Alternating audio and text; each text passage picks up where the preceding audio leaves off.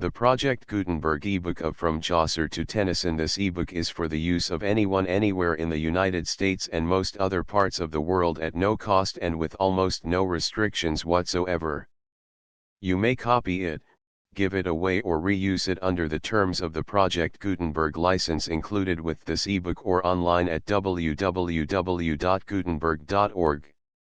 If you are not located in the United States, you will have to check the laws of the country where you are located before using this ebook.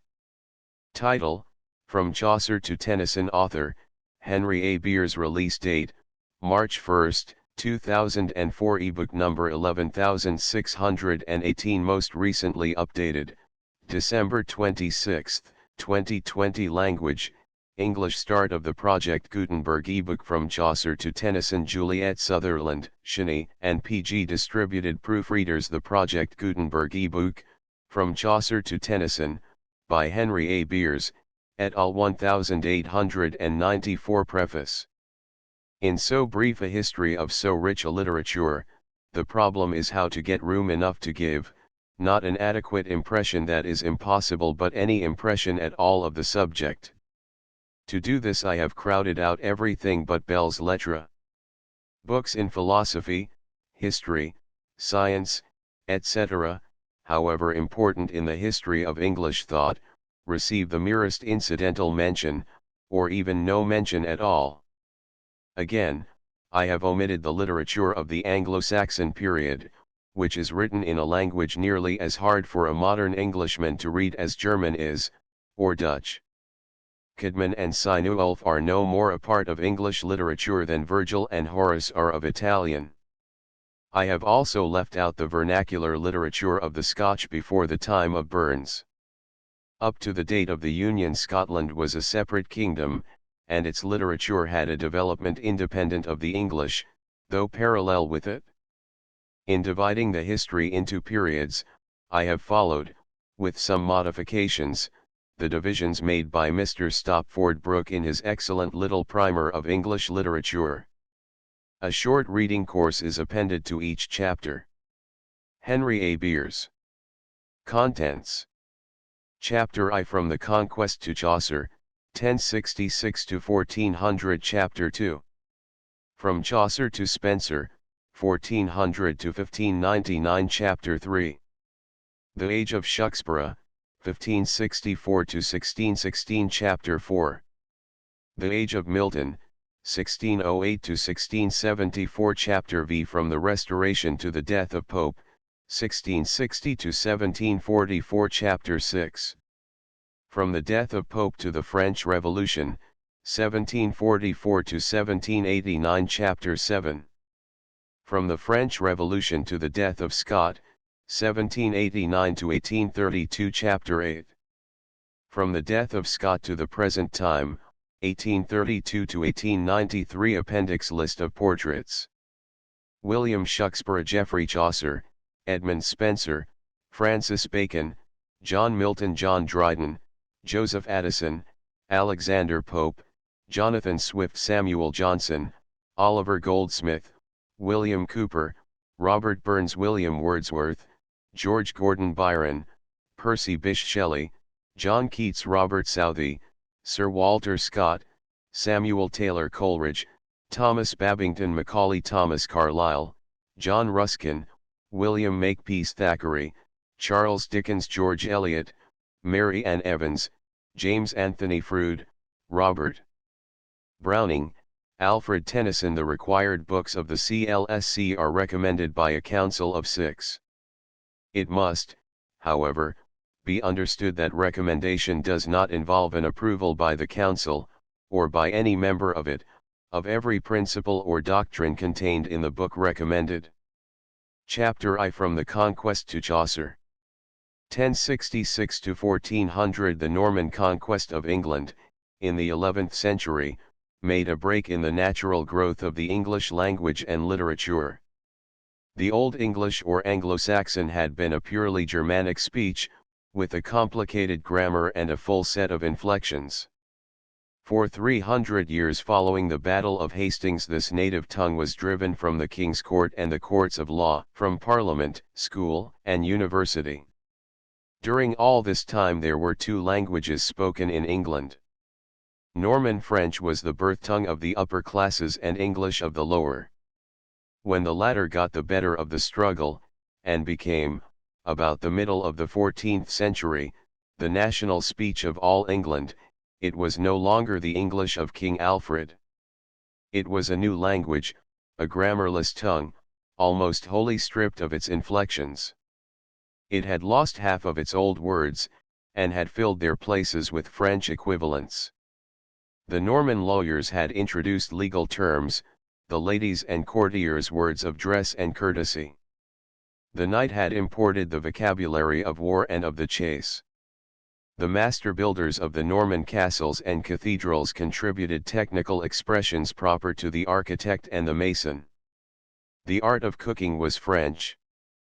The naming of the living animals, ox, swine, sheep, deer, was left to the Saxon churl who had the herding of them, while the dressed meats, beef, pork, mutton, venison, received their baptism from the table talk of his Norman master. The four orders of begging friars, and especially the Franciscans or Grey Friars, introduced into England in 1224, became intermediaries between the high and the low. They went about preaching to the poor, and in their sermons they intermingled French with English. In their hands, too, was almost all the science of the day. Their medicine, botany, and astronomy displaced the old nomenclature of leechdom, word cunning and starcraft.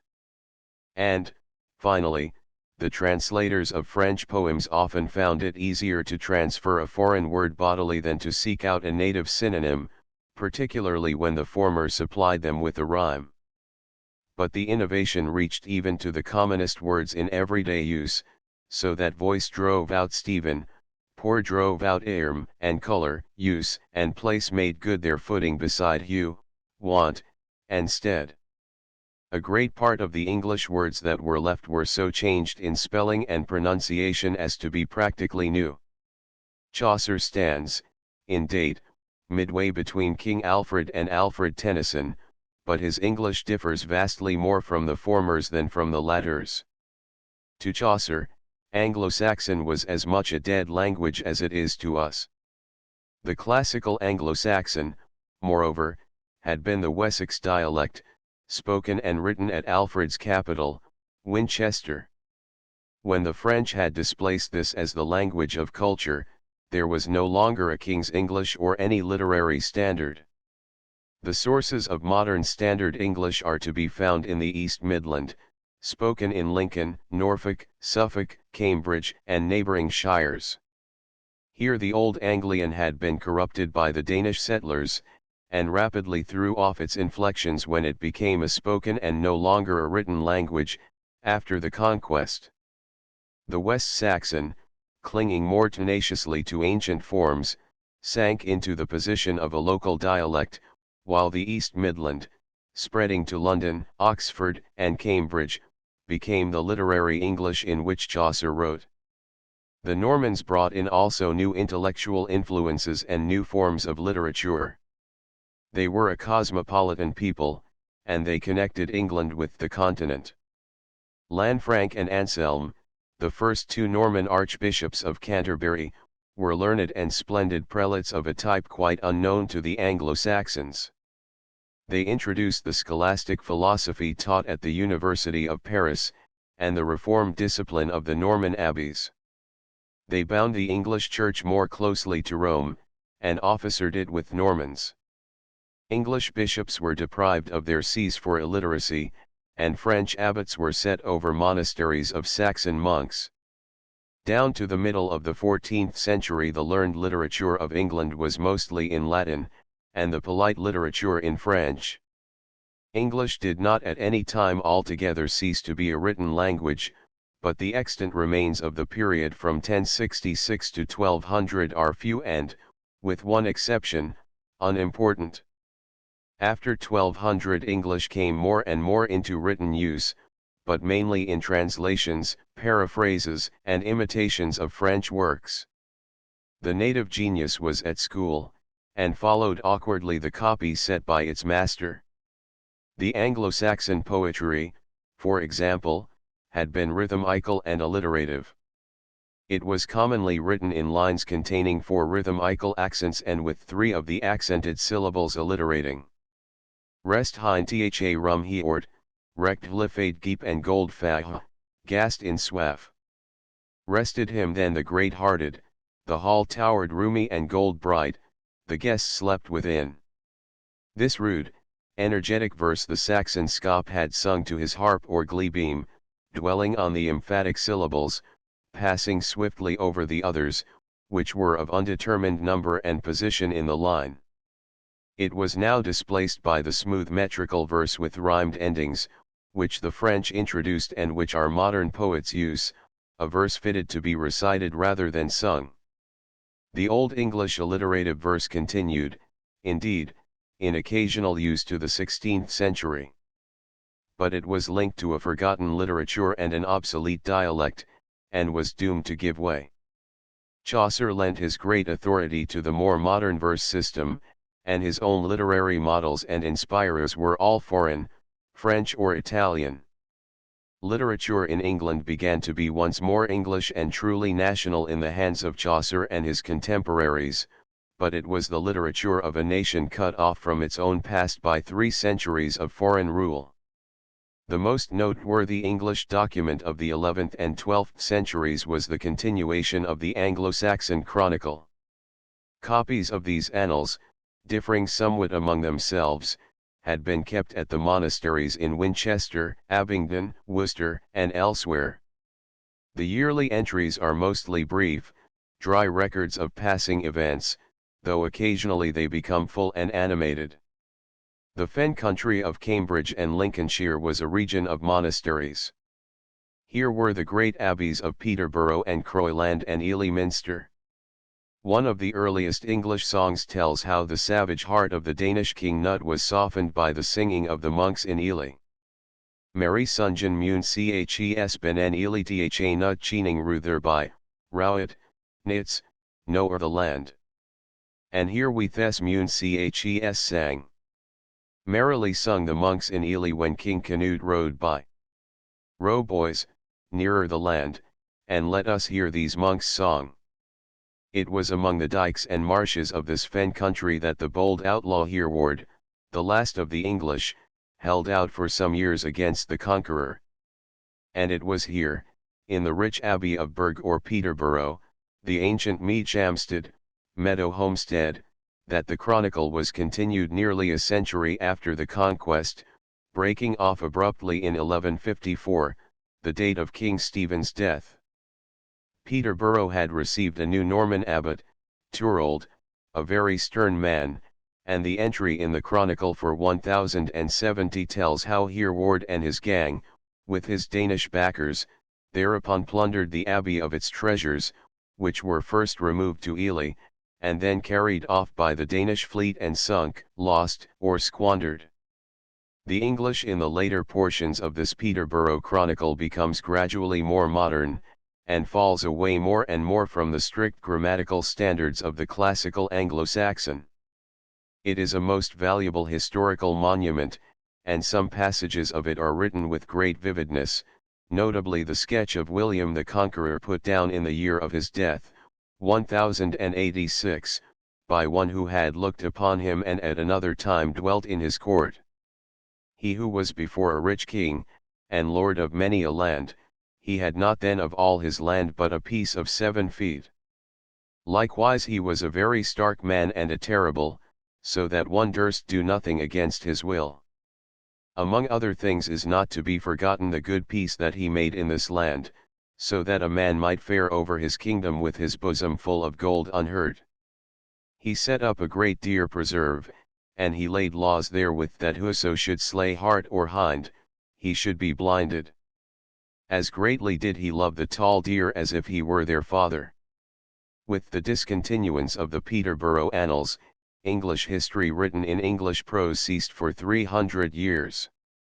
The thread of the nation's story was kept up in Latin chronicles, compiled by writers partly of English and partly of Norman descent. The earliest of these, such as Ordericus Vitalis, Simeon of Durham, Henry of Huntingdon, and William of Malmesbury, were contemporary with the later entries of the Saxon Chronicle. The last of them, Matthew of Westminster, finished his work in 1273. About 1300, Robert, a monk of Gloucester, composed a chronicle in English verse, following in the main the authority of the Latin chronicles, and he was succeeded by other rhyming chroniclers in the 14th century. In the hands of these the true history of the Saxon times was overlaid with an ever-increasing mass of fable and legend. All real knowledge of the period dwindled away until in Capgraves's Chronicle of England, written in prose in 1463 to 1464, hardly anything of it is left. In history as in literature the English had forgotten their past, and had turned to foreign sources. It is noteworthy that Shakespeare, who borrowed his subjects and his heroes sometimes from authentic English history, sometimes from the legendary history of ancient Britain, Denmark, and Scotland as in Lear, Hamlet, and Macbeth, respectively ignores the Saxon period altogether. And Spenser, who gives in the second book of his Faerie Queene a resume of the reigns of fabulous British kings, the supposed ancestors of Queen Elizabeth, his royal patron, has nothing to say of the real kings of early England.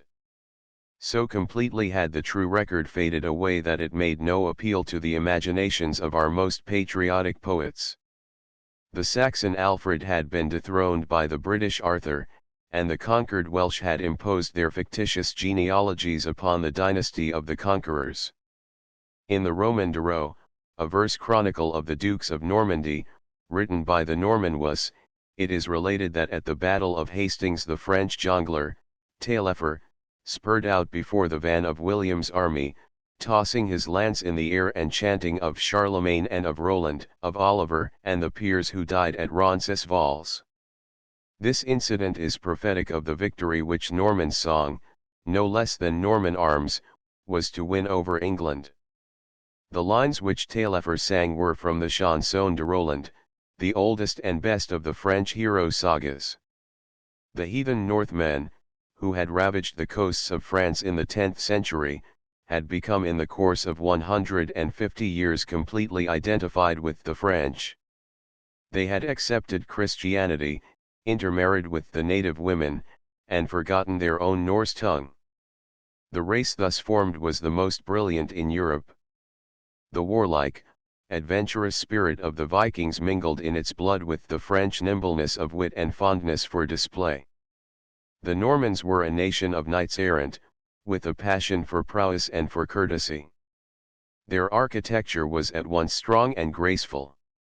Their women were skilled in embroidery, a splendid sample of which is preserved in the famous Bayeux tapestry, in which the conqueror's wife, Matilda, and the ladies of her court wrought the history of the conquest. This national taste for decoration expressed itself not only in the ceremonious pomp of feast and chase and tourney, but likewise in literature. The most characteristic contribution of the Normans to English poetry were the metrical romances or chivalry tales. These were sung or recited by the minstrels, who were among the retainers of every great feudal baron, or by the jongleur, who wandered from court to castle. There is a whole literature of these romans d'Aventia in the Anglo-Norman dialect of French. Many of them are very long, often 30, 40, or 50,000 lines, written sometimes in a strophic form, sometimes in long alexandrines, but commonly in the short, 8-syllabled rhyming couplet. Numbers of them were turned into English verse in the 13th, 14th, and 15th centuries. The translations were usually inferior to the originals. The French trouvère, finder or poet, told his story in a straightforward, prosaic fashion, omitting no details in the action and unrolling endless descriptions of dresses, trappings, gardens, etc. He invented plots and situations full of fine possibilities by which later poets have profited, but his own handling of them was feeble and prolix. Yet there was a simplicity about the old French language and a certain elegance and delicacy in the diction of the trouvères which the rude, unformed English failed to catch.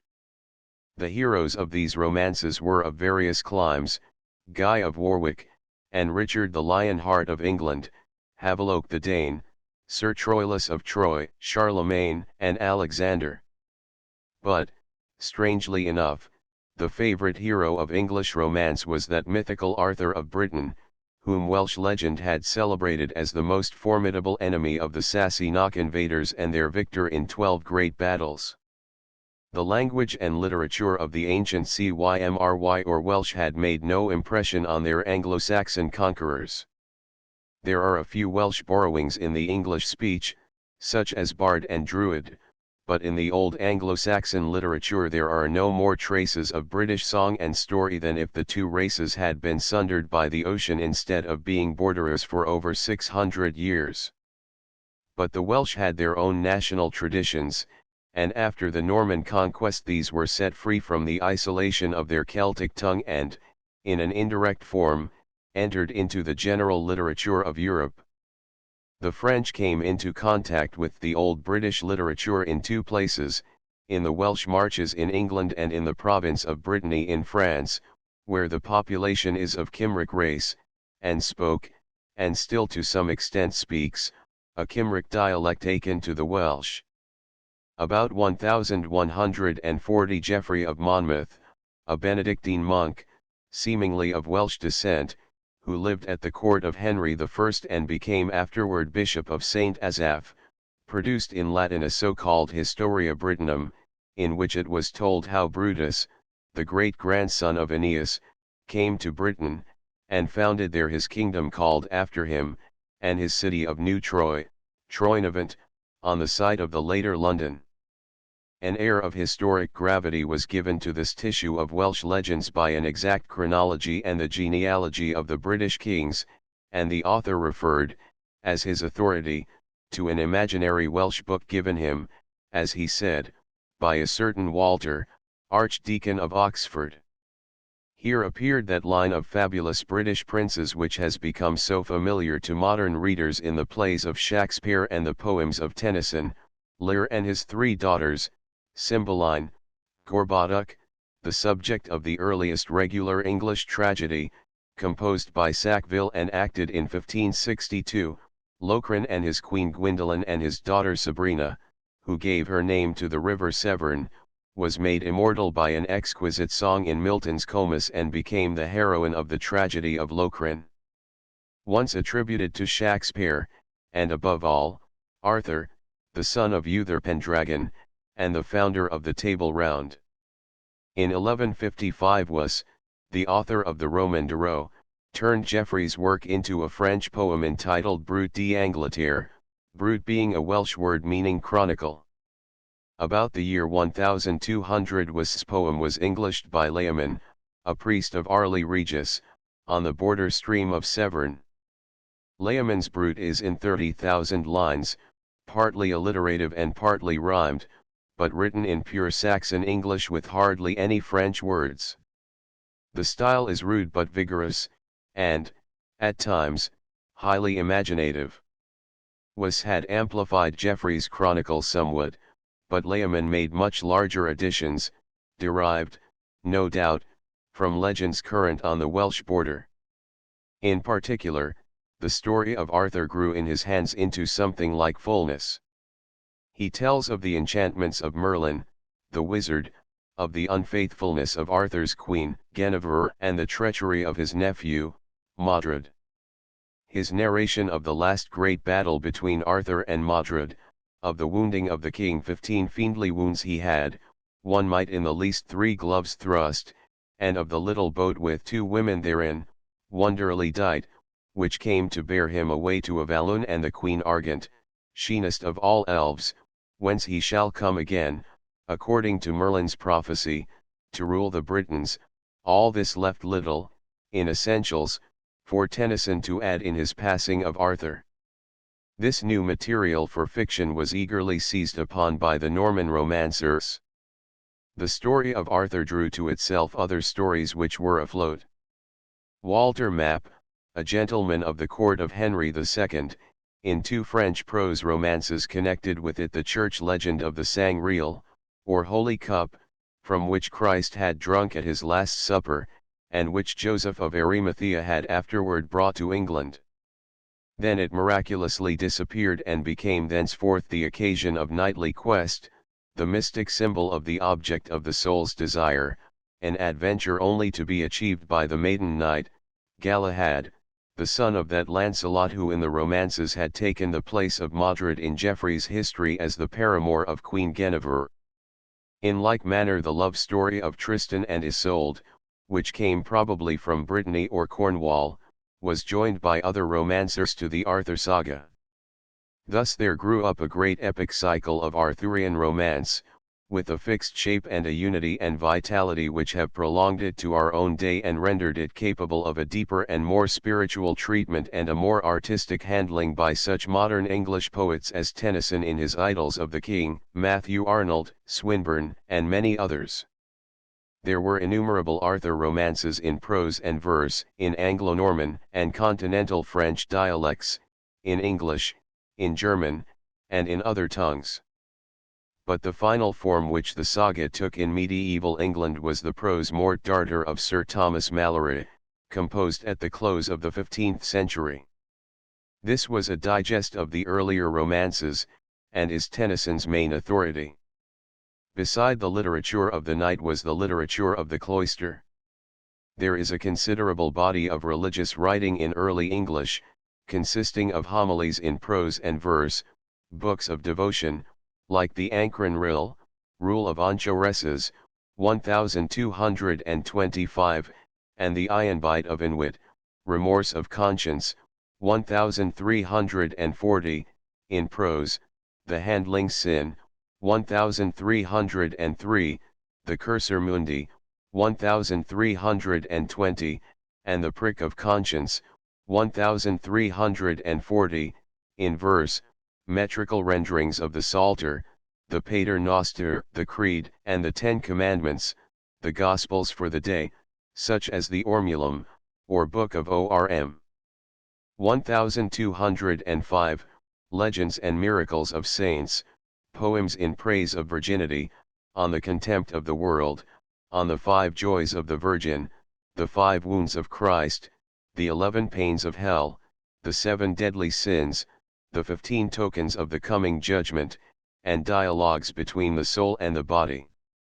These were the work not only of the monks, but also of the begging friars, and in smaller part of the secular or parish clergy.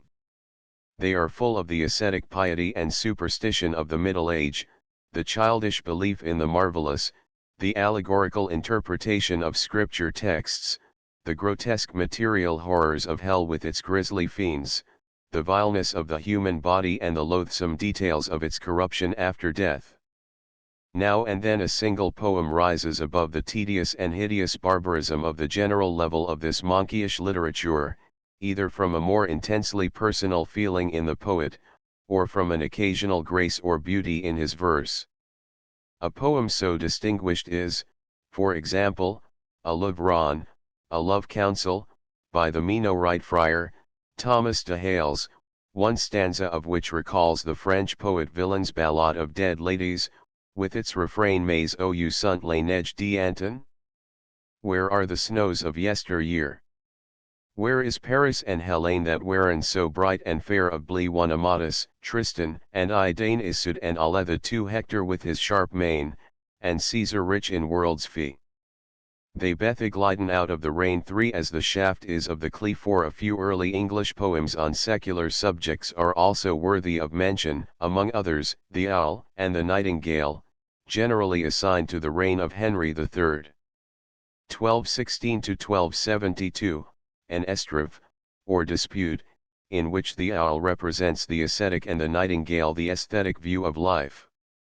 The debate is conducted with much animation and a spirited use of proverbial wisdom. The Land of Cocaine is an amusing little poem of some 200 lines, belonging to the class of fabliaux, short humorous tales or satirical pieces in verse.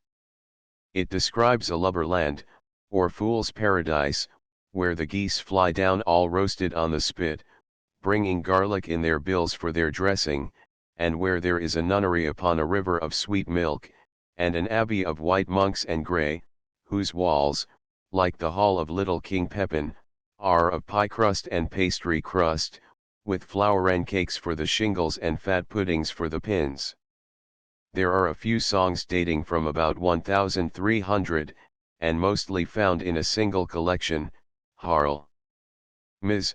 2253, which are almost the only English verse before Chaucer that has any sweetness to a modern ear. They are written in French strophic forms in the southern dialect, and sometimes have an intermixture of French and Latin lines. They are musical, fresh, simple, and many of them very pretty. They celebrate the gladness of spring with its cuckoos and throstle cocks, its daisies and woodroof. 1 hue. 2 those. 3 realm. 4 bowstring. When the nightingale sings the woods waxen green, leaf and grass and blossom spring in Averill, I ween, and love is to my hurt gone with a spear so keen, night and day my blood it drinks, my hurt doth me teen. 5 others are love plaints to Alisoun or some other lady whose name is in a note of the nightingale, whose eyes are as grey as glass, and her skin as red as rose on ris. 6 Some employ a burden or refrain. Blow, northern wind, blow thou me my sweeting, blow, northern wind, blow, blow, blow. Others are touched with a light melancholy at the coming of winter. Winter wakeneth all my care now these leaves waxed bare, oft I sigh and mourn sair when it cometh in my thought of this world's joy, how it goeth all to naught. Some of these poems are love songs to Christ or the Virgin, composed in the warm language of earthly passion. The sentiment of chivalry united with the ecstatic reveries of the cloister had produced Mariolatry, and the imagery of the Song of Solomon, in which Christ woos the soul, had made this feeling of divine love familiar. Toward the end of the 13th century a collection of lives of saints, a sort of English golden legend, was prepared at the great Abbey of Gloucester for use on saints' days. The legends were chosen partly from the hagiology of the Church Catholic, as the lives of Margaret, Christopher, and Michael, partly from the calendar of the English Church, as the lives of St. Thomas of Canterbury, and of the Anglo-Saxons, Dunstan, Swithin, who is mentioned by Shakespeare, and Kenelm, whose life is quoted by Chaucer in the Non-Priest's Tale. The verse was clumsy and the style monotonous, but an imaginative touch here and there has furnished a hint to later poets. Thus the legend of Saint Brandan's search for the earthly paradise has been treated by Matthew Arnold and William Morris. 5 Pane. 6 Branch. About the middle of the 14th century there was a revival of the Old English alliterative verse in romances like William and the Werewolf, and Sir Gawain, and in religious pieces such as Clanis, Purity, Patience, and the Pearl, the last named a mystical poem of much beauty, in which a bereaved father sees a vision of his daughter among the glorified. Some of these employed rhyme as well as alliteration. They are in the West Midland dialect, although Chaucer implies that alliteration was most common in the north. I am a Southern man, says the parson in the Canterbury Tales. I cannot jest ram, rough, by my letter. But the most important of the alliterative poems was the vision of William concerning Piers the Ploughman. In the second half of the 14th century French had ceased to be the mother tongue of any considerable part of the population of England. By a statute of Edward III, in 1362, it was displaced from the law courts. By 1386 English had taken its place in the schools. The Anglo-Norman dialect had grown corrupt, and Chaucer contrasts the French of Paris with the provincial French spoken by his prioress, after the School of Stratford at Bow. The native English genius was also beginning to assert itself, roused in part, perhaps, by the English victories in the wars of Edward III. Against the French. It was the bows of the English yeomanry that won the fight at Crécy, fully as much as the prowess of the Norman baronage. But at home the times were bad. Heavy taxes and the repeated visitations of the pestilence, or Black Death, pressed upon the poor and wasted the land. The church was corrupt, the mendicant orders had grown enormously wealthy, and the country was eaten up by a swarm of begging friars, pardoners, and apparitors. That social discontent was fermenting among the lower classes, which finally issued in the communistic uprising of the peasantry under Wat Tyler and Jack Straw. This state of things is reflected in the Vision of Piers Plowman, written as early as 1362, by William Langland, a tonsured clerk of the West Country. It is in form an allegory, and bears some resemblance to the later and more famous allegory of the Pilgrim's Progress. The poet falls asleep on the Malvern Hills, in Worcestershire, and has a vision of a fair field full of folk, representing the world with its various conditions of men.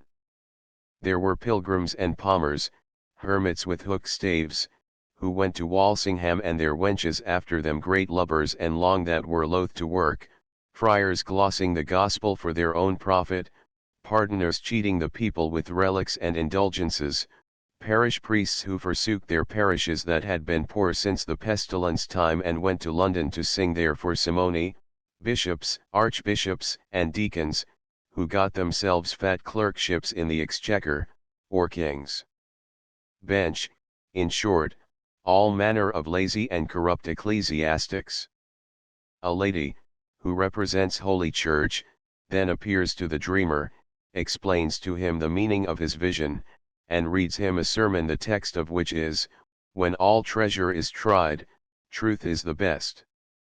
A number of other allegorical figures are next introduced: conscience, reason, meed, simony, falsehood, etc., and after a series of speeches and adventures, a second vision begins in which the 7 deadly sins pass before the poet in a succession of graphic impersonations, and finally all the characters set out on a pilgrimage in search of Saint Truth, finding no guide to direct them save Piers the Plowman, who stands for the simple, pious laboring man, the sound heart of the English common folk. The poem was originally in 8 divisions or passus, to which was added a continuation in 3 parts, vita do wel, do bet, and do best. About 1377 the whole was greatly enlarged by the author. Piers Plowman was the first extended literary work after the Conquest which was purely English in character. It owed nothing to France but the allegorical cast which the Roman de la Rose had made fashionable in both countries. But even here such personified abstractions as Langland's fair speech and work when time is, remind us less of the Fruncus, Bel Amour, and foul semblant of the French courtly allegories than of Bunyan's Mr. Worldly Wiseman, and even of such Puritan names as Praise God Barebones, and Zeal of the Land Busy. The poem is full of English moral seriousness, of shrewd humor, the hatred of a lie, the homely English love for reality. It has little unity of plan, but is rather a series of episodes, discourses, parables, and scenes. It is all astir with the actual life of the time. We see the gossips gathered in the alehouse of Betun the Brewster, and the pastry cooks in the London streets crying oat pies, oat.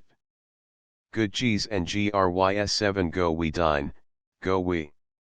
Had Langland not linked his literary fortunes with an uncouth and obsolescent verse, and had he possessed a finer artistic sense and a higher poetic imagination, his book might have been, like Chaucer's, among the lasting glories of our tongue. As it is forgotten by all but professional students of literature and history. Its popularity in its own day is shown by the number of manuscripts which are extant, and by imitations, such as Piers the Plowman's Creed, 1394, and the Plowman's Tale, for a long time wrongly inserted in the Canterbury Tales. Piers became a kind of typical figure, like the French peasant Jacques Bonhomme, and was appealed to as such by the Protestant reformers of the 16th century. The attack upon the growing corruptions of the Church was made more systematically, and from the standpoint of a theologian rather than of a popular moralist and satirist, by John Wycliffe, the rector of Lutterworth and professor of divinity in Balliol College, Oxford. In a series of Latin and English tracts he made war against indulgences, pilgrimages, images, oblations, the friars, the Pope, and the doctrine of transubstantiation. But his greatest service to England was his translation of the Bible, the first complete version in the mother tongue. This he made about 1380, with the help of Nicholas Herford, and a revision of it was made by another disciple, Purvey, some 10 years later. There was no knowledge of Hebrew or Greek in England at that time, and the Wycliffite versions were made not from the original tongues but from the Latin Vulgate. In his anxiety to make his rendering close, and mindful, perhaps, of the warning in the Apocalypse, if any man shall take away from the words of the book of this prophecy, God shall take away his part out of the book of life, Wycliffe followed the Latin order of construction so literally as to make rather awkward English, translating, for example, quib sibi vult hox omnium? By what to itself vola ate the swiven, 9 Purvey's revision was somewhat freer and more idiomatic. In the reigns of Henry IV. and V. it was forbidden to read or to have any of Wycliffe's writings. Such of them as could be seized were publicly burned. In spite of this, copies of his Bible circulated secretly in great numbers. Furs Hall and Madden, in their great edition, 1850, enumerate 150 manuscripts which had been consulted by them. Later translators, like Tyndale, and the makers of the Authorized Version, or King James's Bible, 1611, followed Wycliffe's language in many instances, so that he was, in truth, the first author of our biblical dialect and the founder of that great monument of noble English which has been the main conservative influence in the mother tongue, holding it fast to many strong, pithy words and idioms that would else have been lost. In 1415, some 30 years after Wycliffe's death, by decree of the Council of Constance, his bones were dug up from the soil of Lutterworth chancel and burned, and the ashes cast into the Swift.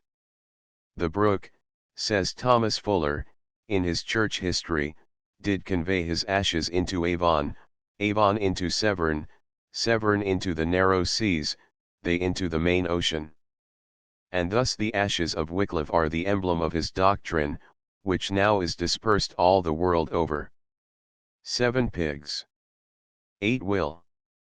9 dream. Although the writings thus far mentioned are of very high interest to the student of the English language and the historian of English manners and culture, they cannot be said to have much importance as mere literature. But in Geoffrey Chaucer, died 1400, we meet with a poet of the first rank, whose works are increasingly read and will always continue to be a source of delight and refreshment to the general reader as well as a well of English undefiled to the professional man of letters. With the exception of Dante, Chaucer was the greatest of the poets of medieval Europe, and he remains one of the greatest of English poets, and certainly the foremost of English storytellers in verse. He was the son of a London vintner, and was in his youth in the service of Lionel, Duke of Clarence, one of the sons of Edward III. He made a campaign in France in 1359–60, when he was taken prisoner. Afterward he was attached to the court and received numerous favors and appointments. He was sent on several diplomatic missions by the king, 3 of them to Italy, where, in all probability, he made the acquaintance of the new Italian literature, the writings of Dante, Petrarch, and Boccaccio. He was appointed at different times controller of the wool customs, controller of petty customs, and clerk of the works. He sat for Kent in Parliament, and he received pensions from 3 successive kings.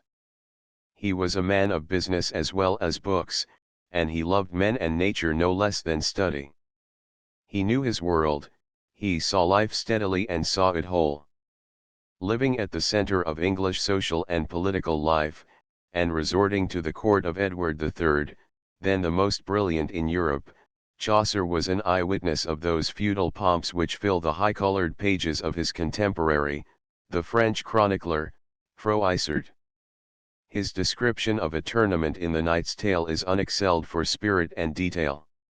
He was familiar with dances, feasts, state ceremonies, and all the life of the baronial castle, in bower and hall, the tromps with the loud minstrelsy, the heralds, the ladies, and the squires. He knew what hawks sitten on the perch above, what hounds liegen 10 on the floor adown. But his sympathy reached no less the life of the lowly, the poor widow in her narrow cottage, and that true swinekere 11 and a good, the ploughman whom Langland had made the hero of his vision. He is, more than all English poets, the poet of the lusty spring, of April with her showers sweet and the fowl's song, of May with all her flowers and her green, of the new leaves in the wood, and the meadows new powdered with the daisy, the mystic Marguerite of his legend of good women. A fresh vernal air blows through all his pages. 10 lie. 11 laborer. In Chaucer's earlier works, such as the translation of the Romaunt of the Rose, if that be his, the Boke of the Duchesse, the Parliament of Fowls, the House of Fame, as well as in the Legend of Good Women, which was later, the inspiration of the French court poetry of the 13th and 14th centuries is manifest. He retains in them the medieval machinery of allegories and dreams, the elaborate descriptions of palaces, temples, portraitures, etc., which had been made fashionable in France by such poems as Guillaume de Loris's Roman de la Rose, and Jean Macauld's La Fontaine Amoureuse. In some of these the influence of Italian poetry is also perceptible. There are suggestions from Dante, for example, in the Parliament of Fowls and the House of Fame, and Troilus and Cresside is a free handling rather than a translation of Boccaccio's Filostrato. In all of these there are passages of great beauty and force. Had Chaucer written nothing else, he would still have been remembered as the most accomplished English poet of his time, but he would not have risen to the rank which he now occupies, as one of the greatest English poets of all time. This position he owes to his masterpiece, the Canterbury Tales. Here he abandoned the imitation of foreign models and the artificial literary fashions of his age, and wrote of real life from his own ripe knowledge of men and things. The Canterbury Tales are a collection of stories written at different times, but put together, probably, toward the close of his life. The framework into which they are fitted is one of the happiest ever devised. A number of pilgrims who are going on horseback to the shrine of St. Thomas à Becket, at Canterbury, meet at the Tabard Inn, in Southwark, a suburb of London. The jolly host of the Tabard, Harry Bailey, proposes that on their way to Canterbury, each of the company shall tell 2 tales, and 2 more on their way back, and that the one who tells the best shall have a supper at the cost of the rest when they return to the inn. He himself accompanies them as judge and reporter. In the setting of the stories there is thus a constant feeling of movement and the air of all outdoors. The little head links and end links which bind them together give incidents of the journey and glimpses of the talk of the pilgrims, sometimes amounting, as in the prologue of The Wife of Bath, to full and almost dramatic character sketches. The stories, too, are dramatically suited to the narrators. The general prologue is a series of such character sketches, the most perfect in English poetry. The portraits of the pilgrims are illuminated with the soft brilliancy and the minute-loving fidelity of the miniatures in the old missals, and with the same quaint precision in traits of expression and in costume. The pilgrims are not all such as one would meet nowadays at an English inn. The presence of a knight, a squire, a yeoman archer, and especially of so many kinds of ecclesiastics, a nun, a friar, a monk, a pardoner, and a sompnour or apparitor, reminds us that the England of that day must have been less like Protestant England, as we know it, than like the Italy of some 50 years ago. But however the outward face of society may have changed, the Canterbury Pilgrims remain, in Chaucer's descriptions, living and universal types of human nature. The Canterbury Tales are 24 in number. There were 32 pilgrims, so that if finished as designed the whole collection would have numbered 128 stories. Chaucer is the bright consummate flower of the English Middle Age. Like many another great poet, he put the final touch to the various literary forms that he found in cultivation.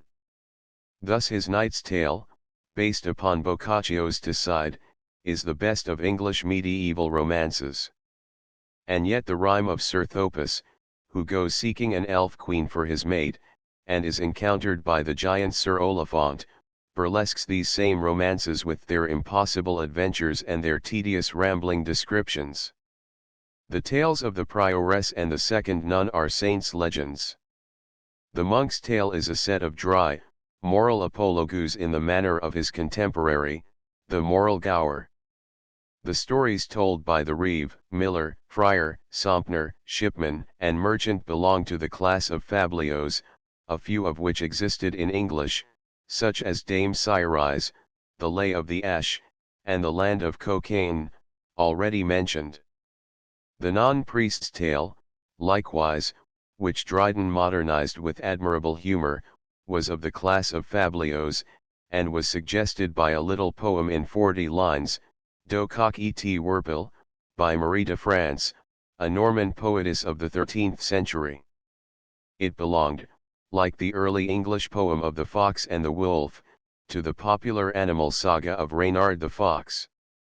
The Franklin's Tale, whose scene is Brittany, and the Wife of Bath's Tale, which is laid in the time of the British Arthur, belong to the class of French lays, serious metrical tales shorter than the romance and of Breton origin, the best representatives of which are the elegant and graceful lays of Marie de France. Chaucer was our first great master of laughter and of tears. His serious poetry is full of the tenderest pathos. His loosest tales are delightfully humorous and lifelike. He is the kindliest of satirists. The knavery, greed, and hypocrisy of the begging friars and the sellers of indulgences are exposed by him as pitilessly as by Langland and Wycliffe, though his mood is not, like theirs, one of stern, moral indignation, but rather the good-natured scorn of a man of the world. His charity is broad enough to cover even the corrupt Sompner, of whom he says, and yet in sooth he was a good fellow. Whether he shared Wycliffe's opinions is unknown, but John of Gaunt, the Duke of Lancaster and father of Henry IV, who was Chaucer's lifelong patron, was likewise Wycliffe's great upholder against the persecution of the bishops. It is, perhaps, not without significance that the poor parson in the Canterbury Tales, the only one of his ecclesiastical pilgrims whom Chaucer treats with respect, is suspected by the host of the tabard to be a loller, that is, a Lollard, or disciple of Wycliffe, and that, because he objects to the jovial innkeeper's swearing by God's bones. Chaucer's English is nearly as easy for a modern reader as Shakespeare's, and few of his words have become obsolete. His verse, when rightly read, is correct and melodious. The early English was, in some respects, more sweet upon the tongue than the modern language. The vowels had their broad Italian sounds, and the speech was full of soft gutturals and vocalic syllables, like the endings n, es, e, which made feminine rhymes and kept the consonants from coming harshly together. Great poet as Chaucer was, he was not quite free from the literary weakness of his time. He relapses sometimes into the babbling style of the old chroniclers and legend writers, cites octoyeurs and gives long catalogues of names and objects with a naive display of learning, and introduces vulgar details in his most exquisite passages. There is something childish about almost all the thought and art of the Middle Ages, at least outside of Italy, where classical models and traditions never quite lost their hold. But Chaucer's artlessness is half the secret of his wonderful ease in storytelling, and is so engaging that, like a child's sweet unconsciousness, one would not wish it otherwise. The Canterbury Tales had shown of what high uses the English language was capable, but the curiously trilingual condition of literature still continued. French was spoken in the proceedings of Parliament as late as the reign of Henry VI. 1422 to 1471, Chaucer's contemporary, John Gower, wrote his Vox Clamantis in Latin, his Speculum Meditantis, a lost poem, and a number of ballades in Parisian French, and his Confessio Amantis, 1393, in English. The last named is a dreary, pedantic work, in some 15,000 smooth, monotonous, 8-syllabled couplets, in which Grande Amour instructs the lover how to get the love of Belle Pucelle. 1 Early English Literature. Bernhard ten Brink. Translated from the German by H. M. Kennedy. New York, Henry Holt & Co., 1883. 2 Morris and Skeat's Specimens of Early English. Clarendon Press Series. Oxford. 3 The Vision of William Concerning Piers the Plowman. Edited by W. W. Skeat. Oxford, 1886. 4 Chaucer's Canterbury Tales. Tyrewitz edition. New York, D. Appleton & Co., 1883. 5 The Poetical Works of Geoffrey Chaucer. Edited by Richard Morris. London, Bell and Daldy, 6 volumes. Chapter 2. From Chaucer to Spenser. 1400 to 1599. The 15th century was a barren period in English literary history. It was nearly 200 years after Chaucer's death before any poet came whose name can be written in the same line with his. He was followed at once by a number of imitators who caught the trick of his language and verse, but lacked the genius to make any fine use of them. The manner of a true poet may be learned, but his style, in the high sense of the word, remains his own secret. Some of the poems which have been attributed to Chaucer and printed in editions of his works, as The Court of Love, The Flower and the Leaf, The Cuckoo and the Nightingale, are now regarded by many scholars as the work of later writers. If not Chaucer's, they are of Chaucer's school, and the first two, at least, are very pretty poems after the fashion of his minor pieces, such as the Boke of the Duchess and the Parliament of Fowls. Among his professed disciples was Thomas à Clèves, a dull rhymer, who, in his Gouvernale of Princes, a didactic poem translated from the Latin about 1413, drew, or caused to be drawn, on the margin of his mise a coloured portrait of his Maester dear and Fader reverent. This lands very tresauer and rich essay did by thy did hath harm irreparable unto us done, here vengeable do rest despoiled hath this land of the sweetness of rhetoric. Another versifier of this same generation was John Lydgate, a Benedictine monk of the Abbey of Bury St. Edmunds, in Suffolk, a very prolix writer, who composed, among other things, the Story of Thebes, as an addition to the Canterbury Tales. His Ballad of London Lickpenny, recounting the adventures of a countryman who goes to the law courts at Westminster in search of justice but for lack of money I could not spit, is of interest for the glimpse that it gives us of London street life. Chaucer's influence wrought more fruitfully in Scotland, whither it was carried by James I, who had been captured by the English when a boy of 11, and brought up at Windsor as a prisoner of state. There he wrote during the reign of Henry V, 1413 to 1422, a poem in 6 cantos, entitled The King's Caher, King's Book, in Chaucer's 7-line stanza, which had been employed by Lydgate in his Falls of Princes, from Boccaccio, and which was afterward called the Rhyme Royal, from its use by King James. The King's Caher tells how the poet, on a May morning, looks from the window of his prison chamber into the castle garden full of alleys, hawthorn hedges, and fair arbors set with the sharp, green, sweet juniper. He was listening to the little sweet nightingale, when suddenly casting down his eyes he saw a lady walking in the garden, and at once his heart became her thrall. The incident is precisely like Palamon's first sight of Emily in Chaucer's Knight's Tale, and almost in the very words of Palamon the poet addresses his lady: "Ah, sweet, are ye a worldly creature or heavenly thing in likeness of nature? Or are ye very nature, the goddess, that have deployed with your heavenly hand this garden full of flowers as they stand?" Then, after a vision in the taste of the age, in which the royal prisoner is transported in turn to the courts of Venus, Minerva, and Fortune, and receives their instruction in the duties belonging to love's service, he wakes from sleep and a white turtle dove brings to his window a spray of red gillyflowers, whose leaves are inscribed, in golden letters, with a message of encouragement. James the First may be reckoned among the English poets. He mentions Chaucer, Gower, and Lydgate as his masters. His education was English, and so was the dialect of his poem, although the uniqueness of it is in the Scotch spelling.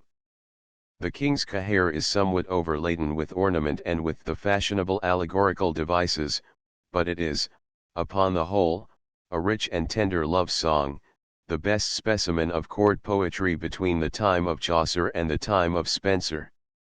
The lady who walked in the garden on that May morning was Jane Beaufort, niece to Henry IV. She was married to her poet after his release from captivity and became Queen of Scotland in 1424. 12 years later James was murdered by Sir Robert Graham and his Highlanders, and his wife, who strove to defend him, was wounded by the assassins.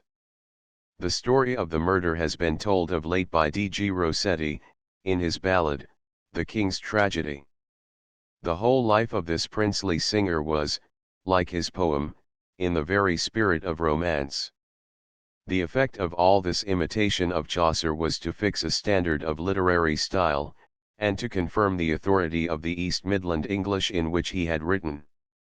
Though the poets of the 15th century were not overburdened with genius, they had, at least, a definite model to follow. As in the 14th century, metrical romances continued to be translated from the French, homilies and saints' legends and rhyming chronicles were still manufactured. But the poems of Acleve and Lydgate and James I had helped to polish and refine the tongue and to prolong the Chaucerian tradition. The literary English never again slipped back into the chaos of dialects which had prevailed before Chaucer. In the history of every literature the development of prose is later than that of verse.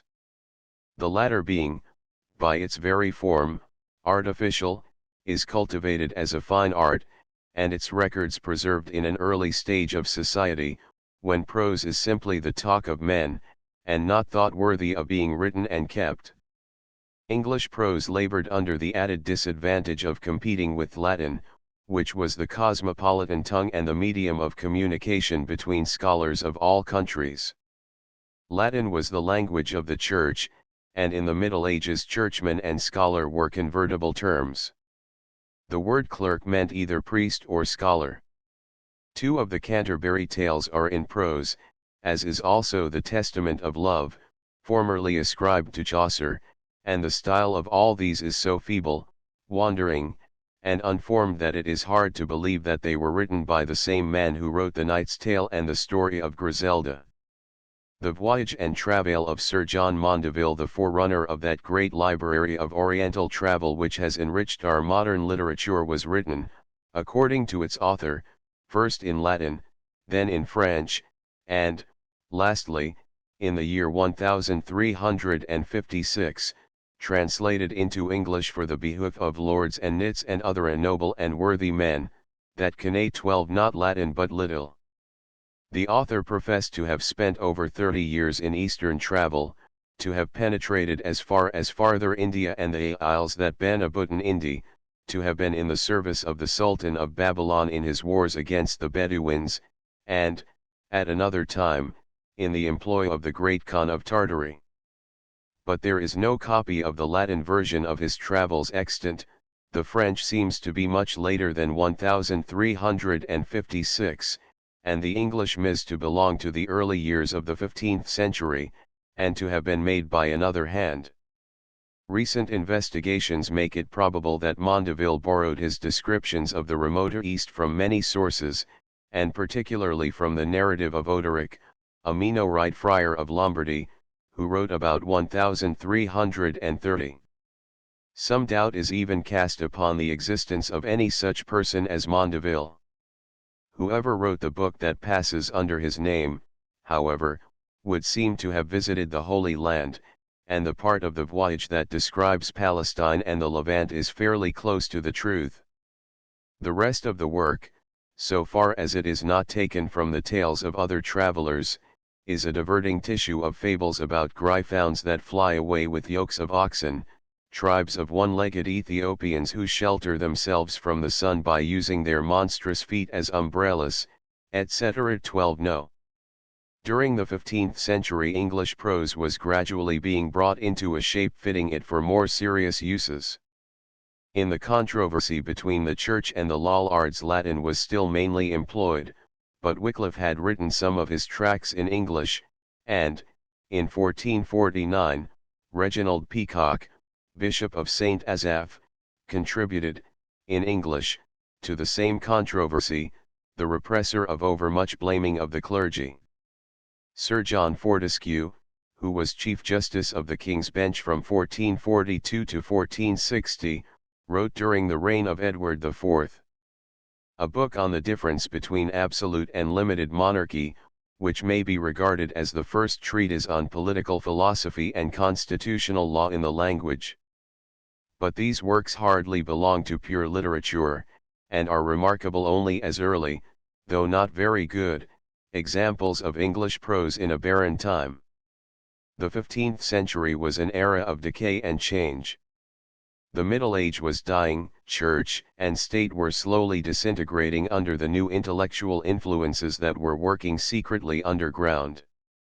In England the civil wars of the Red and White Roses were breaking up the old feudal society by decimating and impoverishing the baronage, thus preparing the way for the centralized monarchy of the Tudors.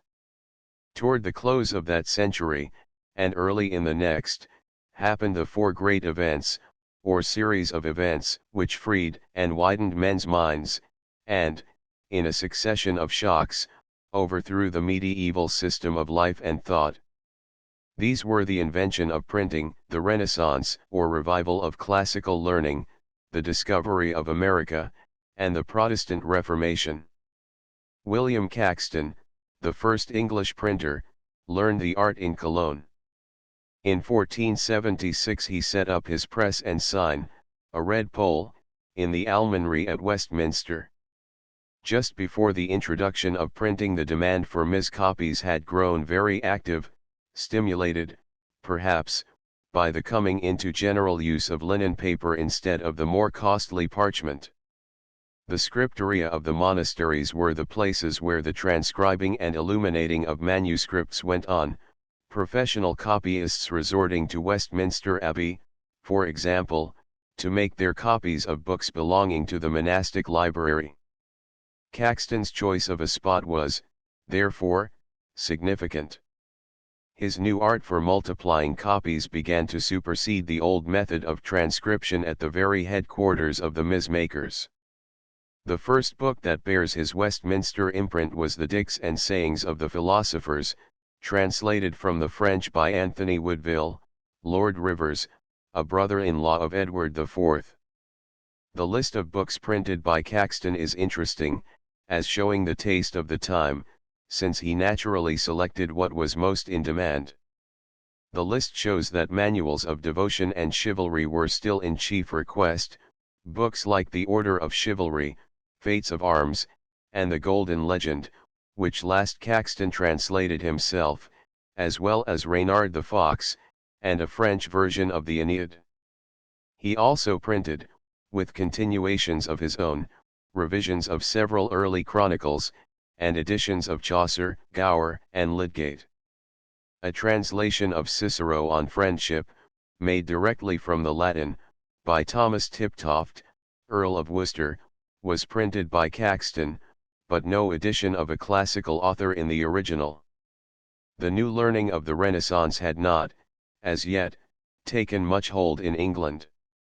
Upon the whole, the productions of Caxton's press were mostly of a kind that may be described as medieval, and the most important of them, if we accept his edition of Chaucer, was that noble and joyous book, as Caxton called it, Le Morte d'Arthur, written by Sir Thomas Malory in 1469, and printed by Caxton in 1485. This was a compilation from French Arthur romances, and was by far the best English prose that had yet been written. It may be doubted, indeed, whether, for purposes of simple storytelling, the picturesque charm of Malory's style has been improved upon. The episode which lends its name to the whole romance, the death of Arthur, is most impressively told, and Tennyson has followed Malory's narrative closely, even to such details of the scene as the little chapel by the sea, the moonlight, and the answer which Sir Bedwere made the wounded king, when bidden to throw Excalibur into the water. "What saw thou there?" said the king. "Sir," he said, "I saw nothing but the waters wap and the waves wan. I heard the ripple washing in the reeds and the wild water lapping on the crag."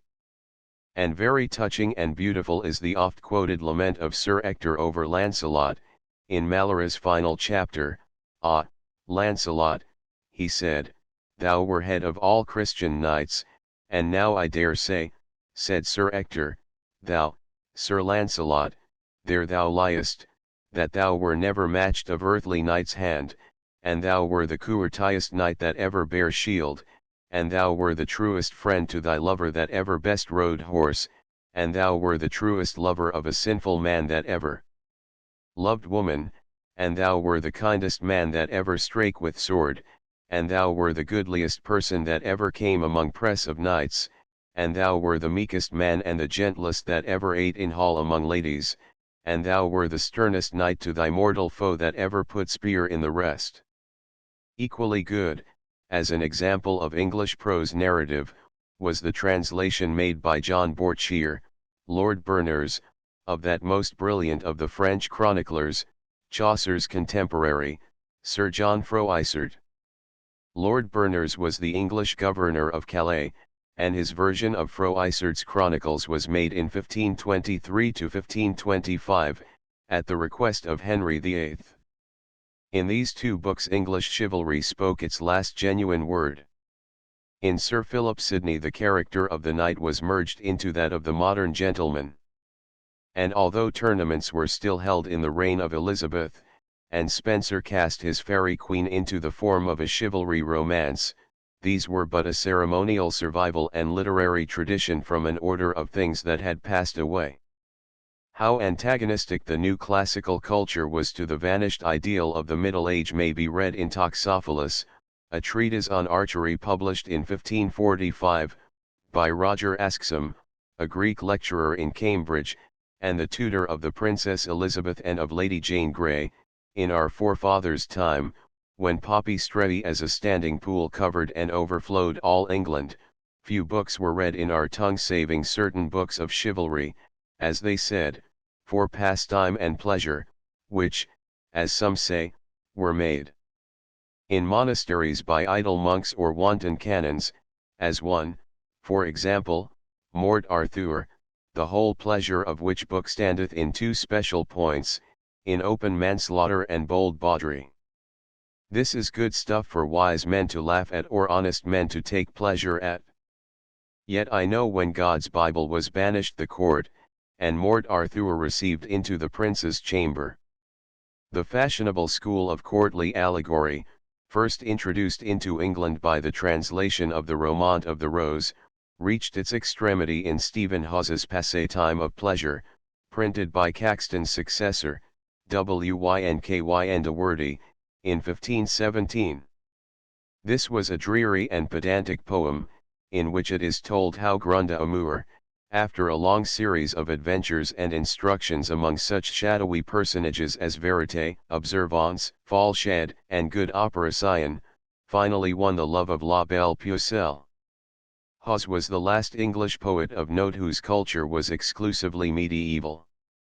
His contemporary, John Skelton, mingled the old fashions with the new classical learning. In his Boge of Court, Court Entertainment or Dole, and in others of his earlier pieces, he used, like Hawes, Chaucer's 7-line stanza. But his later poems were mostly written in a verse of his own invention, called after him Skelton Eichel. This was a sort of glorified doggerel, in short, swift, ragged lines, with occasional intermixture of French and Latin. Her beauty to augment. Dame Nature hath her lent a ward upon her cheek, whoso lyst to seek in her visagescure that seemeth from afar like to the radiant star, all with favour fret, so properly it is said. She is the violet, the daisy delectable, the columbine commendable, the jellifer 13 amiable, for this most goodly flower, this blossom of fresh colour, so Jupiter me succour, she flourisheth new and new in beauty and virtue, hac claritate gemina, o gloriosa femina, etc. 13 Gilly flower. Skelton was a rude railing rhymer, a singular mixture of a true and original poet with a buffoon, coarse as Rabelais, whimsical, obscure, but always vivacious. He was the rector of Dis, in Norfolk, but his profane and scurrilous wit seems rather out of keeping with his clerical character. His tunning of Elinor Rumman is a study of very low life, reminding one slightly of Burns's Jolly Beggars.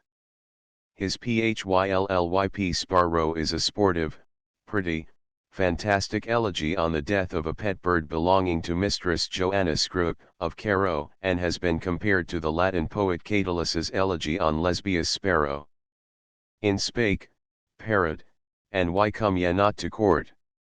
He assailed the powerful Cardinal Wolsey with the most ferocious satire, and was, in consequence, obliged to take sanctuary at Westminster, where he died in 1529. Skelton was a classical scholar, and at one time tutor to Henry VIII. The great humanist, Erasmus, spoke of him as the one light and ornament of British letters. Caxton asserts that he had read Virgil, Ovid, and Tully, and quaintly adds, I suppose he hath drunken of Helicons well. In refreshing contrast with the artificial court poetry of the 15th and first 3/4 of the 16th century, was the folk poetry, the popular ballad literature which was handed down by oral tradition. The English and Scotch ballads were narrative songs, written in a variety of metres, but chiefly in what is known as the ballad stanza. In summer, when the shaws 14 be sheen 15 and leaves be large and lunge, it is full merry in fair forest, to hear the foolie's song.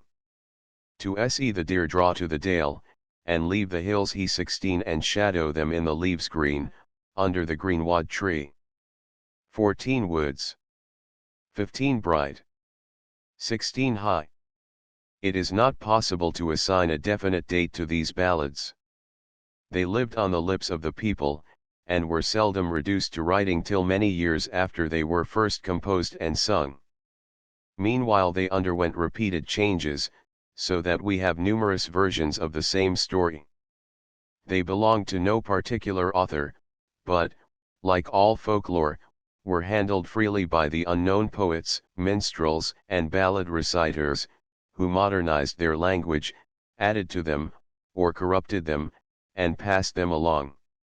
Coming out of an uncertain past, based on some dark legend of heartbreak or bloodshed, they bear no poet's name, but are feri naturae, and have the flavor of wild game. In the form in which they are preserved, few of them are older than the 17th or the latter part of the 16th century, though many, in their original shape, are doubtless much older. A very few of the Robin Hood ballads go back to the 15th century, and to the same period is assigned the charming ballad of the Nut Brown Maid and the famous border ballad of Chevy Chase, which describes a battle between the retainers of the two great houses of Douglas and Percy. It was this song of which Sir Philip Sidney wrote, "I never heard the old song of Percy and Douglas, but I found myself more moved than by a trumpet, and yet it is sung but by some blind crowder 17 with no rougher voice than rude style." But the style of the ballads was not always rude. In their compressed energy of expression, in the impassioned way in which they tell their tale of grief and horror, there reside often a tragic power and art superior to anything in English poetry between Chaucer and Spenser, superior to anything in Chaucer and Spenser themselves, in the quality of intensity.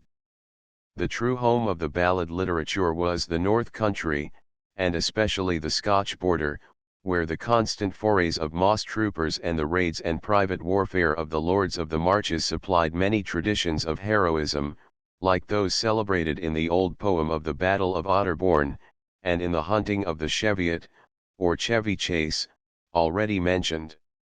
Some of these are Scotch and others English. The dialect of Lowland Scotland did not, in effect, differ much from that of Northumberland and Yorkshire, both descended alike from the old Northumbrian of Anglo-Saxon times. Other ballads were shortened, popular versions of the chivalry romances, which were passing out of fashion among educated readers in the 16th century and now fell into the hands of the ballad makers. Others preserved the memory of local countryside tales, family feuds, and tragic incidents, partly historical and partly legendary, associated often with particular spots. Such are, for example, the Dowie Dens of Yarrow, Fair Helen of Kirkconnell, the Forsaken Bride, and the Twa Corbies. Others, again, have a coloring of popular superstition, like the beautiful ballad concerning Thomas of Ercildown, who goes in at Eildon Hill with an elf queen and spends 7 years in fairy land. 17 Fiddler. But the most popular of all the ballads were those which cluster about the name of that good outlaw, Robin Hood, who, with his merry men, hunted the forest of Sherwood, where he killed the king's deer and waylaid rich travellers, but was kind to poor knights and honest workmen. Robin Hood is the true ballad hero, the darling of the common people as Arthur was of the nobles. The names of his confessor, Friar Tuck, his mistress, Maid Marian, his companions, Little John, Scathelock, and Much, the miller's son, were as familiar as household words. Langland in the 14th century mentions rhymes of Robin Hood, and efforts have been made to identify him with some actual personage, as with one of the dispossessed barons who had been adherents of Simon de Montfort in his war against Henry III. But there seems to be nothing historical about Robin Hood. He was a creation of the popular fancy. The game laws under the Norman kings were very oppressive, and there were, doubtless, dim memories still cherished among the Saxon masses of Hereward and Edric the Wild, who had defied the power of the conqueror, as well as of later freebooters, who had taken to the woods and lived by plunder. Robin Hood was a thoroughly national character. He had the English love of fair play, the English readiness to shake hands and make up, and keep no malice when worst in a square fight.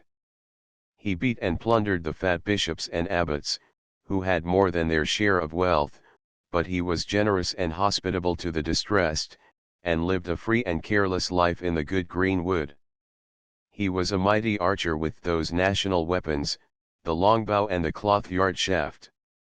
He tricked and baffled legal authority in the person of the proud Sheriff of Nottingham, thereby appealing to that secret sympathy with lawless adventure which marked the free-born, vigorous yeomanry of England.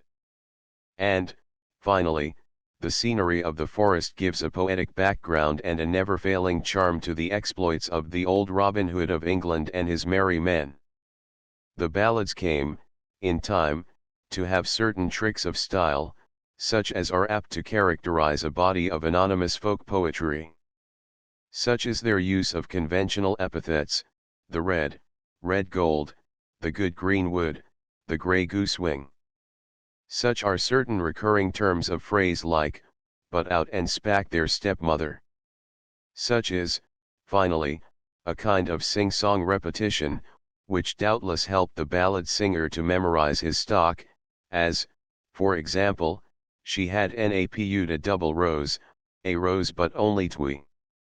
Or again, and Moni Anna sings o grass, and Moni Anna sings o corn, and Moni Anna sings o Robin Hood, Ken's little Huare he was born. It was na in the ha, the ha, nor in the painted bower, but it was in the good green wood, among the lily flower. Copies of some of these old ballads were hawked about in the 16th century, printed in black letter, broadsides, or single sheets. Wynky and a wordy printed in 1489 a little jest of Robin Hood, which is a sort of digest of earlier ballads on the subject. In the 17th century a few of the English popular ballads were collected in miscellanies called garlands. Early in the 18th century the Scotch poet, Allan Ramsay, published a number of Scotch ballads in the Evergreen and Tea Table Miscellany. But no large and important collection was put forth until Percy's Relics, 1765, a book which had a powerful influence upon Wordsworth and Walter Scott. In Scotland some excellent ballads in the ancient manner were written in the 18th century, such as Jane Eliot's Lament for Flodden, and the fine ballad of Sir Patrick Spens. Walter Scott's Proud Maisie is in the Wood, is a perfect reproduction of the pregnant, indirect method of the old ballad makers. In 1453 Constantinople was taken by the Turks, and many Greek scholars, with their manuscripts, fled into Italy, where they began teaching their language and literature, and especially the philosophy of Plato. There had been little or no knowledge of Greek in Western Europe during the Middle Ages, and only a very imperfect knowledge of the Latin classics. Ovid and Statius were widely read, and so was the late Latin poet, Boethius, whose De Consolatione Philosophiae had been translated into English by King Alfred and by Chaucer. Little was known of Virgil at first hand, and he was popularly supposed to have been a mighty wizard, who made sundry works of enchantment at Rome, such as a magic mirror and statue.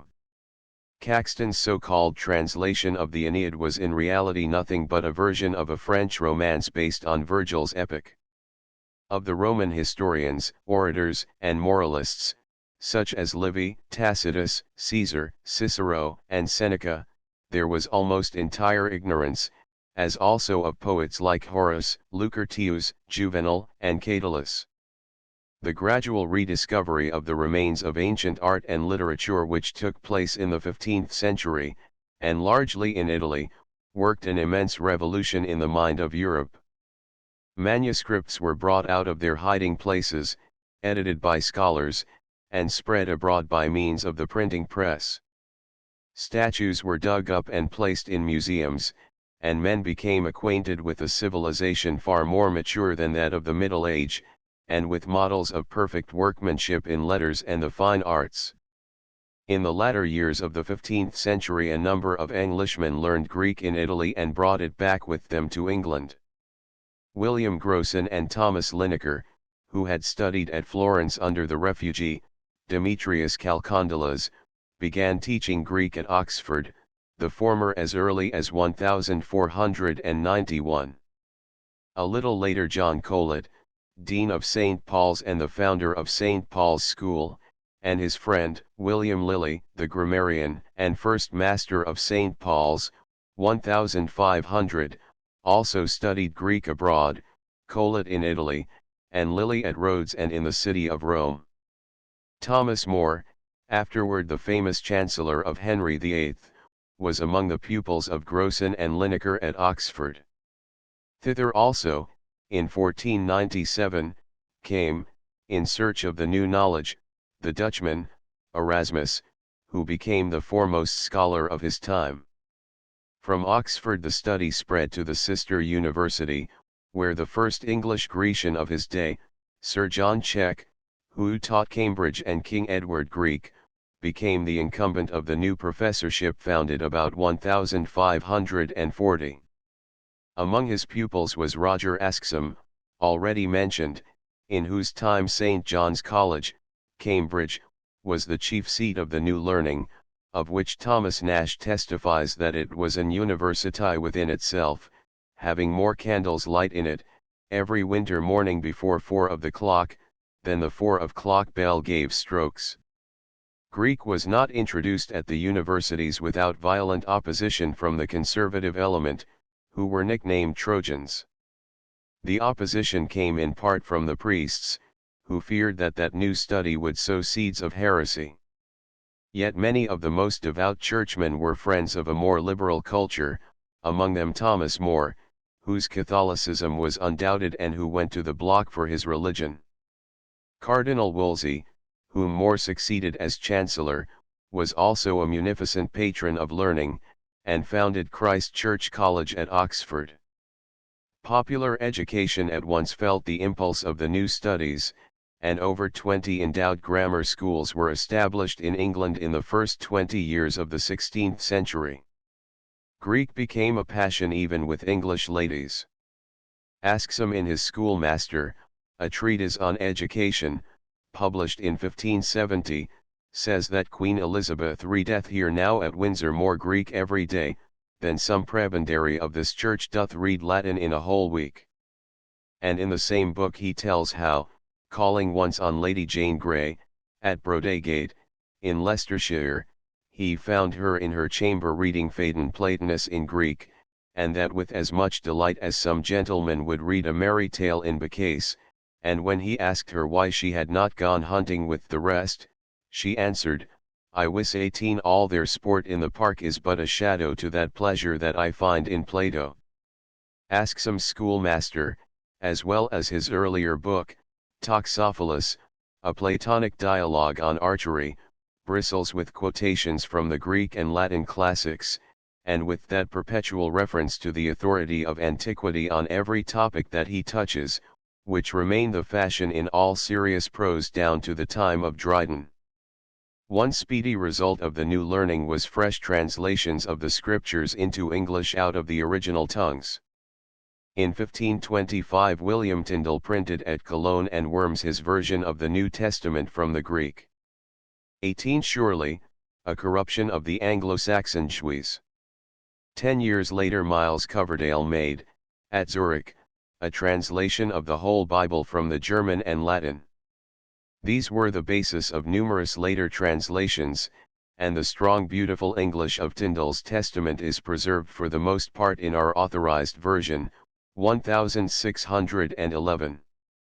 At first it was not safe to make or distribute these early translations in England.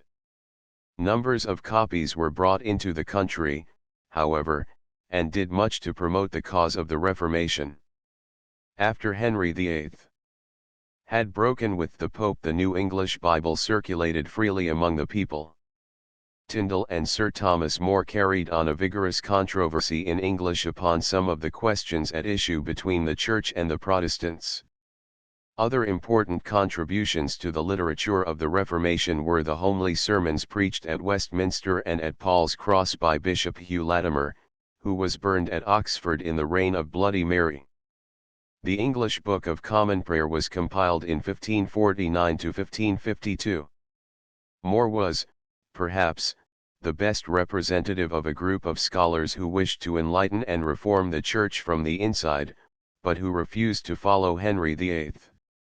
In his breach with Rome, Dean Colet and John Fisher, Bishop of Rochester, belonged to the same company, and Fisher was beheaded in the same year, 1535, with More, and for the same offence, namely, refusing to take the oath to maintain the act confirming the king's divorce from Catherine of Aragon and his marriage with Anne Boleyn.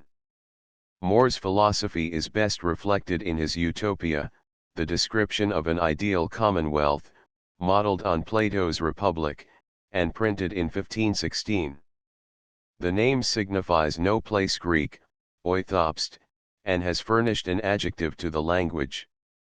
The Utopia was in Latin, but More's History of Edward V and Richard III, written 1513, though not printed till 1557, was in English.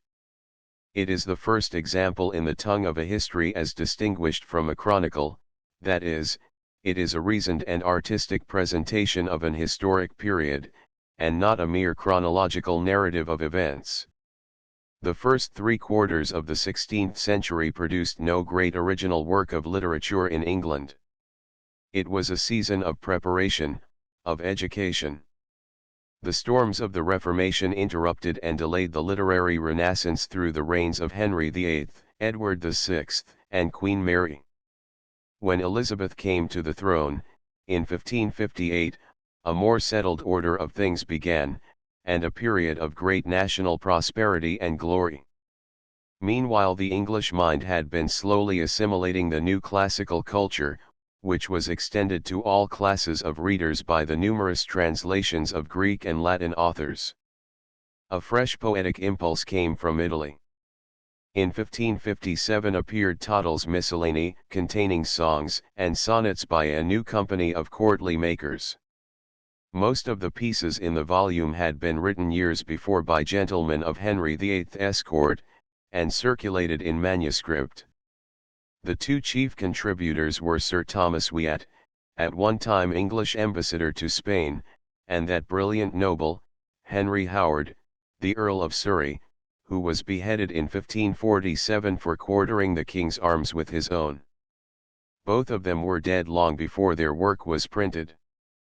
The verses in Tottel's Miscellany show very clearly the influence of Italian poetry. We have seen that Chaucer took subjects and something more from Boccaccio and Petrarch. But the sonnet, which Petrarch had brought to perfection, was first introduced into England by Wyatt. There was a great revival of sonneteering in Italy in the 16th century, and a number of Wyatt's poems were adaptations of the sonnets and canzoni of Petrarch and later poets. Others were imitations of Horace's satires and epistles. Surrey introduced the Italian blank verse into English in his translation of 2 books of the Aeneid. The love poetry of Tottel's Miscellany is polished and artificial, like the models which it followed. Dante's Beatrice was a child, and so was Petrarch's Laura. Following their example, Surrey addressed his love complaints, by way of compliment, to a little girl of the noble Irish family of Geraldine. The amourists, or love sonnetteers, dwelt on the metaphysics of the passion with a tedious minuteness, and the conventional nature of their sighs and complaints may often be guessed by an experienced reader from the titles of their poems: Description of the restless state of a lover, with suit to his lady to rue on his dying heart, Hell tormenteth not the damned ghost so sore as unkindness the lover prith not to be disdained, refused, mistrusted, nor forsaken, etc. The most genuine utterance of Surrey was his poem written while imprisoned in Windsor, a cage where so many a songbird has grown vocal. And Wyatt's little piece of 8 lines, of his return from Spain, is worth reams of his amatory affectations. Nevertheless, the writers in Tottel's Miscellany were real reformers of English poetry. They introduced new models of style and new metrical forms, and they broke away from the medieval traditions which had hitherto obtained. The language had undergone some changes since Chaucer's time, which made his scansion obsolete. The accent of many words of French origin, like nature, courage, virtue, matere, had shifted to the first syllable, and the e of the final syllables es, n, ed, and e, had largely disappeared.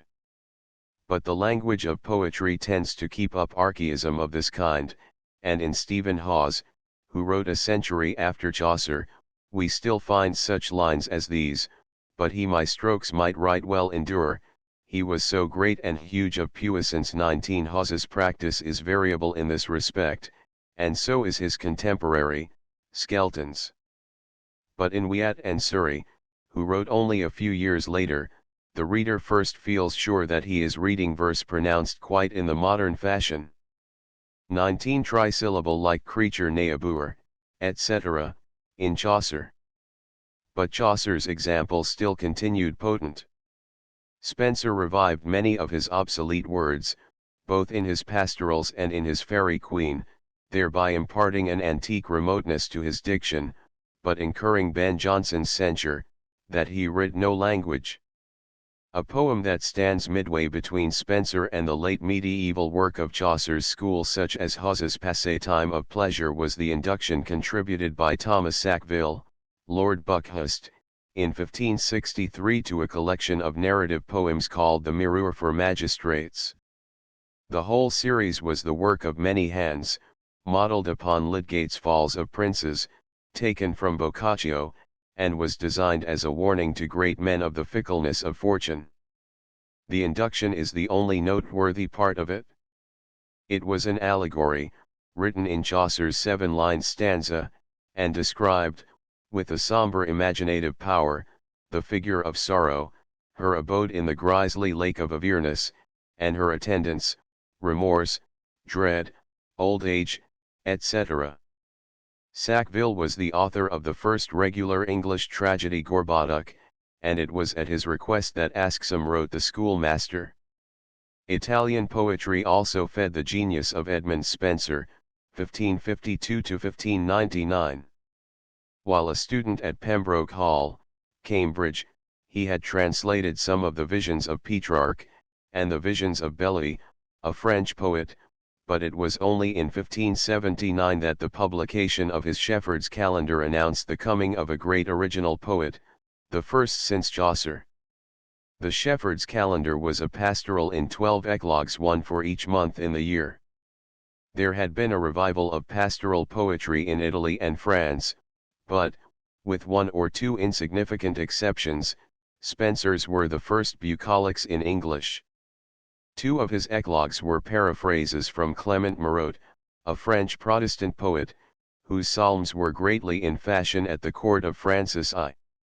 The pastoral machinery had been used by Virgil and by his modern imitators, not merely to portray the loves of Strephon and Chloe, or the idyllic charms of rustic life, but also as a vehicle of compliment, elegy, satire, and personal allusion of many kinds.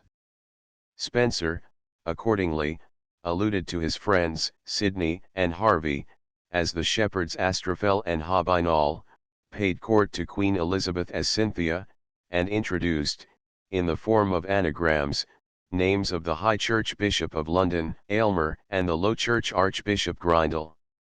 The conventional pastoral is a somewhat delicate exotic in English poetry, and represents a very unreal Arcadia.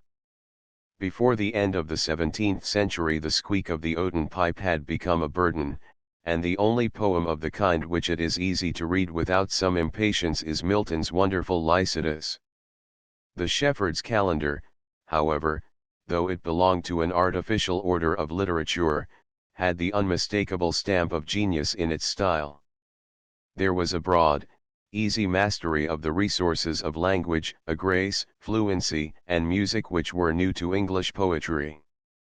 It was written while Spenser was in service with the Earl of Leicester, and enjoying the friendship of his nephew, the all-accomplished Sidney, and it was, perhaps, composed at the latter's country seat of Penshurst. In the following year Spenser went to Ireland as private secretary to Arthur, Lord Grey of Wilton, who had just been appointed Lord Deputy of that kingdom. After filling several clerkships in the Irish government, Spenser received a grant of the castle and estate of Kilcolman, a part of the forfeited lands of the rebel Earl of Desmond. Here, among landscapes richly wooded, like the scenery of his own fairy land, under the cooly shades of the green alders by the Mulla's shore, Sir Walter Raleigh found him, in 1589, busy upon his Faerie Queene. In his poem, Colin Clout's Come Home Again, Spenser tells, in pastoral language, how the shepherd of the ocean persuaded him to go to London, where he presented him to the Queen, under whose patronage the first 3 books of his great poem were printed, in 1590. A volume of minor poems, entitled Complaints, followed in 1591, and the 3 remaining books of the Faerie Queene in 1596. In 1595 to 1596 he published also his Daphnida, Prothalamion, and the 4 hymns on love and beauty, and on heavenly love and heavenly beauty. In 1598, in Tyrone's rebellion, Kilcolman Castle was sacked and burned, and Spenser, with his family, fled to London, where he died in January, 1599. The Faerie Queene reflects, perhaps, more fully than any other English work, the many-sided literary influences of the Renaissance. It was the blossom of a richly composite culture. Its immediate models were Ariosto's Orlando Furioso, the first 40 cantos of which were published in 1515, and Tasso's Gerusalemme Librata, printed in 1581. Both of these were, in subject, romances of chivalry, the first based upon the old Charlemagne epos, Orlando being identical with the hero of the French Chanson de Roland, the second upon the history of the First Crusade, and the recovery of the Holy City from the Saracen. But in both of them there was a splendor of diction and a wealth of coloring quite unknown to the rude medieval romances. Ariosto and Tasso wrote with the great epics of Homer and Virgil constantly in mind, and all about them was the brilliant light of Italian art, in its early freshness and power. The Faerie Queene, too, was a tale of knight errantry. Its hero was King Arthur, and its pages swarm with the familiar adventures and figures of Gothic romance, distressed ladies and their champions, combats with dragons and giants, enchanted castles, magic rings, charmed wells, forest hermitages, etc. But side by side with these appear the fictions of Greek mythology and the personified abstractions of fashionable allegory. Knights, squires, wizards, hamadryads, satyrs, and river gods, idleness, gluttony, and superstition jostle each other in Spenser's fairyland. Descents to the infernal shades, in the manner of Homer and Virgil, alternate with descriptions of the Palace of Pride in the manner of the Romaunt of the Rose. But Spenser's imagination was a powerful spirit, and held all these diverse elements in solution. He removed them to an ideal sphere apart from place, withholding time, where they seem all alike equally real, the dateless conceptions of the poet's dream. The poem was to have been a continued allegory or dark conceit, in 12 books, the hero of each book representing one of the 12 moral virtues. Only 6 books and the fragment of a 7th were written. By way of complimenting his patrons and securing contemporary interest, Spenser undertook to make his allegory a double one, personal and historical, as well as moral or abstract. Thus Gloriana, the Queen of Faerie, stands not only for glory but for Elizabeth, to whom the poem was dedicated. Prince Arthur is Leicester, as well as magnificence. Duisa is falsehood, but also Mary Queen of Scots. Grant Ordo is Philip II. of Spain. Sir Artegall is justice, but likewise he is Arthur Grey de Wilton. Other characters shadow forth Sir Walter Raleigh, Sir Philip Sidney, Henry IV.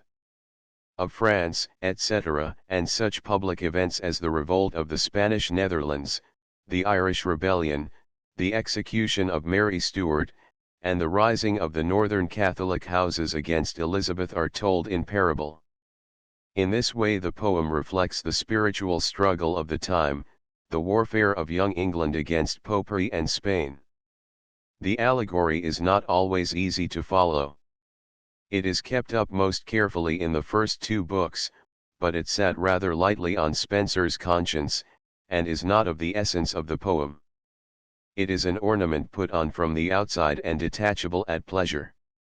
The Spenserian stanza, in which the Faerie Queene was written, was adapted from the ottava rima of Ariosto. Spenser changed somewhat the order of the rhymes in the first 8 lines and added a 9th line of 12 syllables, thus affording more space to the copious luxuriance of his style and the long-drawn sweetness of his verse. It was his instinct to dilate and elaborate every image to the utmost, and his similes, especially each of which usually fills a whole stanza, have the pictorial amplitude of Homer's. Spenser was, in fact, a great painter. His poetry is almost purely sensuous.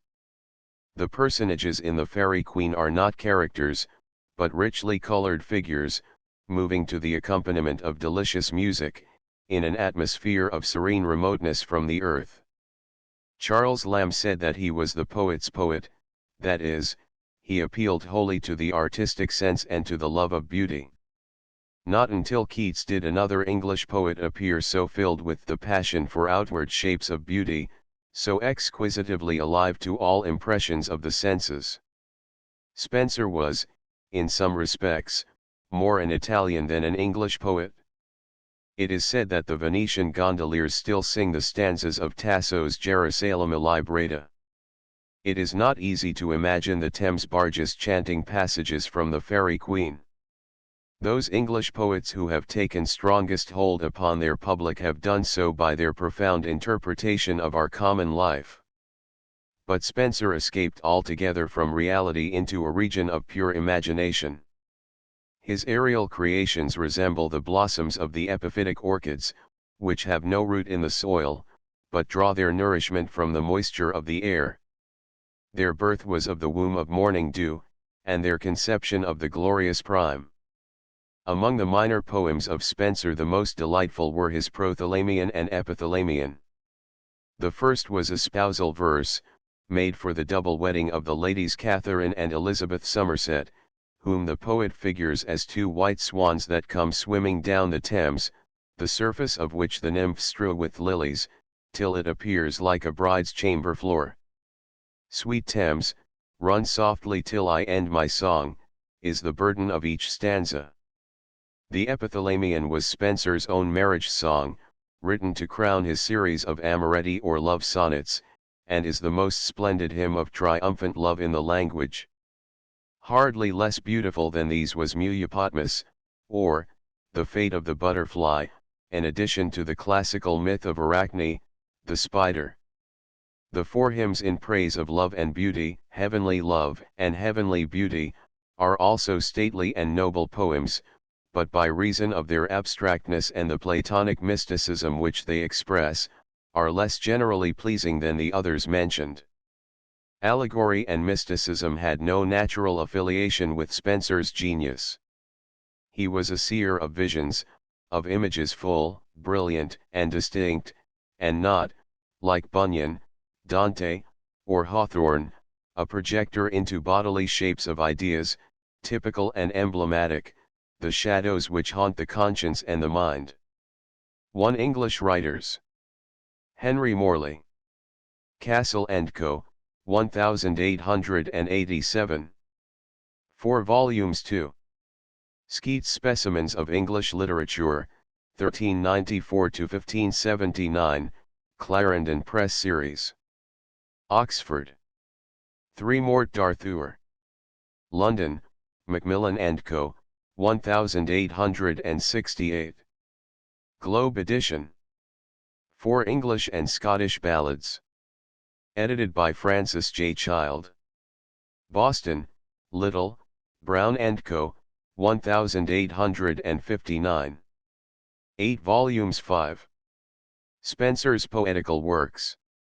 Edited by Richard Morris. London, Macmillan & Co., 1877. Globe edition. 6 A Royal Poet. In Washington Irving's Sketchbook. New York, G. P. Putnam's Sons, 1864. Chapter 3. The Age of Shuxborough. 1564–1616. The great age of English poetry opened with the publication of Spenser's Shepherd's Calendar, in 1579, and closed with the printing of Milton's Samson Agonists, in 1671. Within this period of little less than a century English thought passed through many changes, and there were several successive phases of style in our imaginative literature. Milton, who acknowledged Spenser as his master, and who was a boy of 8 years at Chaucer's death, lived long enough to witness the establishment of an entirely new school of poets, in the persons of Dryden and his contemporaries. But, roughly speaking, the dates above given mark the limits of one literary epoch, which may not improperly be called the Elizabethan. In strictness, the Elizabethan age ended with the Queen's death, in 1603. But the poets of the succeeding reigns inherited much of the glow and splendor which marked the diction of their forerunners, and the spacious times of great Elizabeth have been, by courtesy, prolonged to the year of the Restoration, 1660. There is a certain likeness in the intellectual products of the whole period, a largeness of utterance and a high imaginative cast of thought which stamp them all alike with the Queen's seal. Nor is it by any undue stretch of the royal prerogative that the name of the monarch has attached itself to the literature of her reign and of the reigns succeeding hers. The expression Victorian poetry has a rather absurd sound when one considers how little Victoria counts for in the literature of her time. But in Elizabethan poetry the maiden queen is really the central figure. She is Cynthia, she is Thetis, great queen of shepherds and of the sea, she is Spenser's Gloriana, and even Shakespeare, the most impersonal of poets, paid tribute to her in Henry VIII, and, in a more delicate and indirect way, in the little allegory introduced into Midsummer Night's Dream. That very time I saw but thou couldst not flying between the cold moon and the earth, Cupid all armed. A certain aim he took at a fair vestal throned by the west, and loosed his love shaft smartly from his bow as it should pierce 100,000 hearts. But I might see young Cupid's fiery shaft quenched in the chaste beams of the watery moon, and the imperial votaress passed on in maiden meditation, fancy-free an allusion to Leicester's unsuccessful suit for Elizabeth's hand. The praises of the Queen, which sound through all the poetry of her time, seem somewhat overdone to a modern reader. But they were not merely the insipid language of courtly compliment. England had never before had a female sovereign, except in the instance of the gloomy and bigoted Mary. When she was succeeded by her more brilliant sister, the gallantry of a gallant and fantastic age was poured at the latter's feet, the sentiment of chivalry mingling itself with loyalty to the crown. The poets idealized Elizabeth. She was to Spenser, to Sidney, and to Raleigh, not merely a woman and a virgin queen, but the champion of Protestantism, the lady of young England, the heroine of the conflict against Popery and Spain. Moreover, Elizabeth was a great woman. In spite of the vanity, caprice, and ingratitude which disfigured her character, and the vacillating, tortuous policy which often distinguished her government, she was at bottom a sovereign of large views, strong will, and dauntless courage. Like her father, she loved a man, and she had the magnificent tastes of the Tudors. She was a patron of the arts, passionately fond of shows and spectacles, and sensible to poetic flattery. In her royal progresses through the kingdom, the universities, the nobles, and the cities vied with one another in receiving her with plays, revels, masques, and triumphs, in the mythological taste of the day. When the Queen paraded through a country town, says Warton, the historian of English poetry, almost every pageant was a pantheon. When she paid a visit at the house of any of her nobility, at entering the hall she was saluted by the Penates. In the afternoon, when she condescended to walk in the garden, the lake was covered with tritons and nereids, the pages of the family were converted into wood nymphs, who peeped from every bower, and the footmen gambolled over the lawns in the figure of satyrs. When Her Majesty hunted in the park she was met by Diana, who, pronouncing our royal prude to be the brightest paragon of unspotted chastity, invited her to groves free from the intrusions of Actaeon. The most elaborate of these entertainments of which we have any notice were, perhaps, the games celebrated in her honor by the Earl of Leicester, when she visited him at Kenilworth, in 1575.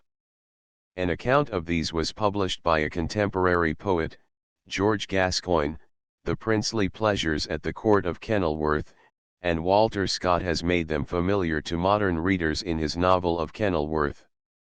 Sidney was present on this occasion, and, perhaps, Shakespeare, then a boy of 11, and living at Stratford, not far off, may have been taken to see the spectacle, may have seen Neptune riding on the back of a huge dolphin in the castle lake, speaking the copy of verses in which he offered his trident to the Empress of the Sea, and may have heard a mermaid on a dolphin's back uttering such dulcet and harmonious breath that the rude sea grew civil at her song.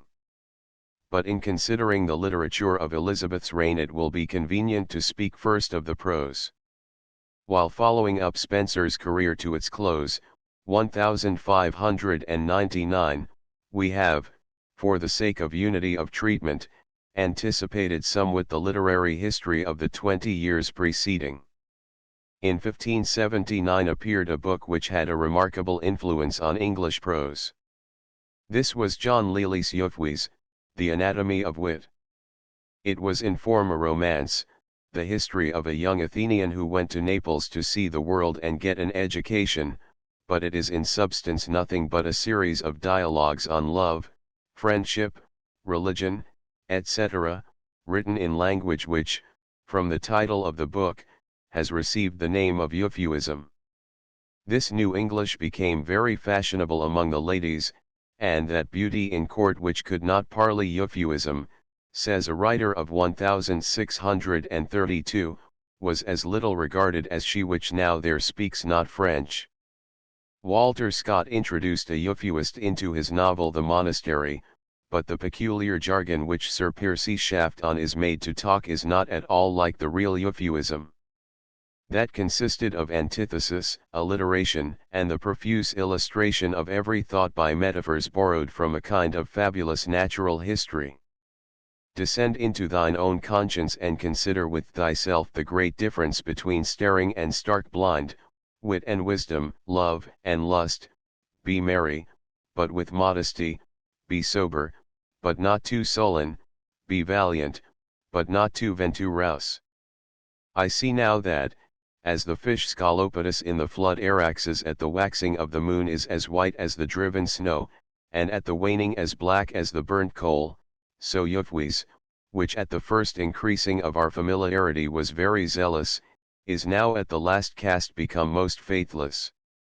Besides the fish Scolopedus, the favorite animals of Lely's menagerie are such as the chameleon, which though he have most guts draw at least breath, the bird Pyralus, which sitting upon white cloth is white, upon green, green, and the serpent Porphyrius, which, though he be full of poison, yet having no teeth, hurteth none but himself. Lely's style was pithy and sententious, and his sentences have the air of proverbs or epigrams. The vice of Euphuism was its monotony. On every page of the book there was something pungent, something quotable, but many pages of such writing became tiresome. Yet it did much to form the hitherto loose structure of English prose, by lending it point and polish.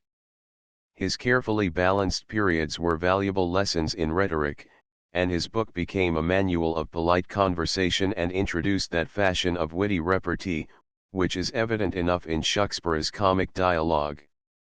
In 1580 appeared the second part, Euphues and his England, and 6 editions of the whole work were printed before 1598. Lely had many imitators. In Stephen Gossone's School of Abuse, a tract directed against the stage and published about 4 months later than the first part of Euphues, the language is directly Euphuistic. The dramatist, Robert Greene, published, in 1587, his Menophon, Camilla's Alarum to Slumbering Euphues, and his Euphues' Censure to Philautudes. His brother dramatist, Thomas Lodge, published, in 1590, Rosalinde, Euphues' Golden Legacy, from which Shakespeare took the plot of As You Like It. Shakespeare and Ben Jonson both quote from Euphues in their plays, and Shakespeare was really writing Euphuism when he wrote such a sentence as "'Tis true, 'tis pity, pity 'tis true." That knightly gentleman, Philip Sidney, was a true type of the lofty aspiration and manifold activity of Elizabethan England. He was scholar, poet, courtier, diplomatist, soldier, all in one. Educated at Oxford and then introduced at court by his uncle, the Earl of Leicester, he had been sent to France when a lad of 18, with the embassy which went to treat of the Queen's proposed marriage to the Duke of Alençon, and was in Paris at the time of the massacre of Saint Bartholomew, in 1572. Afterward he had travelled through Germany, Italy, and the Netherlands, had gone as ambassador to the Emperor's court, and everywhere won golden opinions. In 1580, while visiting his sister Mary, Countess of Pembroke, at Wilton, he wrote, for her pleasure, the Countess of Pembroke's Arcadia, which remained in manuscript till 1590. This was a pastoral romance, after the manner of the Italian Arcadia of Sannazaro, and the Diana Innamorata of Montemayor, a Portuguese author. It was in prose, but intermixed with songs and sonnets, and Sidney finished only 2 books and a portion of the third. It describes the adventures of 2 cousins, Musidorus and Pyrocles, who were wrecked on the coast of Sparta. The plot is very involved and is full of the stock episodes of romance, disguises, surprises, love intrigues, battles, justs, and single combats. Although the insurrection of the Helots against the Spartans forms a part of the story, the Arcadia is not the real Arcadia of the Hellenic Peloponnesus, but the fanciful country of pastoral romance, an unreal clime, like the fairy land of Spenser. Sidney was our first writer of poetic prose. The poet Drayton says that he did first reduce our tongue from Lely's writing, then in use, talking of stones, stars, plants, of fishes, flies, playing with words and idle similes.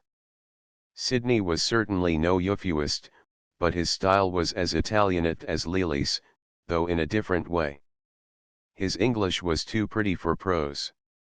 His Sidnean showers of sweet discourse sowed every page of the Arcadia with those flowers of conceit, those sugared fancies which his contemporaries loved, but which the taste of a severer age finds insipid. This splendid vice of the Elizabethan writers appears in Sidney, chiefly in the form of an excessive personification. If he describes a field full of roses, he makes the roses add such a ruddy show unto it, as though the field were bashful at his own beauty. If he describes ladies bathing in the stream, he makes the water break into 20 bubbles, as not content to have the picture of their face enlarge upon him, but he would in each of those bubbles set forth a miniature of them. And even a passage which should be tragic, such as the death of his heroine, Parthenia, he embroiders with conceits like these, for her exceeding fair eyes having with continued weeping got a little redness about them, her round sweetly swelling lips a little trembling, as though they kissed their neighbor Death, in her cheeks the whiteness striving by little and little to get upon the rossiness of them, her neck, a neck of alabaster, displaying the wound which with most dainty blood labored to drown his own beauties, so as here was a river of purest red, there an island of perfectest white, etc. The Arcadia, like Euphues, was a lady's book. It was the favorite court romance of its day, but it surfeits a modern reader with its sweetness, and confuses him with its tangle of adventures.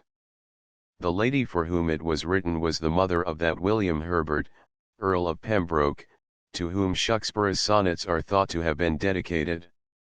And she was the subject of Ben Jonson's famous epitaph.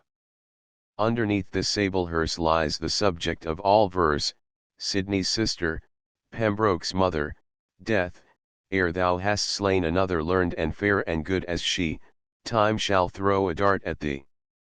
Sidney's Defence of Poesy, composed in 1581, but not printed till 1595, was written in manlier English than the Arcadia, and is one of the very few books of criticism belonging to a creative and uncritical time.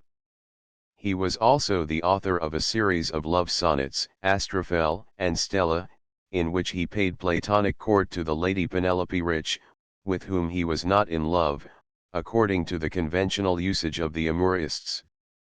Sidney died in 1586, from a wound received in a cavalry charge at Zutphen, where he was an officer in the English contingent sent to help the Dutch against Spain. The story has often been told of his giving his cup of water to a wounded soldier with the words, "Thy necessity is yet greater than mine." Sidney was England's darling, and there was hardly a poet in the land from whom his death did not obtain the meed of some melodious tear.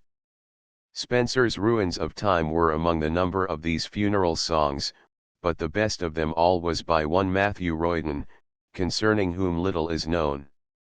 Another typical Englishman of Elizabeth's reign was Walter Raleigh, who was even more versatile than Sidney, and more representative of the restless spirit of romantic adventure, mixed with cool, practical enterprise that marked the times. He fought against the Queen's enemies by land and sea in many quarters of the globe, in the Netherlands and in Ireland against Spain, with the Huguenot army against the League in France. Raleigh was from Devonshire, the great nursery of English seamen. He was half-brother to the famous navigator, Sir Humphrey Gilbert, and cousin to another great captain, Sir Richard Grenville. He sailed with Gilbert on one of his voyages against the Spanish treasure fleet, and in 1591 he published a report of the fight, near the Azores, between Grenville's ship, the Revenge, and 15 great ships of Spain, an action, said Francis Bacon, memorable even beyond credit, and to the height of some heroical fable. Raleigh was active in raising a fleet against the Spanish Armada of 1588. He was present in 1596 at the brilliant action in which the Earl of Essex singed the Spanish king's beard, in the harbour of Cadiz. The year before he had sailed to Guyana, in search of the fabled El Dorado, destroying on the way the Spanish town of San Jose, in the West Indies, and on his return he published his discovery of the Empire of Guyana. In 1597 he captured the town of Fayal, in the Azores. He took a prominent part in colonizing Virginia, and he introduced tobacco and the potato plant into Europe. America was still a land of wonder and romance, full of rumors, nightmares, and enchantments. In 1580, when Francis Drake, the Devonshire skipper, had dropped anchor in Plymouth Harbour, after his voyage around the world, the enthusiasm of England had been mightily stirred. These narratives of Raleigh, and the similar accounts of the exploits of the bold sailors, Davis, Hawkins, Frobisher, Gilbert, and Drake, but especially the great Cyclopedia of Nautical Travel, published by Richard Hakluyt in 1589, the principal navigations, voyages, and discoveries made by the English nation, worked powerfully on the imaginations of the poets. We see the influence of this literature of travel in The Tempest, written undoubtedly after Shakespeare had been reading the narrative of Sir George Somers's shipwreck on the Bermudas or Isles of Devils. Raleigh was not in favour with Elizabeth's successor, James I. He was sentenced to death on a trumped-up charge of high treason. The sentence hung over him until 1618, when it was revived against him and he was beheaded. Meanwhile, during his 12 years' imprisonment in the Tower, he had written his magnum opus, The History of the World. This is not a history, in the modern sense, but a series of learned dissertations on law, government, theology, magic, war, etc. A chapter with such a caption as the following would hardly be found in a universal history nowadays, of their opinion which make paradise as high as the moon, and of others which make it higher than the middle regions of the air. The preface and conclusion are noble examples of Elizabethan prose, and the book ends with an oft-quoted apostrophe to death. O eloquent, just and mighty death! Whom none could advise, thou hast persuaded, what none hath dared, thou hast done, and whom all the world hath flattered, thou only hast cast out of the world and despised, thou hast drawn together all the far-fetched greatness, all the pride, cruelty, and ambition of man, and covered it all over with these two narrow words, hic jacet. Although so busy a man, Raleigh found time to be a poet. Spenser calls him the summer's nightingale, and George Puttenham, in his Art of English Poesy, 1589, finds his vein most lofty, insolent, and passionate. Puttenham used insolent in its old sense, uncommon, but this description is hardly less true, if we accept the word in its modern meaning. Raleigh's most notable verses, The Lie, are a challenge to the world, inspired by indignant pride and the weariness of life, the Siva Indignatio of Swift. The same grave and caustic melancholy, the same disillusion marks his quaint poem, The Pilgrimage.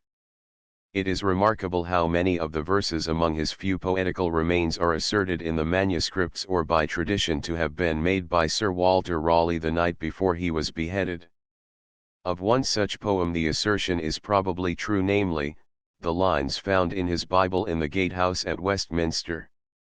Even such is time, that takes in trust, our youth, our joys, our all we have, and pays us but with earth and dust, who in the dark and silent grave, when we have wandered all our ways, shuts up the story of our days, but from this earth, this grave, this dust, my God shall raise me up, I trust.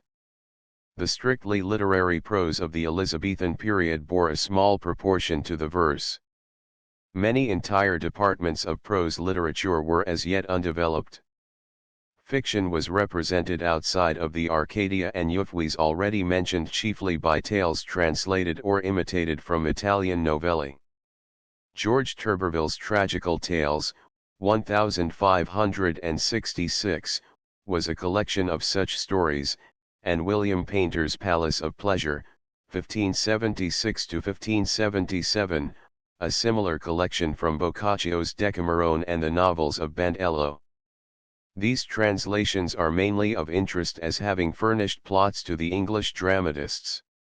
Lodge's Rosalind and Robert Greene's Pandasta, the sources respectively of Shakspeare's As You Like It and Winter's Tale, are short pastoral romances, not without prettiness in their artificial way. The satirical pamphlets of Thomas Nash and his fellows, against Martin Marprelate, an anonymous writer, or company of writers, who attacked the bishops, are not wanting in wit, but are so cumbered with fantastic whimsicalities, and so bound up with personal quarrels, that oblivion has covered them. The most noteworthy of them were Nash's Piers Penniless Supplication to the Devil, Lely's Pap with a Hatchet, and Greene's Groat's Worth of Wit. Of books which were not so much literature as the material of literature, mention may be made of the Chronicle of England, published by Ralph Holinshed in 1580. This was Shakspeare's English history, and its strong Lancastrian bias influenced Shakespeare in his representation of Richard III. and other characters in his historical plays. In his Roman tragedies Shakespeare followed closely Sir Thomas North's translation of Plutarch's Lives, made in 1579 from the French version of Jacques Amyot. Of books belonging to other departments than pure literature, the most important was Richard Hooker's Ecclesiastical Polity, the first 4 books of which appeared in 1594. This was a work on the philosophy of law, and a defense, as against the Presbyterians, of the government of the English Church by bishops. No work of equal dignity and scope had yet been published in English prose. It was written in sonorous, stately, and somewhat involved periods, in a Latin rather than an English idiom, and it influenced strongly the diction of later writers, such as Milton and Sir Thomas Browne. Had the Ecclesiastical Polity been written 100, or perhaps even 50, years earlier, it would doubtless have been written in Latin. The life of Francis Bacon, the father of inductive philosophy, as he has been called better, the founder of inductive logic, belongs to English history, and the bulk of his writings, in Latin and English, to the history of English philosophy. But his volume of essays was a contribution to general literature. In their completed form they belong to the year 1625, but the first edition was printed in 1597 and contained only 10 short essays, each of them rather a string of pregnant maxims, the text for an essay than that developed treatment of a subject which we now understand by the word essay. They were, said their author, as grains of salt, that will rather give you an appetite than offend you with satiety. They were the first essays, so called, in the language. The word, said Bacon, is late, but the thing is ancient. The word he took from the French essays of Montaigne, the first 2 books of which had been published in 1592. Bacon testified that his essays were the most popular of his writings because they came home to men's business and bosoms.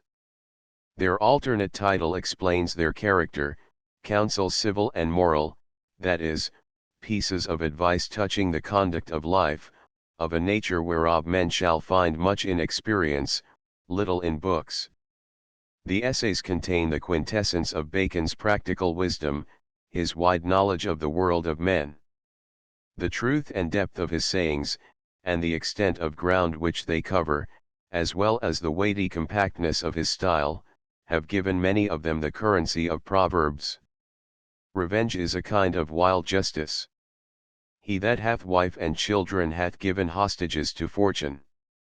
There is no excellent beauty that hath not some strangeness in the proportion. Bacon's reason was illuminated by a powerful imagination, and his noble English rises now and then, as in his essay on death, into eloquence, the eloquence of pure thought, touched gravely and afar off by emotion. In general, the atmosphere of his intellect is that lumen siccum which he loved to commend, not drenched or bloodied by the affections. Dr. Johnson said that the wine of Bacon's writings was a dry wine.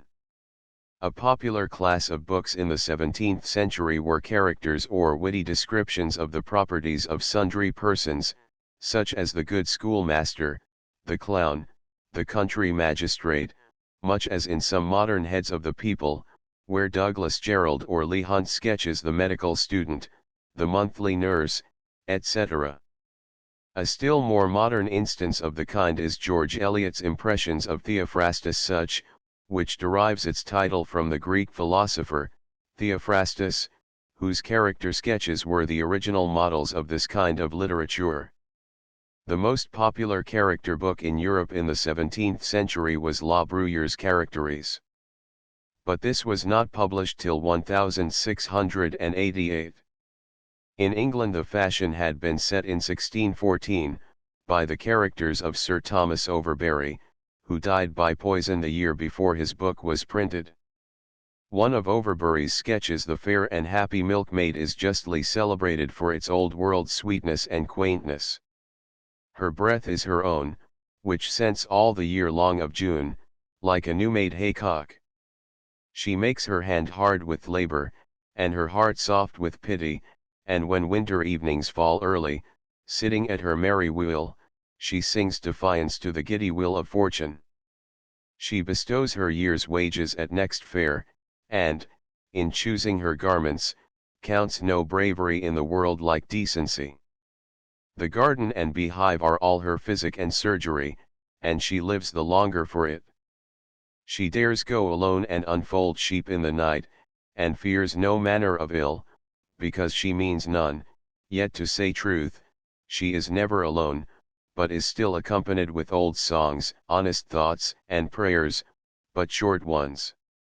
Thus lives she, and all her care is she may die in the springtime, to have store of flowers stuck upon her winding sheet. England was still merry England in the times of good Queen Bess, and rang with old songs, such as kept this milkmaid company, songs, said Bishop Joseph Hall, which were sung to the will and sung unto the pail. Shakespeare loved their simple minstrelsy, he put some of them into the mouth of Ophelia, and scattered snatches of them through his plays, and wrote others like them himself.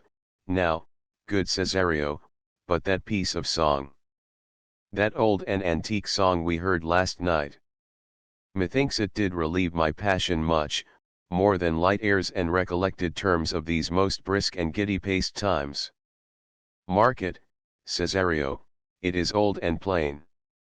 The knitters and the spinners in the sun and the free maids that weave their threads with bones do use to chant it, it is silly sooth 20 and dallies with the innocence of love like the old age. 20 Simple truth. Many of these songs, so natural, fresh, and spontaneous, together with sonnets and other more elaborate forms of lyrical verse, were printed in miscellanies, such as the Passionate Pilgrim, England's Helicon, and Davison's Poetical Rhapsody.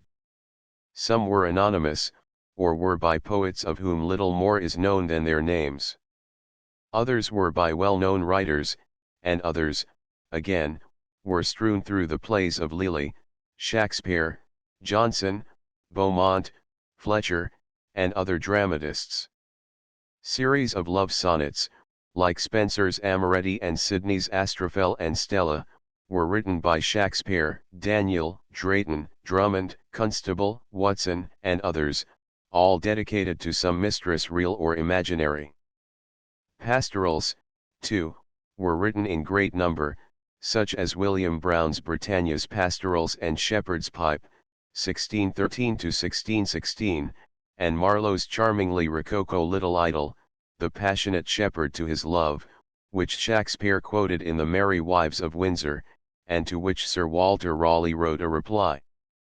There were love stories in verse, like Arthur Brooks' Romeo and Juliet, the source of Shakspere's tragedy, Marlowe's Fragment, Hero and Leander, and Shakspere's Venus and Adonis, and Rape of Lucerus, the first of these on an Italian and the other three on classical subjects, though handled in anything but a classical manner.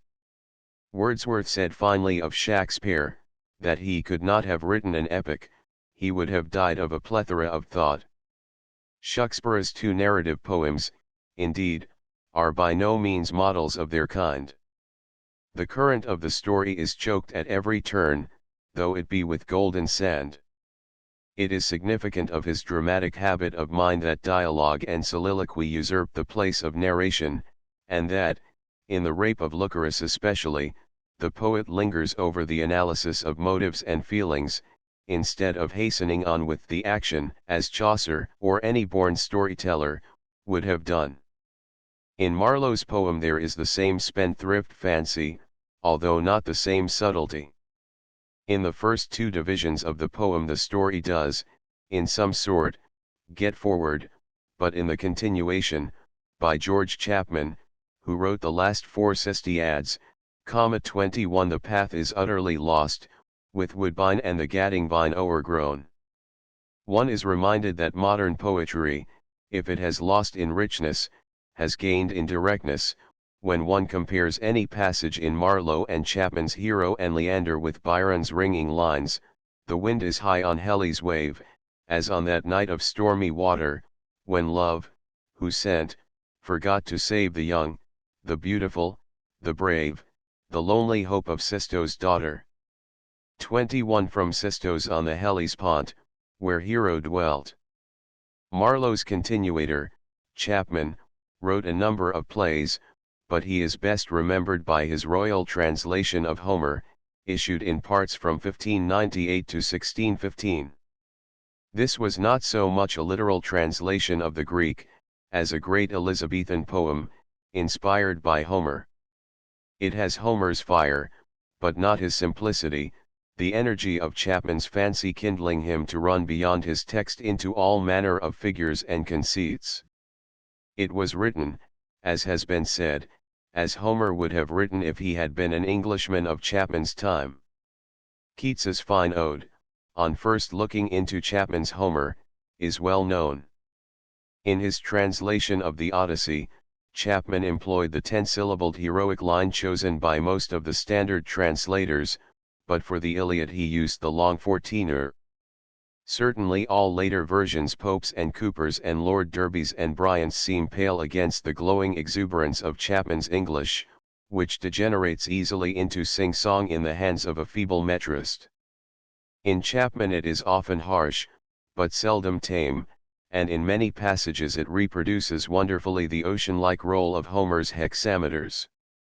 From his bright helm and shield did burn a most unwearied fire, like rich Antemnus' golden lamp, whose brightness men admire past all the other host of stars when, with his cheerful face fresh washed in lofty ocean waves, he doth the sky enchase.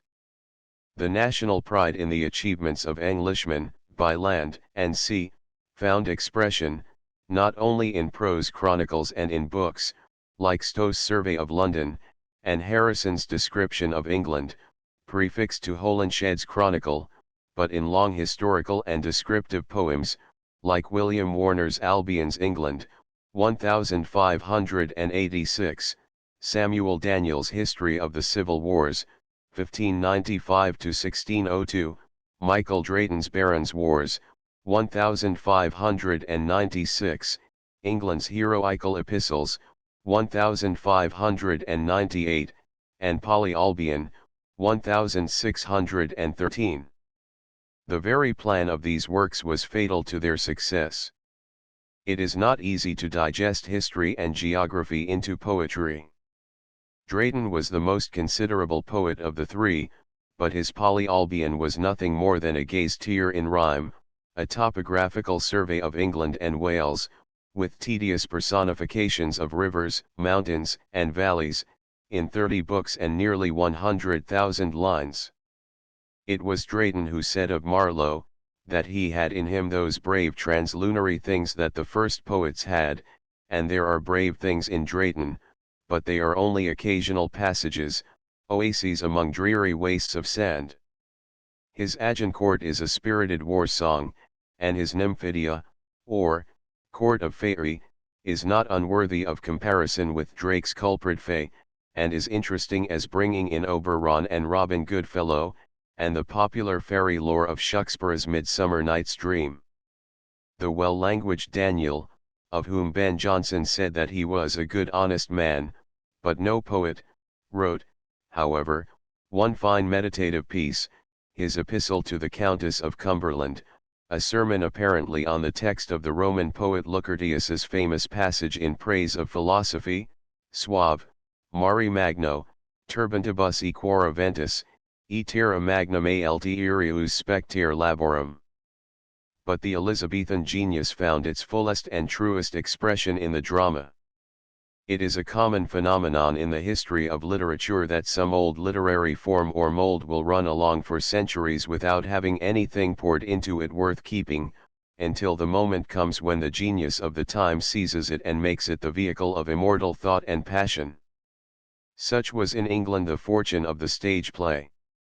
At a time when Chaucer was writing character sketches that were really dramatic, the formal drama consisted of rude miracle plays that had no literary quality whatever. These were taken from the Bible, and acted at first by the priests as illustrations of scripture history and additions to the church service on feasts and saints' days. Afterward the town guilds, or incorporated trades, took hold of them, and produced them annually on scaffolds in the open air. In some English cities, as Coventry and Chester, they continued to be performed almost to the close of the 16th century. And in the celebrated Passion play at Oberammergau, in Bavaria, we have an instance of a miracle play that has survived to our own day. These were followed by the moral plays, in which allegorical characters, such as clergy, lusty juventus, riches, folly, and good demeanance were the persons of the drama. The comic character in the miracle plays had been the devil, and he was retained in some of the moralities side by side with the abstract vice, who became the clown or fool of Shakespearean comedy. The formal vice, iniquity, as Shakespeare calls him, had it for his business to belabor the roaring devil with his wooden sword, with his dagger of lath in his rage and his wrath cries aha, to the devil, pare your nails, goodman evil. He survives also in the Harlequin of the pantomimes, and in Mr. Punch, of the puppet shows, who kills the devil and carries him off on his back, when the latter is sent to fetch him to hell for his crimes. Masques and interludes, the latter a species of short farce, were popular at the court of Henry VIII. Elizabeth was often entertained at the universities or at the inns of court with Latin plays, or with translations from Seneca, Euripides, and Ariosto. Original comedies and tragedies began to be written, modeled upon Terence and Seneca, and chronicle histories founded on the annals of English kings. There was a master of the revels at court, whose duty it was to select plays to be performed before the Queen, and these were acted by the children of the royal chapel, or by the choir boys of St. Paul's Cathedral. These early plays are of interest to students of the history of the drama, and throw much light upon the construction of later plays, like Shakespeare's, but they are rude and inartistic, and without any literary value.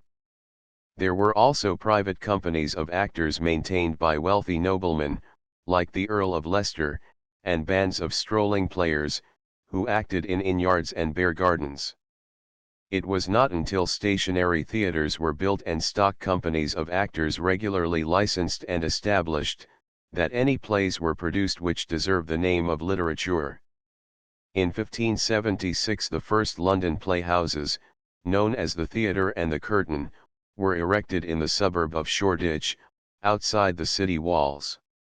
Later the Rose, the Hope, the Globe, and the Swan were built on the Bankside, across the Thames, and playgoers resorting to them were accustomed to take boat. These locations were chosen in order to get outside the jurisdiction of the mayor and corporation, who were Puritans, and determined in their opposition to the stage. For the same reason the Blackfriars, belonging to the company that owned the Globe, the company in which Shakespeare was a stockholder, was built, about 1596, within the liberties of the dissolved monastery of the Blackfriars. These early theatres were of the rudest construction. The sixpenny spectators, or groundlings, stood in the yard or pit, which had neither floor nor roof. The shilling spectators sat on the stage, where they were accommodated with stools and tobacco pipes, and whence they chaffed the actors or the opposed rascality in the yard. There was no scenery, and the female parts were taken by boys. Plays were acted in the afternoon. A placard, with the letters Venice, or Rome, or whatever, indicated the place of the action. With such rude appliances must Shakespeare bring before his audience the midnight battlements of Elsinore and the moonlit garden of the Capulets. The dramatists had to throw themselves upon the imagination of their public, and it says much for the imaginative temper of the public of that day, that it responded to the appeal. It suffered the poet to transport it over wide intervals of space and time, and with aid of some few foot and half-foot words, fight over York and Lancaster's long jars. Pedantry undertook, even at the very beginnings of the Elizabethan drama, to shackle it with the so-called rules of Aristotle, or classical unities of time and place, to make it keep violent action off the stage and comedy distinct from tragedy. But the playwrights appealed from the critics to the truer sympathies of the audience, and they decided for freedom and action, rather than restraint and recitation. Hence our national drama is of Shakespeare and not of Racine. By 1603 there were 12 playhouses in London in full blast, although the city then numbered only 150,000 inhabitants. Fresh plays were produced every year. The theatre was more to the Englishman of that time than it has ever been before or since. It was his club, his novel, his newspaper, all in one. No great drama has ever flourished apart from a living stage, and it was fortunate that the Elizabethan dramatists were, almost all of them, actors, and familiar with stage effect. Even the few exceptions, like Beaumont and Fletcher, who were young men of good birth and fortune, and not dependent on their pens, were probably intimate with the actors, lived in a theatrical atmosphere, and knew practically how plays should be put on. It had now become possible to earn a livelihood as an actor and playwright. Richard Burbage and Edward Alleyn, the leading actors of their generation, made large fortunes. Shakespeare himself made enough from his share in the profits of the Globe to retire with a competence, some 7 years before his death, and purchase a handsome property in his native Stratford. Accordingly, shortly after 1580, a number of men of real talent began to write for the stage as a career. These were young graduates of the universities, Marlowe, Greene, Peele, Kidd, Lilly, Lodge, and others, who came up to town and led a bohemian life as actors and playwrights. Most of them were wild and dissipated and ended in wretchedness. Peele died of a disease brought on by his evil courses, Greene, in extreme destitution, from a surfeit of Rhenish wine and pickled herring, and Marlowe was stabbed in a tavern brawl. The euphuist Lilly produced 8 plays between 1584 and 1601. They were written for court entertainments, mostly in prose and on mythological subjects. They have little dramatic power, but the dialogue is brisk and vivacious, and there are several pretty songs in them. All the characters talk euphuism. The best of these was Alexander and Camp Aspie, the plot of which is briefly as follows. Alexander has fallen in love with his beautiful captive, Camp Aspie, and employs the artist Apelles to paint her portrait. During the sittings Apelles becomes enamored of his subject and declares his passion, which is returned. Alexander discovers their secret, but magnanimously forgives the treason and joins the lovers' hands. The situation is a good one, and capable of strong treatment in the hands of a real dramatist. But Lilly slips smoothly over the crisis of the action and, in place of passionate scenes, gives us clever discourses and soliloquies, or, at best, a light interchange of question and answer, full of conceits, reparoots, and double meanings. For example, April. Whom do you love best in the world? Camp. He that made me last in the world. April. That was God. Camp. I had thought it had been a man, etc.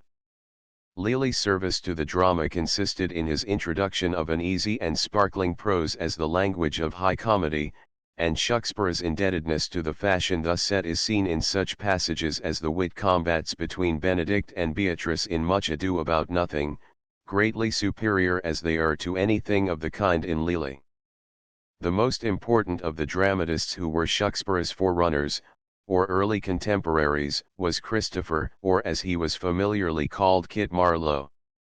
Born in the same year with Shakespeare, 1564, he died in 1593, at which date his great successor is thought to have written no original plays, except the Comedy of Errors and Love's Labour's Lost.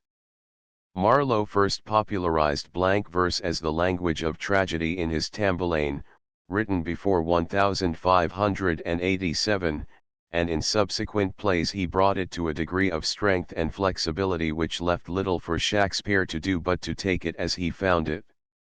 Tamburlaine was a crude, violent piece, full of exaggeration and bombast, but with passages here and there of splendid declamation, justifying Ben Jonson's phrase, Marlowe's mighty line. Jonson, however, ridiculed, in his Discoveries, the scenical strutting and furious vociferation of Marlowe's hero, and Shakespeare put a quotation from Tamburlaine into the mouth of his ranting pistol. Marlowe's Edward II was the most regularly constructed and evenly written of his plays. It was the best historical drama on the stage before Shakespeare, and not undeserving of the comparison which it has provoked with the latter's Richard II. But the most interesting of Marlowe's plays, to a modern reader, is the tragical history of Dr. Faustus. The subject is the same as in Goethe's Faust, and Goethe, who knew the English play, spoke of it as greatly planned. The opening of Marlowe's Faustus is very similar to Goethe's. His hero, wearied with unprofitable studies, and filled with a mighty lust for knowledge and the enjoyment of life, sells his soul to the devil in return for a few years of supernatural power. The tragic irony of the story might seem to lie in the frivolous use which Faustus makes of his dearly bought power, wasting it in practical jokes and feats of legerdemain, but of this Marlowe was probably unconscious. The love story of Margaret, which is the central point of Goethe's drama, is entirely wanting in Marlowe's, and so is the subtle conception of Goethe's Mephistopheles. Marlowe's handling of the supernatural is materialistic and downright, as befitted an age which believed in witchcraft. The greatest part of the English Faustus is the last scene, in which the agony and terror of suspense with which the magician awaits the stroke of the clock that signals his doom are powerfully drawn. O, lente, lente currite, noctis equi. The stars move still, time runs, the clock will strike. O soul, be changed into little water drops, and fall into the ocean, ne'er be found. Marlowe's genius was passionate and irregular. He had no humor, and the comic portions of Faustus are scenes of low buffoonery. George Peele's masterpiece, David and Bethsabe, was also, in many respects, a fine play, though its beauties were poetic rather than dramatic, consisting not in the characterization which is feeble but in the Eastern luxuriance of the imagery. There is one noble chorus, O proud revolt of a presumptuous man, which reminds one of passages in Milton's Samson Agonists, and occasionally Peele rises to such high Aeschylean audacities as this: at him the thunder shall discharge his bolt, and his fair spouse, with bright and fiery wings, sit ever burning on his hateful bones. Robert Greene was a very unequal writer. His plays are slovenly and careless in construction, and he puts classical allusions into the mouths of milkmaids and serving boys, with the grotesque pedantry and want of keeping common among the playwrights of the early stage. He has, notwithstanding, in his comedy parts, more natural lightness and grace than either Marlowe or Peele. In his Friar Bacon and Friar Bungay, there is a fresh breath, as of the green English country, in such passages as the description of Oxford, the scene at Harleston Fair, and the picture of the dairy in the keeper's lodge at Merry Fressingfield. In all these anti-Shakespearean dramatists there was a defect of art proper to the first comers in a new literary departure. As compared not only with Shakespeare, but with later writers, who had the inestimable advantage of his example, their work was full of imperfection, hesitation, experiment. Marlowe was probably, in native genius, the equal at least of Fletcher or Webster, but his plays, as a whole, are certainly not equal to theirs. They wrote in a more developed state of the art. But the work of this early school settled the shape which the English drama was to take. It fixed the practice and traditions of the national theatre. It decided that the drama was to deal with the whole of life, the real and the ideal, tragedy and comedy, prose and verse, in the same play, without limitations of time, place, and action. It decided that the English play was to be an action, and not a dialogue, bringing boldly upon the mimic scene feasts, dances, processions, hangings, riots, plays within plays, drunken revels, beatings, battle, murder, and sudden death.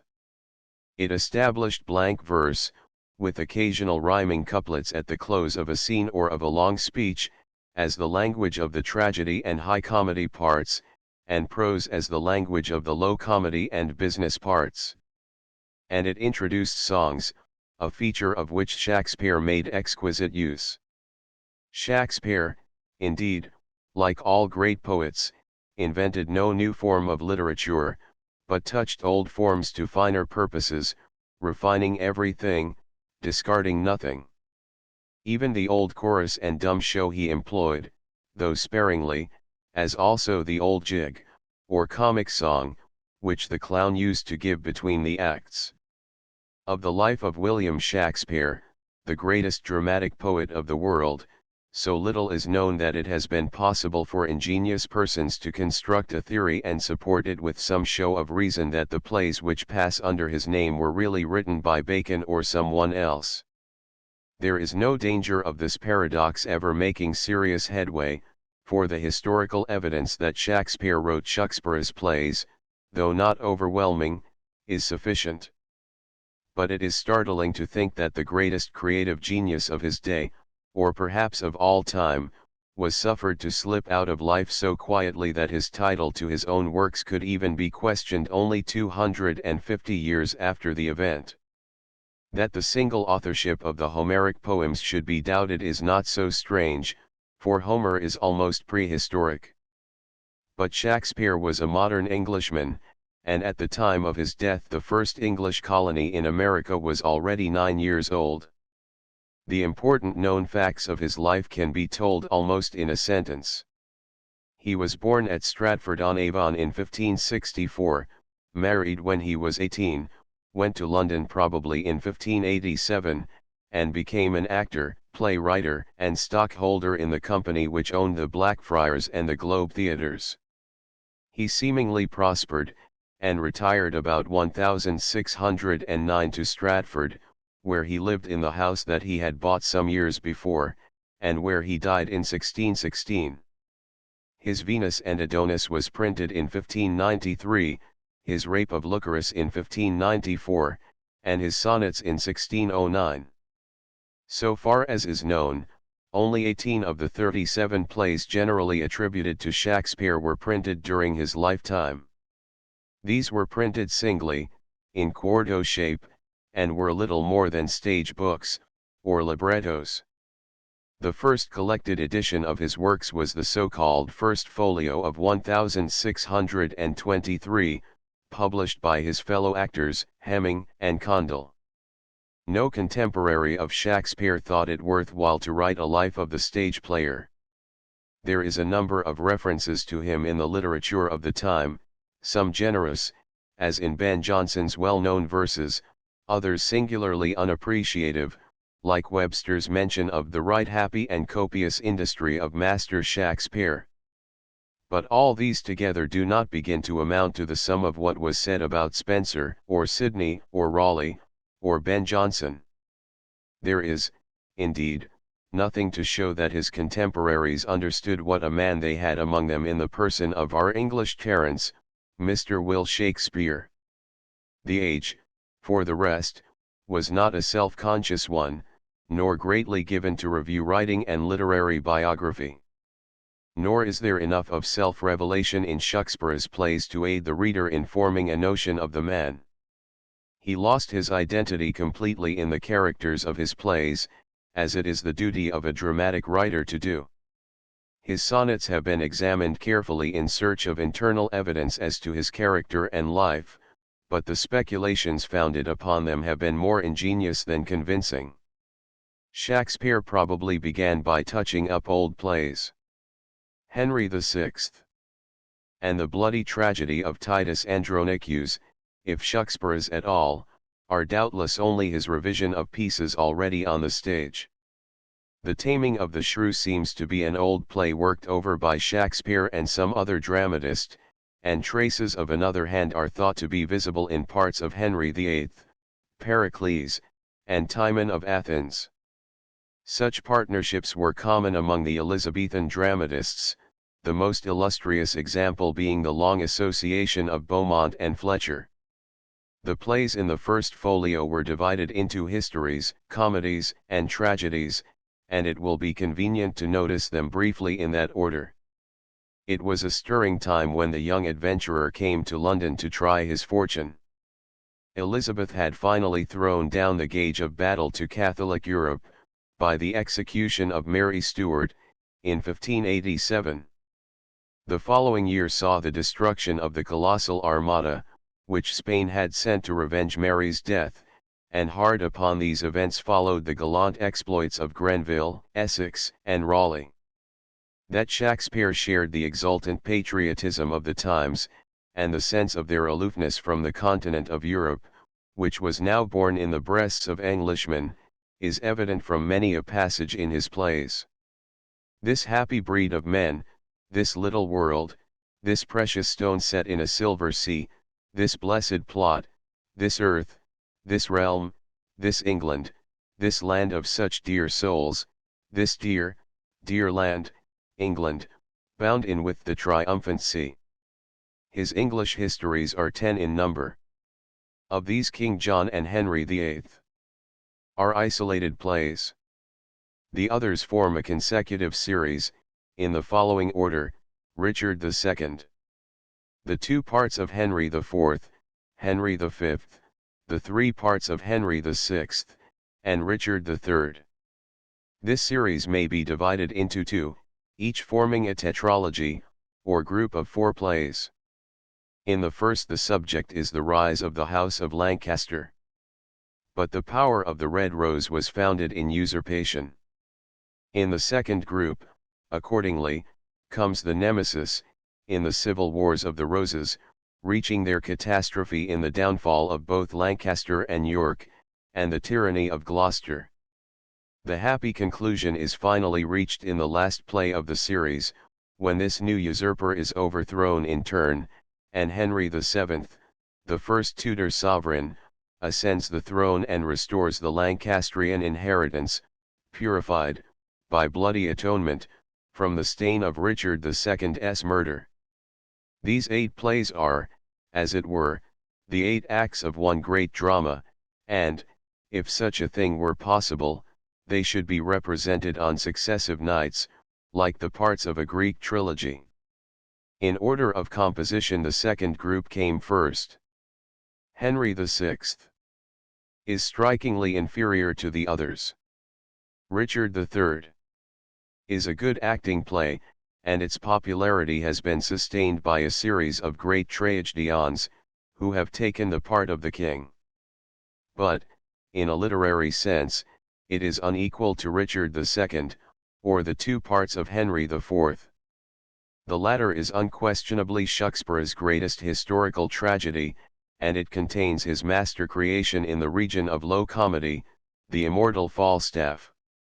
The constructive art with which Shakespeare shaped history into drama is well seen in comparing his King John with the 2 plays on that subject which were already on the stage.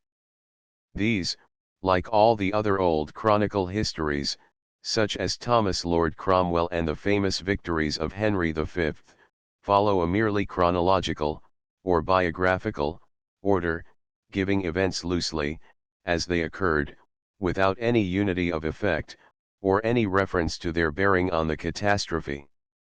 Shakespeare's order was logical.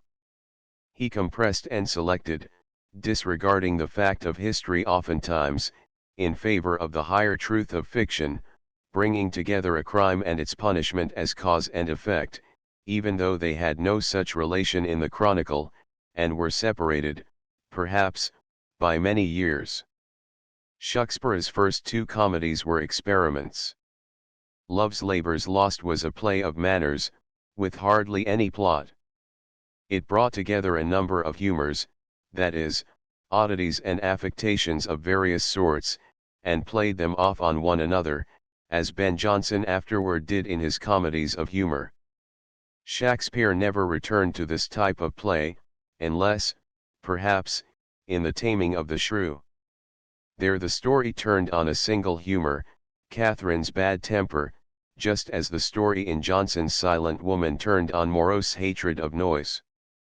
The Taming of the Shrew is, therefore, one of the least Shakespearean of Shakespeare's plays, a bourgeois domestic comedy, with a very narrow interest.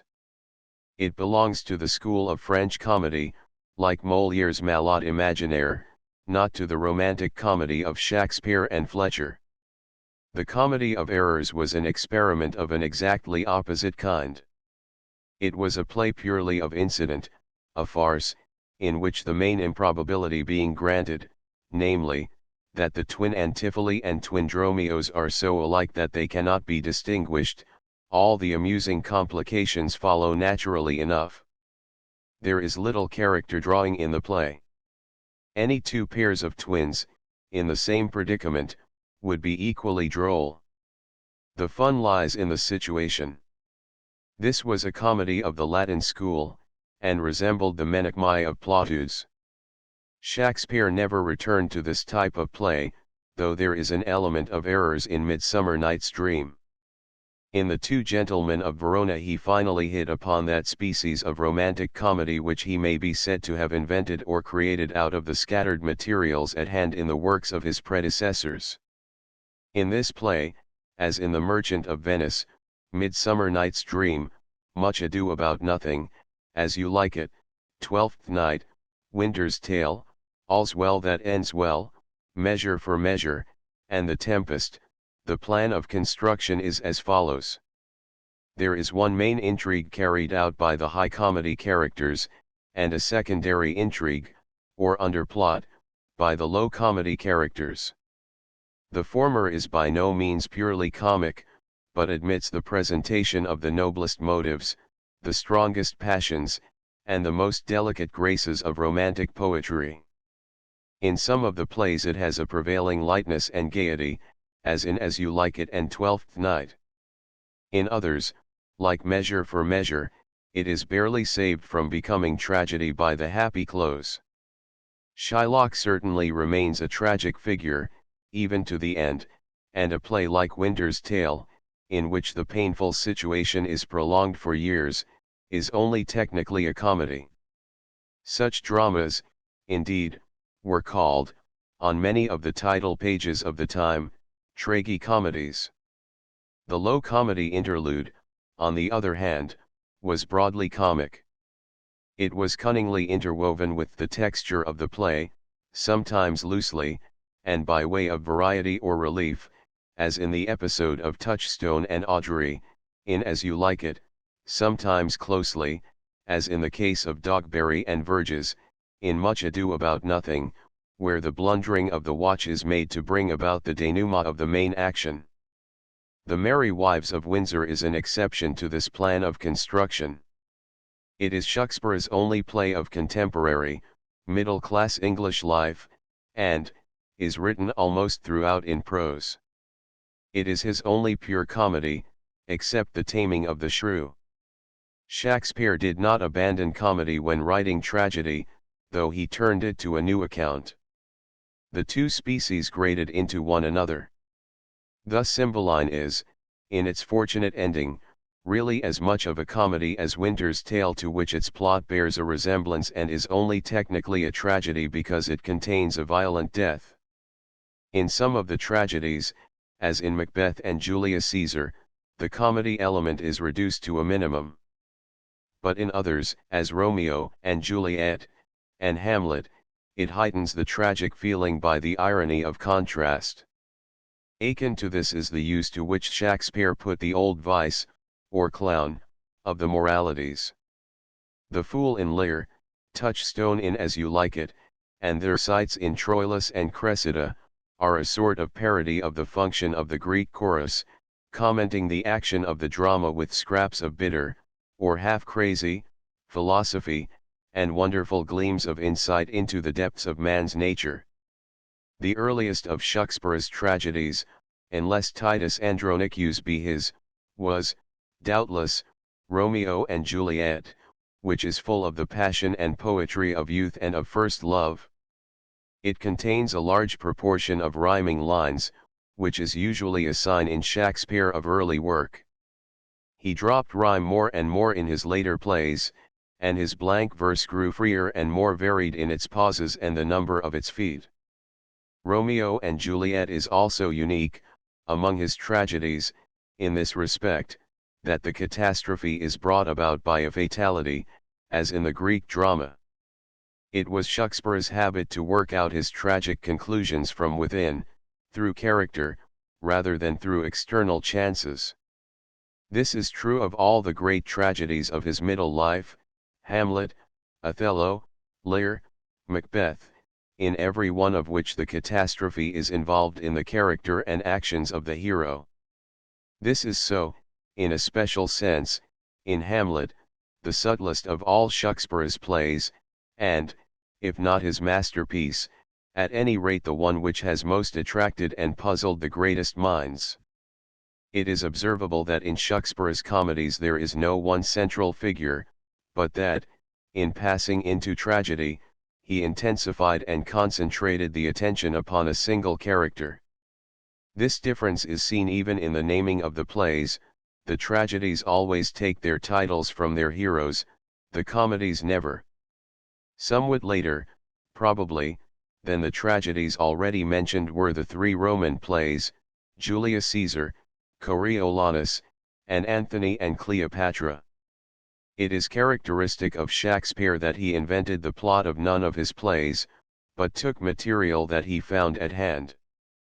In these Roman tragedies he followed Plutarch closely, and yet, even in so doing, gave, if possible, a greater evidence of real creative power than when he borrowed a mere outline of a story from some Italian novelist. It is most instructive to compare Julius Caesar with Ben Jonson's Catiline and Sejanus. Jonson was careful not to go beyond his text. In Catiline he translates almost literally the whole of Cicero's first oration against Catiline. Sejanus is a mosaic of passages from Tacitus and Suetonius. There is none of this dead learning in Shakespeare's play. Having grasped the conceptions of the characters of Brutus, Cassius, and Mark Antony, as Plutarch gave them, he pushed them out into their consequences in every word and act, so independently of his original, and yet so harmoniously with it, that the reader knows that he is reading history, and needs no further warrant for it than Shakespeare's own. Timon of Athens is the least agreeable and most monotonous of Shakespeare's undoubted tragedies, and Troilus and Cressida, said Coleridge, is the hardest to characterize. The figures of the old Homeric world fare but hardly under the glaring light of modern standards of morality which Shakespeare turns upon them. Ajax becomes a stupid bully, Ulysses a crafty politician, and swift-footed Achilles a vain and sulky chief of faction. In losing their ideal remoteness the heroes of the Iliad lose their poetic quality, and the lover of Homer experiences an unpleasant disenchantment. It was customary in the 18th century to speak of Shakespeare as a rude though prodigious genius. Even Milton could describe him as warbling his native wood notes wild. But a truer criticism, beginning in England with Coleridge, has shown that he was also a profound artist. It is true that he wrote for his audiences, and that his art is not everywhere and at all points perfect. But a great artist will contrive, as Shakespeare did, to reconcile practical exigencies, like those of the public stage, with the finer requirements of his art. Strained interpretations have been put upon this or that item in Shakespeare's plays, and yet it is generally true that some deeper reason can be assigned for his method in a given case than that the audience liked puns, or, the audience liked ghosts. Compare, for example, his delicate management of the supernatural with Marlowe's procedure in Faustus. Shakespeare's age believed in witches, elves, and apparitions, and yet there is always something shadowy or allegorical in his use of such machinery. The ghost in Hamlet is merely an embodied suspicion.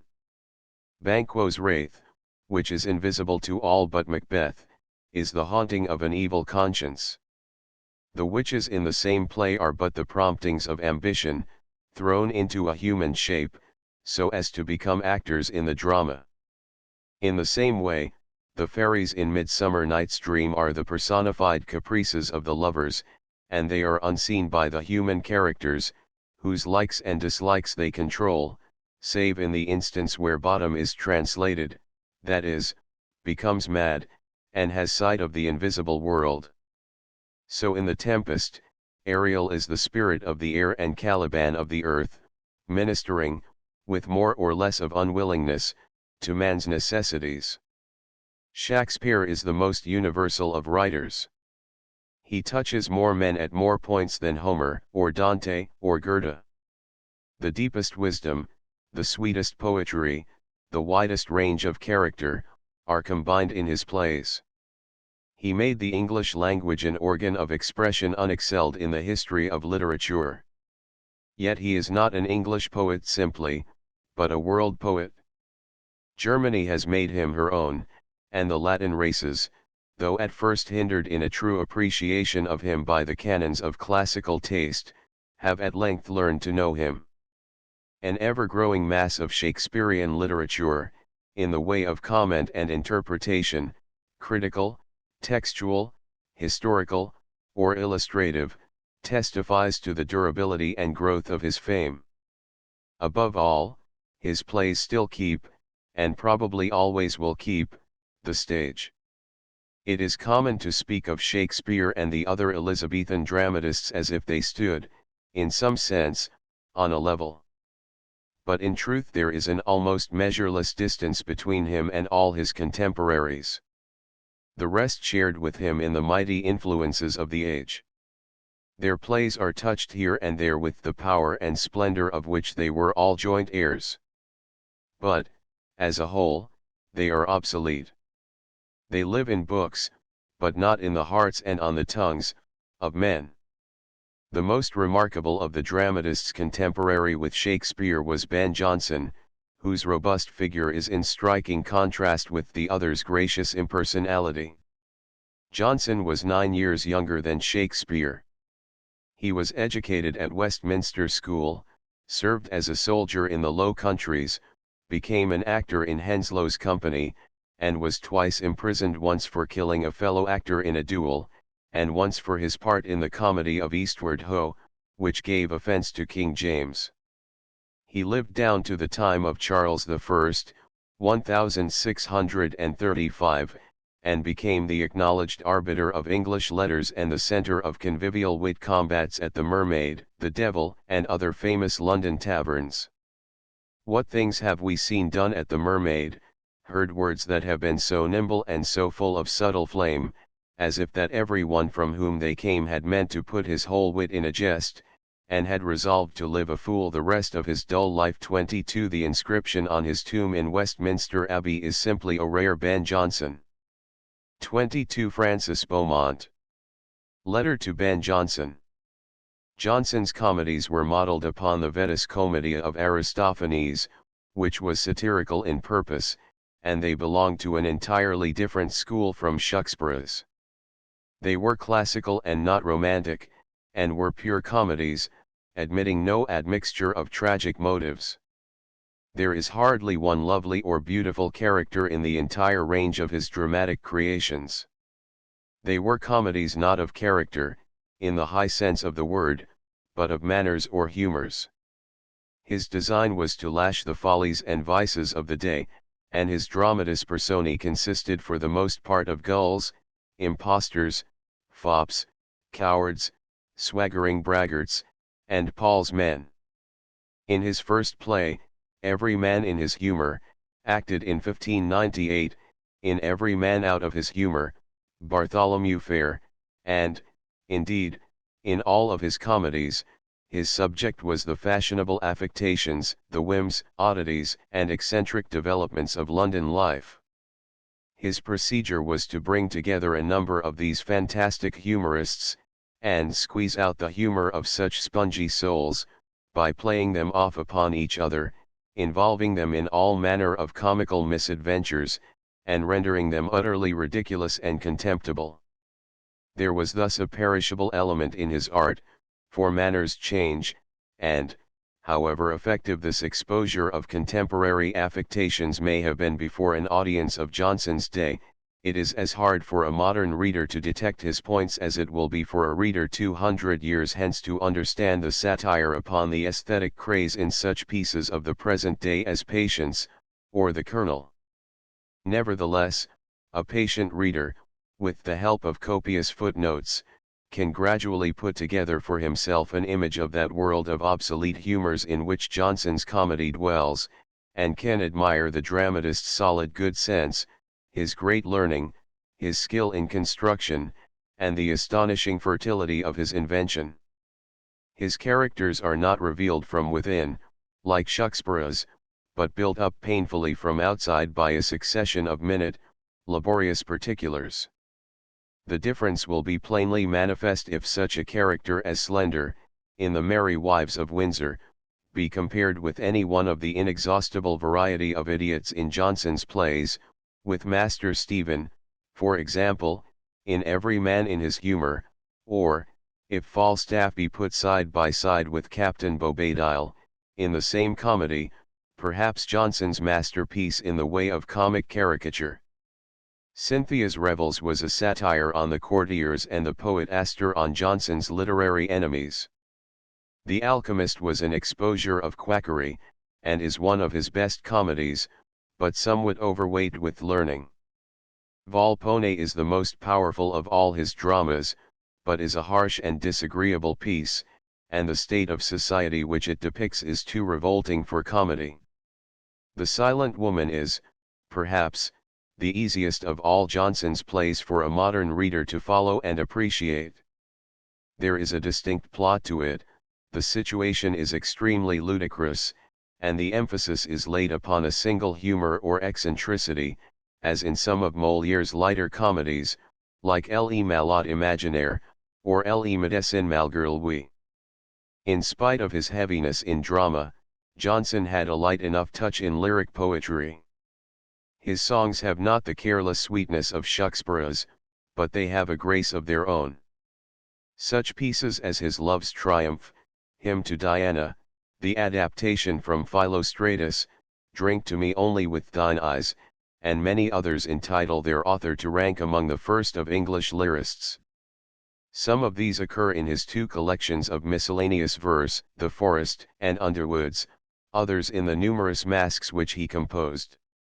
These were a species of entertainment, very popular at the court of James I, combining dialogue with music, intricate dances, and costly scenery.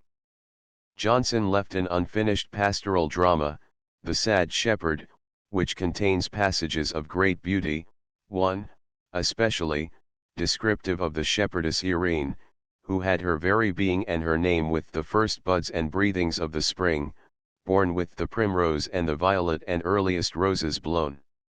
1. A History of Elizabethan Literature.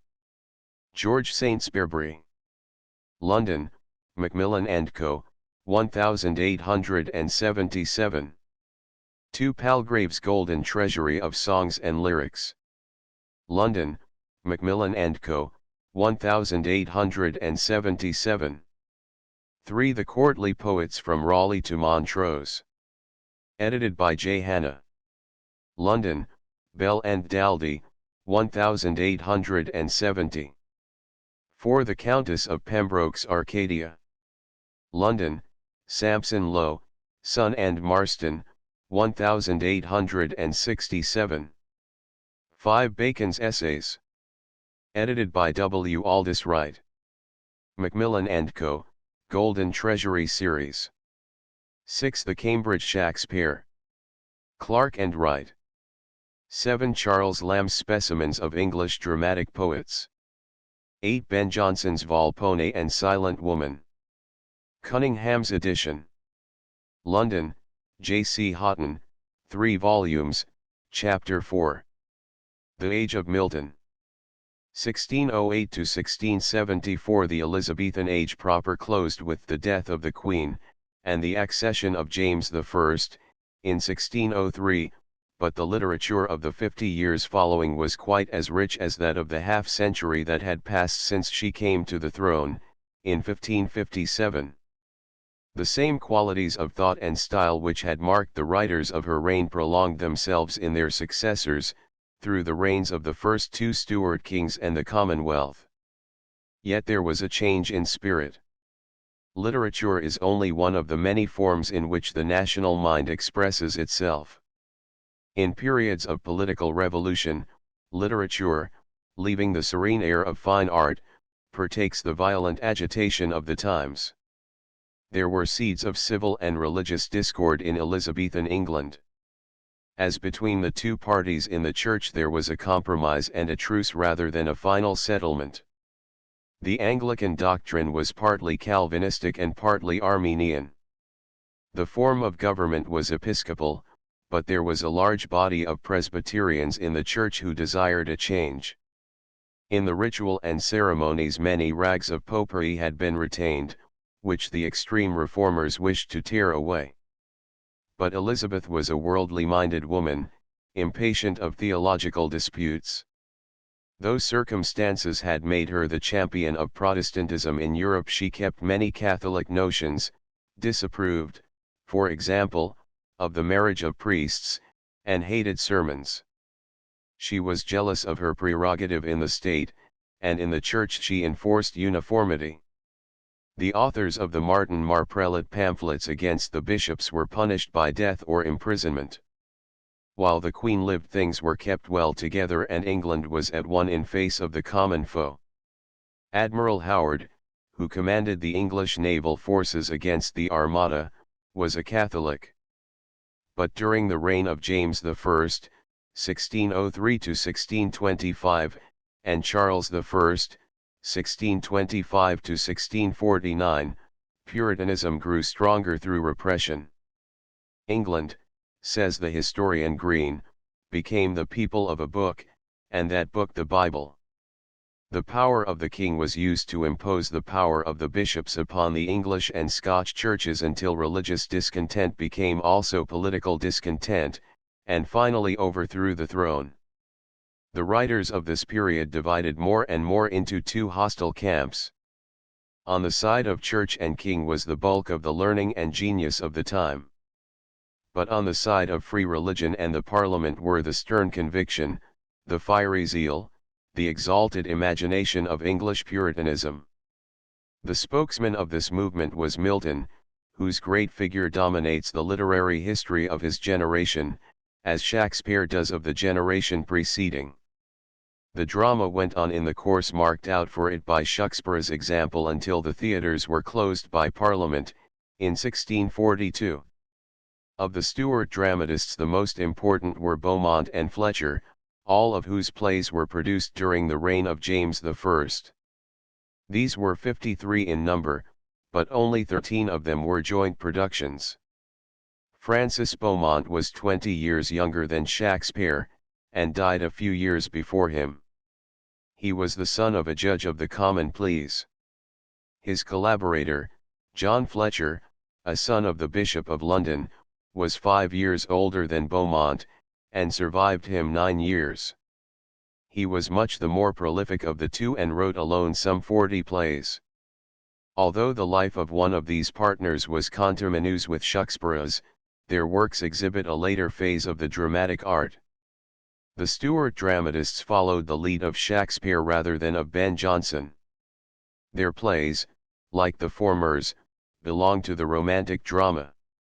They present a poetic and idealized version of life, deal with the highest passions and the wildest buffoonery, and introduce a great variety of those daring situations and incidents which we agree to call romantic. But, while Shakespeare seldom or never overstepped the modesty of nature, his successors ran into every license. They sought to stimulate the jaded appetite of their audience by exhibiting monstrosities of character, unnatural lusts, subtleties of crime, virtues and vices both in excess. Beaumont and Fletcher's plays are much easier and more agreeable reading than Ben Jonson's. Though often loose in their plots and without that consistency in the development of their characters which distinguished Jonson's more conscientious workmanship, they are full of graceful dialogue and beautiful poetry. Dryden said that after the Restoration 2 of their plays were acted for one of Shakespeare's or Jonson's throughout the year, and he added that they understood and imitated the conversation of gentlemen much better, whose wild debaucheries and quickness of wit in reparoutes no poet can ever paint as they have done. Wild debauchery was certainly not the mark of a gentleman in Shakespeare, nor was it altogether so in Beaumont and Fletcher.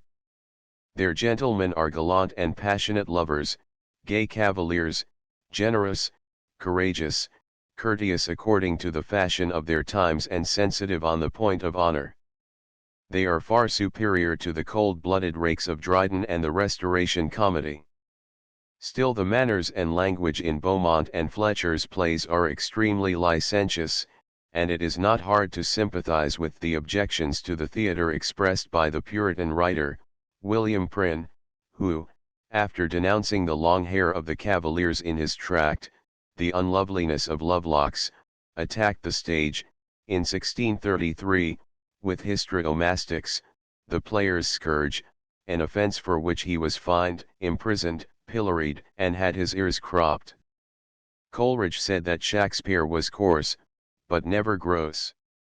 He had the healthy coarseness of nature herself. But Beaumont and Fletcher's pages are corrupt. Even their chaste women are immodest in language and thought. They use not merely that frankness of speech which was a fashion of the times, but a profusion of obscene imagery which could not proceed from a pure mind. Chastity with them is rather a bodily accident than a virtue of the heart, says Coleridge. Among the best of their light comedies are The Chances, The Scornful Lady, The Spanish Curate, and Rule a Wife and Have a Wife. But far superior to these are their tragedies and tragi-comedies, The Maid's Tragedy, Philaster, A King, and No King, all written jointly, and Valentinian and Thierry and Theodoret, written by Fletcher alone, but perhaps, in part, sketched out by Beaumont. The tragic masterpiece of Beaumont and Fletcher is The Maid's Tragedy, a powerful but repulsive play, which sheds a singular light not only upon its author's dramatic methods, but also upon the attitude toward royalty favored by the doctrine of the divine right of kings, which grew up under the Stuarts. The heroine, Evadne, has been in secret a mistress of the king, who marries her to Amintor, a gentleman of his court, because, as she explains to her bridegroom, on the wedding night, I must have one to father children, and to bear the name of husband to me, that my sin may be more honorable. This scene is, perhaps, the most affecting and impressive in the whole range of Beaumont and Fletcher's drama.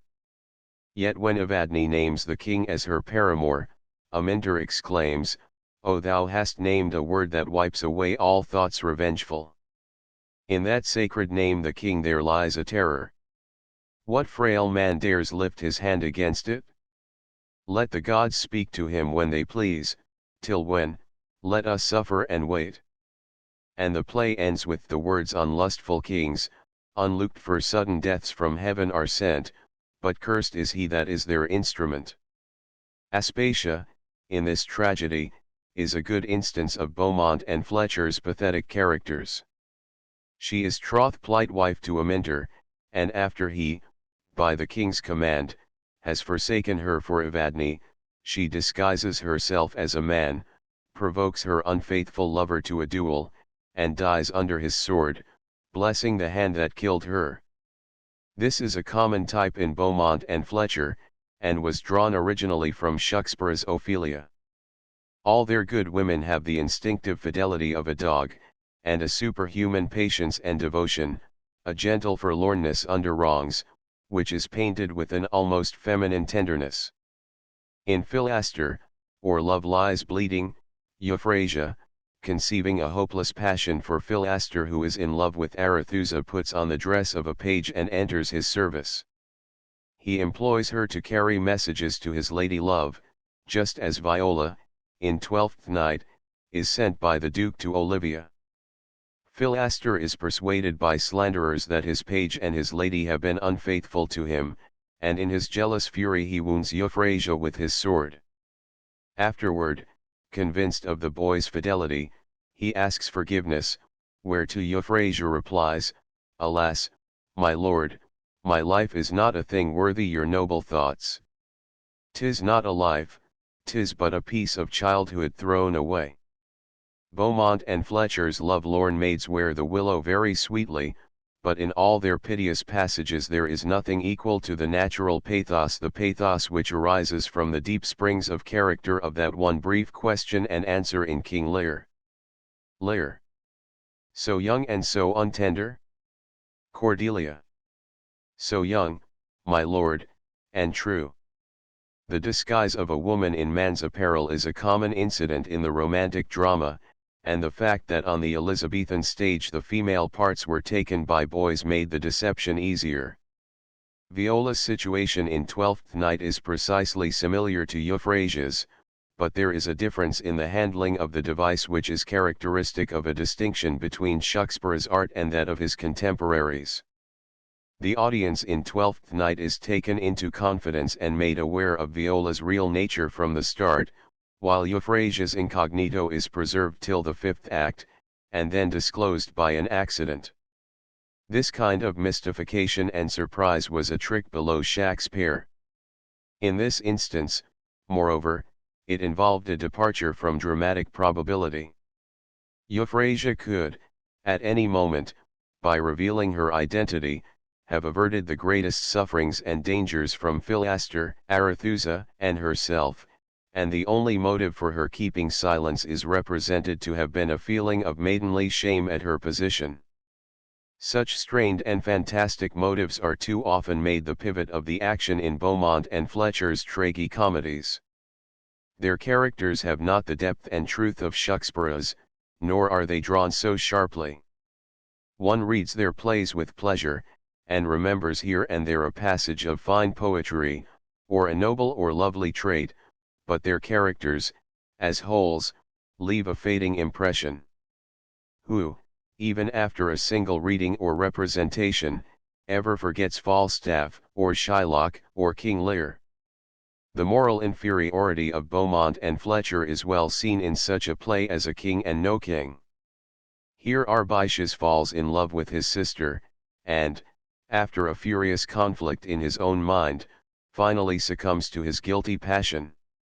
He is rescued from the consequences of his weakness by the discovery that Panthea is not, in fact, his sister. But this is to cut the knot and not to untie it. It leaves the denouement to chance, and not to those moral forces through which Shakespeare always wrought his conclusions. Arbytius has failed, and the piece of luck which keeps his failure innocent is rejected by every right-feeling spectator. In one of John Ford's tragedies, the situation which in A King and No King is only apparent becomes real, and incest is boldly made the subject of the play.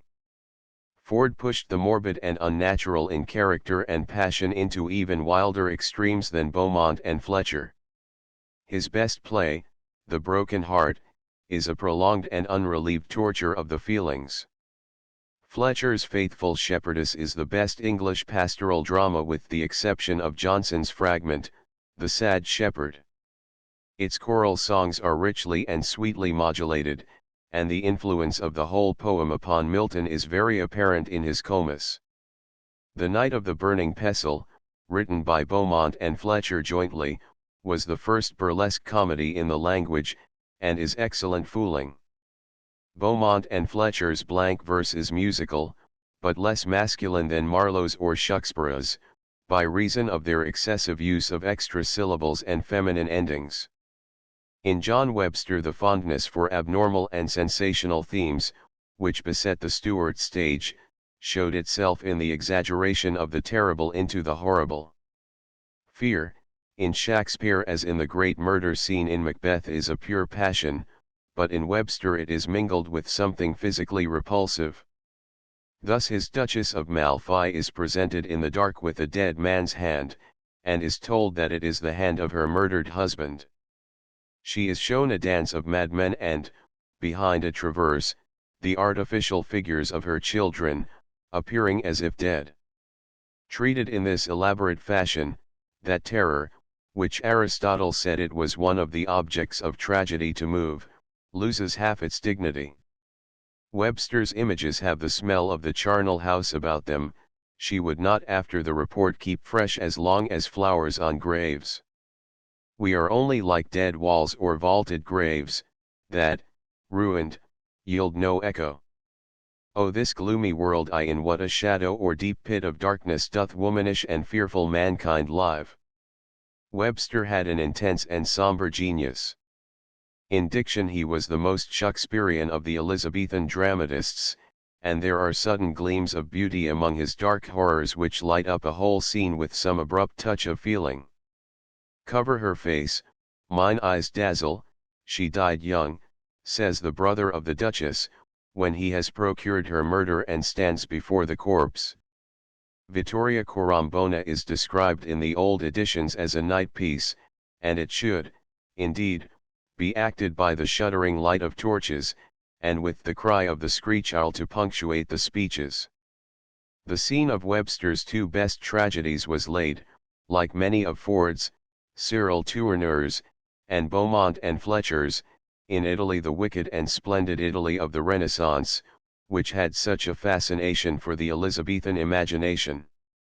It was to them the land of the Borgias and the Cenci, of families of proud nobles, luxurious, cultivated, but full of revenge and ferocious cunning, subtle poisoners, who killed with a perfumed glove or fan, parricides, atheists, committers of unamable crimes, and inventors of strange and delicate varieties of sin. But a very few have here been mentioned of the great host of dramatists who kept the theatres busy through the reigns of Elizabeth, James I, and Charles I. The last of the race was James Shirley, who died in 1666, and whose 38 plays were written during the reign of Charles I and the Commonwealth. In the miscellaneous prose and poetry of this period there is lacking the free, exulting, creative impulse of the elder generation, but there are a soberer feeling and a certain scholarly choiceness which commend themselves to readers of bookish tastes. Even that quaintness of thought which is a mark of the Commonwealth writers is not without its attraction for a nice literary palate. Prose became now of greater relative importance than ever before. Almost every distinguished writer lent his pen to one or the other party in the great theological and political controversy of the time. There were famous theologians, like Hales, Chillingworth, and Baxter, historians and antiquaries, like Selden, Knowles, and Cotton, philosophers, such as Hobbes, Lord Herbert of Cherbury, and More, the Platonist, and writers in natural science which now entered upon its modern, experimental phase, under the stimulus of Bacon's writings, among whom may be mentioned Wallace, the mathematician, Boyle, the chemist, and Harvey, the discoverer of the circulation of the blood. These are outside of our subject, but in the strictly literary prose of the time, the same spirit of roused inquiry is manifest, and the same disposition to a thorough and exhaustive treatment of a subject, which is proper to the scientific attitude of mind. The line between true and false science, however, had not yet been drawn. The age was pedantic, and appealed too much to the authority of antiquity. Hence we have such monuments of perverse and curious erudition as Robert Burton's Anatomy of Melancholy, 1621, and Sir Thomas Browne's Pseudodoxia Epidemica, or Inquiries into Vulgar and Common Errors, 1646. The former of these was the work of an Oxford scholar, an astrologer, who cast his own horoscope, and a victim himself of the atrabilious humour, from which he sought relief in listening to the ribaldry of bargemen, and in compiling this anatomy, in which the causes, symptoms, prognostics, and cures of melancholy are considered in numerous partitions, sections, members, and subsections. The work is a mosaic of quotations. All literature is ransacked for anecdotes and instances, and the book has thus become a mine of out-of-the-way learning in which later writers have dug.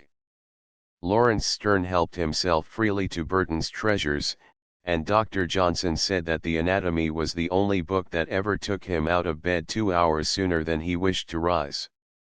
The vulgar and common errors which Sir Thomas Browne set himself to refute were such as these: that dolphins are crooked, that Jews stink, that a man hath one rib less than a woman, that Xerxes's army drank up rivers, that cicades are bred out of cuckoo spittle, that Hannibal split Alps with vinegar, together with many similar fallacies touching Pope Joan, the Wandering Jew, the decuman, or 10th wave, the blackness of Negroes, Friar Bacon's brazen head, etc. Another book in which great learning and ingenuity were applied to trifling ends was the same author's Garden of Cyrus, or, the Quincuntial Lozenge or Network Plantations of the Ancients, in which a mystical meaning is sought in the occurrence throughout nature and art of the figure of the quincunx or lozenge.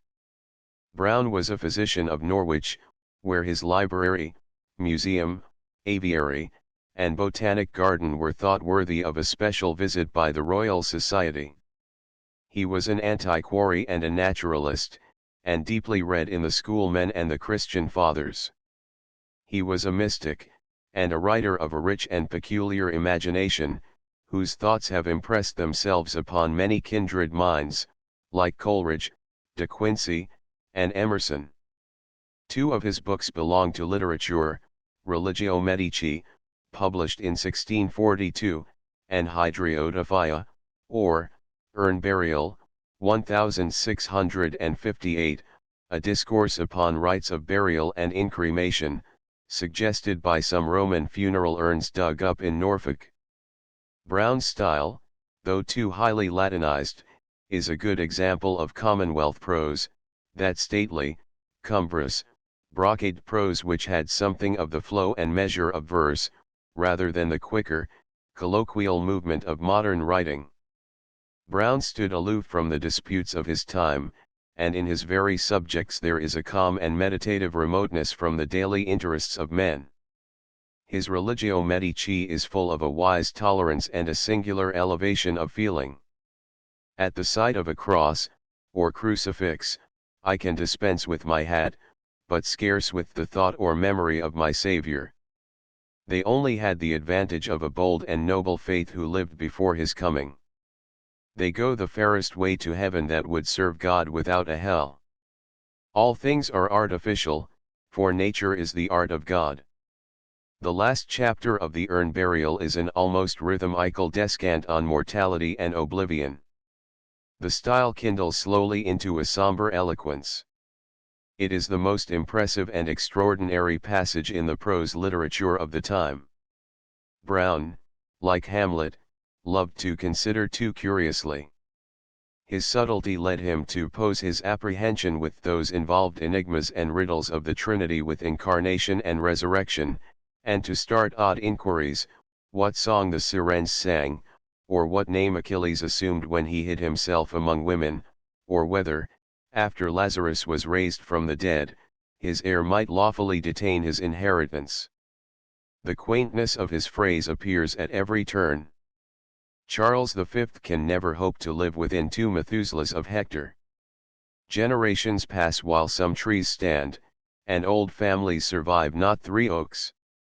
Mummy is become merchandise, Mizraim cures wounds, and Pharaoh is sold for balsams. One of the pleasantest of old English humorists is Thomas Fuller, who was a chaplain in the Royal Army during the Civil War, and wrote, among other things, A Church History of Britain, a book of religious meditations, good thoughts in bad times, and a character book, The Holy and Profane State. His most important work, The Worthies of England, was published in 1662, the year after his death. This was a description of every English county, its natural commodities, manufactures, wonders, proverbs, etc., with brief biographies of its memorable persons. Fuller had a well-stored memory, sound piety, and excellent common sense. Wit was his leading intellectual trait, and the quaintness which he shared with his contemporaries appears in his writings in a fondness for puns, droll turns of expression and bits of eccentric suggestion. His prose, unlike Browne's, Milton's, and Jeremy Taylor's, is brief, simple, and pithy. His dry vein of humor was imitated by the American Cotton Mather, in his Magnolia, and by many of the English and New England divines of the 17th century. Jeremy Taylor was also a chaplain in the King's Army, was several times imprisoned for his opinions, and was afterward made, by Charles II, Bishop of Down and Connor. He is a devotional rather than a theological writer, and his Holy Living and Holy Dying are religious classics. Taylor, like Sidney, was a warbler of poetic prose. He has been called the prose Spenser, and his English has the opulence, the gentle elaboration, the linked sweetness long drawn out of the poet of the Faerie Queene. In fullness and resonance Taylor's diction resembles that of the great orators, though it lacks their nervous energy. His pathos is exquisitely tender, and his numerous similes have Spenser's pictorial amplitude. Some of them have become commonplaces for admiration, notably his description of the flight of the skylark, and the sentence in which he compares the gradual awakening of the human faculties to the sunrise, which first opens a little eye of heaven, and sends away the spirits of darkness, and gives light to a cock, and calls up the lark to matins, and by gilds the fringes of a cloud, and peeps over the eastern hills. Perhaps the most impressive single passage of Taylor's is the opening chapter in Holy Dying. From the midst of the sickening paraphernalia of death which he there accumulates rises that delicate image of the fading rose, one of the most perfect things in its wording in all our prose literature. But so have I seen a rose newly springing from the clefts of its hood, and at first it was as fair as the morning, and full with the dew of heaven as a lamb's fleece, but when a ruder breath had forced open its virgin modesty, and dismantled its too youthful and unripe retirements, it began to put on darkness and to decline to softness and the symptoms of a sickly age, it bowed the head and broke its stalk, and at night, having lost some of its leaves and all its beauty, it fell into the portion of weeds and outworn faces. With the progress of knowledge and discussion, many kinds of prose literature, which were not absolutely new, now began to receive wider extension. Of this sort are the letters from Italy, and other miscellanies included in the Reliquii Wottoniani, or remains of Sir Henry Wotton, English ambassador at Venice in the reign of James I, and subsequently Provost of Eton College.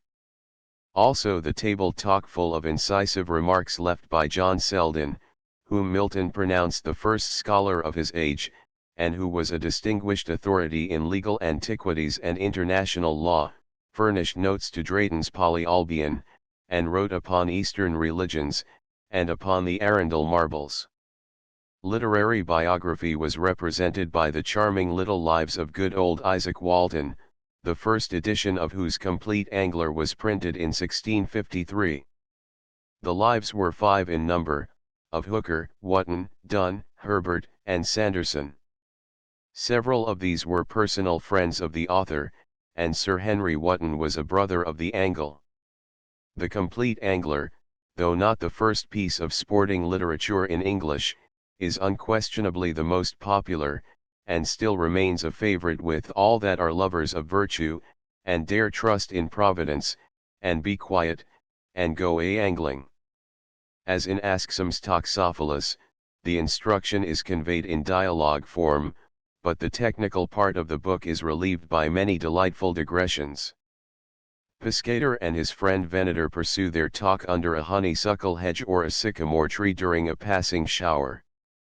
They repair, after the day's fishing, to some honest alehouse, with lavender in the window and a score of ballads stuck about the wall, where they sing catches old-fashioned poetry but choicely good composed by the author or his friends, drink barley wine, and eat their trout or chub. They encounter milkmaids, who sing to them and give them a draught of the red cow's milk, and they never cease their praises of the angler's life, of rural contentment among the cowslip meadows, and the quiet streams of Thames, or Lee, or Shawford Brook. The decay of a great literary school is usually signalized by the exaggeration of its characteristic traits. The manner of the Elizabethan poets was pushed into mannerism by their successors. That manner, at its best, was hardly a simple one, but in the Stuart and Commonwealth writers it became mere extravagance. Thus Phineas Fletcher, a cousin of the dramatist, composed a long Spenserian allegory, The Purple Island, descriptive of the human body. George Herbert and others made anagrams, and verses shaped like an altar, a cross, or a pair of Easter wings. This group of poets was named, by Dr. Johnson, in his Life of Cowley, the metaphysical school. Other critics have preferred to call them the fantastic or conceited school, the later Euphuists or the English Marinists and Gongorists, after the poets Marino and Gongora, who brought this fashion to its extreme in Italy and in Spain. The English conceptistas were mainly clergymen of the established church, Donne, Herbert, Vaughan, Quarles, and Herrick.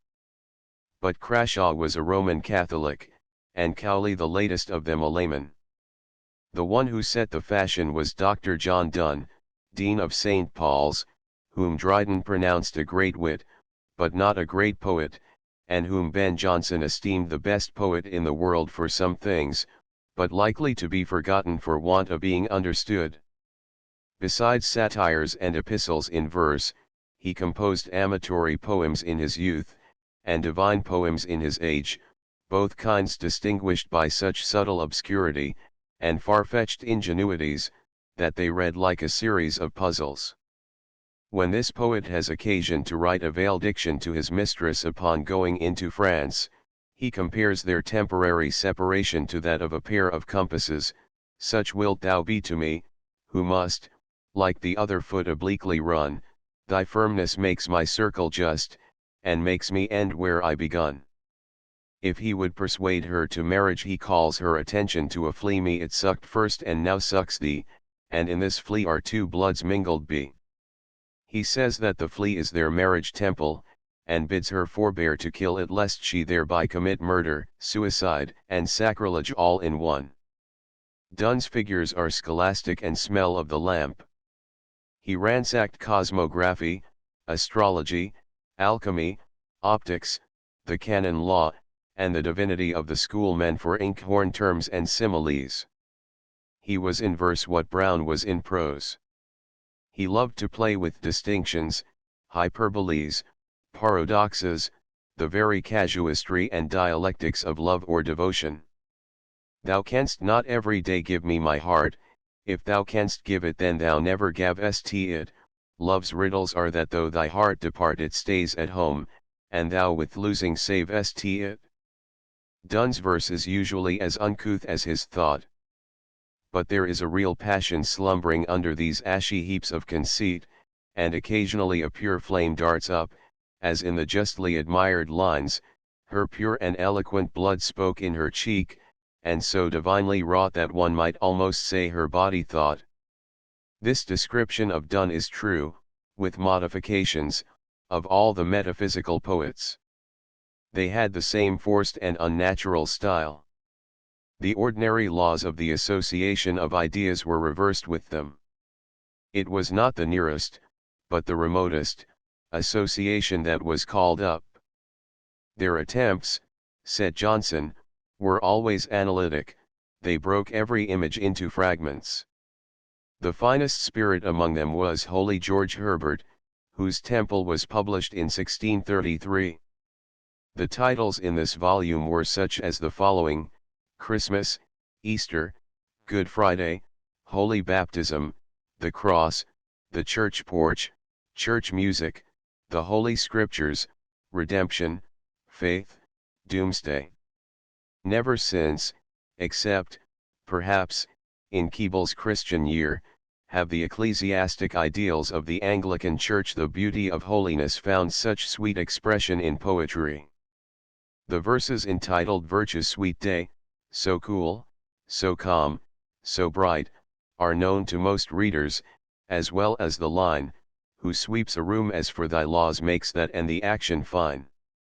The quaintly named pieces, the elixir, the collar, and the pulley, are full of deep thought and spiritual feeling. But Herbert's poetry is constantly disfigured by bad taste.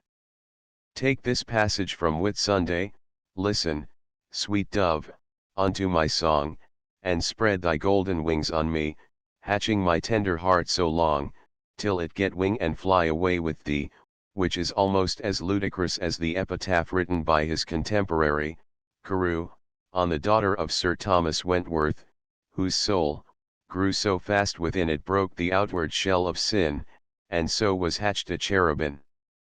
Another of these church poets was Henry Vaughan, the Silurist, or Welshman, whose fine piece, The Retreat, has been often compared with Wordsworth's Ode on the Intimations of Immortality.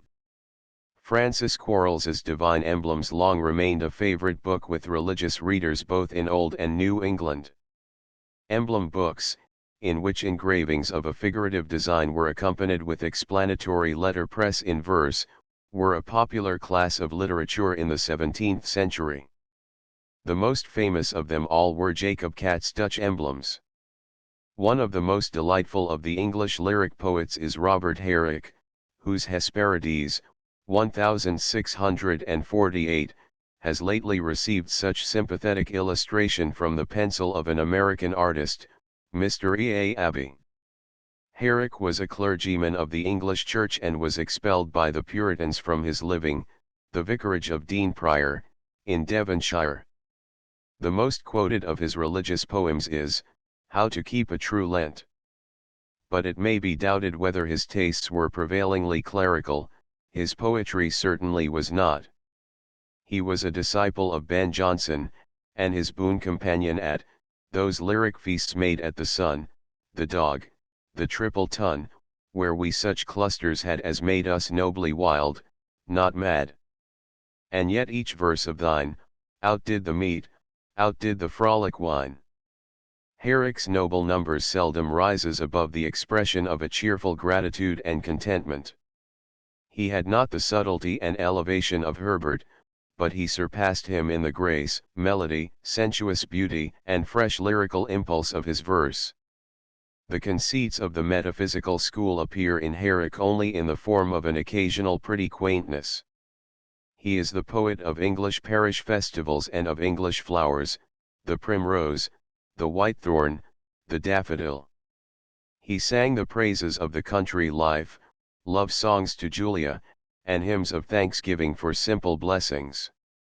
He has been called the English Catullus, but he strikes rather the Oratian note of carpe diem and regret at the shortness of life and youth in many of his best-known poems, such as Gather ye rosebuds while ye may, and To Corinna, to go a-maying.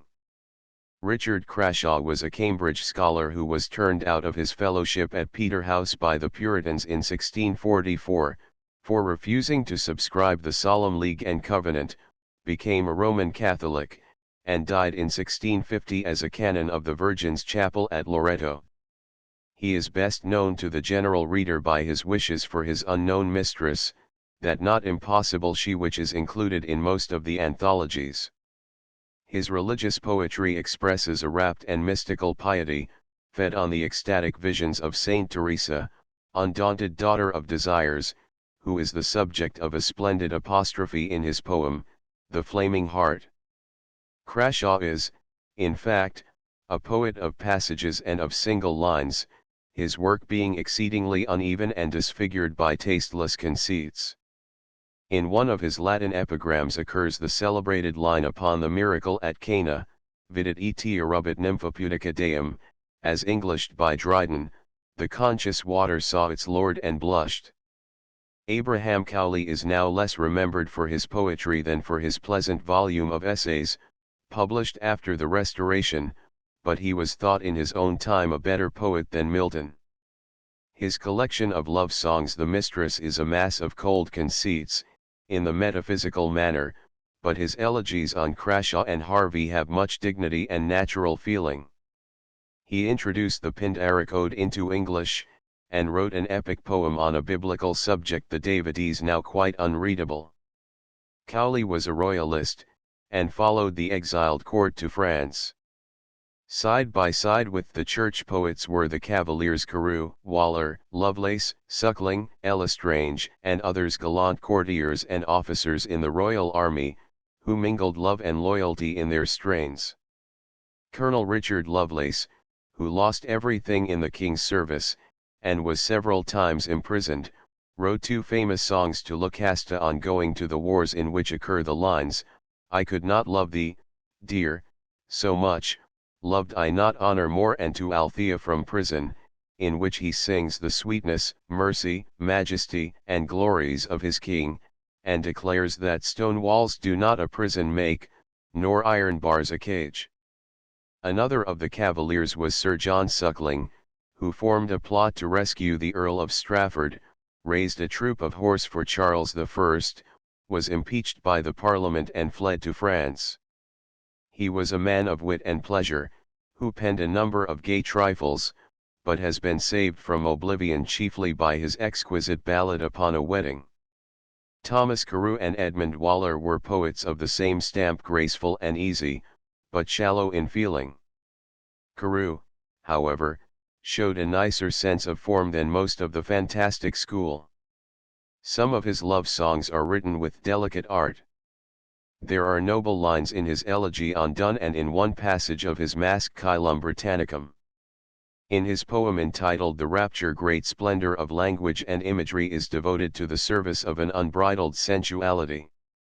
Waller, who followed the court to Paris, was the author of two songs, which are still favorites, Go, Lovely Rose, and On a Girdle, and he first introduced the smooth, correct manner of writing in couplets, which Dryden and Pope carried to perfection. Gallantly rather than love was the inspiration of these courtly singers. In such verses as Carew's encouragements to a lover, and George Wither's The Manly Heart, If she be not so to me, what care I how fair she be, we see the revolt against the high, passionate, Sidnean love of the Elizabethan sonneteers, and the note of persiflage that was to mark the lyrical verse of the Restoration. But the poetry of the Cavaliers reached its high water mark in one fiery-hearted song by the noble and unfortunate James Graham, Marquis of Montrose, who invaded Scotland in the interest of Charles II, and was taken prisoner and put to death at Edinburgh in 1650. My dear and only love, I pray that little world of thee be governed by no other sway than purest monarchy. In language borrowed from the politics of the time, he cautions his mistress against synods or committees in her heart, swears to make her glorious by his pen and famous by his sword, and, with that fine recklessness which distinguished the dashing troopers of Prince Rupert, he adds, in words that have been often quoted, he either fears his fate too much, or his deserts are small, that dares not put it to the touch to gain or lose it all. John Milton, the greatest English poet except Shakespeare, was born in London in 1608. His father was a scrivener, an educated man, and a musical composer of some merit. At his home Milton was surrounded with all the influences of a refined and well-ordered Puritan household of the better class. He inherited his father's musical tastes, and during the latter part of his life he spent a part of every afternoon in playing the organ. No poet has written more beautifully of music than Milton. One of his sonnets was addressed to Henry Lawes, the composer, who wrote the airs to the songs in Comus. Milton's education was most careful and thorough. He spent 7 years at Cambridge, where, from his personal beauty and fastidious habits, he was called the Lady of Christ's. At Horton, in Buckinghamshire, where his father had a country seat, he passed 5 years more, perfecting himself in his studies, and then travelled for 15 months, mainly in Italy, visiting Naples and Rome, but residing at Florence. Here he saw Galileo, a prisoner of the Inquisition for thinking otherwise in astronomy than his Dominican and Franciscan licensers thought. Milton was the most scholarly and the most truly classical of English poets. His Latin verse, for elegance and correctness, ranks with Addison's, and his Italian poems were the admiration of the Tuscan scholars. But his learning appears in his poetry only in the form of a fine and chastened result, and not in laborious allusion and pedantic citation, as too often in Ben Jonson, for instance. My father, he wrote, destined me, while yet a little child, for the study of humane letters. He was also destined for the ministry, but, coming to some maturity of years and perceiving what tyranny had invaded the church, I thought it better to prefer a blameless silence, before the sacred office of speaking, bought and begun with servitude and forswearing. Other hands than a bishop's were laid upon his head. He who would not be frustrate of his hope to write well hereafter, he says, ought himself to be a true poem. And he adds that his natural haughtiness saved him from all impurity of living. Milton had a sublime self-respect. the dignity and earnestness of the Puritan gentleman blended in his training with the culture of the Renaissance. Born into an age of spiritual conflict, he dedicated his gift to the service of heaven, and he became, like Heine, a valiant soldier in the war for liberation. He was the poet of a cause, and his song was keyed to the Dorian mood of flutes and soft recorders such as raised to height of noblest temper, heroes old arming to battle. On comparing Milton with Shakespeare, with his universal sympathies and receptive imagination, one perceives a loss in breadth, but a gain in intense personal conviction. He introduced a new note into English poetry, the passion for truth and the feeling of religious sublimity. Milton's was an heroic age, and its song must be lyric rather than dramatic, its singer must be in the fight and of it. Of the verses which he wrote at Cambridge, the most important was his splendid ode on the morning of Christ's nativity. At Horton he wrote, among other things, the companion pieces, El Allegro and Il Penseroso, of a kind quite new in English, giving to the landscape an expression in harmony with the two contrasted moods. Comus, which belongs to the same period, was the perfection of the Elizabethan court masque, and was presented at Ludlow Castle in 1634, on the occasion of the installation of the Earl of Bridgewater as Lord President of Wales. Under the guise of a skillful addition to the Homeric allegory of Circe, with her cup of enchantment, it was a Puritan song in praise of chastity and temperance. Lycidas, in like manner, was the perfection of the Elizabethan pastoral elegy. It was contributed to a volume of memorial verses on the death of Edward King, a Cambridge friend of Milton's, who was drowned in the Irish Channel in 1637. In one stern strain, which is put into the mouth of St. Peter, the author foretells the ruin of our corrupted clergy, then at their height. But that two-handed engine at the door stands ready to smite once and smite no more. This was Milton's last utterance in English verse before the outbreak of the Civil War, and it sounds the alarm of the impending struggle. In technical quality, Lycidas is the most wonderful of all Milton's poems. The cunningly intricate harmony of the verse, the pressed and packed language, with its fullness of meaning and allusion, make it worthy of the minutest study. In these early poems, Milton, merely as a poet, is at his best. Something of the Elizabethan style still clings to them, but their grave sweetness, their choice wording, their originality in epithet, name, and phrase, were novelties of Milton's own. His English masters were Spenser, Fletcher, and Sylvester, the translator of Du Bartas's La Semaine, but nothing of Spenser's prolixity, or Fletcher's effeminacy, or Sylvester's quaintness is found in Milton's pure, energetic diction. He inherited their beauties, but his taste had been tempered to a finer edge by his studies in Greek and Hebrew poetry. He was the last of the Elizabethans, and his style was at once the crown of the old and a departure into the new. In masque, elegy, and sonnet he set the seal to the Elizabethan poetry, said the last word, and closed one great literary era. In 1639 the breach between Charles I and his parliament brought Milton back from Italy. I thought it base to be travelling at my ease for amusement, while my fellow countrymen at home were fighting for liberty.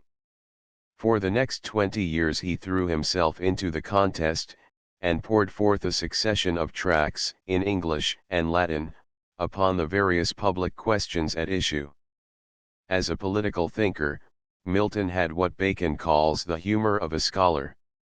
In a country of endowed grammar schools and universities hardly emerged from a medieval discipline and curriculum, he wanted to set up Greek gymnasia and philosophical schools, after the fashion of the Porch and the Academy. He would have imposed an Athenian democracy upon a people trained in the traditions of monarchy and episcopacy. At the very moment when England had grown tired of the Protectorate and was preparing to welcome back the Stuarts, he was writing an easy and ready way to establish a free commonwealth. Milton acknowledged that in prose he had the use of his left hand only. There are passages of fervid eloquence, where the style swells into a kind of lofty chant, with a rhythmical rise and fall to it, as in parts of the English Book of Common Prayer. But in general his sentences are long and involved, full of inversions and Latinized constructions. Controversy at that day was conducted on scholastic lines. Each disputant, instead of appealing at once to the arguments of expediency and common sense, began with a formidable display of learning, ransacking Greek and Latin authors and the fathers of the Church for opinions in support of his own position. These authorities he deployed at tedious length, and followed them up with heavy scurrilities and excusations, by way of attack and defense. The dispute between Milton and Salmasius over the execution of Charles I was like a duel between two knights in full armor striking at each other with ponderous maces. The very titles of these pamphlets are enough to frighten off a modern reader, a confutation of the animadversions upon a defense of a humble remonstrance against a treatise, entitled Of Reformation. The most interesting of Milton's prose tracts is his Areopagitica, a speech for the liberty of unlicensed printing, 1644.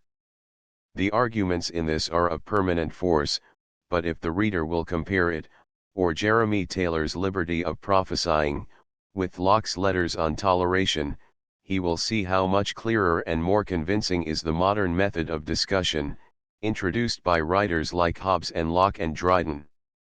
Under the Protectorate Milton was appointed Latin Secretary to the Council of State. In the diplomatic correspondence which was his official duty, and in the composition of his tract, Defensio pro Populo Anglicano, he overtaxed his eyes, and in 1654 became totally blind. The only poetry of Milton's belonging to the years 1640 to 1660 are a few sonnets of the pure Italian form, mainly called forth by public occasions. By the Elizabethans the sonnets had been used mainly in love poetry. In Milton's hands, said Wordsworth, the thing became a trumpet. Some of his were addressed to political leaders, like Fairfax, Cromwell, and Sir Henry Vane, and of these the best is, perhaps, the sonnet written on the massacre of the Vaudois Protestants, a collect in verse, it has been called, which has the fire of a Hebrew prophet invoking the divine wrath upon the oppressors of Israel. Two were on his own blindness, and in these there is not one selfish repining, but only a regret that the value of his service is impaired. Will God exact day labor, light denied? After the restoration of the Stuarts, in 1660, Milton was for a while in peril, by reason of the part that he had taken against the king. But on evil days though fallen, and evil tongues, in darkness and with dangers compassed round and solitude, he bated no jot of heart or hope. Henceforth he becomes the most heroic and affecting figure in English literary history.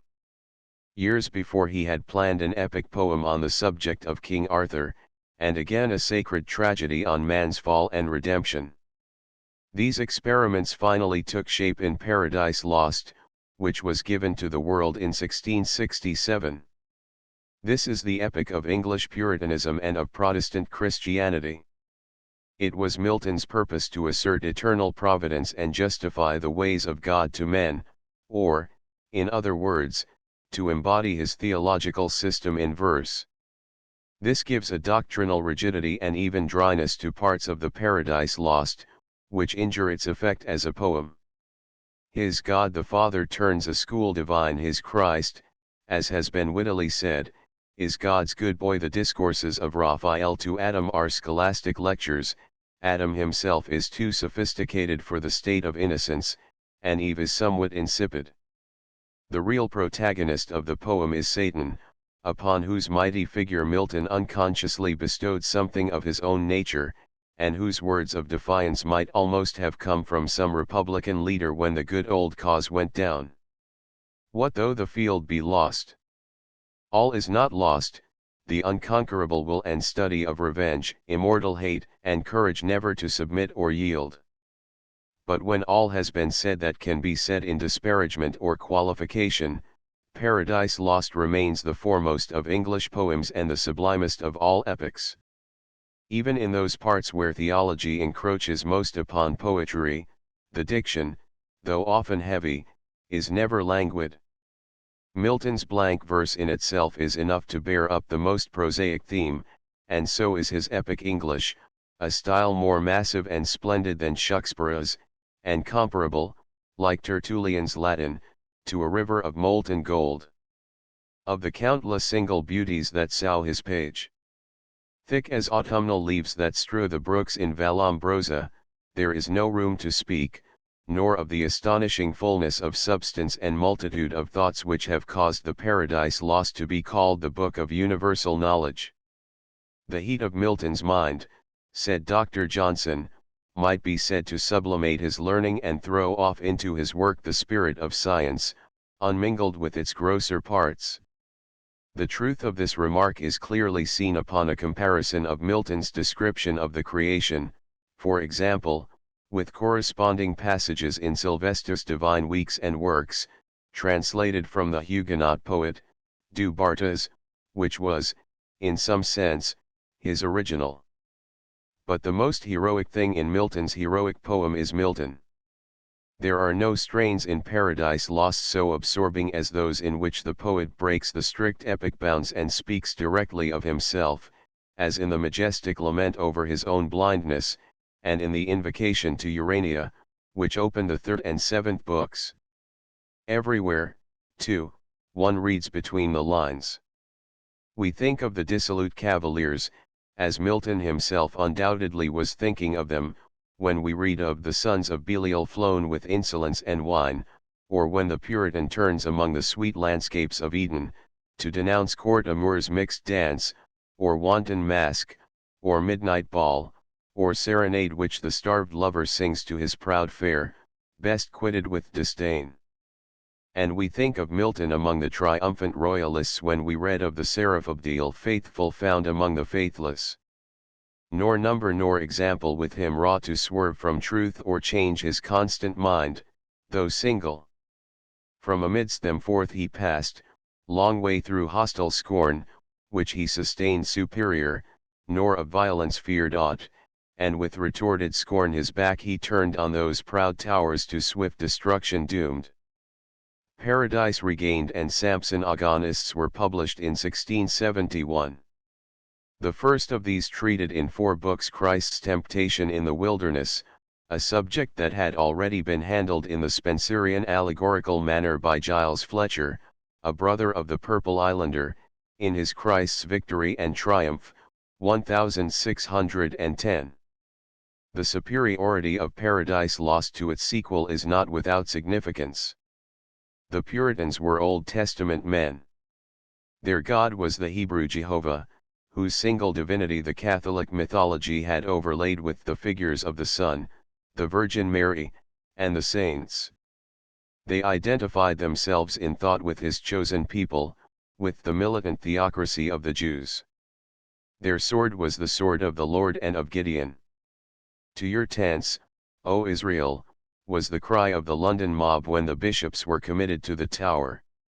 And when the fog lifted, on the morning of the Battle of Dunbar, Cromwell exclaimed, "Let God arise and let his enemies be scattered, like as the sun riseth, so shalt thou drive them away." Samson Agonists, though Hebrew in theme and spirit, was in form a Greek tragedy. It has chorus and semi-chorus, and preserved the so-called dramatic unities, that is, the scene was unchanged, and there were no intervals of time between the acts. In accordance with the rules of the Greek theatre, but 2 speakers appeared upon the stage at once, and there was no violent action. The death of Samson is related by a messenger. Milton's reason for the choice of this subject is obvious. He himself was Samson, shorn of his strength, blind, and alone among enemies, given over to the unjust tribunals, under change of times, and condemnation of the ungrateful multitude. As Milton grew older he discarded more and more the graces of poetry, and relied purely upon the structure and the thought. In Paradise Lost, although there is little resemblance to Elizabethan work such as one notices in Comus and the Christmas hymn, yet the style is rich, especially in the earlier books. But in Paradise Regained it is severe to bareness, and in Samson, even to ruggedness. Like Michelangelo, with whose genius he had much in common, Milton became impatient of finish or of mere beauty. He blocked out his work in masses, left rough places and surfaces not filled in, and inclined to express his meaning by a symbol, rather than work it out in detail. It was a part of his austerity, his increasing preference for structural over decorative methods, to give up rhyme for blank verse. His latest poem, Samson Agonists, is a metrical study of the highest interest. Milton was not quite alone among the poets of his time in espousing the popular cause. Andrew Marvell, who was his assistant in the Latin secretaryship and sat in Parliament for Hull, after the Restoration, was a good Republican, and wrote a fine Oratian ode upon Cromwell's return from Ireland. There is also a rare imaginative quality in his Song of the Exiles in Bermuda, Thoughts in a Garden, and the girl describes her fawn. George Wither, who was imprisoned for his satires, also took the side of the Parliament, but there is little that is distinctively Puritan in his poetry. 1 Milton's Poetical Works. Edited by David Masson. London, Macmillan & Co., 1882. 3 volumes 2. Selections from Milton's Prose. Edited by F. D. Myers. New York, D. Appleton & Co., 1883. Parchment Series. 3 England's Antiphon. By George MacDonald. London, Macmillan & Co., 1868. 4 Robert Herrick's Hesperides. London, George Routledge & Sons, 1885. Morley's Universal Library. 5 Sir Thomas Browne's Religio Medici and Hydriotaphia. Edited by Willis Bund. Sampson Low & Co., 1873. 6 Thomas Fuller's Good Thoughts in Bad Times. Boston, Ticknor & Fields, 1863. 7 Walton's Complete Angler. Edited by Sir Harris Nicholas. London, Chatto & Windus, 1875. Chapter V From the Restoration to the Death of Pope. 1660 to 1744. The Stuart Restoration was a period of descent from poetry to prose, from passion and imagination to wit and the understanding. The serious, exalted mood of the Civil War and Commonwealth had spent itself and issued in dissolution. There followed a generation of wits, logical, skeptical, and prosaic, without earnestness, as without principle. The characteristic literature of such a time is criticism, satire, and burlesque, and such, indeed, continued to be the course of English literary history for a century after the return of the Stuarts. The age was not a stupid one, but one of active inquiry. The Royal Society, for the cultivation of the natural sciences, was founded in 1662. There were able divines in the pulpit and at the universities: Barrow, Tillotson, Stillingfleet, South, and others, scholars, like Bentley, historians, like Clarendon and Burnet, scientists, like Boyle and Newton, philosophers, like Hobbes and Locke. But of poetry, in any high sense of the word, there was little between the time of Milton and the time of Goldsmith and Gray. The English writers of this period were strongly influenced by the contemporary literature of France, by the comedies of Molière, the tragedies of Corneille and Racine, and the satires, epistles, and versified essays of Boileau. Many of the Restoration writers, Waller, Cowley, Davenant, Wycherley, Villers, and others, had been in France during the exile, and brought back with them French tastes. John Dryden, 1631 to 1700, who is the great literary figure of his generation, has been called the first of the moderns. From the reign of Charles II, indeed, we may date the beginnings of modern English life. What we call society was forming, the town, the London world. Coffee, which makes the politician wise, had just been introduced, and the ordinaries of Ben Jonson's time gave way to coffee houses, like Will's and Button's, which became the headquarters of literary and political gossip. The two great English parties, as we know them today, were organized. The words Whig and Tory date from this reign. French etiquette and fashions came in, and French phrases of convenience such as coup de grâce, bel esprit, etc. began to appear in English prose. Literature became intensely urban and partisan. It reflected city life, the disputes of faction, and the personal quarrels of authors. The politics of the Great Rebellion had been of heroic proportions, and found fitting expression in song. But in the Revolution of 1688 the issues were constitutional and to be settled by the arguments of lawyers. Measures were in question rather than principles, and there was little inspiration to the poet in exclusion bills and acts of settlement. Court and society, in the reign of Charles II and James II, were shockingly dissolute, and in literature, as in life, the reaction against Puritanism went to great extremes. The social life of the time is faithfully reflected in the diary of Samuel Pepys. He was a simple-minded man, the son of a London tailor, and became, himself, secretary to the Admiralty. His diary was kept in cipher, and published only in 1825. Being written for his own eye, it is singularly outspoken, and its naive, gossipy, confidential tone makes it a most diverting book, as it is, historically, a most valuable one. Perhaps the most popular book of its time was Samuel Butler's Hudibras, 1663 to 1664, a burlesque romance in ridicule of the Puritans. The king carried a copy of it in his pocket, and Pepys testifies that it was quoted and praised on all sides. Ridicule of the Puritans was nothing new. Zeal of the land busy, in Ben Jonson's Bartholomew Fair, is an early instance of the kind.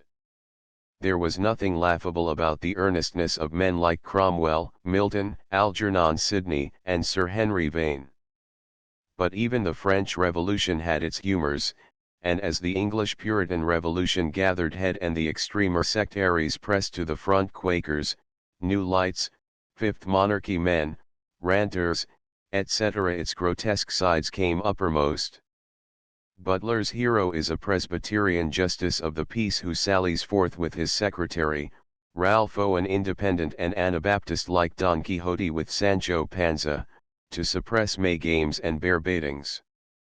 Macaulay, it will be remembered, said that the Puritans disapproved of bear baiting, not because it gave pain to the bear, but because it gave pleasure to the spectators. The humor of Hudibras is not of the finest. The knight and the squire are discomfited in broadly comic adventures, hardly removed from the rough physical drolleries of a pantomime or circus. The deep heart laughter of Cervantes, the pathos on which his humor rests, is, of course, not to be looked for in Butler. But he had wit of a sharp, logical kind, and his style surprises with all manner of verbal antics. He is almost as great a phrase master as Pope, though in a coarser kind. His verse is a smart doggerel, and his poem has furnished many stock sayings, as for example, "'Tis strange what difference there can be 'twixt Tweedledum and Tweedledee." Hudibras has had many imitators, not the least successful of whom was the American John Trumbull, in his revolutionary satire, M. Fingal, some couplets of which are generally quoted as Butler's, as, for example, "No man felt the halter draw with good opinion of the law." The rebound against Puritanism is seen no less plainly in the drama of the Restoration, and the stage now took vengeance for its enforced silence under the Protectorate.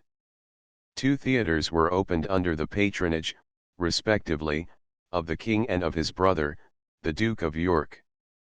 The manager of the latter, Sir William Davenant, who had fought on the king's side, been knighted for his services, escaped to France, and was afterward captured and imprisoned in England for 2 years, had managed to evade the law against stage plays as early as 1656, by presenting his Siege of Rhodes as an opera, with instrumental music and dialogue in recitative, after a fashion newly sprung up in Italy. This he brought out again in 1661, with the dialogue recast into rhyming couplets in the French fashion. Movable painted scenery was now introduced from France, and actresses took the female parts formerly played by boys. This last innovation was said to be at the request of the king, one of whose mistresses, the famous Nell Gwyn, was the favorite actress at the King's Theatre. Upon the stage, thus reconstructed, the so-called classical rules of the French theatre were followed, at least in theory. The Louis XIV. Writers were not purely creative, like Shakespeare or his contemporaries in England, but critical and self-conscious. The Academy had been formed in 1636 for the preservation of the purity of the French language, and discussion abounded on the principles and methods of literary art. Corneille not only wrote tragedies, but essays on tragedy, and one in particular on the three unities. Dryden followed his example in his essay of dramatic poesy, 1667, in which he treated of the unities, and argued for the use of rhyme in tragedy in preference to blank verse. His own practice varied.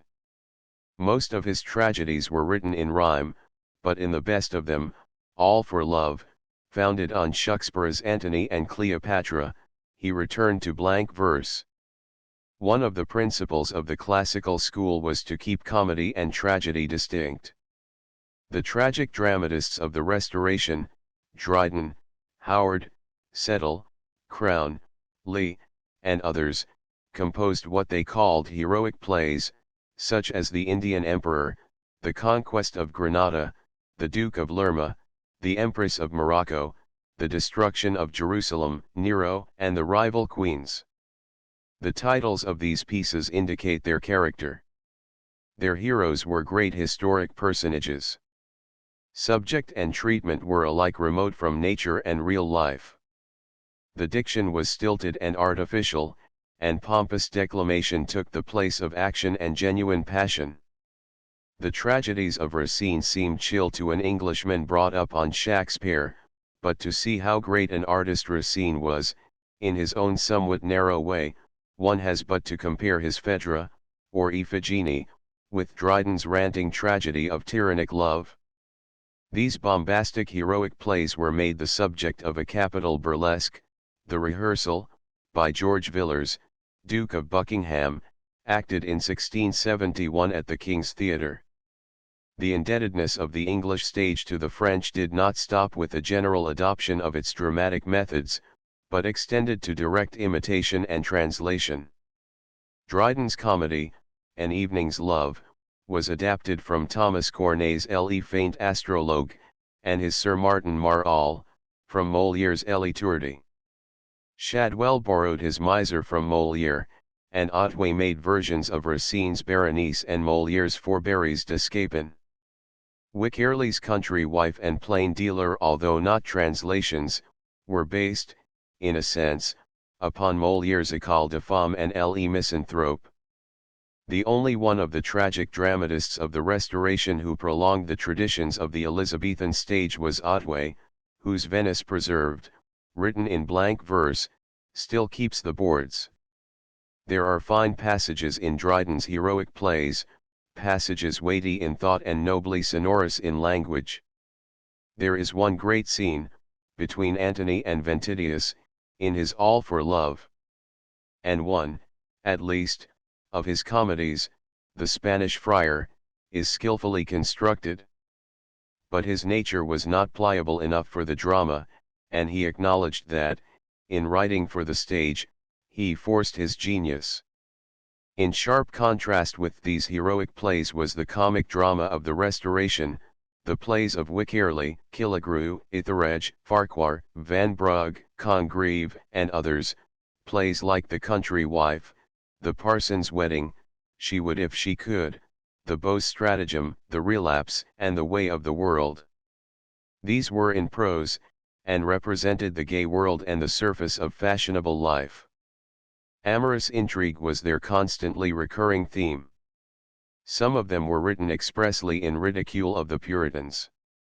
Such was the committee of Dryden's brother-in-law, Sir Robert Howard, the hero of which is a distressed gentleman, and the villain a London cit, and president of the committee appointed by Parliament to sit upon the sequestration of the estates of royalists. Such were also the Roundheads and the banished cavaliers of Mrs. Aphra Behn, who was a female spy in the service of Charles II, at Antwerp, and one of the coarsest of the Restoration comedians. The profession of piety had become so disagreeable that a shameless cynicism was now considered the mark of a gentleman. The ideal hero of Wycherley or Etheredge was the witty young profligate, who had seen life, and learned to disbelieve in virtue. His highest qualities were a contempt for cant, physical courage, a sort of spendthrift generosity, and a good-natured readiness to back up a friend in a quarrel, or an amour. Virtue was bourgeois reserved for London tradespeople. A man must be either a rake or a hypocrite. The gentlemen were rakes, the city people were hypocrites. Their wives, however, were all in love with the gentlemen, and it was the proper thing to seduce them, and to borrow their husbands' money. For the first and last time, perhaps, in the history of the English drama, the sympathy of the audience was deliberately sought for the seducer and the rogue, and the laugh turned against the dishonored husband and the honest man. Contrast this with Shakspeare's Merry Wives of Windsor. The women were represented as worse than the men, scheming, ignorant, and corrupt. The dialogue in the best of these plays was easy, lively, and witty, the situations in some of them audacious almost beyond belief. Under a thin varnish of good breeding, the sentiments and manners were really brutal. The loosest gallants of Beaumont and Fletcher's theatre retain a fineness of feeling and that politesse de cœur which marks the gentleman. They are poetic creatures, and own a capacity for romantic passion. But the Manleys and Horners of the Restoration comedy have a prosaic, cold-blooded profligacy that disgusts.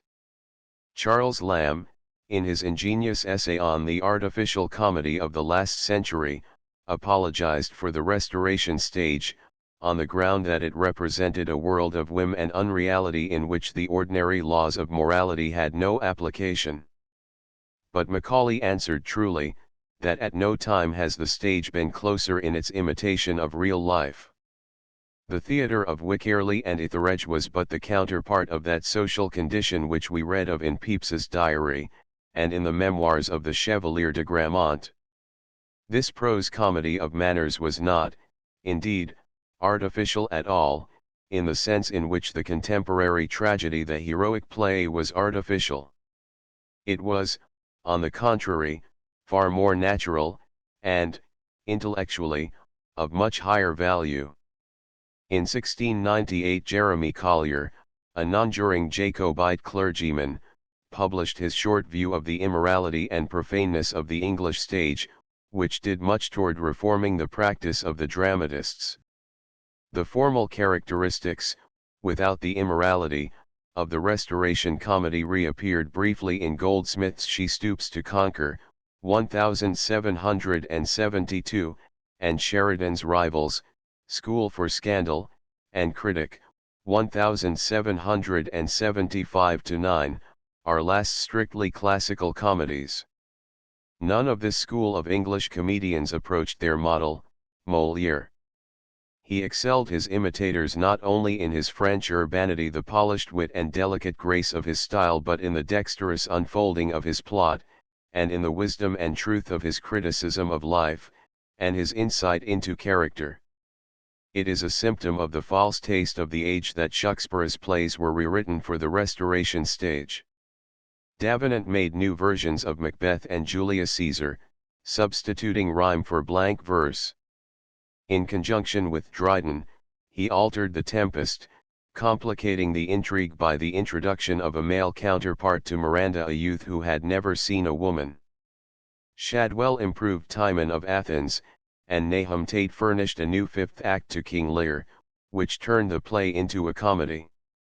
In the prologue to his doctored version of Troilus and Cressida, Dryden made the ghost of Shakespeare speak of himself as untaught, unpracticed in a barbarous age. Thomas Rymer, whom Pope pronounced a good critic, was very severe upon Shakespeare in his remarks on the tragedies of the last age, and in his short view of tragedy, 1693, he said, "In the neighing of a horse or in the growling of a mastiff, there is more humanity than, many times, in the tragical flights of Shakespeare." To Deptford by Water, writes Pepys, in his diary for August 20, 1666, "reading Othello, Moor of Venice, which I ever heretofore esteemed a mighty good play, but, having so lately read the adventures of 5 hours, it seems a mean thing." In undramatic poetry, the new school, both in England and in France, took its point of departure in a reform against the extravagances of the Marinists, or conceited poets, specially represented in England by Donne and Cowley. The new poets, both in their theory and practice, insisted upon correctness, clearness, polish, moderation, and good sense. Boileau's L'Art Poétique, 1673, inspired by Horace's Ars Poetica, was a treatise in verse upon the rules of correct composition, and it gave the law in criticism for over a century, not only in France, but in Germany and England.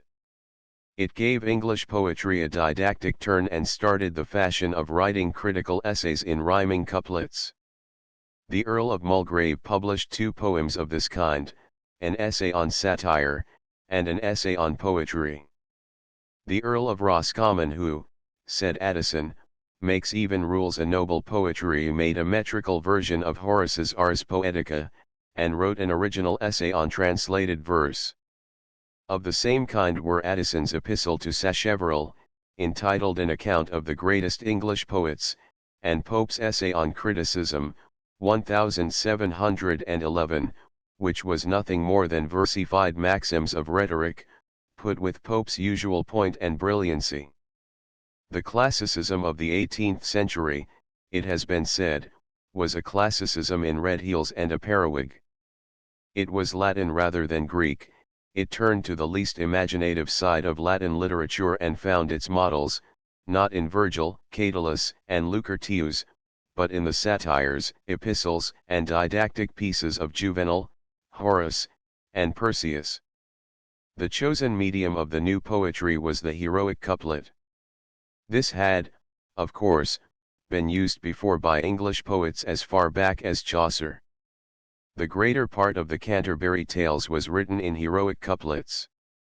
But now a new strength and precision were given to the familiar measure by imprisoning the sense within the limit of the couplet, and by treating each line as also a unit in itself. Edmund Waller had written verse of this kind as early as the reign of Charles I. He, said Dryden, first showed us to conclude the sense most commonly in dist's, which, in the verse of those before him, runs on for so many lines together that the reader is out of breath to overtake it. Sir John Denham, also, in his Cooper's Hill, 1643, had written such verse as this: "Oh, could I flow like thee, and make thy stream my great example as it is my theme. Though deep yet clear, though gentle yet not dull, strong without rage, without o'erflowing full." Here we have the regular flow, and the nice balance between the first and second member of each couplet, and the first and second part of each line, which characterized the verse of Dryden and Pope. Waller was smooth, but Dryden taught to join the varying verse, the full resounding line, the long resounding march and energy divine. Thus wrote Pope, using for the nonce the triplet and Alexandrine by which Dryden frequently varied the couplet. Pope himself added a greater neatness and polish to Dryden's verse and brought the system to such monotonous perfection that he made poetry a mere mechanic art. The lyrical poetry of this generation was almost entirely worthless. The dissolute wits of Charles II's court, Sedley, Rochester, Sackville, and the mob of gentlemen who wrote with ease, threw off a few amatory trifles, but the age was not spontaneous or sincere enough for genuine song. Cowley introduced the Pindaric ode, a highly artificial form of the lyric, in which the language was tortured into a kind of spurious grandeur, and the meter teased into a sound and fury, signifying nothing. Cowley's Pindarics were filled with something which passed for fire, but has now utterly gone out. Nevertheless, the fashion spread, and he who could do nothing else, said Dr. Johnson, could write like Pindar. The best of these odes was Dryden's famous Alexander's Feast, written for a celebration of St. Cecilia's Day by a musical club. To this same fashion, also, we owe Gray's two fine odes, The Progress of Poesy and The Bard. Written a half-century later. Dryden was not so much a great poet as a solid thinker, with a splendid mastery of expression, who used his energetic verse as a vehicle for political argument and satire. His first noteworthy poem, Annus Mirabilis, 1667, was a narrative of the public events of the year 1666, namely, the Dutch War and the Great Fire of London. The subject of Absalom and Ahithophel, the first part of which appeared in 1681, was the alleged plot of the Whig leader, the Earl of Shaftesbury, to defeat the succession of the Duke of York, afterward James II, by securing the throne to Monmouth, a natural son of Charles II. The parallel afforded by the story of Absalom's revolt against David was wrought out by Dryden with admirable ingenuity and keeping. He was at his best in satirical character sketches, such as the brilliant portraits in this poem of Shaftesbury, as the false counsellor Ahithophel, and of the Duke of Buckingham as Zimri. The latter was Dryden's reply to the rehearsal. Absalom and Ahithophel was followed by the Medal, a continuation of the same subject, and Macflecknoe, a personal onslaught on the true blue Protestant poet Thomas Shadwell, a political and literary foe of Dryden. Flecknoe, an obscure Irish poet Astor, being about to retire from the throne of Dunk Edom, resolved to settle the succession upon his son, Shadwell, whose claims to the inheritance are vigorously asserted. The rest to some faint meaning make pretense, but Shadwell never deviates into sense. The midwife laid her hand on his thick skull with this prophetic blessing, "Be thou dull." Dryden is our first great satirist.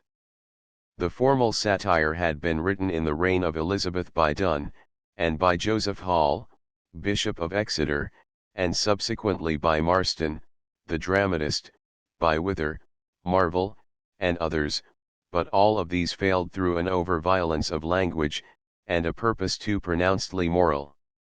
They had no lightness of touch, no irony and mischief. They bore down too hard, imitated Juvenal, and lashed English society in terms befitting the corruption of imperial Rome. They denounced, instructed, preached, did everything but satirize. The satirist must raise a laugh. Donne and Hall abused men in classes, priests were worldly, lawyers greedy, courtiers obsequious, etc.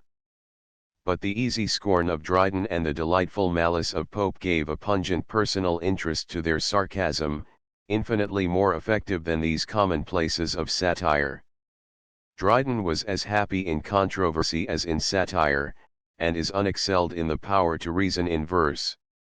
His Religio Laici, 1682, was a poem in defense of the English Church.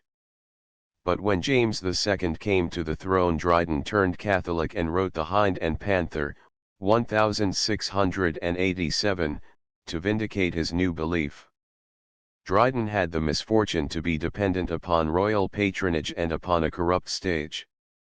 He sold his pen to the court, and in his comedies he was heavily and deliberately lewd, a sin which he afterward acknowledged and regretted. Milton's soul was like a star and dwelt apart, but Dryden wrote for the trampling multitude. He had a coarseness of moral fiber, but was not malignant in his satire, being of a large, careless, and forgetting nature. He had that masculine, enduring cast of mind which gathers heat and clearness from motion, and grows better with age. His fables, modernizations from Chaucer and translations from Boccaccio, written the year before he died, are among his best works. Dryden is also our first critic of any importance. His critical essays were mostly written as prefaces or dedications to his poems and plays. But his essay of dramatic poesy, which Dr. Johnson called our first regular and valuable treatise on the art of writing, was in the shape of a Platonic dialogue. When not misled by the French classicism of his day, Dryden was an admirable critic, full of penetration and sound sense. He was the earliest writer, too, of modern literary prose. If the imitation of French models was an injury to poetry, it was a benefit to prose.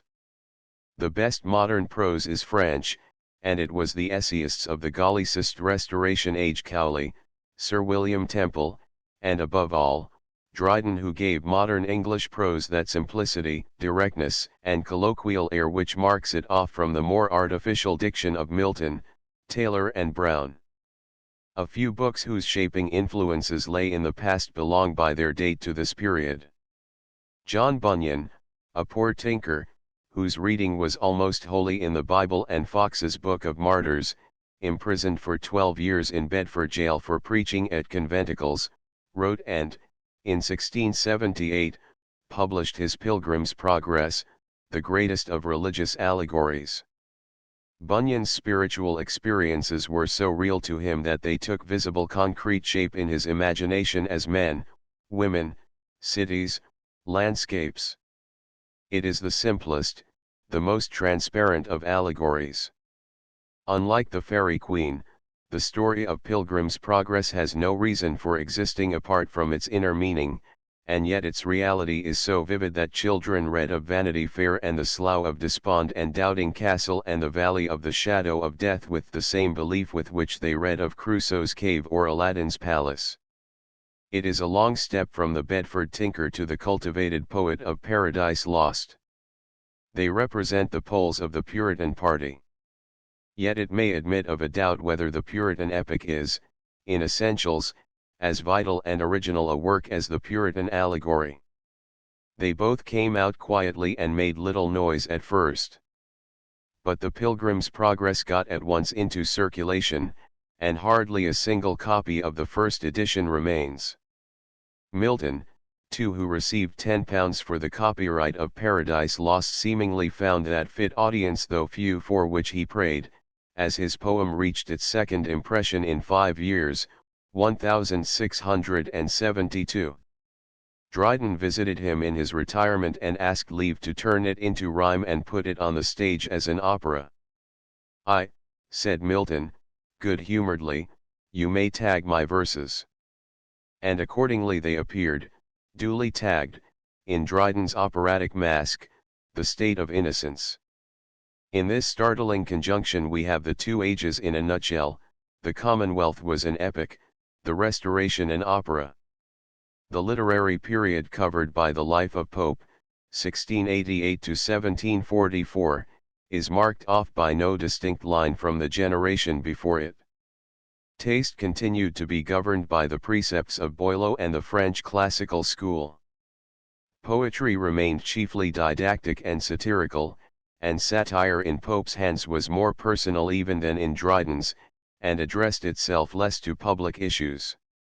The literature of the Augustan age of Queen Anne, 1702 to 1714, was still more a literature of the town and of fashionable society than that of the Restoration had been. It was also closely involved with party struggles of Whig and Tory, and the ablest pens on either side were taken into alliance by the political leaders. Swift was in high favour with the Tory ministers, Oxford and Bolingbroke, and his pamphlets, The Public Spirit of the Whigs and the Conduct of the Allies, were rewarded with the Deanery of St. Patrick's, Dublin. Addison became Secretary of State under a Whig government. Prior was in the diplomatic service.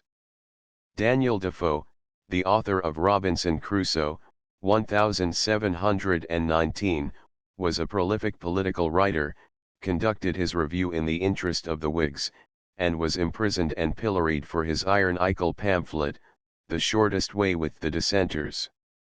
Steele, who was a violent writer on the Whig side, held various public offices, such as Commissioner of Stamps, and Commissioner for Forfeited Estates, and sat in Parliament.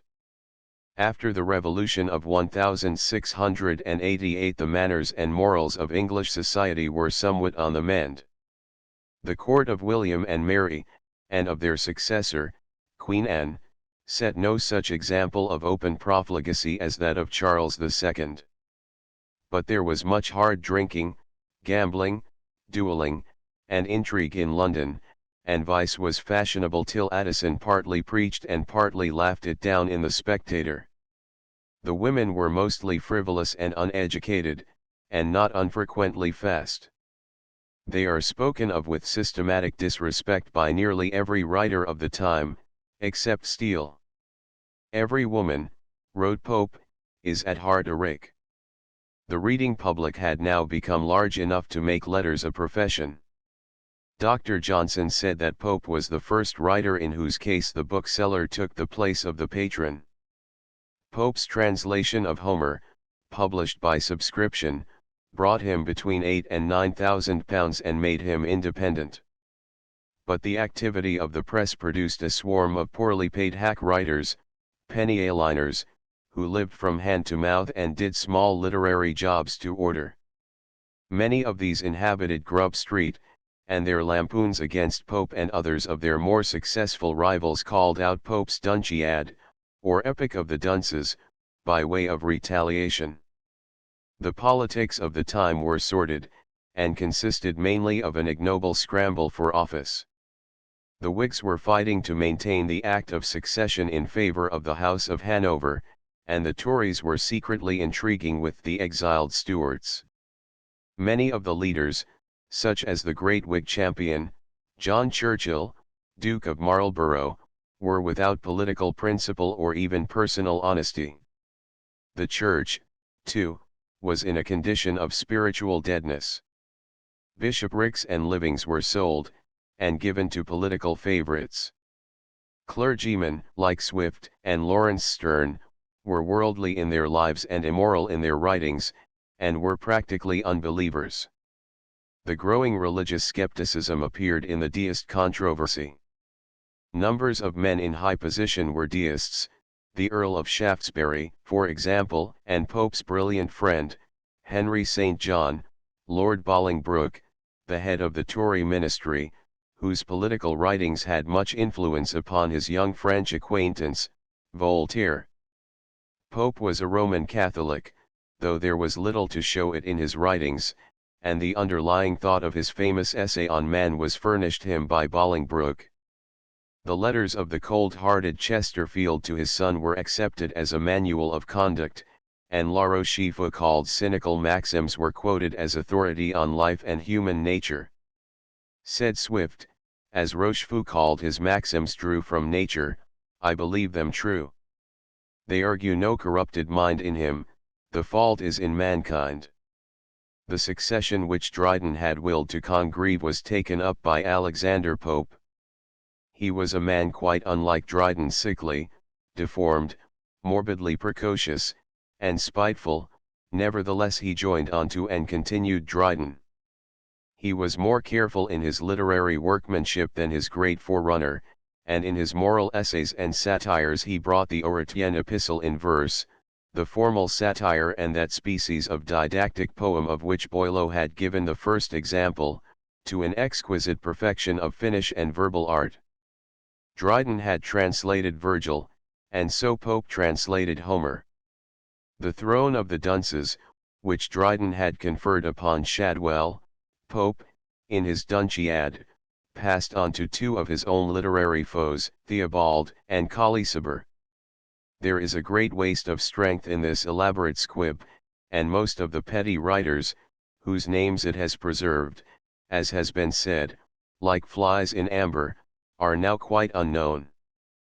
But, although we have to read it with notes, to get the point of its allusions, it is easy to see what execution it must have done at the time, and it is impossible to withhold admiration from the wit, the wickedness, the triumphant mischief of the thing. In the epistle to Dr. Arbuthnot, the satirical sketch of Addison who had offended Pope by praising a rival translation of Homer is as brilliant as anything of the kind in Dryden. Pope's very molly goodnighty made his sting sharper than Dryden's. He secreted venom, and worked out his revenges deliberately, bringing all the resources of his art to bear upon the question of how to give the most pain most cleverly. Pope's masterpiece is, perhaps, The Rape of the Lock, a mock heroic poem, a dwarf Iliad recounting, in 5 cantos, a society quarrel, which arose from Lord Petter's cutting a lock of hair from the head of Mrs. Arabella Fermor. Boileau, in his Lutrin, had treated with the same epic dignity a dispute over the placing of the reading desk in a parish church. Pope was the Homer of the drawing room, the boudoir, the tea urn, the ombre party, the sedan chair, the parrot cage, and the lap dogs. This poem, in its sparkle and airy grace, is the topmost blossom of a highly artificial society, the quintessence of whatever poetry was possible in those teacup times of hood and hoop, and when the patch was worn, with whose decorative features, at least, the recent Queen Anne revival has made this generation familiar. It may be said of it, as Thackeray said of Gay's pastorals, it is to poetry what charming little Dresden china figures are to sculpture, graceful, minikin, fantastic, with a certain beauty always accompanying them. The Rape of the Lock, perhaps, stops short of beauty, but it attains elegance and prettiness in a supreme degree. In imitation of the gods and goddesses in the Iliad, who intermeddle for or against the human characters, Pope introduced the sylphs of the Rosicrucian philosophy. We may measure the distance between imagination and fancy, if we will compare these little filigree creatures with Shakspeare's elves, whose occupation it was to tread the ooze of the salt deep, or run upon the sharp wind of the north, or on the beached margent of the sea to dance their ringlets to the whispering wind. Very different are the offices of Pope's phase. Our humble province is to tend the fair, not a less pleasing, though less glorious, care, to save the powder from too rude a gale, nor let the imprisoned essences exhale. Nay, oft in dreams invention we bestow to change a flounce or add a furbelow.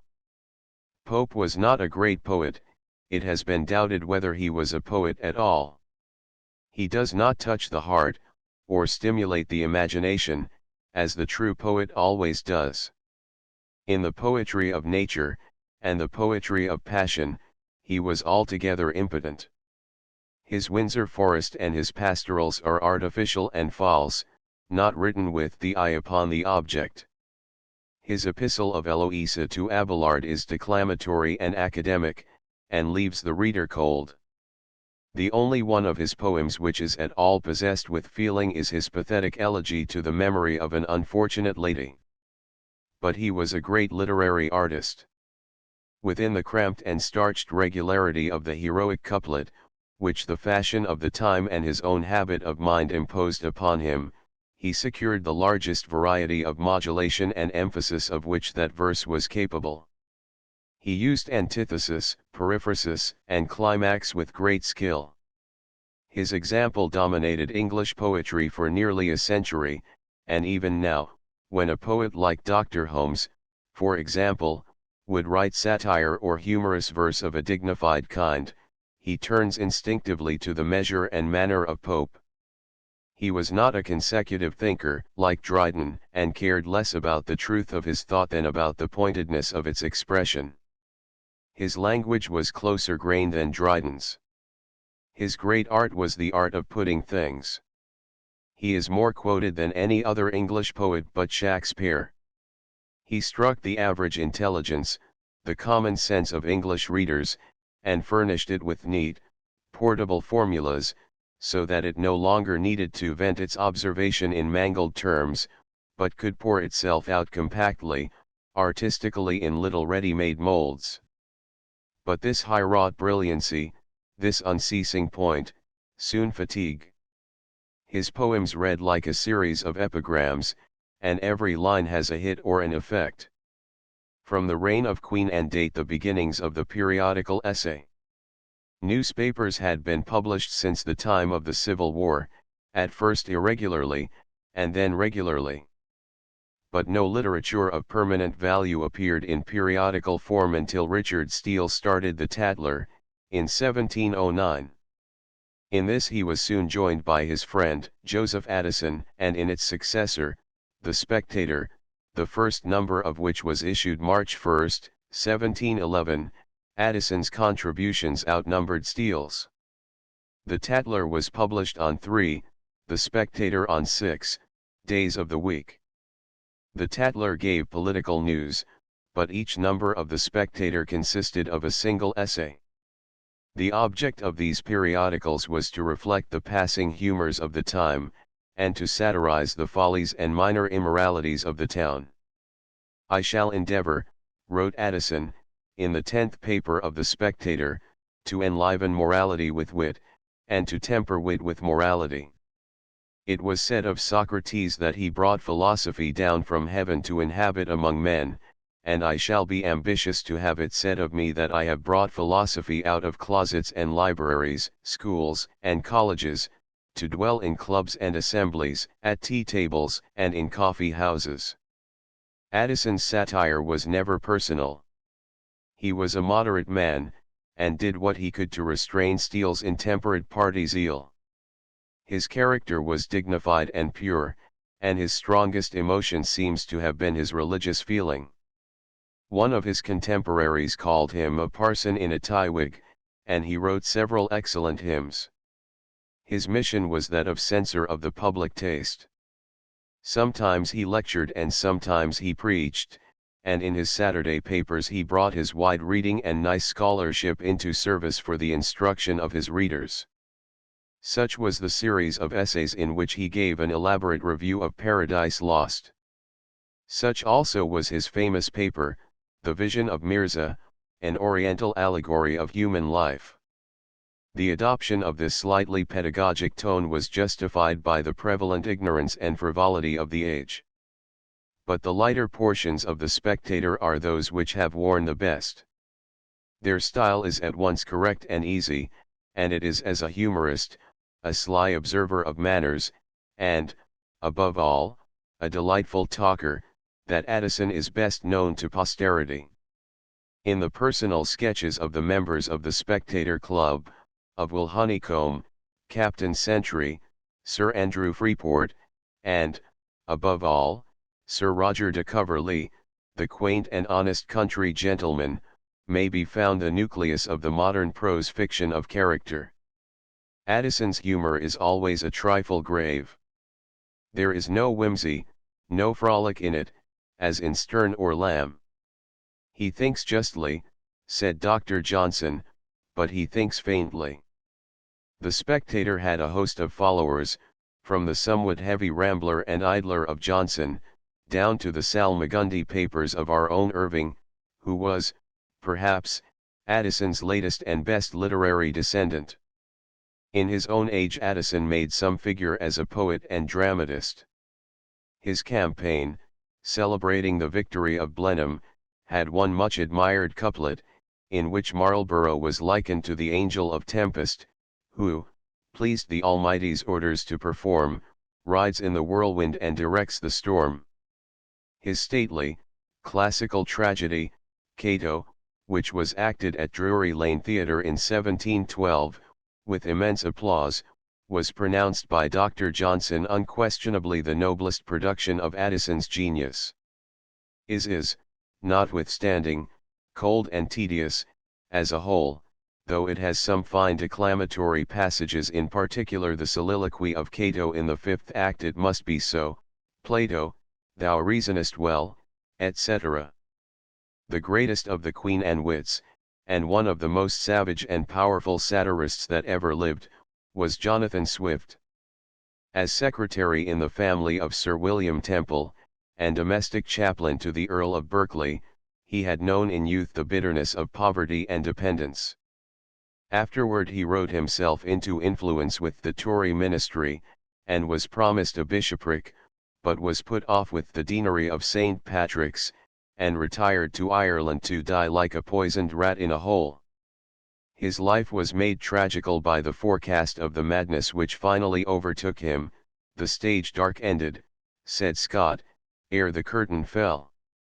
Insanity deepened into idiocy and a hideous silence, and for 3 years before his death he spoke hardly ever a word.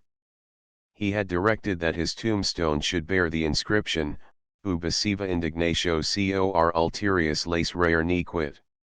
So great a man he seems to me, wrote Thackeray, that thinking of him is like thinking of an empire falling. Swift's first noteworthy publication was his Tale of a Tub, 1704, a satire on religious differences. But his great work was Gulliver's Travels, 1726, the book in which his hate and scorn of mankind, and the long rage of mortified pride and thwarted ambition found their fullest expression. Children read the voyages to Lilliput and Brobdingnag, to the flying island of Laputa and the country of the Huons, as they read Robinson Crusoe, as stories of wonderful adventure. Swift had all of Defoe's realism, his power of giving verisimilitude to his narrative by the invention of a vast number of small, exact, consistent details. But underneath its fairy tales Gulliver's Travels is a satire, far more radical than any of Dryden's or Pope's, because directed, not against particular parties or persons, but against human nature. In his account of Lilliput and Brobdingnag, Swift tries to show that human greatness, goodness, beauty disappear if the scale be altered a little. If men were 6 inches high instead of 6 feet, their wars, governments, science, religion, all their institutions, in fine, and all the courage, wisdom, and virtue by which these have been built up, would appear laughable. On the other hand, if they were 60 feet high instead of 6, they would become disgusting. The complexion of the finest ladies would show blotches, hairs, excrescences, and an overpowering effluvium would breathe from the pores of the skin. Finally, in his loathsome caricature of mankind, as yahoos, he contrasts them, to their shame, with the beasts, and sets instinct above reason. The method of Swift's satire was grave irony. Among his minor writings in this kind are his argument against abolishing Christianity, his modest proposal for utilizing the surplus population of Ireland by eating the babies of the poor, and his predictions of Isaac Bickerstaff. In the last he predicted the death of one Partridge, an almanac maker, at a certain day and hour. When the time set was past, he published a minute account of Partridge's last moments, and when the subject of this excellent fooling printed an indignant denial of his own death, Swift answered very temperately, proving that he was dead and remonstrating with him on the violence of his language. To call a man a fool and villain, an impudent fellow, only for differing from him in a point merely speculative, is, in my humble opinion, a very improper style for a person of his education. Swift wrote verses as well as prose, but their motive was the reverse of poetical. His gross and cynical humor vulgarized whatever it touched. He leaves us no illusions, and not only strips his subject, but flays it and shows the raw muscles beneath the skin. he delighted to dwell upon the lowest bodily functions of human nature. He saw bloodshot, said Thackeray. One History of 18th-Century Literature, 1660 to 1780. Edmund Gosse. London, Macmillan and Co., 1889. 2. Macaulay's essay, The Comic Dramatists of the Restoration. 3. The Poetical Works of John Dryden. Macmillan and Co., 1873. Globe edition. 4. Thackeray's English Humorists of the Last Century. 5. Sir Roger de Coverley. New York, Harper's, 1878. 6. Swift's Tale of a Tub, Gulliver's Travels, Directions to Servants, Polite Conversation, The Great Question Debated, Verses on the Death of Dean Swift. 7. The Poetical Works of Alexander Pope. London, Macmillan and Co., 1869. Globe edition. Chapter 6. From the Death of Pope to the French Revolution. 1744 to 1789. Pope's example continued potent for 50 years after his death. Especially was this so in satiric and didactic poetry. Not only Dr. Johnson's adaptations from Juvenal, London, 1738, and The Vanity of Human Wishes, 1749, but Gifford's Baviad, 1791, and Maviad, 1795, and Byron's English Bards and Scotch Reviewers, 1809, were in the verse and the manner of Pope.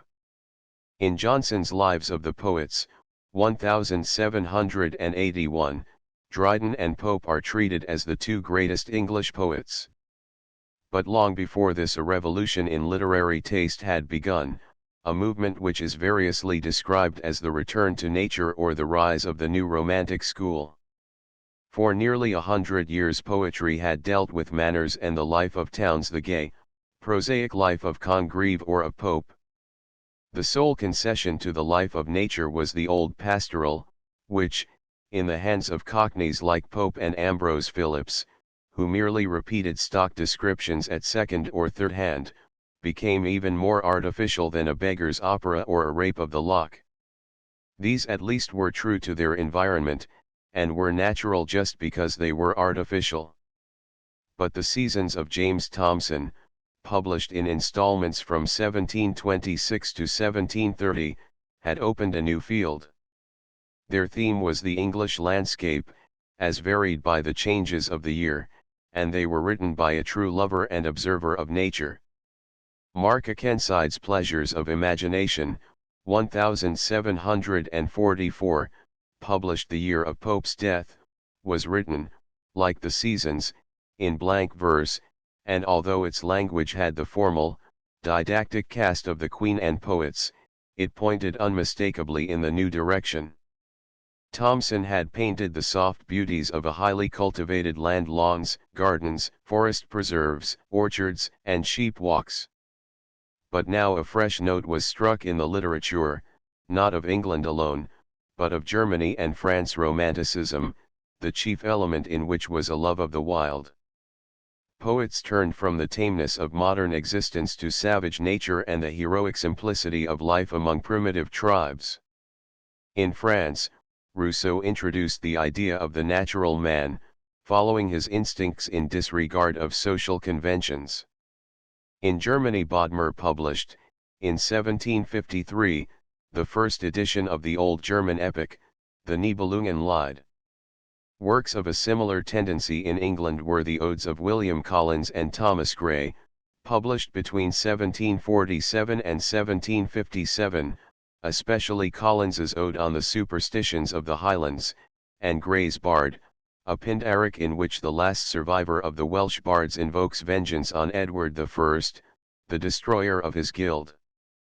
Gray and Mason, his friend and editor, made translations from the ancient Welsh and Norse poetry. Thomas Percy's Relics of Ancient English Poetry, 1765, aroused the taste for old ballads. Richard Curt's Letters on Chivalry and Romance, Thomas Warton's History of English Poetry.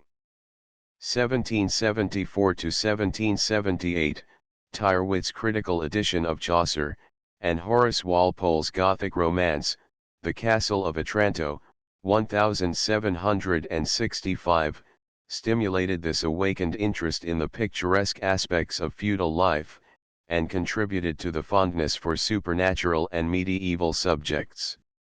James Beattie's Minstrel, 1771, described the educating influence of Scottish mountain scenery upon the genius of a young poet. But the most remarkable instances of this passion for wild nature and the romantic past were the poems of Ossian and Thomas Chatterton's literary forgeries. In 1762 James Macpherson published the first installment of what professed to be a translation of the poems of Ossian, a Gaelic bard, whom tradition placed in the 3rd century. Macpherson said that he made his version including 2 complete epics, Fingal and Temera, from Gaelic manuscripts, which he had collected in the Scottish Highlands. A fierce controversy at once sprang up over the genuineness of these remains. Macpherson was challenged to produce his originals, and when, many years after, he published the Gaelic text, it was asserted that this was nothing but a translation of his own English into modern Gaelic. Of the manuscripts which he professed to have found, not a scrap remained. The Gaelic text was printed from transcriptions in Macpherson's handwriting or in that of his secretaries. But whether these poems were the work of Ossian or of Macpherson, they made a deep impression at the time. Napoleon admired them greatly, and Goethe inserted passages from the songs of Selma in his Sorrows of Werther. Macpherson composed or translated them in an abrupt, rhapsodical prose, resembling the English version of Job or of the prophecies of Isaiah. They filled the minds of their readers with images of vague sublimity and desolation, the mountain torrent, the mist on the hills, the ghosts of heroes half seen by the setting moon, the thistle in the ruined courts of chieftains, the grass whistling on the windy heath, the grey rock by the blue stream of Lutha, and the cliffs of sea-surrounded Gormal. A tale of the times of old. Why, thou wanderer unseen! Thou bender of the thistle of Laura, why, thou breeze of the valley, hast thou left mine ear? I hear no distant roar of streams, no sound of the harp from the rock. Come, thou huntress of Lutha, Malvina, call back his soul to the bard. I look forward to Lachlan of Lakes, to the dark billowy bay of Euthorno, where Fingal descends from ocean, from the roar of winds. Few are the heroes of Morven in a land unknown. Thomas Chatterton, who died by his own hand in 1770, at the age of 17, is one of the most wonderful examples of precocity in the history of literature. His father had been sexton of the ancient church of St. Mary Redcliffe, in Bristol, and the boy's sensitive imagination took the stamp of his surroundings. He taught himself to read from a black-letter Bible. He drew charcoal sketches of churches, castles, knightly tombs, and heraldic blazonry. When only 11 years old, he began the fabrication of documents in prose and verse, which he ascribed to a fictitious Thomas Rowley, a secular priest at Bristol in the 15th century. Chatterton pretended to have found these among the contents of an old chest in the muniment room of St. Mary Redcliffe's. The Rowley poems included 2 tragedies, Ea and Godwine, 2 cantos of a long poem on the Battle of Hastings, and a number of ballads and minor pieces. Chatterton had no precise knowledge of early English, or even of Chaucer. His method of working was as follows. He made himself a manuscript glossary of the words marked as archaic in Bailey's and Kersey's English dictionaries, composed his poems first in modern language, and then turned them into ancient spelling, and substituted here and there the old words in his glossary for their modern equivalents. Naturally he made many mistakes, and though Horace Walpole, to whom he sent some of his pieces, was unable to detect the forgery. His friends, Gray and Mason, to whom he submitted them, at once pronounced them spurious. Nevertheless, there was a controversy over Rowley hardly less obstinate than that over Ossian, a controversy made possible only by the then almost universal ignorance of the forms, scansion, and vocabulary of early English poetry.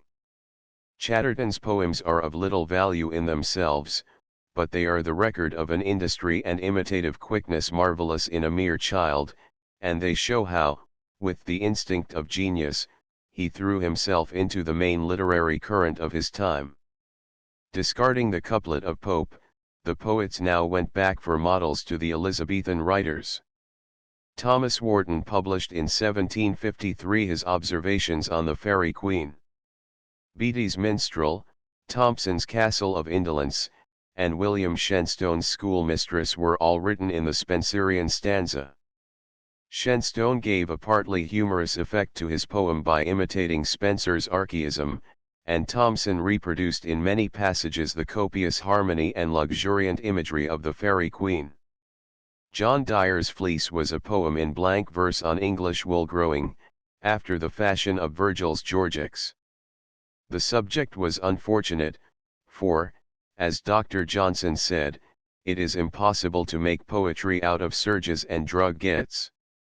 Dyer's Grong our Hill, which mingles reflection with natural description in the manner of Gray's elegy written in a country churchyard, was composed in the octosyllabic verse of Milton's El Allegro and Il Penseroso.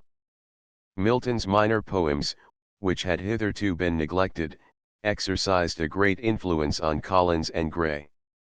Collins's Ode to Simplicity was written in the stanza of Milton's Nativity, and his exquisite unrhymed Ode to Evening was a study in versification, after Milton's translation of Horace's Ode to Pyrrha, in the original meters.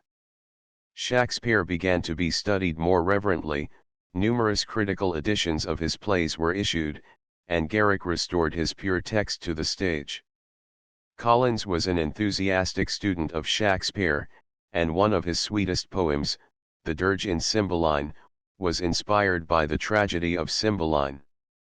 The verse of Gray, Collins, and the Warton brothers abounds in verbal reminiscences of Shakespeare, but their genius was not allied to his, being exclusively lyrical and not at all dramatic. The muse of this romantic school was fancy rather than passion.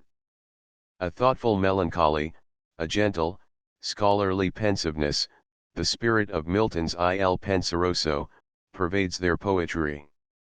Gray was a fastidious scholar, who produced very little, but that little of the finest quality. His famous elegy, expressing a meditative mood in language of the choicest perfection, is the representative poem of the second half of the 18th century, as the Rape of the Lock is of the first. The Romanticists were quietists, and their scenery is characteristic. They loved solitude and evening, the twilight vale, the mossy hermitage, ruins, glens, and caves. Their style was elegant and academic, retaining a little of the stilted poetic diction of their classical forerunners. Personification and periphrasis were their favorite mannerisms. Collins's odes were largely addressed to abstractions, such as fear, pity, liberty, mercy, and simplicity. A poet in their dialect was always a bard, a countryman was the untutored swain, and a woman was a nymph or the fair, just as in Dryden and Pope. Thomson is perpetually mindful of Virgil, and afraid to speak simply. He uses too many Latin epithets, like amusive and precipitant, and calls a fish line the floating line snatched from the hoary steed. They left much for Cooper and Wordsworth to do in the way of infusing the new blood of a strong, racy English into our exhausted poetic diction. Their poetry is impersonal, bookish, literary. It lacks emotional force, except now and then in Gray's immortal elegy, in his ode on a distant prospect of Eton College, in Collins's lines, on the death of Thomson, and his little ode beginning, How Sleep the Brave. The new school did not lack critical expounders of its principles and practice. Joseph Warton published, In 1756, the first volume of his essay on the genius and writings of Pope, an elaborate review of Pope's writings seriatim, doing him certainly full justice, but ranking him below Shakespeare, Spenser, and Milton. Wit and satire, wrote Warton, are transitory and perishable, but nature and passion are eternal. He stuck to describing modern manners, but those manners, because they are familiar, artificial, and polished, are, in their very nature, unfit for any lofty effort of the muse. Whatever poetical enthusiasm he actually possessed he withheld and stifled. Surely it is no narrow and niggardly encomium to say, he is the great poet of reason, the first of ethical authors in verse. Warton illustrated his critical positions by quoting freely not only from Spenser and Milton, but from recent poets like Thomson, Gray, Collins, and Dyer. He testified that the seasons had been very instrumental in diffusing a general taste for the beauties of nature and landscape. It was symptomatic of the change in literary taste that the natural or English school of landscape gardening now began to displace the French and Dutch fashion of clipped hedges, and regular part-airs, and that Gothic architecture came into repute. Horace Walpole was a virtuoso in Gothic art, and in his castle at Strawberry Hill he made a collection of ancient armor, illuminated manuscripts, and bric-a-brac of all kinds. Gray had been Walpole's traveling companion in France and Italy, and the two had quarreled and separated, but were afterward reconciled. From Walpole's private printing press at Strawberry Hill Gray's two sister odes, The Bard, and The Progress of Poesy, were first issued in 1757. Both Gray and Walpole were good correspondents, and their printed letters are among the most delightful literature of the kind. The central figure among the English men of letters of that generation was Samuel Johnson, 1709 to 1784, whose memory has been preserved less by his own writings than by James Boswell's famous Life of Johnson, published in 1791. Boswell was a Scotch laird and advocate, who first met Johnson in London, when the latter was 54 years old. Boswell was not a very wise or witty person, but he reverenced the worth and intellect which shone through his subject's uncouth exterior. He followed him about, notebook in hand, bore all his snubbings patiently, and made the best biography ever written. It is related that the doctor once said that if he thought Boswell meant to write his life, he should prevent it by taking Boswell's. And yet Johnson's own writings and this biography of him have changed places in relative importance so completely that Carlyle predicted that the former would soon be reduced to notes on the latter, and Macaulay said that the man who was known to his contemporaries as a great writer was known to posterity as an agreeable companion. Johnson was one of those rugged, eccentric, self-developed characters so common among the English. He was the son of a Lichfield bookseller, and after a course at Oxford, which was cut short by poverty, and an unsuccessful career as a schoolmaster, he had come up to London, in 1737, where he supported himself for many years as a bookseller's hack. Gradually his great learning and abilities, his ready social wit and powers as a talker, caused his company to be sought at the tables of those whom he called the great. He was a clubbable man, and he drew about him at the tavern a group of the most distinguished intellects of the time, Edmund Burke, the orator and statesman, Oliver Goldsmith, Sir Joshua Reynolds, the portrait painter, and David Garrick, the great actor, who had been a pupil in Johnson's school, near Lichfield. Johnson was the typical John Bull of the last century. His oddities, virtues, and prejudices were thoroughly English. He hated Frenchmen, Scotchmen, and Americans, and had a Cockneyish attachment to London. He was a high Tory, and an orthodox churchman. He loved a lord in the abstract, and yet he asserted a sturdy independence against any lord in particular. He was deeply religious, but had an abiding fear of death. He was burly in person, and slovenly in dress. his shirt frill always covered with snuff.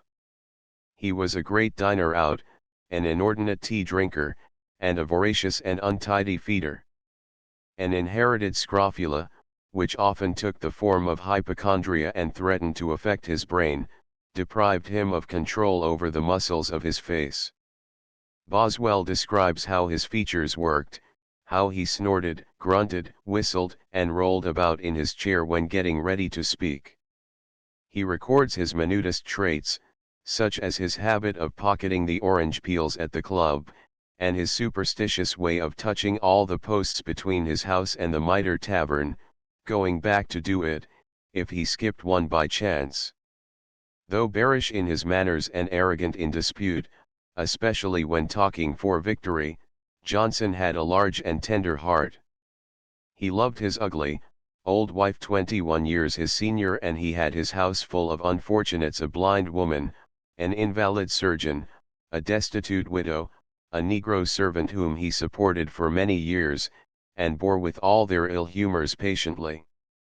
Among Johnson's numerous writings, the ones best entitled to remembrance are, perhaps, his Dictionary of the English Language, 1755, his Moral Tale, Rasselas, 1759, the introduction to his edition of Shakespeare, 1765, and his Lives of the Poets, 1781. Johnson wrote a sonorous, cadenced prose, full of big Latin words and balanced clauses. Here is a sentence, for example, from his visit to the Hebrides: "We were now treading that illustrious island which was once the luminary of the Caledonian regions, when savage clans and roving barbarians derived the benefits of knowledge and the blessings of religion. To abstract the mind from all local emotion would be impossible, if it were endeavored, and would be foolish, if it were possible." The difference between his colloquial style and his book style is well illustrated in the instance cited by Macaulay.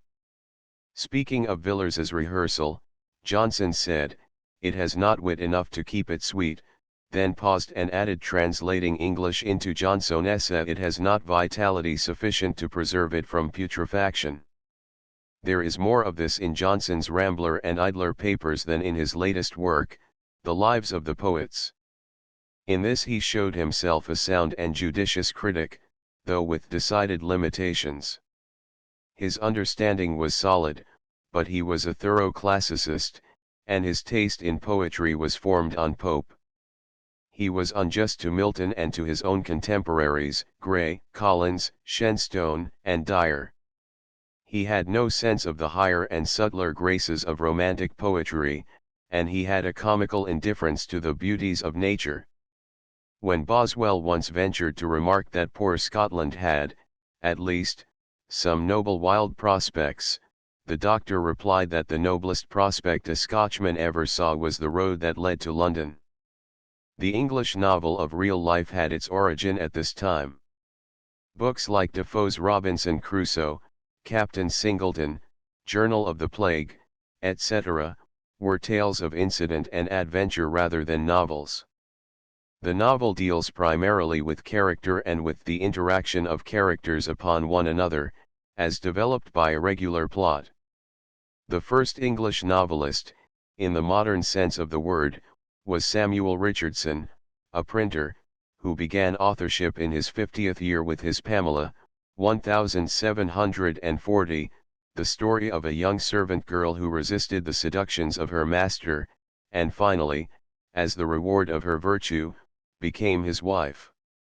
Clarissa Harlowe, 1748, was the tragical history of a high-spirited young lady who, being driven from her home by her family because she refused to marry the suitor selected for her, fell into the toils of Lovelace, an accomplished rake. After struggling heroically against every form of artifice and violence, she was at last drugged and ruined. She died of a broken heart, and Lovelace, borne down by remorse, was killed in a duel by a cousin of Clarissa. Sir Charles Grandison, 1753, was Richardson's portrait of an ideal fine gentleman, whose stately doings fill 8 volumes, but who seems to the modern reader a bore and a prig. All these novels were written in the form of letters passing between the characters, a method which fitted Richardson's subjective cast of mind. He knew little of life, but he identified himself intensely with his principal character and produced a strong effect by minute, accumulated touches.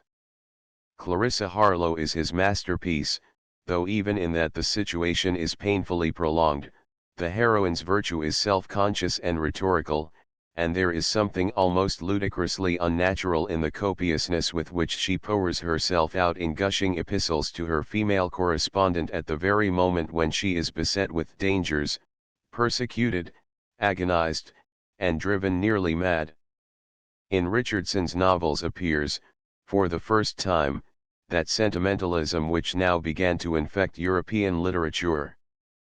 Pamela was translated into French and German, and fell in with the current of popular feeling which found fullest expression in Rousseau's Nouvelle Heloise, 1759, and Goethe's Leiden de Jungen Werther, which set all the world a-weeping in 1774. Coleridge said that to pass from Richardson's books to those of Henry Fielding was like going into the fresh air from a close room heated by stoves. Richardson, it has been affirmed, knew man, but Fielding knew men. The latter's first novel, Joseph Andrews, 1742, was begun as a travesty of Pamela. The hero, a brother of Pamela, was a young footman in the employ of Lady Booby, from whom his virtue suffered a like assault to that made upon Pamela's by her master.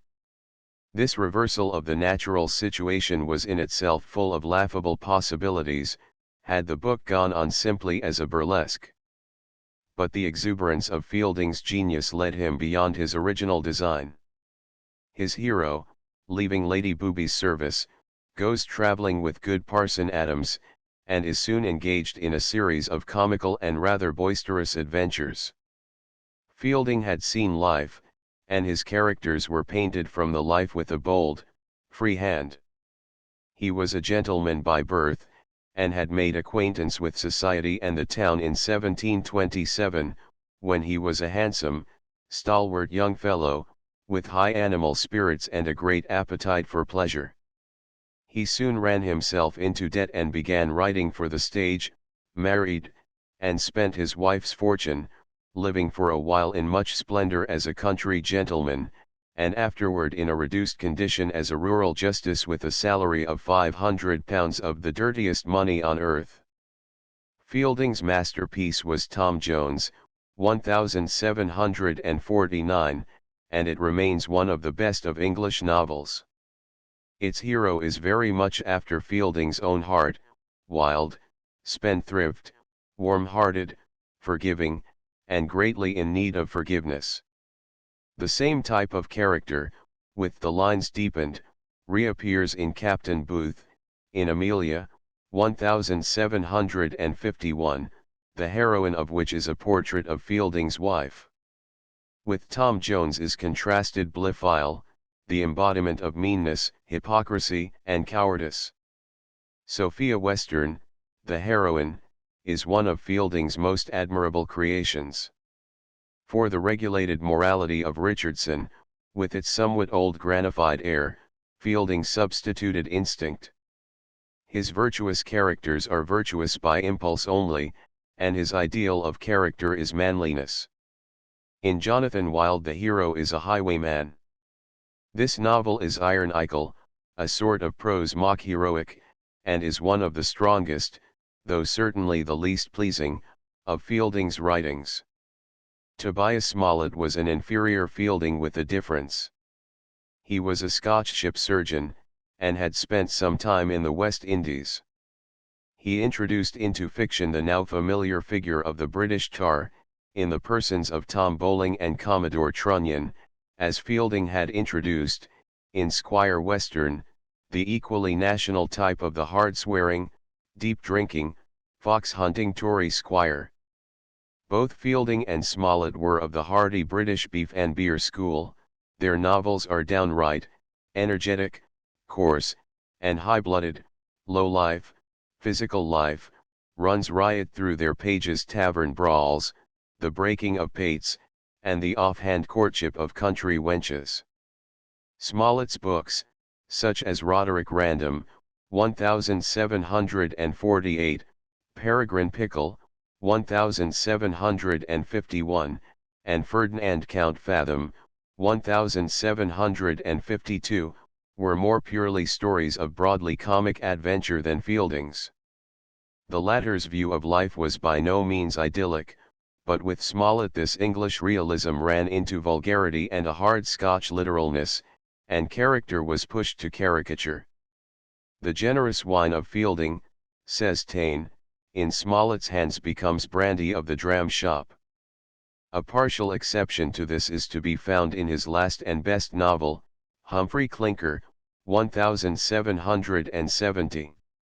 The influence of Cervantes and of the French novelist, L. E. Sage, who finished his Adventures of Gil Bias in 1735, are very perceptible in Smollett. A genius of much finer mold was Lawrence Sterne, the author of Tristram Shandy, 1759–1767, and The Sentimental Journey, 1768. Tristram Shandy is hardly a novel, the story merely serves to hold together a number of characters, such as Uncle Toby and Corporal Trim, conceived with rare subtlety and originality. Sterne's chosen province was the whimsical, and his great model was Rabelais. His books are full of digressions, breaks, surprises, innuendos, double meanings, mystifications, and all manner of odd turns. Coleridge and Carlyle unite in pronouncing him a great humorist. Thackeray says that he was only a great jester. Humor is the laughter of the heart, and Sterne's pathos is closely interwoven with his humor. He was the foremost of English sentimentalists, and he had that taint of insincerity which distinguishes sentimentalism from genuine sentiment, like Goldsmith's, for example. Sterne, in life, was selfish, heartless, and untrue. A clergyman, his worldliness and vanity and the indecency of his writings were a scandal to the church, though his sermons were both witty and affecting. He enjoyed the titillation of his own emotions, and he had practiced so long at detecting the latent pathos that lies in the expression of dumb things and of poor, patient animals, that he could summon the tear of sensibility at the thought of a discarded post-chaise, a dead donkey, a starling in a cage, or of Uncle Toby putting a house-fly out of the window, and saying, "There is room enough in the world for thee and me." It is a high proof of his cleverness that he generally succeeds in raising the desired feeling in his readers even from such trivial occasions.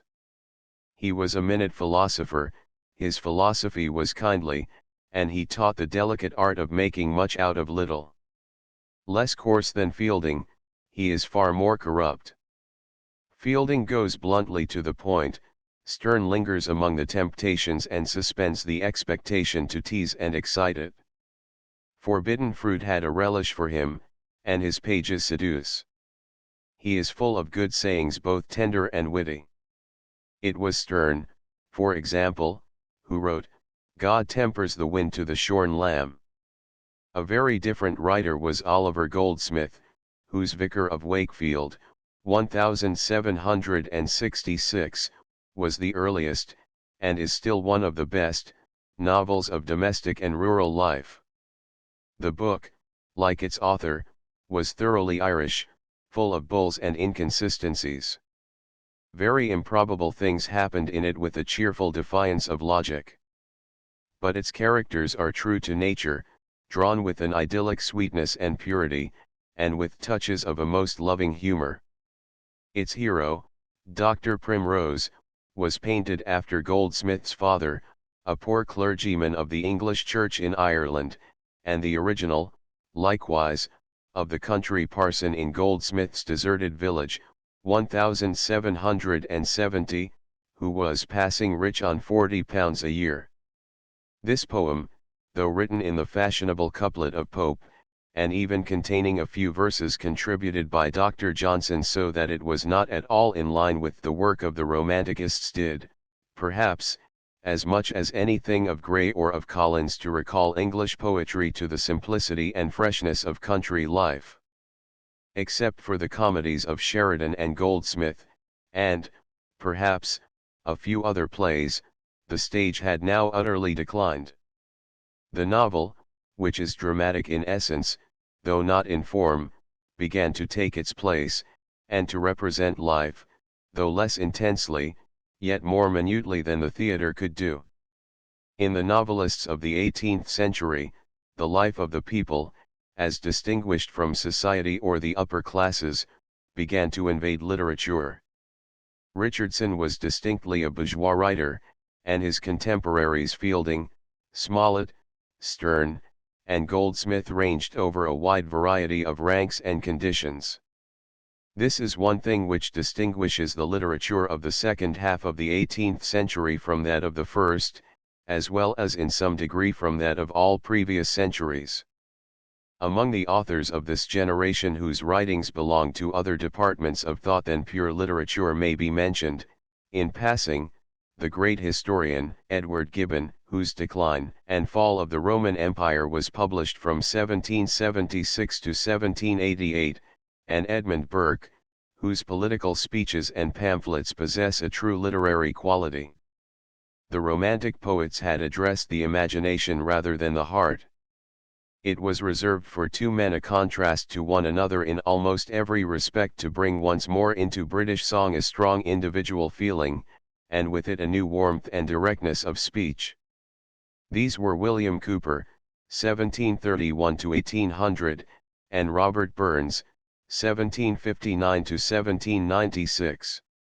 Cooper spoke out of his own life experience, his agony, his love, his worship and despair, and straightway the varnish that had glittered over all our poetry since the time of Dryden melted away.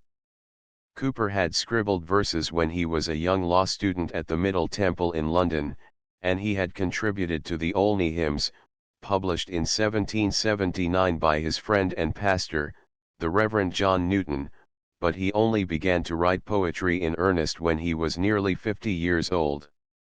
In 1782, the date of his first volume, he said, in a letter to a friend, that he had read but one English poet during the past 20 years. Perhaps, therefore, of all English poets of equal culture, Cooper owed the least impulse to books and the most to the need of uttering his inmost thoughts and feelings. Cooper had a most unhappy life. As a child he was shy, sensitive, and sickly, and suffered much from bullying and fagging at a school whither he was sent after his mother's death. This happened when he was 6 years old, and in his affecting lines written on receipt of my mother's picture, he speaks of himself as a wretch even then, life's journey just begun. In 1763 he became insane and was sent to an asylum, where he spent a year. Judicious treatment restored him to sanity, but he came out a broken man and remained for the rest of his life an invalid, unfit for any active occupation. His disease took the form of religious melancholy. He had 2 recurrences of madness, and both times made attempts upon his life. At Huntingdon, and afterward at Olney, in Buckinghamshire, he found a home with the Unwin family, whose kindness did all which the most soothing and delicate care could do to heal his wounded spirit.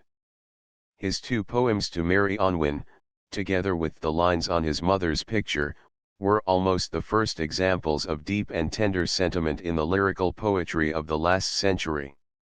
Cooper found relief from the black thoughts that beset him only in an ordered round of quiet household occupations.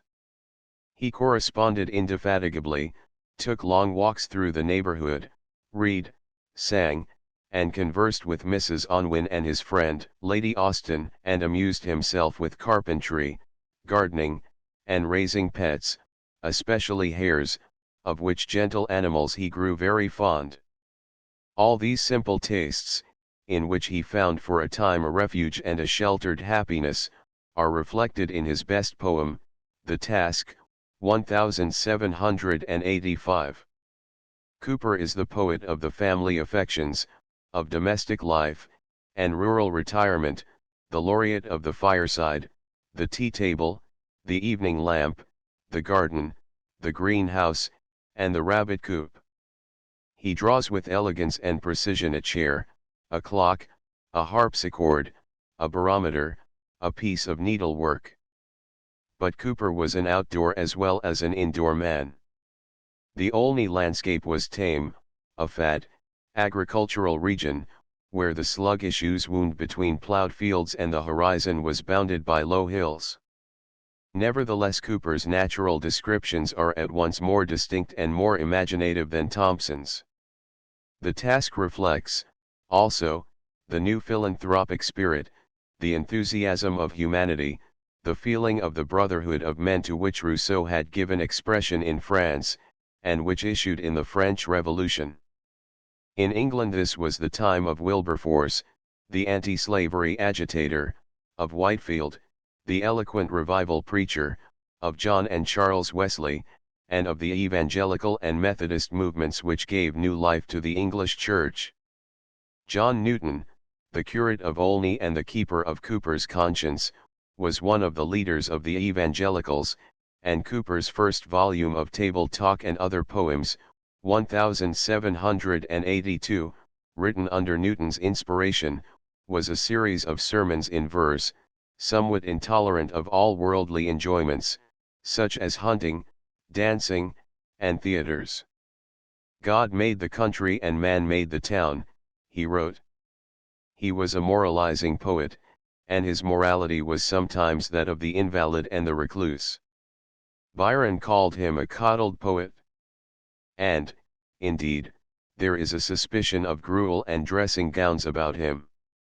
He lived much among women, and his sufferings had refined him to a feminine delicacy. But there is no sickliness in his poetry, and he retained a charming playful humor displayed in his excellent comic ballad John Gilpin, and Mrs. Browning has sung of him, how, when one by one sweet sounds and wandering lights departed, he bore no less a loving face, because so broken-hearted.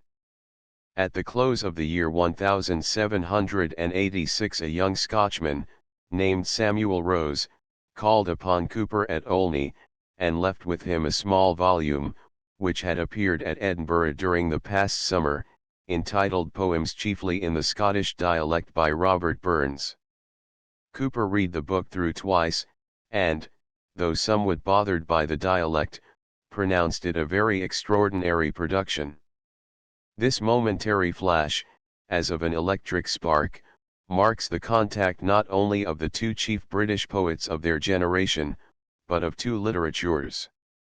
Scotch poets, like Thomson and Beattie, had written in Southern English, and, as Carlyle said, in vacuo, that is, with nothing specially national in their work. Burns's sweet though rugged Doric first secured the vernacular poetry of his country a hearing beyond the border. He had, to be sure, a whole literature of popular songs and ballads behind him, and his immediate models were Allan Ramsay and Robert Ferguson, but these remained provincial, while Burns became universal. He was born in Ayrshire, on the banks of Bonny Doon, in a clay biggin not far from Alloway's Auld Haunted Kirk, the scene of the witch dance in Tam O'Shanter. His father was a hard-headed, God-fearing tenant farmer, whose life and that of his sons was a harsh struggle with poverty. The crops failed, the landlord pressed for his rent, for weeks at a time the family tasted no meat, yet this life of toil was lightened by love and homely pleasures. In the Cotter Saturday Night Burns has drawn a beautiful picture of his parents' household, the rest that came at the week's end, and the family worship about the wee bit ingle, Blinkin Bonnelly. Robert was handsome, wild, and witty. He was universally susceptible, and his first songs, like his last, were of the lasses. His head had been stuffed, in boyhood, with tales and songs concerning devils, ghosts, fairies, brownies, witches, warlocks, spunkies, kelpies, elf candles, dead lights, etc., told him by one Jenny Wilson, an old woman who lived in the family. His ear was full of ancient Scottish tunes, and as soon as he fell in love he began to make poetry as naturally as a bird sings. He composed his verses while following the plough or working in the stackyard, or, at evening, balancing on two legs of his chair and watching the light of a peat fire play over the reeky walls of the cottage. Burns's love songs are in many keys, ranging from strains of the most pure and exalted passion, like A Fond Kiss and To Marry in Heaven, to such loose ditties as When January Winds, and Green Grow the Rashes. Burns liked a glass almost as well as a lass, and at Mauchline, where he carried on a farm with his brother Gilbert, after their father's death, he began to seek a questionable relief from the pressure of daily toil and unkind fates, in the convivialities of the tavern. There, among the wits of the Mauchline Club, farmers' sons, shepherds from the uplands, and the smugglers who swarmed over the west coast, he would discuss politics and farming, recite his verses, and join in the singing and ranting, while bowsin' o'er the nappy and gettin' foo and unco happy. To these experiences we owe not only those excellent drinking songs, John Barleycorn and Willie Brewed a Peck o' Moat, but the headlong fun of Tam O'Shanter, the visions, grotesquely terrible, of Death and Dr. Hornbook, and the dramatic humor of the Jolly Beggars. Cooper had celebrated the cup which cheers but not inebriates. Burns sang the praises of Scotch drink. Cooper was a stranger to Burns's high animal spirits, and his robust enjoyment of life. He had affections, but no passions. At Mauchline, Burns, whose irregularities did not escape the censure of the Kirk, became involved, through his friendship with Gavin Hamilton, in the controversy between the Old Light and New Light clergy. His Holy Fair, Holy Toolsy, Twa Herds, Holy Willie's Prayer, and Address to the Unco Good, are satires against bigotry and hypocrisy. But in spite of the rollicking profanity of his language, and the violence of his rebound against the austere religion of Scotland, Burns was at bottom deeply impressible by religious ideas, as may be seen from his prayer under the pressure of violent anguish, and prayer in prospect of death. His farm turned out a failure, and he was on the eve of sailing for Jamaica, when the favor with which his volume of poems was received stayed his departure, and turned his steps to Edinburgh. There the peasant poet was lionized for a winter season by the learned and polite society of the Scotch capital, with results in the end not altogether favourable to Burns's best interests. For when society finally turned the cold shoulder on him he had to go back to farming again, carrying with him a bitter sense of injustice and neglect. He leased a farm at Ellisland, in 1788, and some friends procured his appointment as exciseman for his district. But poverty, disappointment, irregular habits, and broken health clouded his last years, and brought him to an untimely death at the age of 37. He continued, however, to pour forth songs of unequalled sweetness and force. The man sank, said Coleridge, but the poet was bright to the last. Burns is the best of British songwriters. His songs are singible, they are not merely lyrical poems. They were meant to be sung, and they are sung. They were mostly set to old Scottish airs, and sometimes they were built up from ancient fragments of anonymous popular poetry, a chorus, or stanza, or even a single line. Such are, for example, Auld Lang Syne, My Heart's in the Highlands, and Landlady, Count the Lawin. Burns had a great, warm heart. His sins were sins of passion, and sprang from the same generous soil that nourished his impulsive virtues. His elementary qualities as a poet were sincerity, a healthy openness to all impressions of the beautiful, and a sympathy which embraced men, animals, and the dumb objects of nature. His tenderness toward flowers and the brute creation may be read in his lines to a mountain daisy, to a mouse, and the auld farmer's New Year's morning salutation to his auld mare Maggie.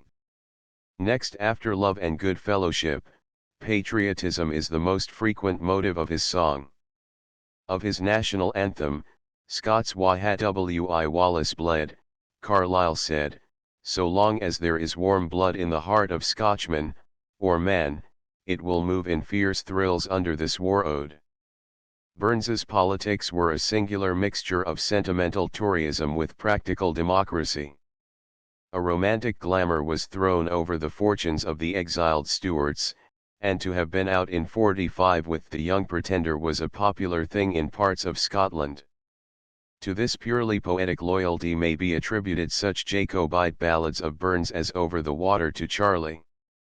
But his sober convictions were on the side of liberty and human brotherhood, and are expressed in the Twa Dogs, the first epistle to Davy, and A man's a man for a' that. His sympathy with the revolution led him to send 4 pieces of ordnance, taken from a captured smuggler, as a present to the French Convention, a piece of bravado which got him into difficulties with his superiors in the excise. The poetry which Burns wrote, not in dialect, but in the classical English, is in the stilted manner of his century, and his prose correspondence betrays his lack of culture by its constant lapse into rhetorical affectation and fine writing. 1 James Thomson. The Castle of Indolence. 2 The Poems of Thomas Gray. 3 William Collins. Odes. 4 The 6 Chief Lives from Johnson's Lives of the Poets. Edited by Matthew Arnold. Macmillan, 1878. 5 Boswell's Life of Johnson abridged. Henry Holt & Co., 1878. 6 Samuel Richardson. Clarissa Harlowe. 7 Henry Fielding. Tom Jones. 8 Tobias Smollett. Humphrey Clinker. 9 Lawrence Sterne. Tristram Shandy. 10 Oliver Goldsmith. Vicar of Wakefield and Deserted Village. 11 William Cooper. The Task and John Gilpin. Globe edition. London, Macmillan & Co., 1879. 12 The Poems and Songs of Robert Burns. Globe edition. London, Macmillan & Co., 1884. Chapter 7. From the French Revolution to the Death of Scott. 1789 to 1832. The burst of creative activity at the opening of the 19th century has but one parallel in English literary history, namely, the somewhat similar flowering out of the national genius in the time of Elizabeth and the first 2 Stuart kings. The later age gave birth to no supreme poets, like Shakespeare and Milton. It produced no Hamlet and no Paradise Lost, but it offers a greater number of important writers, a higher average of excellence, and a wider range and variety of literary work than any preceding era. Wordsworth, Coleridge, Scott, Byron, Shelley, and Keats are all great names, while Southey, Landor, Moore, Lamb, and De Quincey would be noteworthy figures at any period, and deserve a fuller mention than can be here accorded them. But in so crowded a generation, selection becomes increasingly needful, and in the present chapter, accordingly, the emphasis will be laid upon the first named group as not only the most important, but the most representative of the various tendencies of their time. The conditions of literary work in this century have been almost unduly stimulating. The rapid advance in population, wealth, education, and the means of communication has vastly increased the number of readers. Everyone who has anything to say can say it in print, and is sure of some sort of a hearing. A special feature of the time is the multiplication of periodicals. The great London dailies, like the Times and the Morning Post, which were started during the last quarter of the 18th century, were something quite new in journalism. The first of the modern reviews, the Edinburgh, was established in 1802, as the organ of the Whig party in Scotland. This was followed by the London Quarterly, in 1808, and by Blackwood's Magazine, in 1817, both in the Tory interest.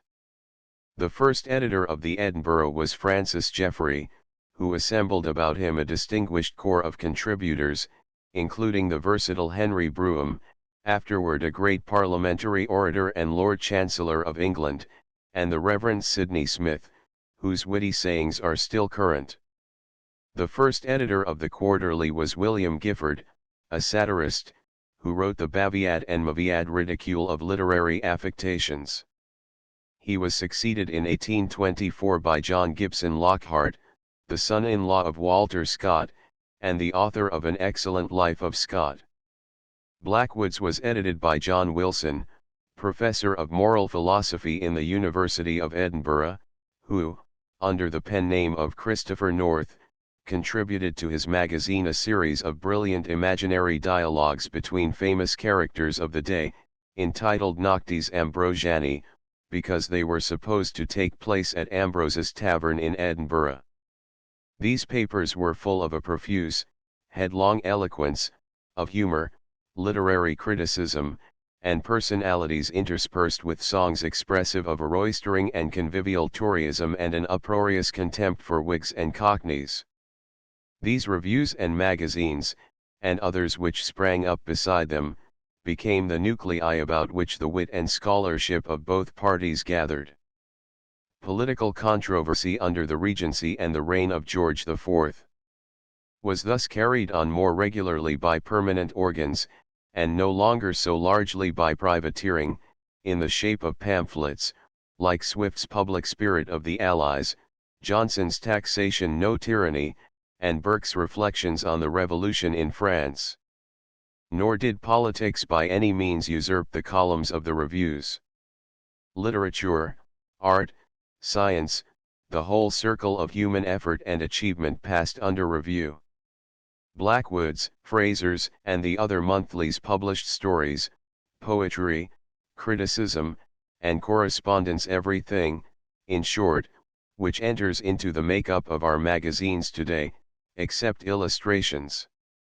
Two main influences, of foreign origin, have left their trace in the English writers of the first 30 years of the 19th century, the one communicated by contact with the new German literature of the latter half of the 18th century, and in particular with the writings of Goethe, Schiller, and Kant, the other springing from the events of the French Revolution. The influence of German upon English literature in the 19th century was more intellectual and less formal than that of the Italian in the 16th and of the French in the 18th. In other words, the German writers furnished the English with ideas and ways of feeling rather than with models of style. Goethe and Schiller did not become subjects for literary imitation as Molière, Racine, and Boileau had become in Pope's time. It was reserved for a later generation and for Thomas Carlyle to domesticate the diction of German prose. But the nature and extent of this influence can, perhaps, best be noted when we come to take up the authors of the time one by one. The excitement caused by the French Revolution was something more obvious and immediate.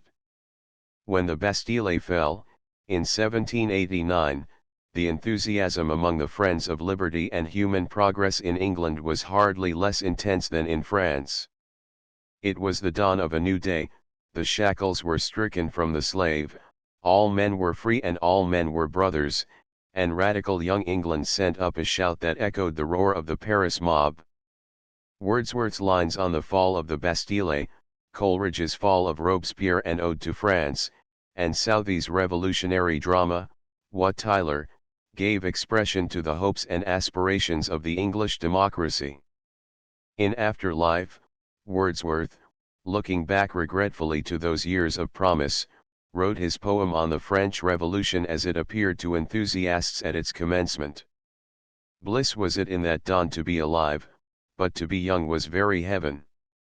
O times in which the meager, stale, forbidding ways of custom, law, and statute took at once the attraction of a country in romance. Those were the days in which Wordsworth, then an undergraduate at Cambridge, spent a college vacation in tramping through France, landing at Calais on the eve of the very day, July 14, 1790, on which Louis XVI signalized the anniversary of the fall of the Bastille by taking the oath of fidelity to the new constitution. In the following year Wordsworth revisited France, where he spent 13 months, forming an intimacy with the Republican general, Beaupuis, at Orleans, and reaching Paris not long after the September massacres of 1792. Those were the days, too, in which young Southey and young Coleridge, having married sisters at Bristol, were planning a pantisocracy, or ideal community, on the banks of the Susquehanna, and denouncing the British government for going to war with the French Republic. This group of poets, who had met one another first in the south of England, came afterward to be called the Lake Poets, from their residence in the mountainous lake country of Westmoreland and Cumberland, with which their names, and that of Wordsworth, especially, are forever associated. The so-called Lakers did not, properly speaking, constitute a school of poetry. They differed greatly from one another in mind and art. But they were connected by social ties and by religious and political sympathies. The excesses of the French Revolution, and the usurpation of Napoleon disappointed them, as it did many other English liberals, and drove them into the ranks of the reactionaries. Advancing years brought conservatism, and they became in time loyal Tories and orthodox churchmen. William Wordsworth, 1770 to 1850, the chief of the three, and, perhaps, on the whole, the greatest English poet since Milton, published his lyrical ballads in 1798. The volume contained a few pieces by his friend Coleridge, among them The Ancient Mariner, and its appearance may fairly be said to mark an epoch in the history of English poetry. Wordsworth regarded himself as a reformer of poetry, and in the preface to the second edition of the Lyrical Ballads, he defended the theory on which they were composed. His innovations were twofold, in subject matter and in diction. The principal object which I proposed to myself in these poems, he said, was to choose incidents and situations from common life. Low and rustic life was generally chosen, because, in that condition, the essential passions of the heart find a better soil in which they can attain their maturity, and are incorporated with the beautiful and permanent forms of nature. Wordsworth discarded, in theory, the poetic diction of his predecessors, and professed to use a selection of the real language of men in a state of vivid sensation. He adopted, he said, the language of men in rustic life, because such men hourly communicate with the best objects from which the best part of language is originally derived. In the matter of poetic diction Wordsworth did not, in his practice, adhere to the doctrine of this preface. Many of his most admired poems, such as the lines written near Tintern Abbey, the great ode on the intimations of immortality, the sonnets, and many parts of his longest poems, the Excursion and the Prelude, deal with philosophic thought and highly intellectualized emotions. In all of these and in many others the language is rich, stately, involved, and as remote from the real language of Westmoreland shepherds as is the epic blank verse of Milton. On the other hand, in those of his poems which were consciously written in illustration of his theory, the affectation of simplicity, coupled with a defective sense of humor, sometimes led him to the selection of vulgar and trivial themes, and the use of language which is bald, childish, or even ludicrous. His simplicity is too often the simplicity of Mother Goose rather than of Chaucer. Instances of this occur in such poems as Peter Bell, The Idiot Boy, Goody Blake, and Harry Gill, Simon Lee, and The Wagoner. But there are multitudes of Wordsworth's ballads and lyrics which are simple without being silly, and which, in their homeliness and clear profundity, in their production of the strongest effects by the fewest strokes, are among the choicest modern examples of pure, as distinguished from decorated, art. Such are, out of many, Ruth, Lucy, she was a phantom of delight, to a Highland girl, the reverie of poor Susan, to the cuckoo, the solitary reaper, we are seven, the pet lamb, the fountain, the 2 April mornings, resolution and independence, the thorn, and Yarrow unvisited. Wordsworth was something of a Quaker in poetry, and loved the sober drabs and greys of life. Quietism was his literary religion, and the sensational was to him not merely vulgar, but almost wicked. The human mind, he wrote, is capable of being excited without the application of gross and violent stimulants. He disliked the far-fetched themes and high-colored style of Scott and Byron. He once told Landor that all of Scott's poetry together was not worth sixpence. From action and passion he turned away to sing the inward life of the soul and the outward life of nature. He said, "To me the meanest flower that blows can give thoughts that do often lie too deep for tears." And again, "Long have I loved what I behold. The night that charms, the day that cheers, the common growth of Mother Earth suffices me her tears, her mirth, her humblest mirth and tears." Wordsworth's life was outwardly uneventful. The companionship of the mountains and of his own thoughts, the sympathy of his household, the lives of the dalesmen and cottagers about him furnished him with all the stimulus that he required. Love had he found in huts where poor men lie, his only teachers had been woods and rills, the silence that is in the starry sky, the sleep that is among the lonely hills. He read little, but reflected much, and made poetry daily, composing, by preference, out of doors, and dictating his verses to some member of his family. His favorite amanuensis was his sister Dorothy, a woman of fine gifts, to whom Wordsworth was indebted for some of his happiest inspirations. Her charming memorials of a tour in the Scottish Highlands records the origin of many of her brother's best poems. Throughout life Wordsworth was remarkably self-centered. The ridicule of the reviewers, against which he gradually made his way to public recognition, never disturbed his serene belief in himself, or in the divine message which he felt himself commissioned to deliver. He was a slow and serious person, a preacher as well as a poet, with a certain rigidity, not to say narrowness, of character. That plastic temperament which we associate with poetic genius Wordsworth either did not possess, or it hardened early. Whole sides of life were beyond the range of his sympathies. He touched life at fewer points than Byron and Scott, but touched it more profoundly. It is to him that we owe the phrase plain living and high thinking, as also a most noble illustration of it in his own practice. His was the wisest and deepest spirit among the English poets of his generation, though hardly the most poetic. He wrote too much, and, attempting to make every petty incident or reflection the occasion of a poem, he finally reached the point of composing verses on seeing a harp in the shape of a needle case, and on other themes more worthy of Mrs. Sigourney. In parts of his long blank verse poems, The Excursion, 1814, and the Prelude which was printed after his death in 1850, though finished as early as 1806 the poetry wears very thin and its place is taken by prosaic, tedious didacticism. These two poems were designed as portions of a still more extended work, The Recluse, which was never completed. The Excursion consists mainly of philosophical discussions on nature and human life between a schoolmaster, a solitary, and an itinerant peddler. The Prelude describes the development of Wordsworth's own genius.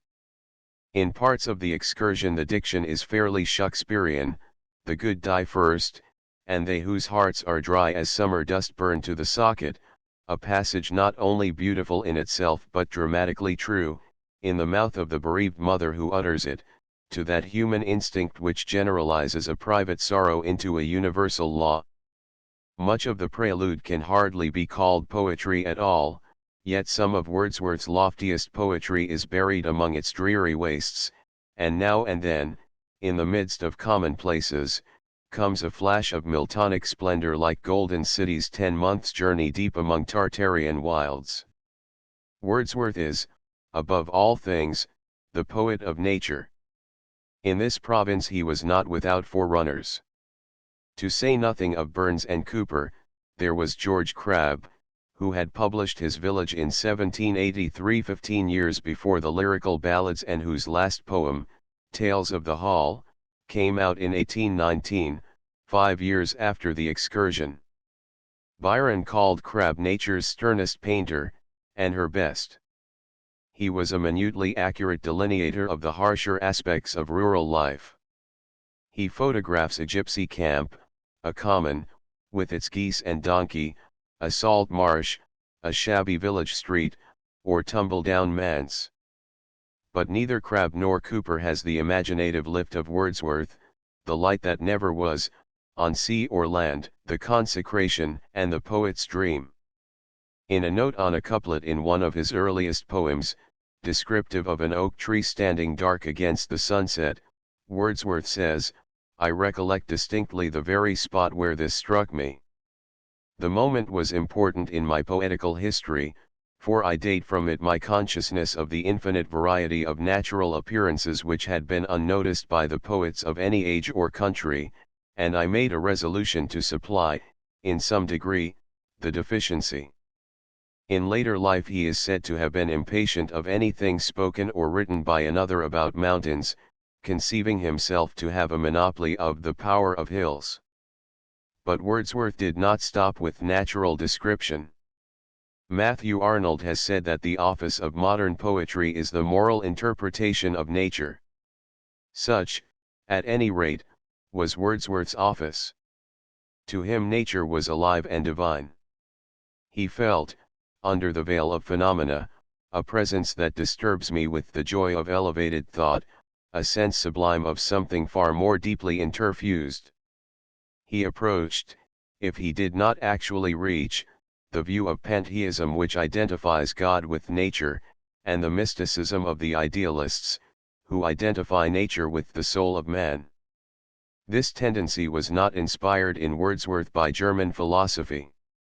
He was no metaphysician.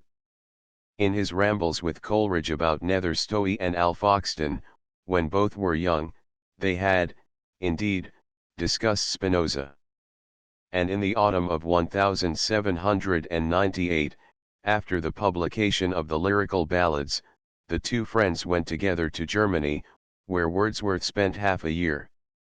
But the literature and philosophy of Germany made little direct impression upon Wordsworth. He disliked Goethe, and he quoted with approval the saying of the poet Klopstock, whom he met at Hamburg, that he placed the Romanticist Burger above both Goethe and Schiller. It was through Samuel Taylor Coleridge, 1772–1834, who was preeminently the thinker among the literary men of his generation, that the new German thought found its way into England. During the 14 months which he spent in Germany, chiefly at Ratsburg and Göttingen, he had familiarized himself with the transcendental philosophy of Immanuel Kant and of his continuators, Fichte and Schelling, as well as with the general literature of Germany. On his return to England, he published, in 1800, a free translation of Schiller's Wallenstein, and through his writings, and more especially through his conversations, he became the conductor by which German philosophic ideas reached the English literary class. Coleridge described himself as being from boyhood a bookworm and a daydreamer. He remained through life an omnivorous, though unsystematic, reader. He was helpless in practical affairs, and his native indolence and procrastination were increased by his indulgence in the opium habit. On his return to England, in 1800, he went to reside at Keswick, in the Lake Country, with his brother-in-law, Southey, whose industry supported both families.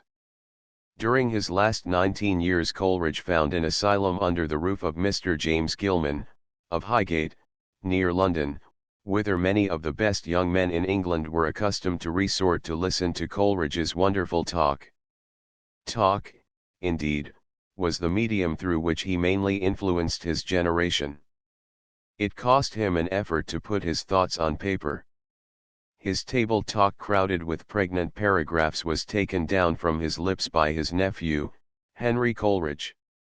His criticisms of Shakespeare are nothing but notes, made here and there, from a course of lectures delivered before the Royal Institute, and never fully written out.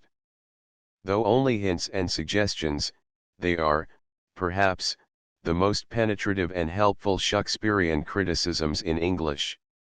He was always forming projects and abandoning them.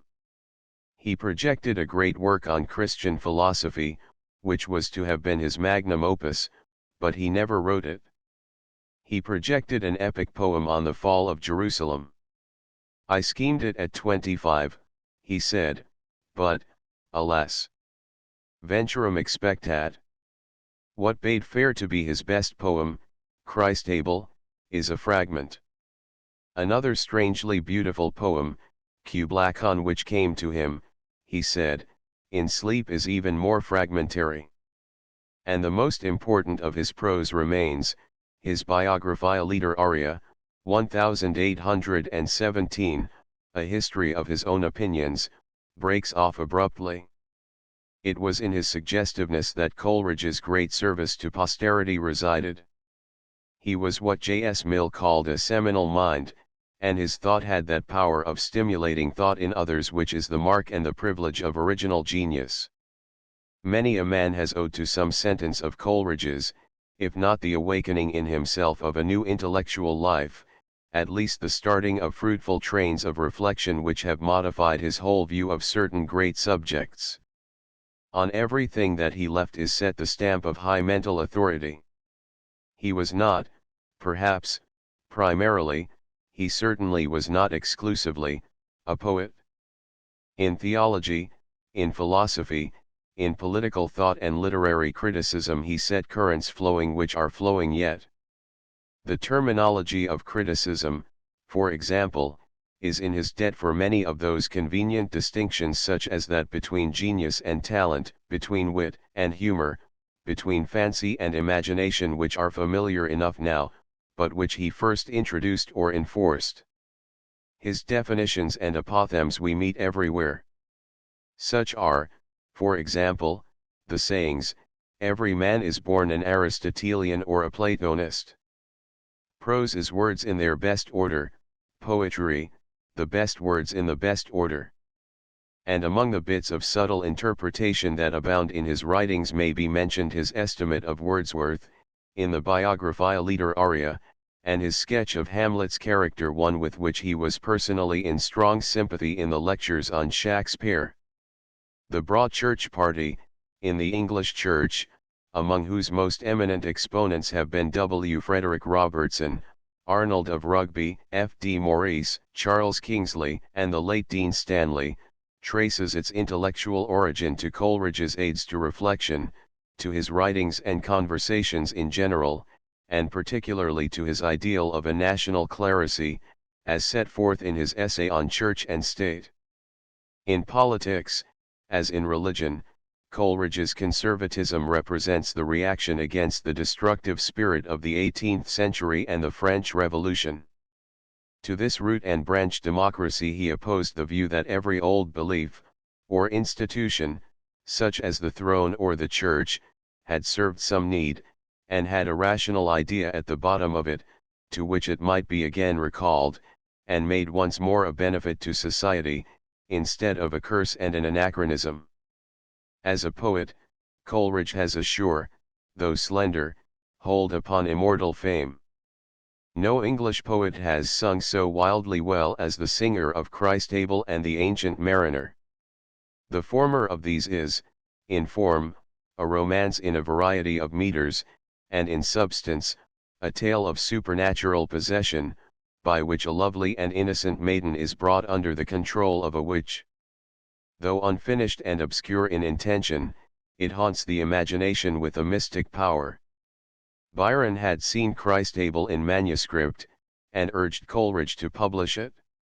He hated all the Lakers, but when, on parting from Lady Byron, he wrote his song, fare thee well, and if forever, still forever fare thee well, he prefixed to it the noble lines from Coleridge's poem, beginning alas, they had been friends in youth. In that weird ballad, The Ancient Mariner, the supernatural is handled with even greater subtlety than in Christ Abel. The reader is led to feel that amid the loneliness of the tropic sea the line between the earthly and the unearthly vanishes, and the poet leaves him to discover for himself whether the spectral shapes that the mariner saw were merely the visions of the calenture, or a glimpse of the world of spirits. Coleridge is one of our most perfect metrists. The poet Swinburne, than whom there can be no higher authority on this point, though he is rather given to exaggeration, pronounces Kubla Khan, for absolute melody and splendor, the first poem in the language. Robert Southey, the third member of this group, was a diligent worker, and one of the most voluminous of English writers. As a poet, he was lacking in inspiration, and his big Oriental epics, Thalaba, 1801, and The Curse of Kahama, 1810, are little better than waxwork. Of his numerous works in prose, The Life of Nelson is, perhaps, the best, and is an excellent biography.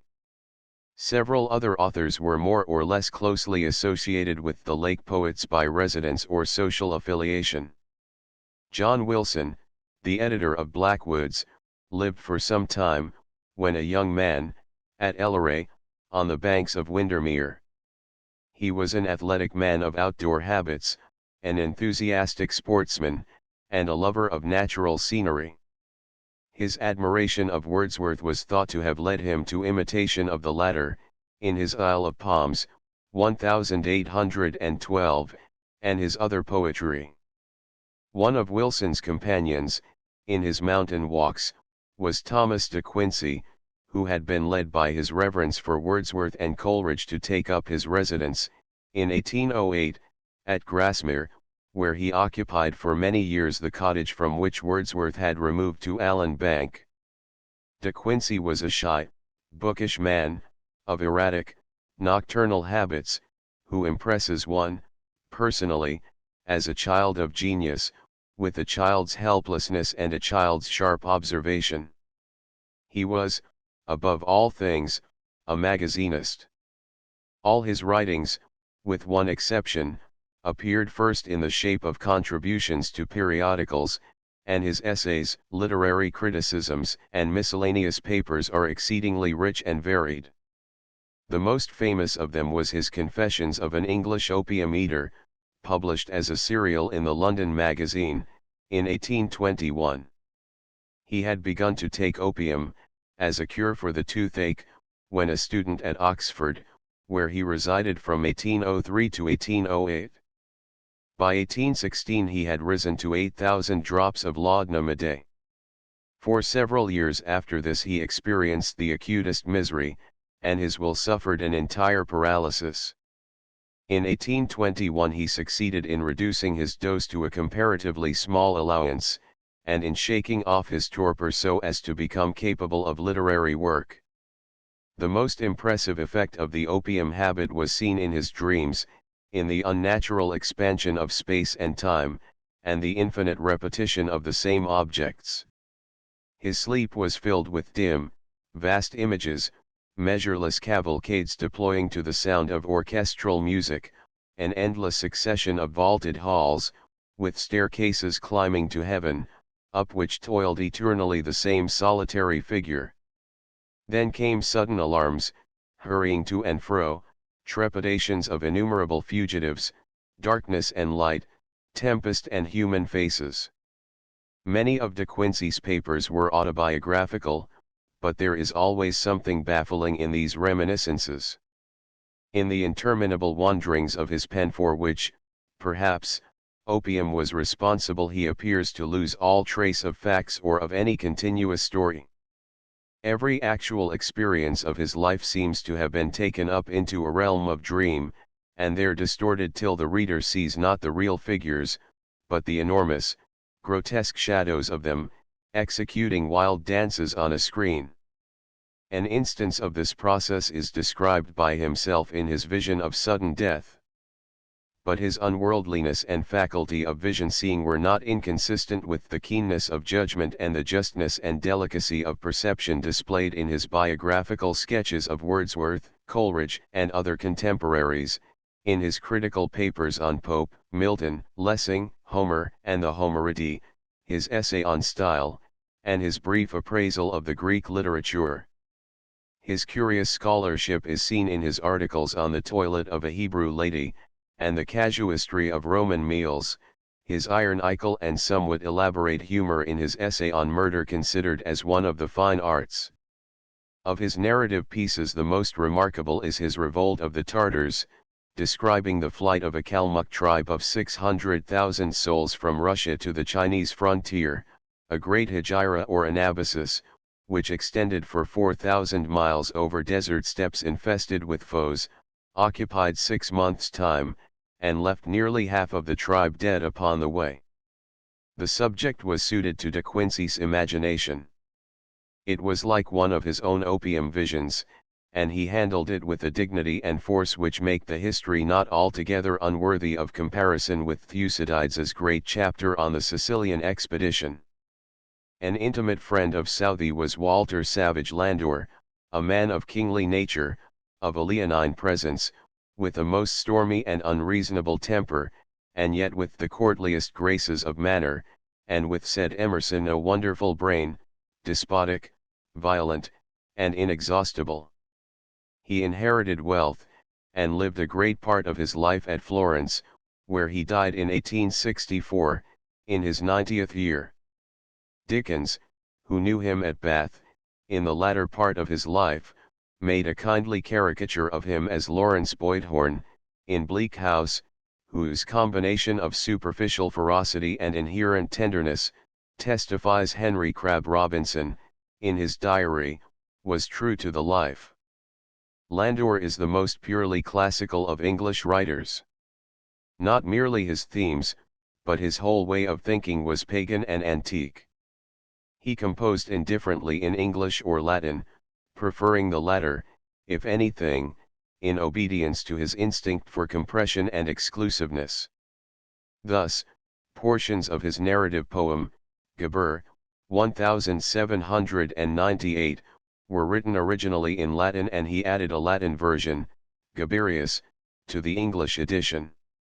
In like manner his Hellenics, 1847, were mainly translations from his Latin Idyllia Heroica, written years before. The Hellenic clearness and repose which were absent from his life, Landor sought in his art. His poems, in their restraint, their objectivity, their aloofness from modern feeling, have something chill and artificial. The verse of poets like Byron and Wordsworth is alive, the blood runs in it. But Landor's polished, clean-cut intaglios have been well described as written in marble. He was a master of fine and solid prose. His Pericles and Aspasia consists of a series of letters passing between the great Athenian demagogue, the Hetaira, Aspasia, her friend, Cleon of Miletus, Anaxagoras, the philosopher, and Pericles' nephew, Alcibiades. In this masterpiece, the intellectual life of Athens, at its period of highest refinement, is brought before the reader with singular vividness, and he is made to breathe an atmosphere of high-bred grace, delicate wit, and thoughtful sentiment, expressed in English of Attic choice. The Imaginary Conversations, 1824–1846, were Platonic dialogues between a great variety of historical characters, between, for example, Dante and Beatrice Washington and Franklin, Queen Elizabeth and Cecil, Xenophon and Cyrus the Younger, Bonaparte and the President of the Senate. Landor's writings have never been popular, they address an aristocracy of scholars, and Byron, whom Landor disliked and considered vulgar, sneered at him as a writer who cultivated much private renown in the shape of Latin verses.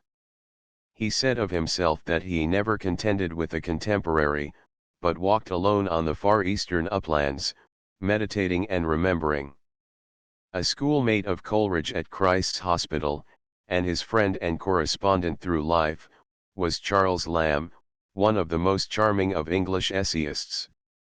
He was a bachelor, who lived alone with his sister Mary, a lovable and intellectual woman, but subject to recurring attacks of madness. Lamb was a notched and cropped scrivener, a votary of the desk, a clerk, that is, in the employ of the East India Company. He was of antiquarian tastes, an ardent playgoer, a lover of whist and of the London streets, and these tastes are reflected in his Essays of Elia, contributed to the London Magazine and reprinted in book form in 1823. From his mousing among the Elizabethan dramatists and such old humorists as Burton and Fuller, his own style imbibed a peculiar quaintness and pungency. His Specimens of English Dramatic Poets, 1808, is admirable for its critical insight.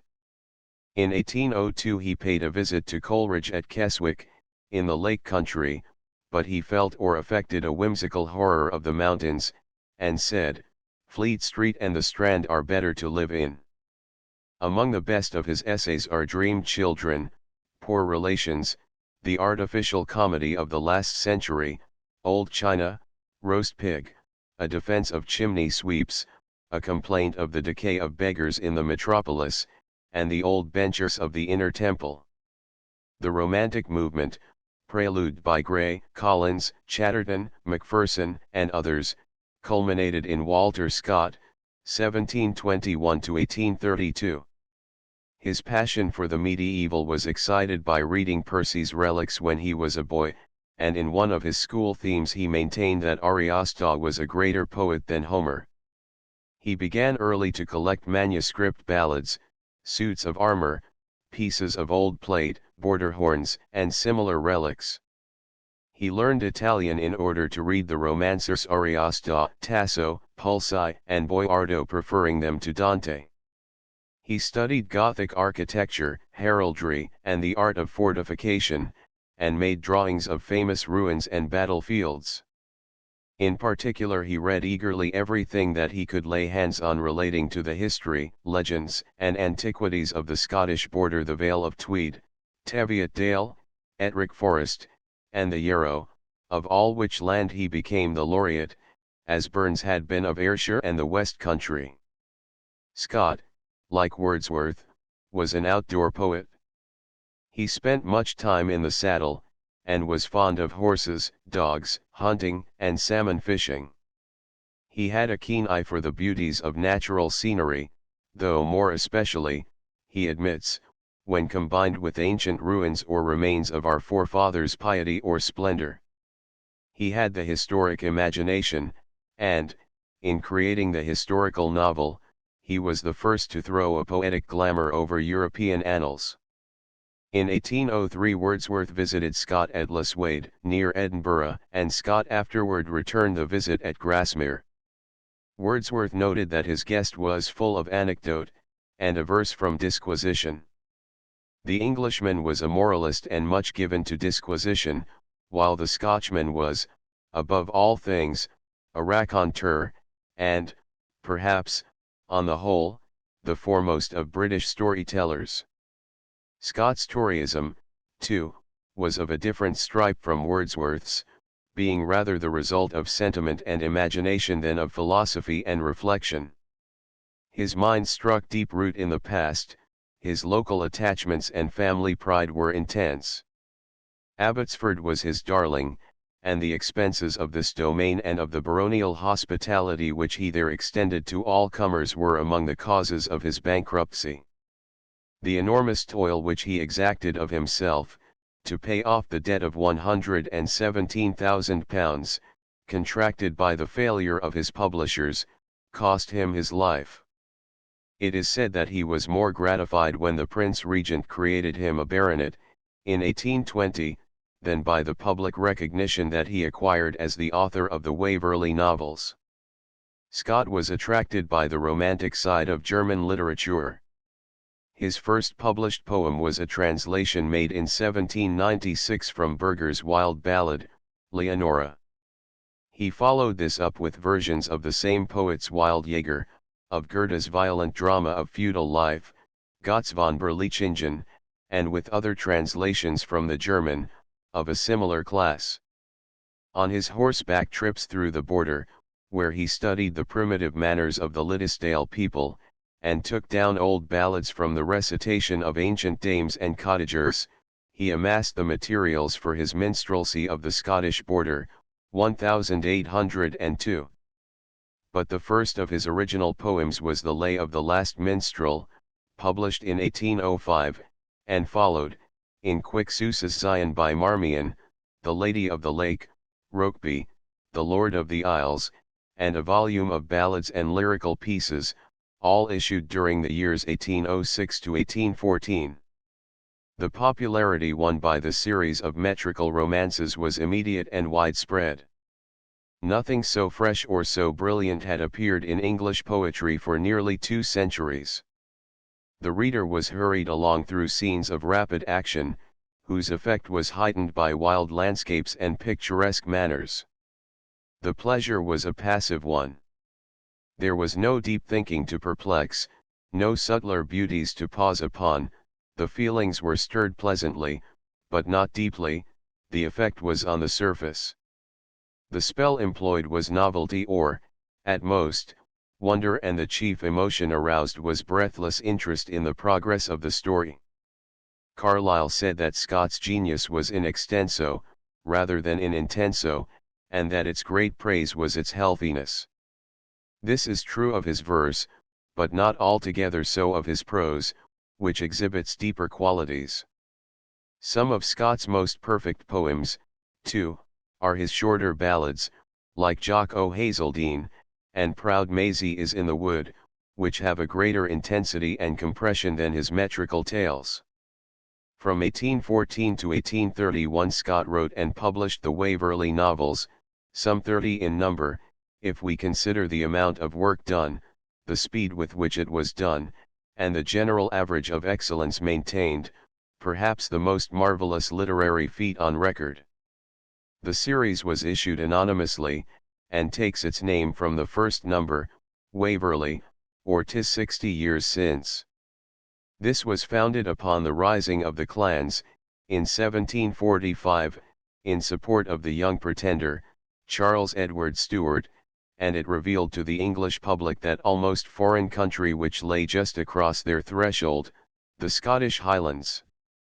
The Waverley novels remain, as a whole, unequalled as historical fiction, although here and there a single novel, like George Eliot's Romola, or Thackeray's Henry Esmond, or Kingsley's Hypatia, may have attained a place beside the best of them.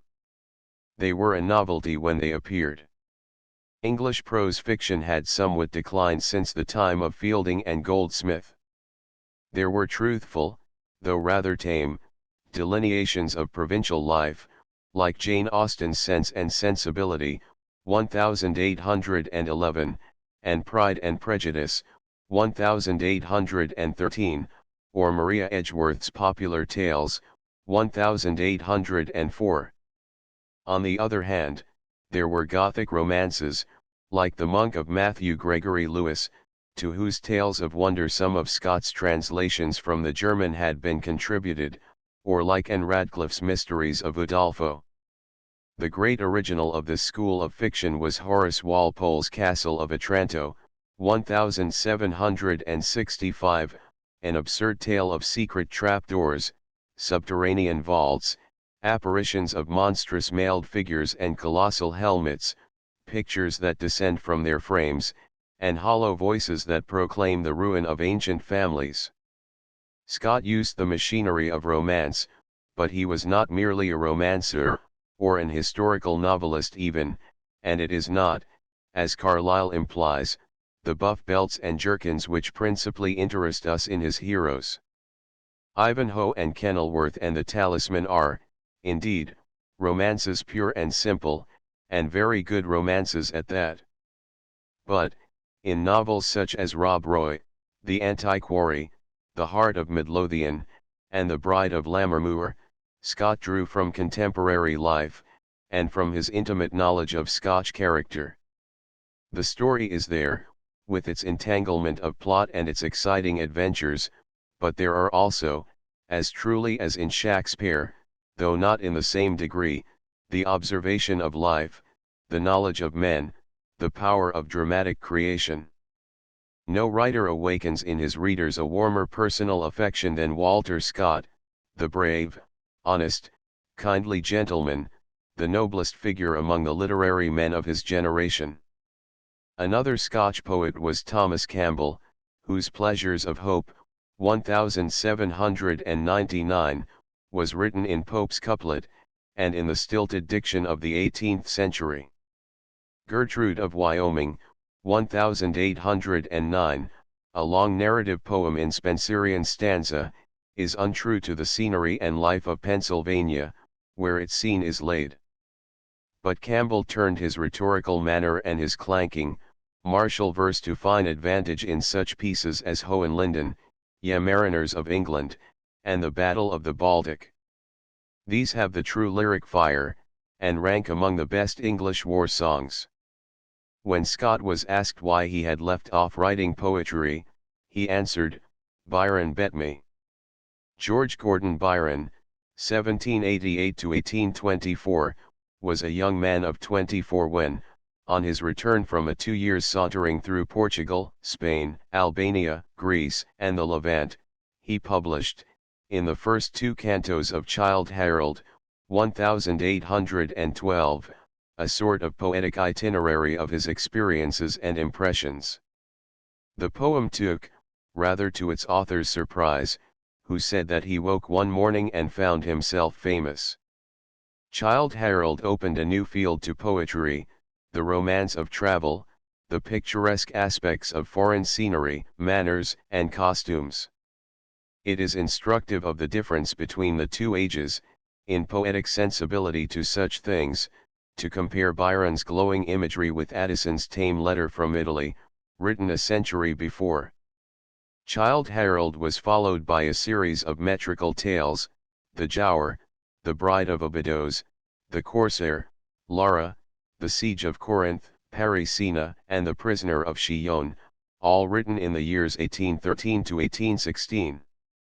These poems at once took the place of Scott's in popular interest, dazzling a public that had begun to weary of chivalry romances with pictures of Eastern life, with incidents as exciting as Scott's, descriptions as highly colored, and a much greater intensity of passion.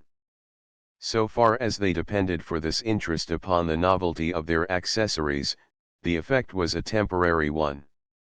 Seraglios, divans, bulbuls, gulistans, zulicas, and other oriental properties deluged English poetry for a time, and then subsided, even as the tide of moss troopers, sorcerers, hermits, and feudal castles had already had its rise and fall. But there was a deeper reason for the impression made by Byron's poetry upon his contemporaries. He laid his finger right on the sore spot in modern life. He had the disease with which the time was sick, the world weariness, the desperation which proceeded from passion incapable of being converted into action. We find this tone in much of the literature which followed the failure of the French Revolution and the Napoleonic Wars. From the irritations of that period, the disappointment of high hopes for the future of the race, the growing religious disbelief, and the revolt of democracy and free thought against conservative reaction, sprang what Southey called the Satanic School, which spoke its loudest word in Byron.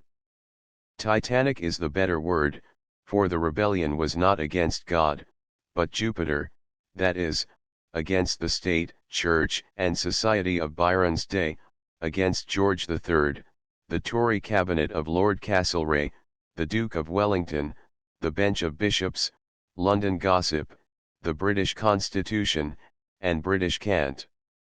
In these poems of Byron, and in his dramatic experiments, Manfred and Cain, there is a single figure, the figure of Byron under various masks and one pervading mood, a restless and sardonic gloom, a weariness of life, a love of solitude, and a melancholy exaltation in the presence of the wilderness and the sea. Byron's hero is always represented as a man originally noble, whom some great wrong, by others, or some mysterious crime of his own, has blasted and embittered, and who carries about the world a seared heart and a sombre brow. Harold, who may stand as a type of all his heroes, has run through sin's labyrinth, and feeling the fullness of satiety, is drawn abroad to Rome, the wandering exile of his own dark mind. The loss of a capacity for pure, unjaded emotion is the constant burden of Byron's lament. No more, no more, oh never more on me the freshness of the heart shall fall like dew, and again, oh could I feel as I have felt, or be what I have been, or weep as I could once have wept, o'er many a vanished scene, as springs in deserts found seem sweet, all brackish though they be, so, midst the withered waste of life, those tears would flow to me.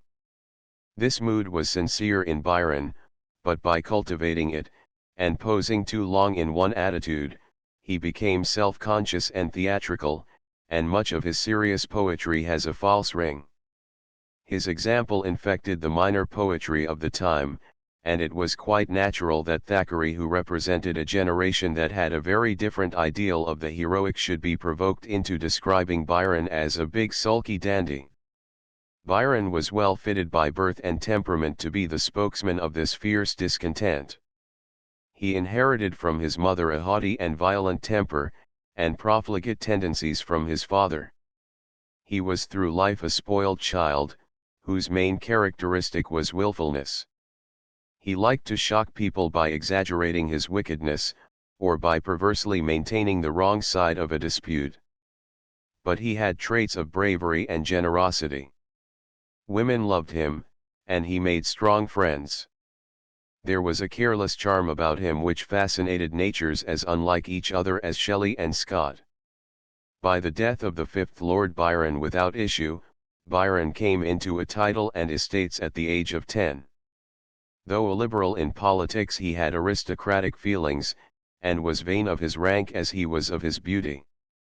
He was educated at Harrow and at Trinity College, Cambridge, where he was idle and dissipated, but did a great deal of miscellaneous reading. He took some of his Cambridge set Hobhouse, Matthews, and others to Newstead Abbey, his ancestral seat, where they filled the ancient cloisters with eccentric orgies. Byron was strikingly handsome. His face had a spiritual paleness and a classic regularity, and his dark hair curled closely to his head. A deformity in one of his feet was a mortification to him, and impaired his activity in many ways, although he prided himself upon his powers as a swimmer. In 1815, when at the height of his literary and social éclat in London, he married. In February of the following year he was separated from Lady Byron, and left England forever, pursued by the execrations of outraged respectability.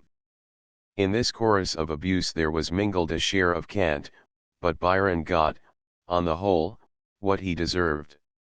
From Switzerland, where he spent a summer by Lake Leman, with the Shelleys, from Venice, Ravenna, Pisa, and Rome, scandalous reports of his intrigues and his wild debaucheries were wafted back to England, and with these came poem after poem, full of burning genius, pride, scorn, and anguish, and all hurling defiance at English public opinion. The third and fourth cantos of Childe Harold, 1816 to 1818, were a great advance upon the first two, and contain the best of Byron's serious poetry. He has written his name all over the continent of Europe, and on 100 memorable spots has made the scenery his own.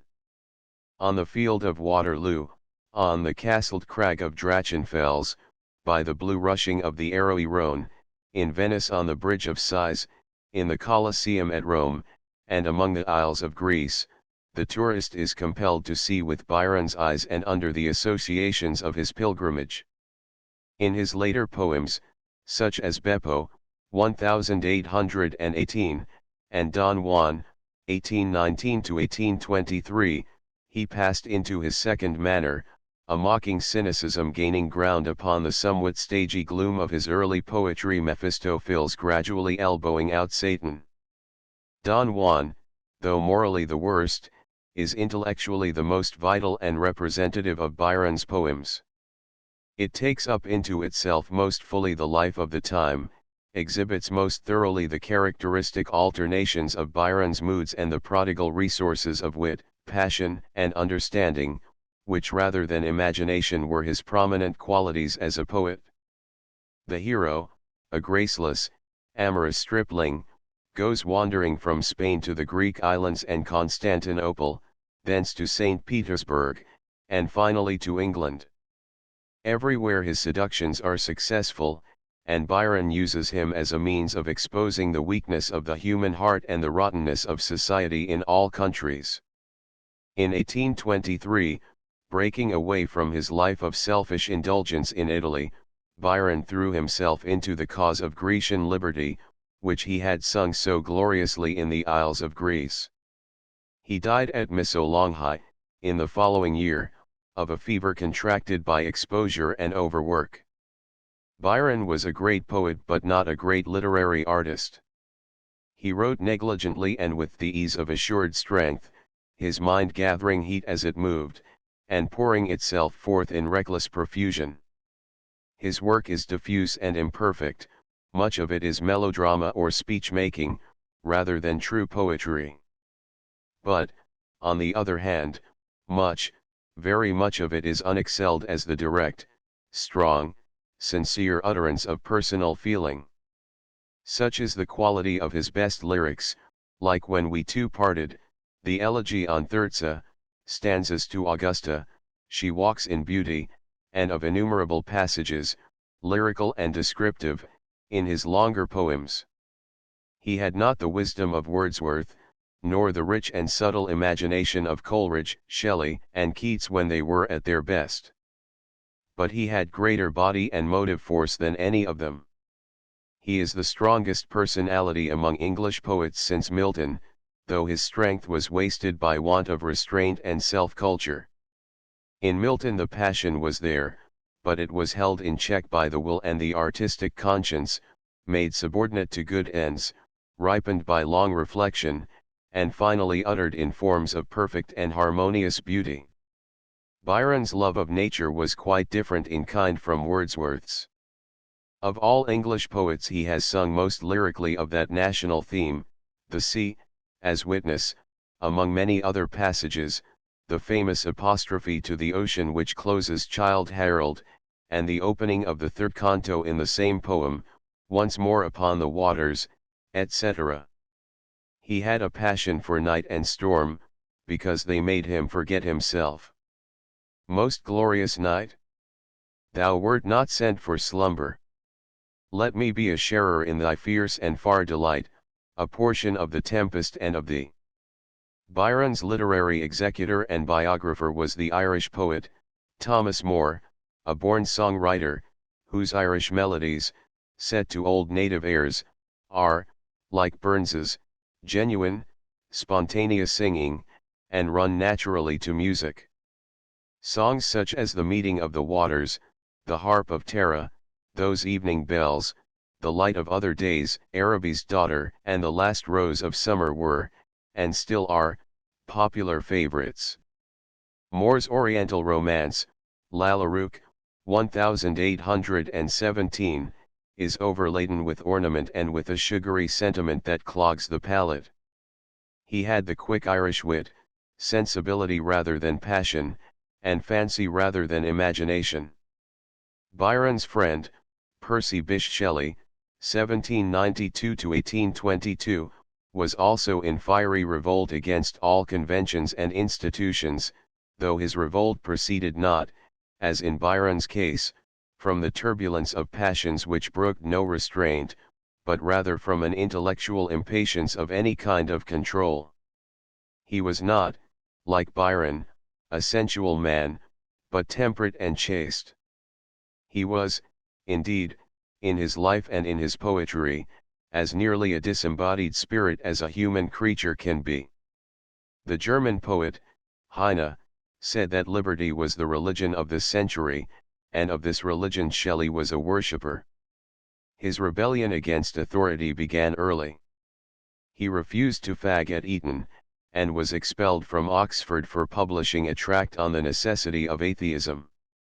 At 19, he ran away with Harriet Westbrook, and was married to her in Scotland. 3 years later he deserted her for Mary Godwin, with whom he eloped to Switzerland. 2 years after this his first wife drowned herself in the Serpentine, and Shelley was then formally wedded to Mary Godwin. All this is rather startling, in the bare statement of it, yet it is not inconsistent with the many testimonies that exist to Shelley's singular purity and beauty of character, testimonies borne out by the evidence of his own writings. Impulse with him took the place of conscience. Moral law, accompanied by the sanction of power, and imposed by outside authority, he rejected as a form of tyranny. His nature lacked robustness and ballast. Byron, who was at the bottom intensely practical, said that Shelley's philosophy was too spiritual and romantic.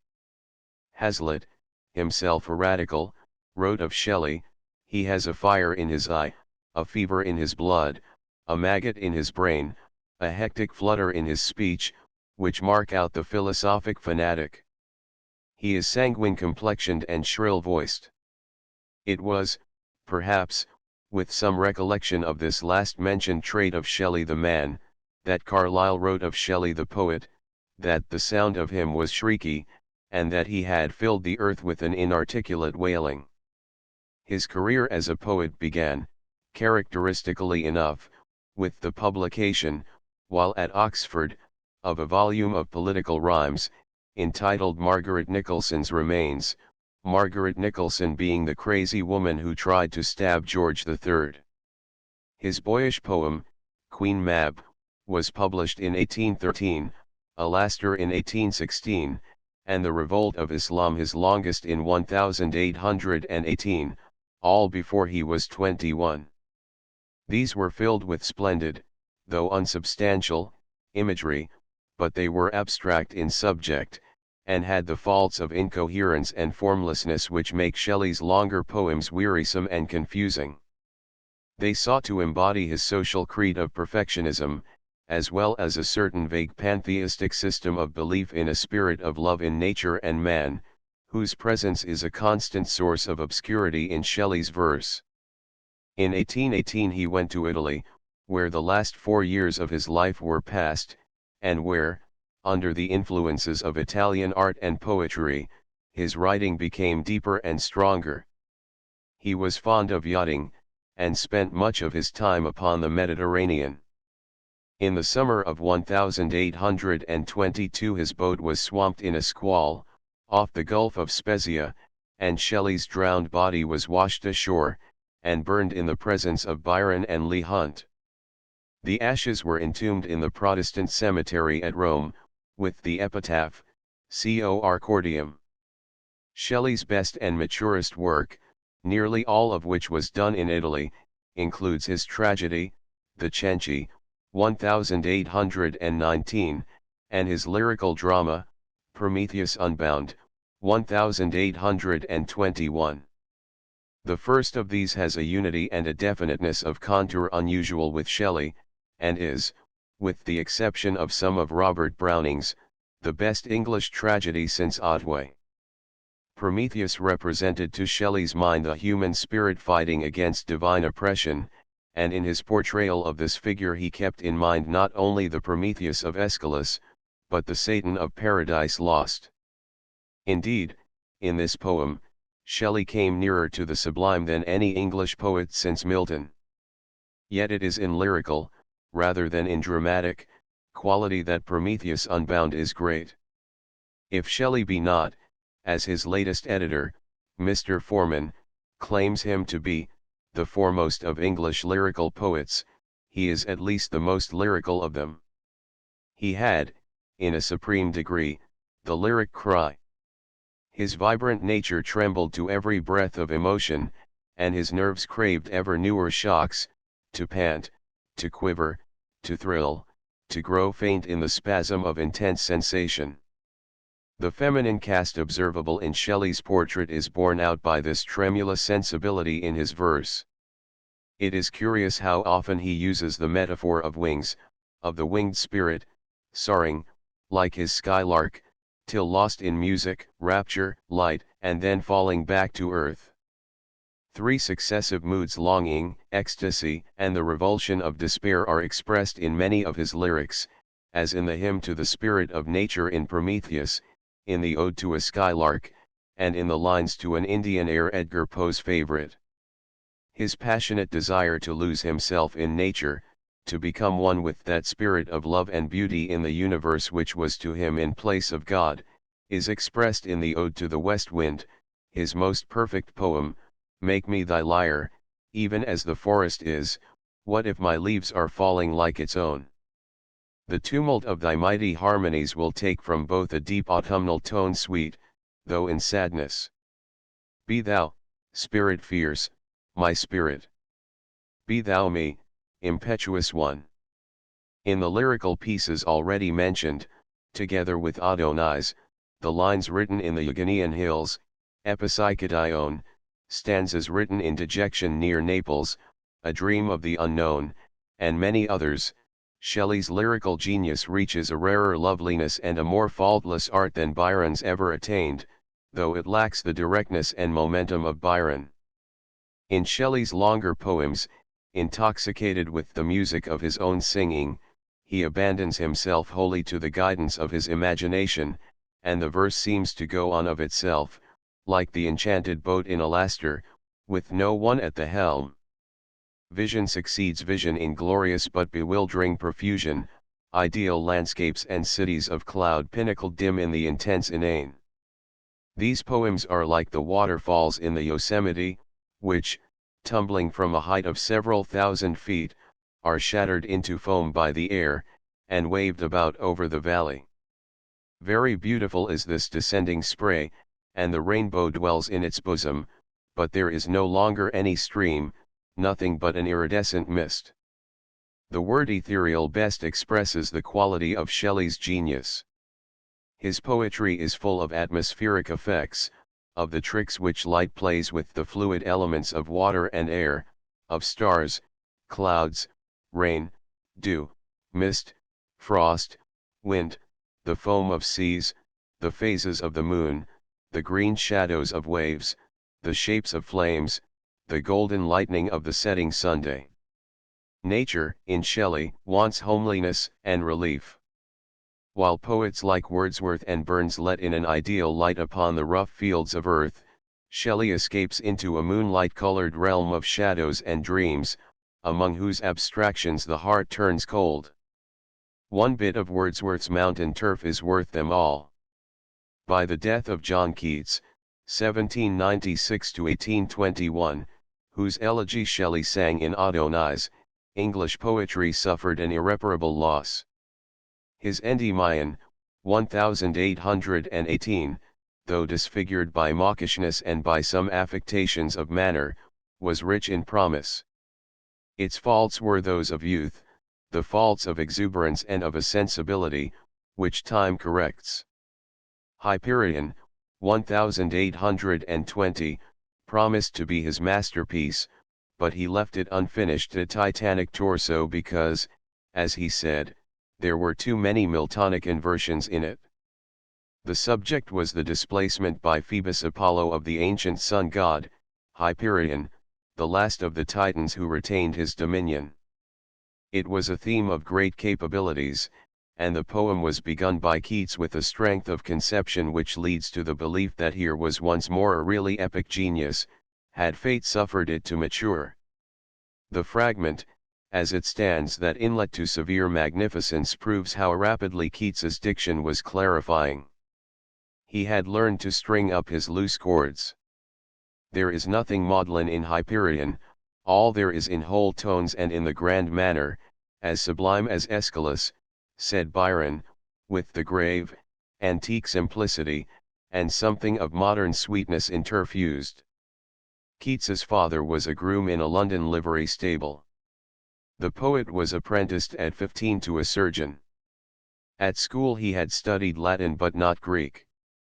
He, who of all the English poets had the most purely Hellenic spirit, made acquaintance with Greek literature and art only through the medium of classical dictionaries, translations, and popular mythologies, and later through the marbles and casts in the British Museum.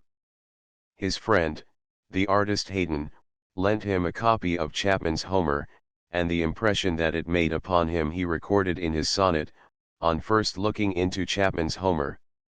Other poems of the same inspiration are his 3 sonnets, to Homer, on seeing the Elgin marbles, on a picture of Leander, Lamia, and the beautiful ode on a Grecian urn. But Keats's art was retrospective and eclectic, the blossom of a double root, and golden-tongued romance with serene lute had her part in him, as well as the classics. In his 17th year he had read The Faerie Queene, and from Spenser he went on to a study of Chaucer, Shakespeare, and Milton. Then he took up Italian and read Ariosto.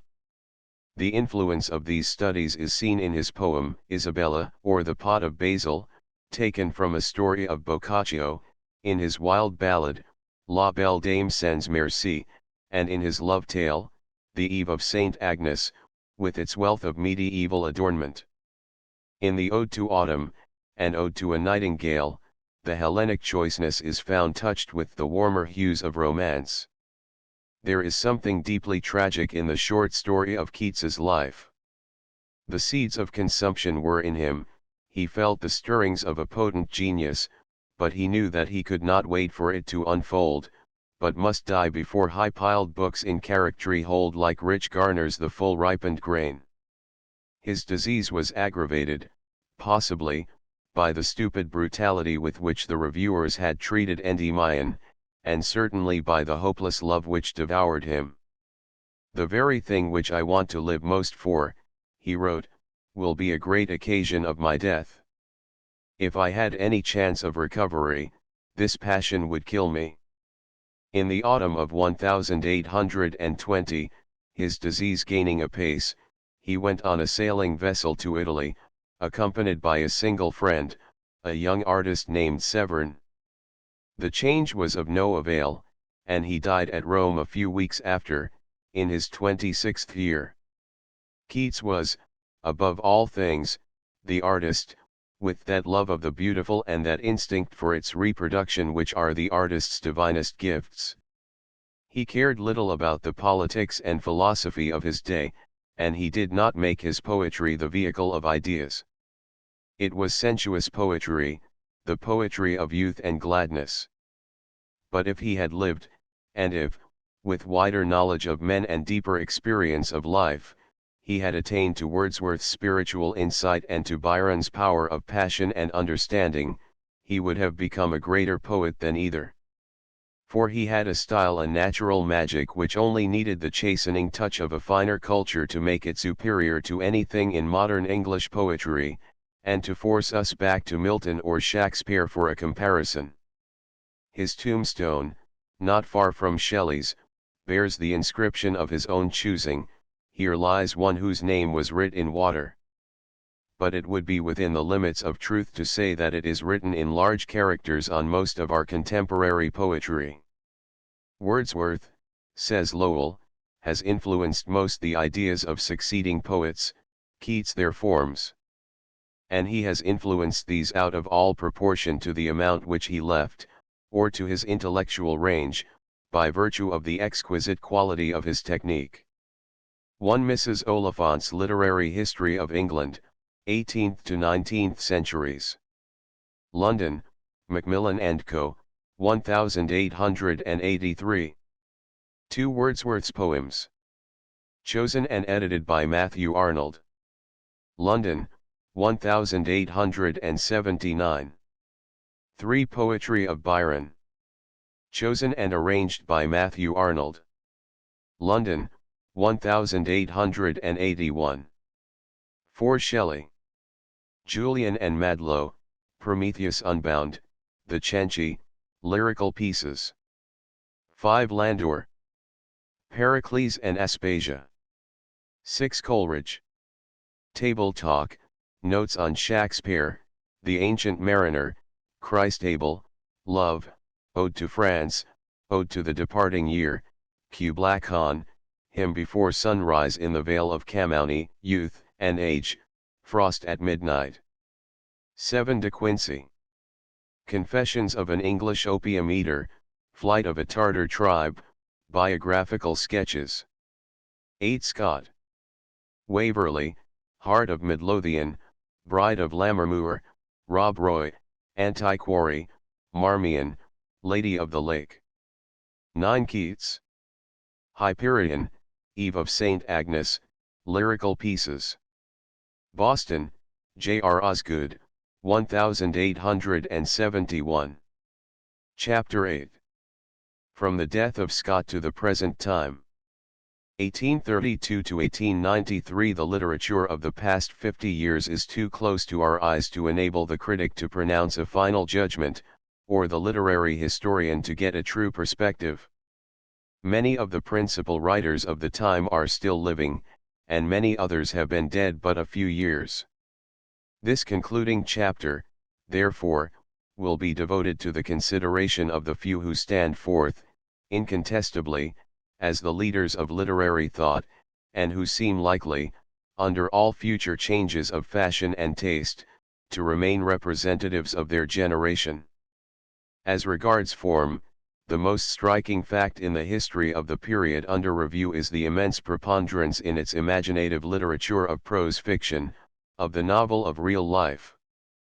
The novel has become to the solitary reader of today what the stage play was to the audiences of Elizabeth's reign, or the periodical essay, like the Tatler and Spectator, to the clubs and breakfast tables of Queen Anne's.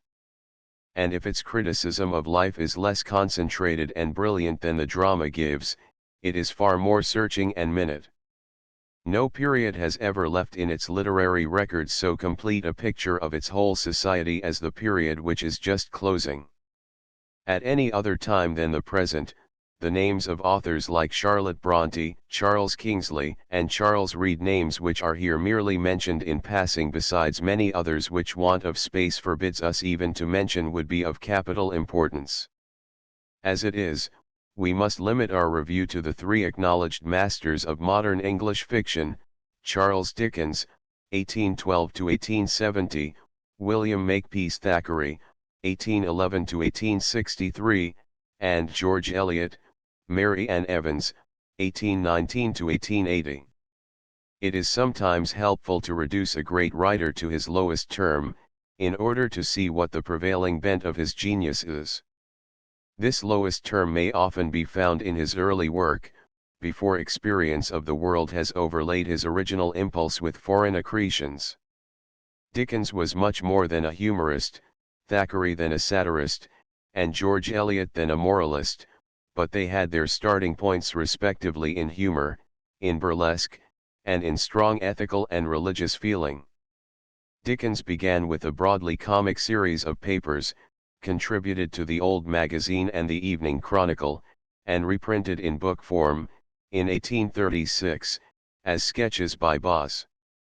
The success of these suggested to a firm of publishers the preparation of a number of similar sketches of the misadventures of Cockney sportsmen, to accompany plates by the comic draftsman, Mr. R. Seymour. This suggestion resulted in the Pickwick Papers, published in monthly installments in 1836 to 1837. The series grew, under Dickens's hand, into a continuous though rather loosely strung narrative of the doings of a set of characters, conceived with such exuberant and novel humor that it took the public by storm and raised its author at once to fame. Pickwick is by no means Dickens's best, but it is his most characteristic and most popular book. At the time that he wrote these early sketches he was a reporter for the Morning Chronicle. His naturally acute powers of observation had been trained in this pursuit to the utmost efficiency, and there always continued to be about his descriptive writing a reportorial and newspaper air. He had the eye for effect, the sharp fidelity to detail, the instinct for rapidly seizing upon and exaggerating the salient point, which are developed by the requirements of modern journalism.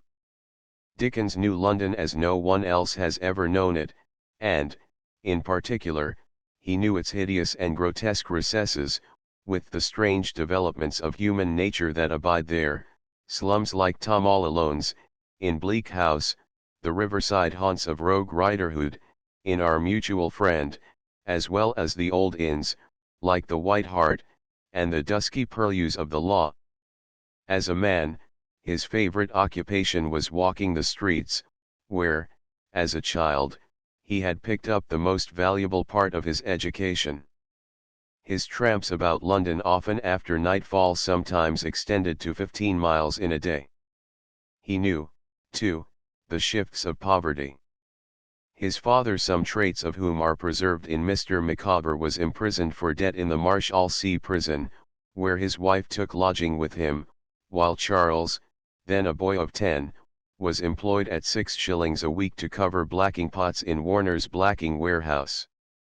The hardships and loneliness of this part of his life are told under a thin disguise in Dickens's masterpiece, David Copperfield, the most autobiographical of his novels. From these young experiences he gained that insight into the lives of the lower classes and that sympathy with children and with the poor which shine out in his pathetic sketches of Little Nell, in the Old Curiosity Shop, of Paul Dombey, of Poor Joe, in Bleak House, of the Marchioness, and 100 other figures. In Oliver Twist, contributed, during 1837 to 1838, to Bentley's Miscellany, a monthly magazine of which Dickens was editor, he produced his first regular novel.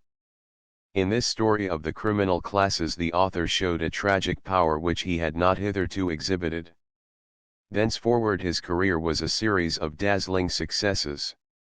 It is impossible here to particularize his numerous novels, sketches, short tales, and Christmas stories, the latter a fashion which he inaugurated, and which has produced a whole literature in itself.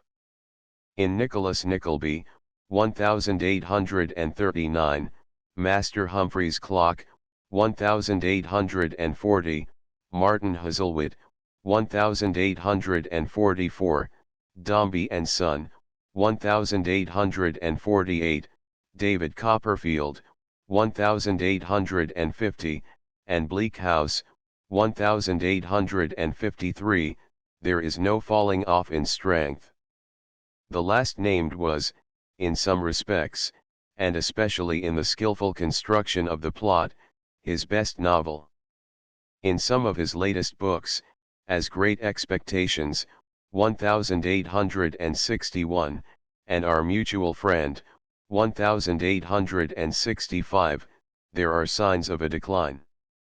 This showed itself in an unnatural exaggeration of characters and motives, and a painful straining after humorous effects, faults, indeed, from which Dickens was never wholly free.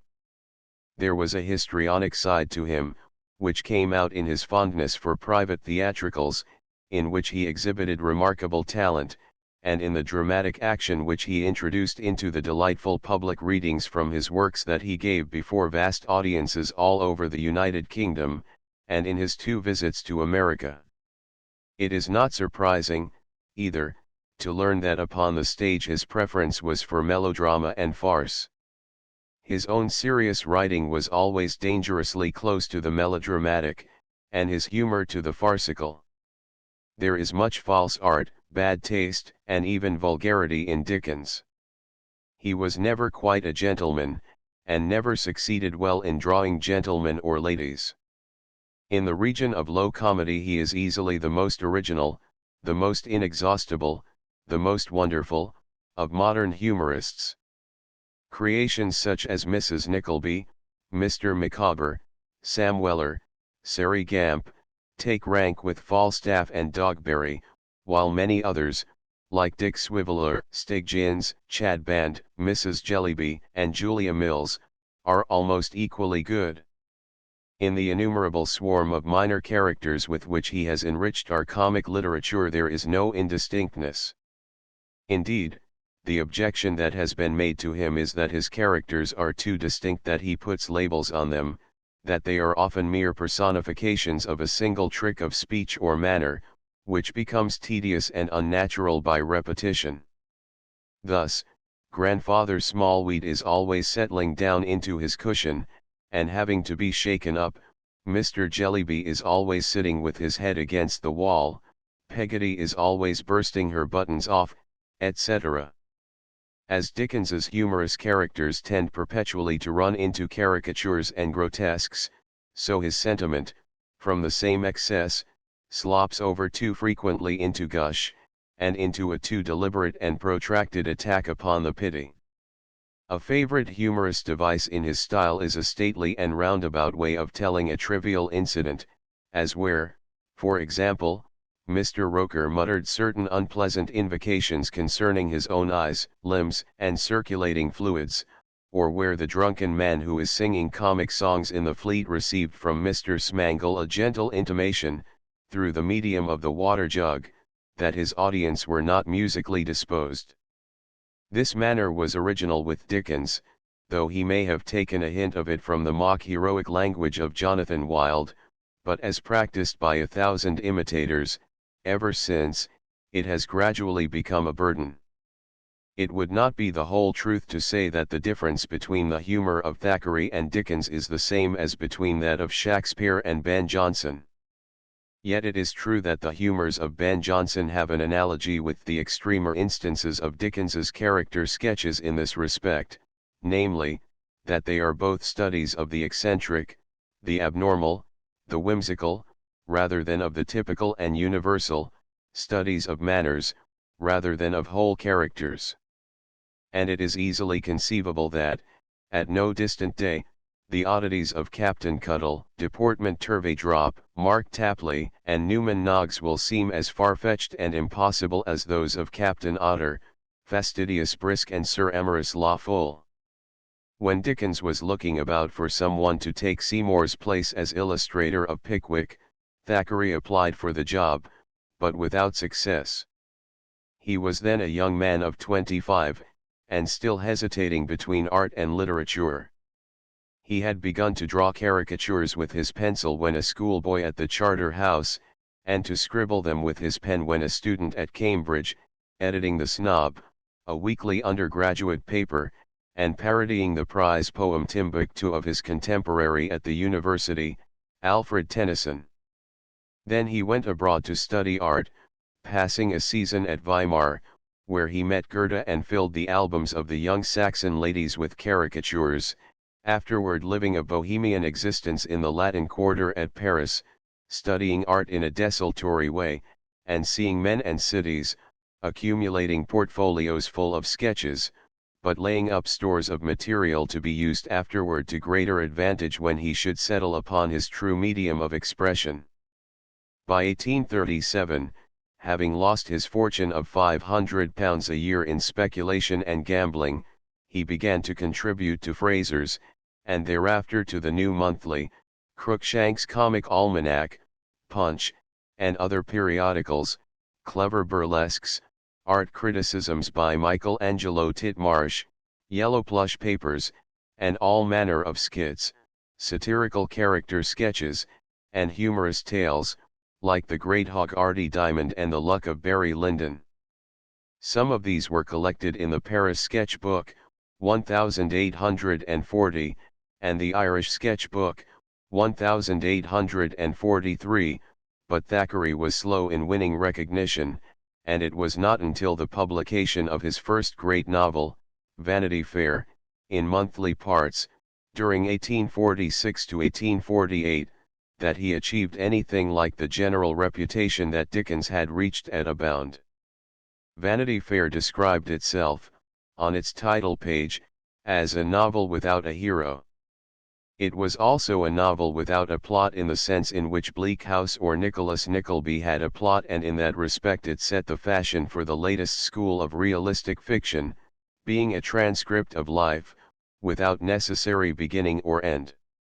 Indeed, one of the pleasantest things to a reader of Thackeray is the way which his characters have of reappearing, as old acquaintances, in his different books, just as, in real life, people drop out of mind and then turn up again in other years and places.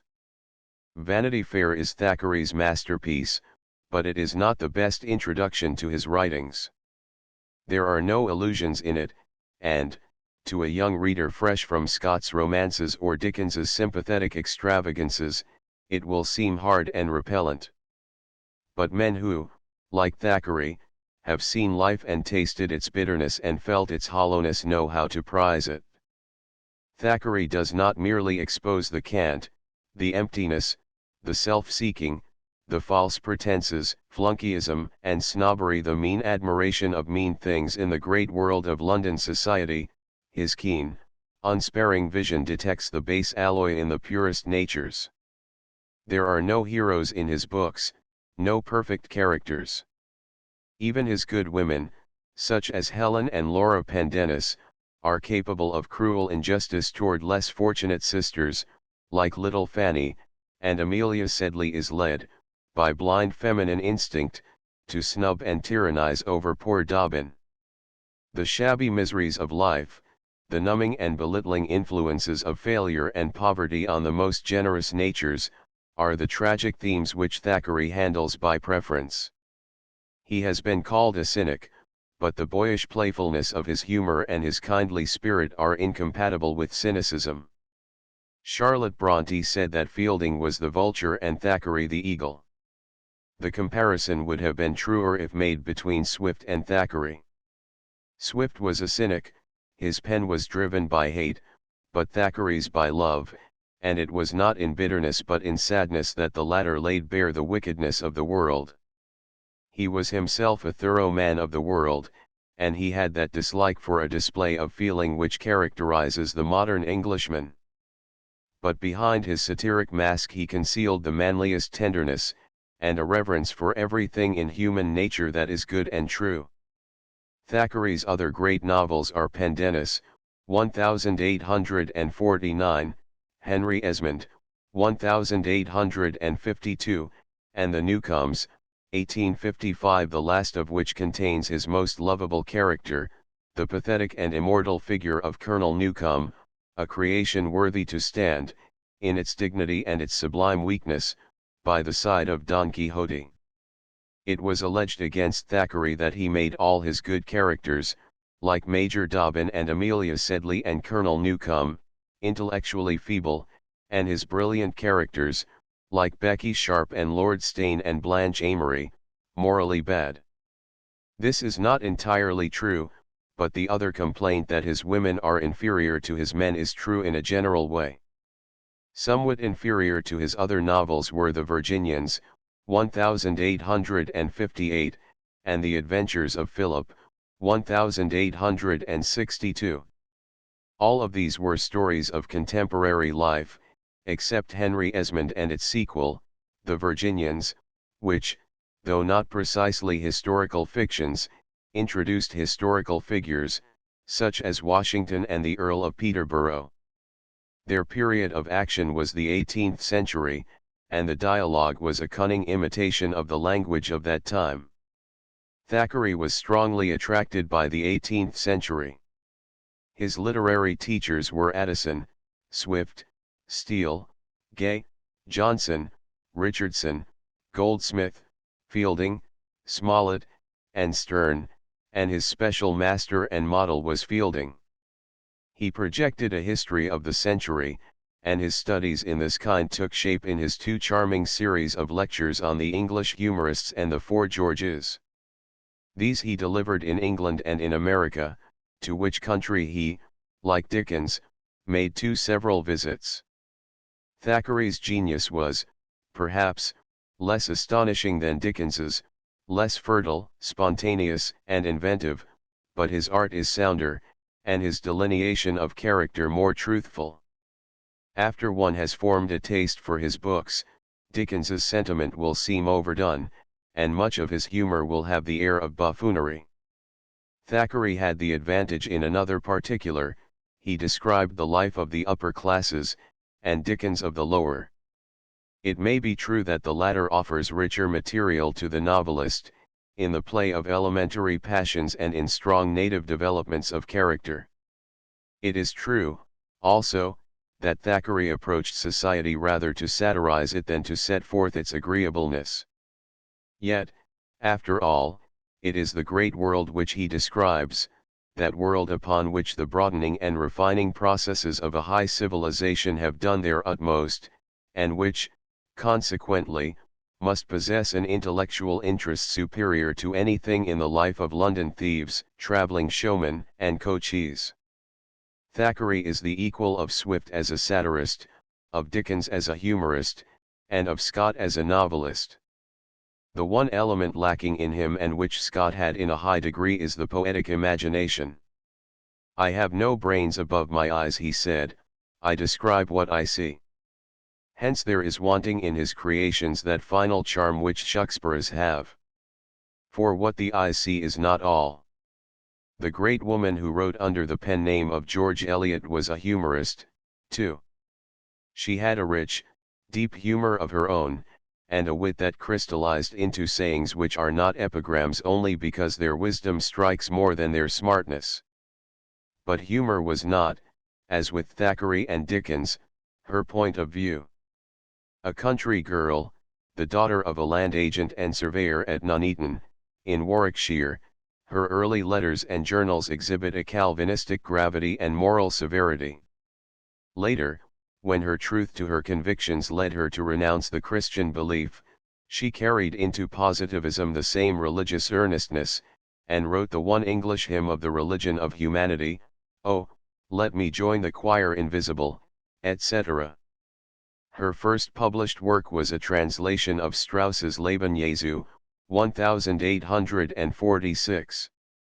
In 1851 she went to London and became one of the editors of the radical organ, the Westminster Review.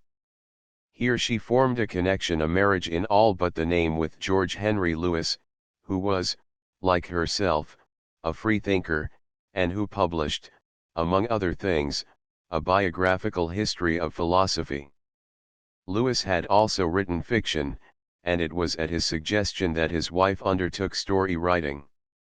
Her scenes of clerical life were contributed to Blackwood's magazine for 1857, and published in book form in the following year. Adam Bede followed in 1859, The Mill on the Floss in 1860, Silas Marner in 1861, Romola in 1863, Felix Holt in 1866, and Middlemarch in 1872. All of these, except Romola, are tales of provincial and largely of domestic life in the Midland counties. Romola is an historical novel, the scene of which is Florence in the 15th century, the Florence of Machiavelli and of Savonarola. George Eliot's method was very different from that of Thackeray or Dickens. She did not crowd her canvas with the swarming life of cities.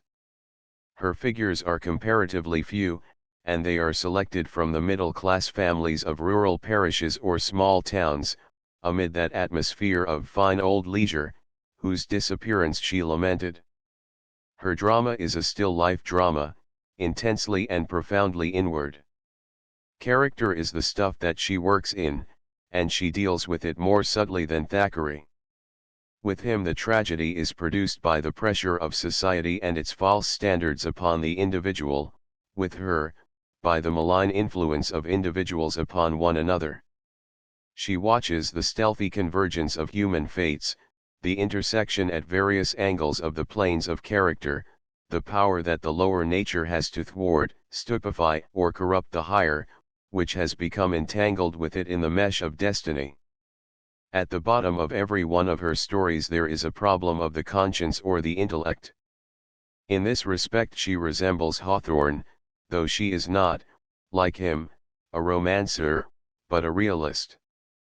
There is a melancholy philosophy in her books, most of which are tales of failure or frustration.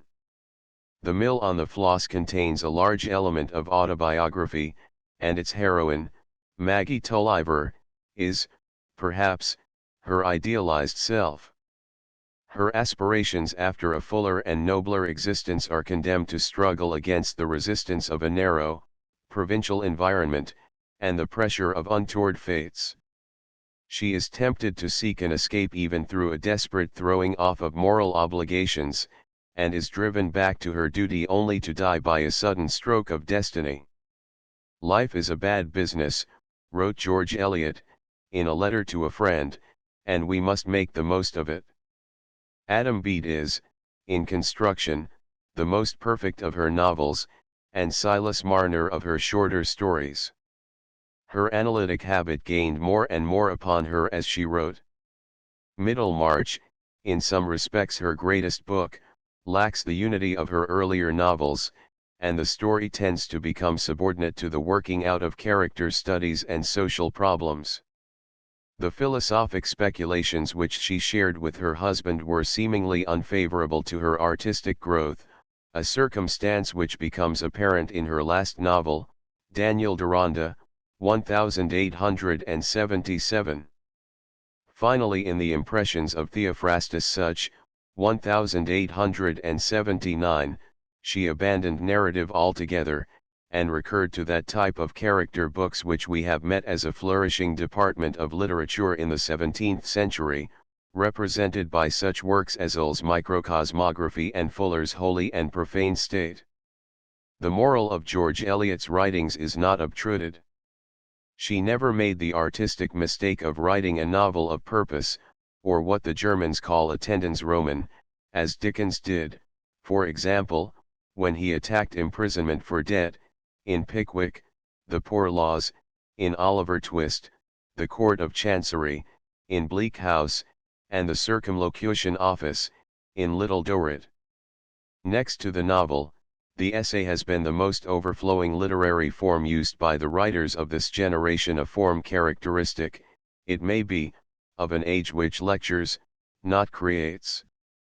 It is not the essay of Bacon, nor yet of Addison, nor of Lamb, but attempts a complete treatment. Indeed, many longish books, like Carlyle's Heroes and Hero Worship and Ruskin's Modern Painters, are, in spirit, rather literary essays than formal treatises. The most popular essayist and historian of his time was Thomas Babington Macaulay, 1800 to 1859, an active and versatile man, who won splendid success in many fields of labor. He was prominent in public life as one of the leading orators and writers of the Whig party. He sat many times in the House of Commons, as member for Calne, for Leeds, and for Edinburgh, and took a distinguished part in the debates on the Reform Bill of 1832. He held office in several Whig governments, and during his 4 years' service in British India, as member of the Supreme Council of Calcutta, he did valuable work in promoting education in that province, and in codifying the Indian penal law. After his return to England, and especially after the publication of his History of England from the accession of James II, honours and appointments of all kinds were showered upon him. In 1857 he was raised to the peerage as Baron Macaulay of Rothley. Macaulay's equipment, as a writer on historical and biographical subjects, was, in some points, unique. His reading was prodigious, and his memory so tenacious that it was said, with but little exaggeration, that he never forgot anything that he had read. He could repeat the whole of Paradise Lost by heart, and thought it probable that he could rewrite Sir Charles Grandison from memory. In his books, in his speeches in the House of Commons, and in private conversation, for he was an eager and fluent talker, running on often for hours at a stretch, he was never at a loss to fortify and illustrate his positions by citation after citation of dates, names, facts of all kinds, and passages quoted verbatim from his multifarious reading. The first of Macaulay's writings to attract general notice was his article on Milton, printed in the August number of the Edinburgh Review for 1825. The editor, Lord Jeffrey, in acknowledging the receipt of the manuscript, wrote to his new contributor, "The more I think, the less I can conceive where you picked up that style." That celebrated style about which so much has since been written was an index to the mental character of its owner. Macaulay was of a confident, sanguine, impetuous nature. He had great common sense, and he saw what he saw quickly and clearly, but he did not see very far below the surface. He wrote with the conviction of an advocate, and the easy omniscience of a man whose learning is really nothing more than general information raised to a very high power, rather than with the subtle penetration of an original or truly philosophic intellect, like Coleridge's or De Quincey's. He always had at hand explanations of events or of characters which were admirably easy and simple, too simple, indeed, for the complicated phenomena which they professed to explain. His style was clear, animated, showy, and even its faults were of an exciting kind. It was his habit to give piquancy to his writing by putting things concretely. Thus, instead of saying, in general terms as Hume or Gibbon might have done, that the Normans and Saxons began to mingle about 1200, he says, the great-grandsons of those who had fought under William and the great-grandsons of those who had fought under Harold began to draw near to each other. Macaulay was a great scene painter, who neglected delicate truths of detail for exaggerated distemper effects. He used the rhetorical machinery of climax and hyperbole for all that it was worth, and he made points as in his essay on Bacon by creating antithesis. In his History of England he inaugurated the picturesque method of historical writing. The book was as fascinating as any novel. Macaulay, like Scott, had the historic imagination, though his method of turning history into romance was very different from Scott's. Among his essays the best are those which, like the ones on Lord Clive, Warren Hastings, and Frederick the Great, deal with historical subjects, or those which deal with literary subjects under their public historic relations, such as the essays on Addison, Bunyan, and the comic dramatists of the Restoration. I have never written a page of criticism on poetry, or the fine arts, wrote Macaulay, which I would not burn if I had the power. Nevertheless his own Lays of Ancient Rome, 1842, are good, stirring verse of the emphatic and declamatory kind, though their quality may be rather rhetorical than poetic. Our critical time has not forborne to criticize itself, and perhaps the writer who impressed himself most strongly upon his generation was the one who railed most desperately against the spirit of the age. Thomas Carlyle, 1795 to 1881, was occupied between 1822 and 1830 chiefly in imparting to the British public a knowledge of German literature. He published, among other things, a Life of Schiller, a translation of Goethe's Wilhelm Meister, and 2 volumes of translations from the German romancers Tieck, Hoffmann, Richter, and Foote, and contributed to the Edinburgh and Foreign Review articles on Goethe, Werner, Novalis, Richter, German playwrights, the Nibelungenlied, etc. His own diction became more and more tinctured with Germanisms.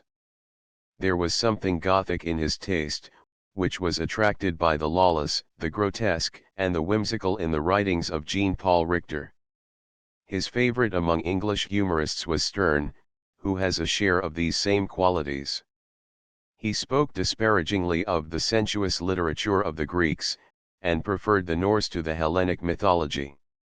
Even in his admirable critical essays on Burns, on Richter, on Scott, Diderot, and Voltaire, which are free from his later mannerism written in English, and not in Carly lace, his sense of spirit is always more lively than his sense of form.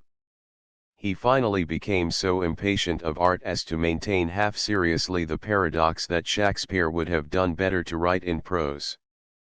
In 3 of these early essays on the signs of the times, 1829, on history, 1830, and on characteristics, 1831, are to be found the germs of all his later writings.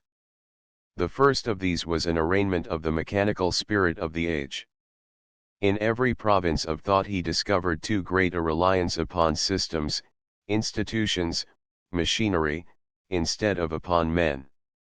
Thus, in religion, we have Bible societies, machines for converting the heathen. In defect of Raphaels and Angelos and Mozarts, we have royal academies of painting, sculpture, music. In like manner, he complains, government is a machine. Its duties and faults are not those of a father, but of an active parish constable. Against the police theory, as distinguished from the paternal theory, of government, Carlyle protested with ever shriller iteration. In Chartism, 1839, Past and Present, 1843, and Latter-day Pamphlets, 1850, he denounced this laissez-faire idea. The business of government, he repeated, is to govern, but this view makes it its business to refrain from governing. He fought most fiercely against the conclusions of political economy, the dismal science which, he said, affirmed that men were guided exclusively by their stomachs. He protested, too, against the utilitarians, followers of Bentham and Mill, with their greatest happiness principle, which reduced virtue to a profit and loss account. Carlyle took issue with modern liberalism. He ridiculed the self-gratulation of the time, all the talk about progress of the species, unexampled prosperity, etc. But he was reactionary without being conservative. He had studied the French Revolution, and he saw the fateful, irresistible approach of democracy. He had no faith in government by counting noses, and he hated talking parliaments, but neither did he put trust in an aristocracy that spent its time in preserving the game. What he wanted was a great individual ruler, a real king or hero, and this doctrine he set forth afterward most fully in Hero Worship, 1841, and illustrated in his lives of representative heroes, such as his Cromwell's Letters and Speeches, 1845, and his great history of Frederick the Great, 1858 to 1865.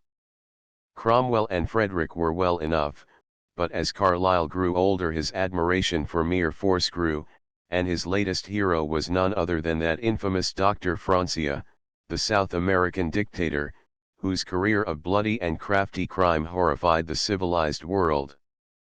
The essay on history was a protest against the scientific view of history which attempts to explain away and account for the wonderful. Wonder, he wrote in Sartor Resartus, is the basis of all worship. He defined history as the essence of innumerable biographies. Mr. Carlyle, said the Italian patriot, Mazzini, comprehends only the individual.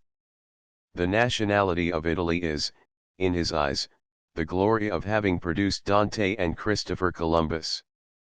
This trait comes out in his greatest book, The French Revolution, 1837, which is a mighty tragedy enacted by a few leading characters: Mirabeau, Danton, Napoleon. He loved to emphasize the superiority of history over fiction as dramatic material. The third of the three essays mentioned was a Jeremiad on the morbid self-consciousness of the age, which shows itself, in religion and philosophy, as skepticism and introspective metaphysics, and in literature, as sentimentalism and view-hunting. But Carlyle's epoch-making book was Sartor Resartus, the Tailor Retailored, published in Fraser's Magazine for 1833 to 1834, and first reprinted in book form in America. This was a satire upon shams, conventions, the disguises which overlay the most spiritual realities of the soul. It purported to be the life and clothes philosophy of a certain Diogenes Teufelsdrockh, professor der allerlei Wissenschaft of things in general in the University of Weissnichtwo. Society, said Carlyle, is founded upon cloth, following the suggestions of Lear's speech to the naked Bedlam beggar, "Thou art the thing itself, unaccommodated man is no more but such a poor, bare, forked animal as thou art," and borrowing also, perhaps, an ironical hint from a paragraph in Swift's Tale of a Tub, a sect was established who held the universe to be a large suit of clothes. If certain ermines or furs be placed in a certain position, we style them a judge, and so an apt conjunction of lawn and black satin we entitle a bishop. In Sartor Resartus Carlyle let himself go. It was willful, uncouth, amorphous, titanic. There was something monstrous in the combination. The hot heart of the Scot married to the transcendental dream of Germany. It was not English, said the reviewers, it was not sense, it was disfigured by obscurity and mysticism.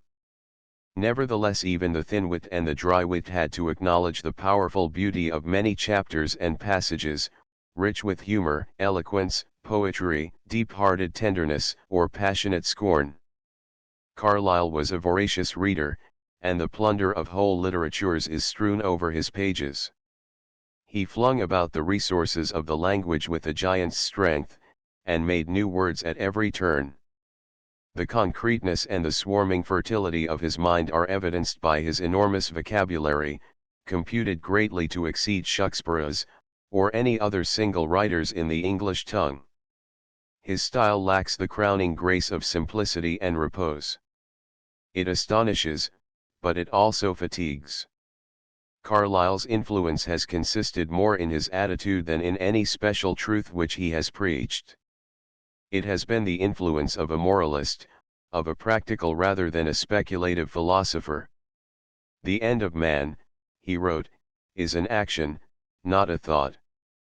He has not been able to persuade the time that it is going wrong, but his criticisms have been wholesomely corrective of its self-conceit.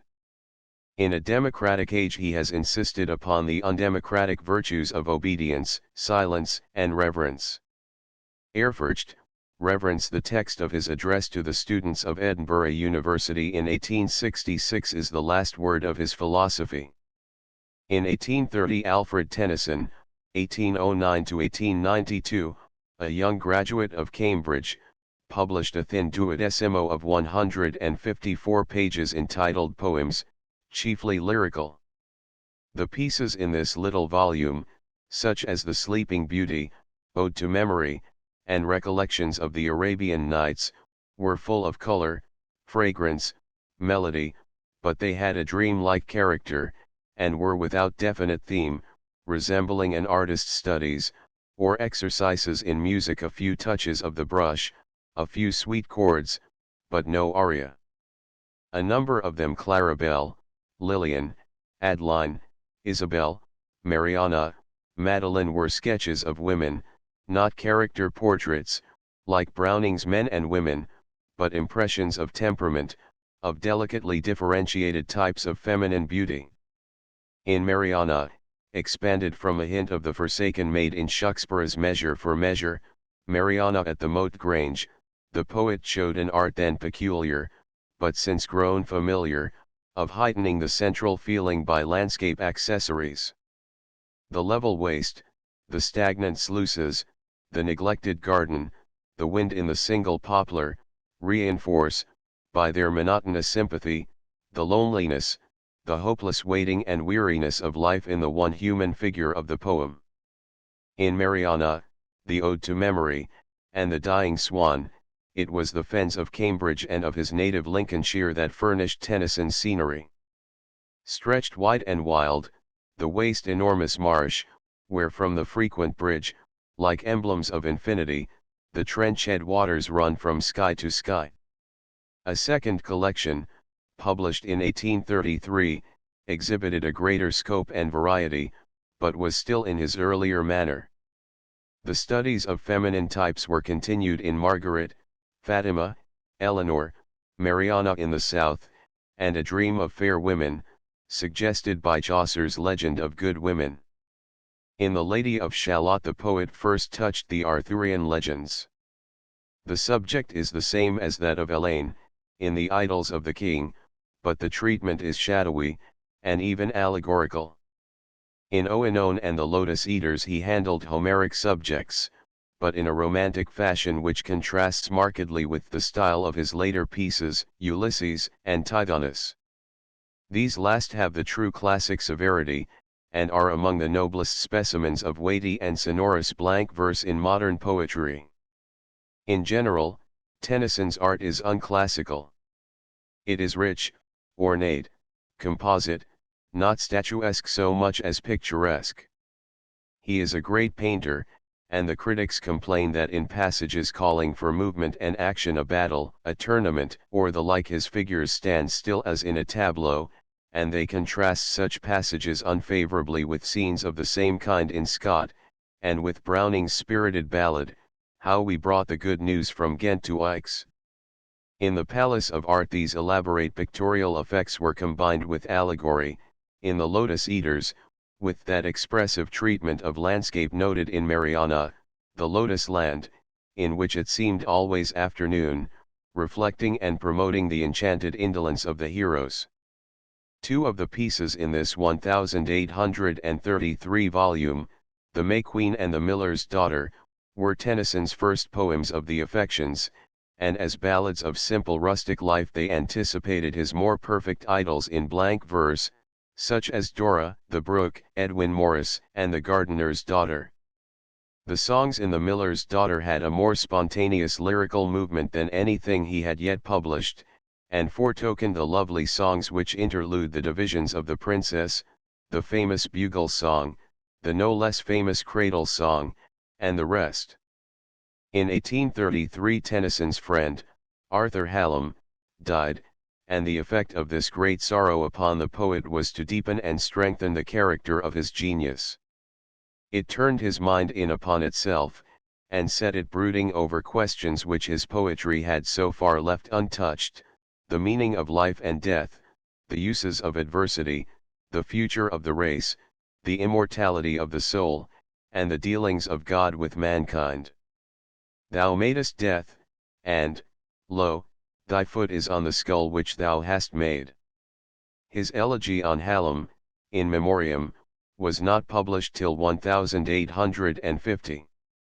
He kept it by him all those years, adding section after section, gathering up into it whatever reflections crystallized about its central theme.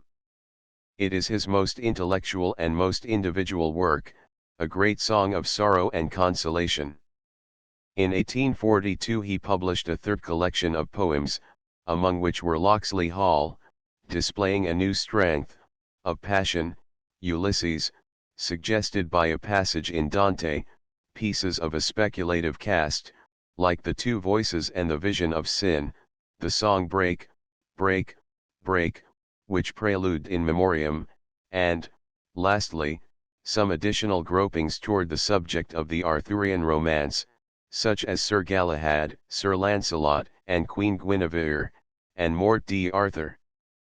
The last was in blank verse, and, as afterward incorporated in The Passing of Arthur, forms one of the best passages in the Idylls of the King. The Princess, a medley, published in 1849, represents the eclectic character of Tennyson's art, a medieval tale with an admixture of modern sentiment, and with the very modern problem of woman's sphere for its theme.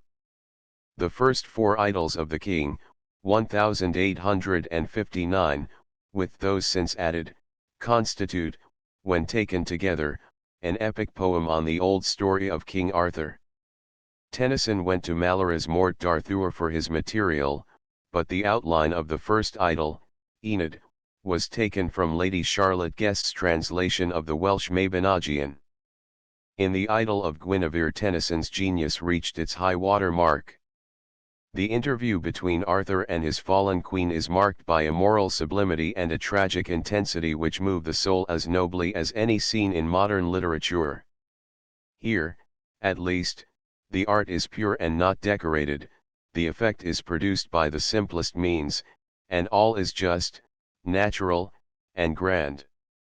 Maud, a love novel in verse published in 1855, and considerably enlarged in 1856, had great sweetness and beauty, particularly in its lyrical portions, but it was uneven in execution, imperfect in design, and marred by lapses into mawkishness and excess in language. Since 1860 Tennyson has added little of permanent value to his work. His dramatic experiments, like Queen Mary, are not, on the whole, successful, though it would be unjust to deny dramatic power to the poet who has written, upon one hand, Guinevere and the Passing of Arthur, and upon the other the homely dialectic monologue of the northern farmer. When we tire of Tennyson's smooth perfection, of an art that is over exquisite, and a beauty that is well nigh too beautiful, and crave a rougher touch, and a meaning that will not yield itself too readily, we turn to the thorny pages of his great contemporary, Robert Browning, 1812–1889. Dr. Holmes says that Tennyson is white meat and Browning is dark meat. A masculine taste, it is inferred, is shown in a preference for the gamier flavor. Browning makes us think, his poems are puzzles, and furnish business for Browning societies. There are no Tennyson societies, because Tennyson is his own interpreter. Intellect in a poet may display itself quite as properly in the construction of his poem as in its content. We value a building for its architecture, and not entirely for the amount of timber in it. Browning's thought never wears so thin as Tennyson sometimes does in his latest verse, where the trick of his style goes on of itself with nothing behind it. Tennyson, at his worst, is weak. Browning, when not at his best, is hoarse. Hoarseness, in itself, is no sign of strength. In Browning, however, the failure is in art, not in thought. He chooses his subjects from abnormal character types, such as are presented, for example, in Caliban upon Setebos, the Grammarian's Funeral, My Last Duchess and Mr. Sludge, the Medium. These are all psychological studies, in which the poet gets into the inner consciousness of a monster, a pedant, a criminal, and a quack, and gives their point of view. They are dramatic soliloquies, but the poet's self-identification with each of his creations, in turn, remains incomplete. His curious, analytic observation, his way of looking at the soul from outside, gives a doubleness to the monologues in his dramatic lyrics, 1845, Men and Women, 1855, Dramatis Personae, 1864, and other collections of the kind. The words are the words of Caliban or Mr. Sludge, but the voice is the voice of Robert Browning. His first complete poem, Paracelsus, 1835, aimed to give the true inwardness of the career of the famous 16th-century doctor, whose name became a synonym with charlatan. His second, Sordello, 1840, traced the struggles of an Italian poet who lived before Dante, and could not reconcile his life with his art. Paracelsus was hard, but Sordello was incomprehensible. Browning has denied that he was ever perversely crabbed or obscure. Every great artist must be allowed to say things in his own way, and obscurity has its artistic uses, as the Gothic builders knew. But there are two kinds of obscurity in literature. One is inseparable from the subtlety and difficulty of the thought or the compression and pregnant indirectness of the phrase. Instances of this occur in the clear deeps of Dante, Shakespeare, and Goethe.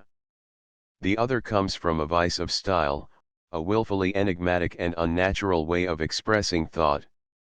Both kinds of obscurity exist in Browning. He was a deep and subtle thinker, but he was also a very eccentric writer, abrupt, harsh, disjointed. It has been well said that the reader of Browning learns a new dialect. But one need not grudge the labor that is rewarded with an intellectual pleasure so peculiar and so stimulating. The odd, grotesque impression made by his poetry arises, in part, from his desire to use the artistic values of ugliness, as well as of obscurity, to avoid the shallow prettiness that comes from blinking the disagreeable truth, not to leave the saltness out of the sea. Whenever he emerges into clearness, as he does in hundreds of places, he is a poet of great qualities. There are a fire and a swing in his cavalier tunes, and in pieces like The Glove and The Lost Leader, and humor in such ballads as The Pied Piper of Hamelin and the Soliloquy of the Spanish Cloister, which appeal to the most conservative reader. He seldom deals directly in the pathetic, but now and then, as in Evelyn Hope, The Last Ride Together, or The Incident of the French Camp, a tenderness comes over the strong verse as sheaths a film the mother eagle's eye when her bruised eaglet breathes.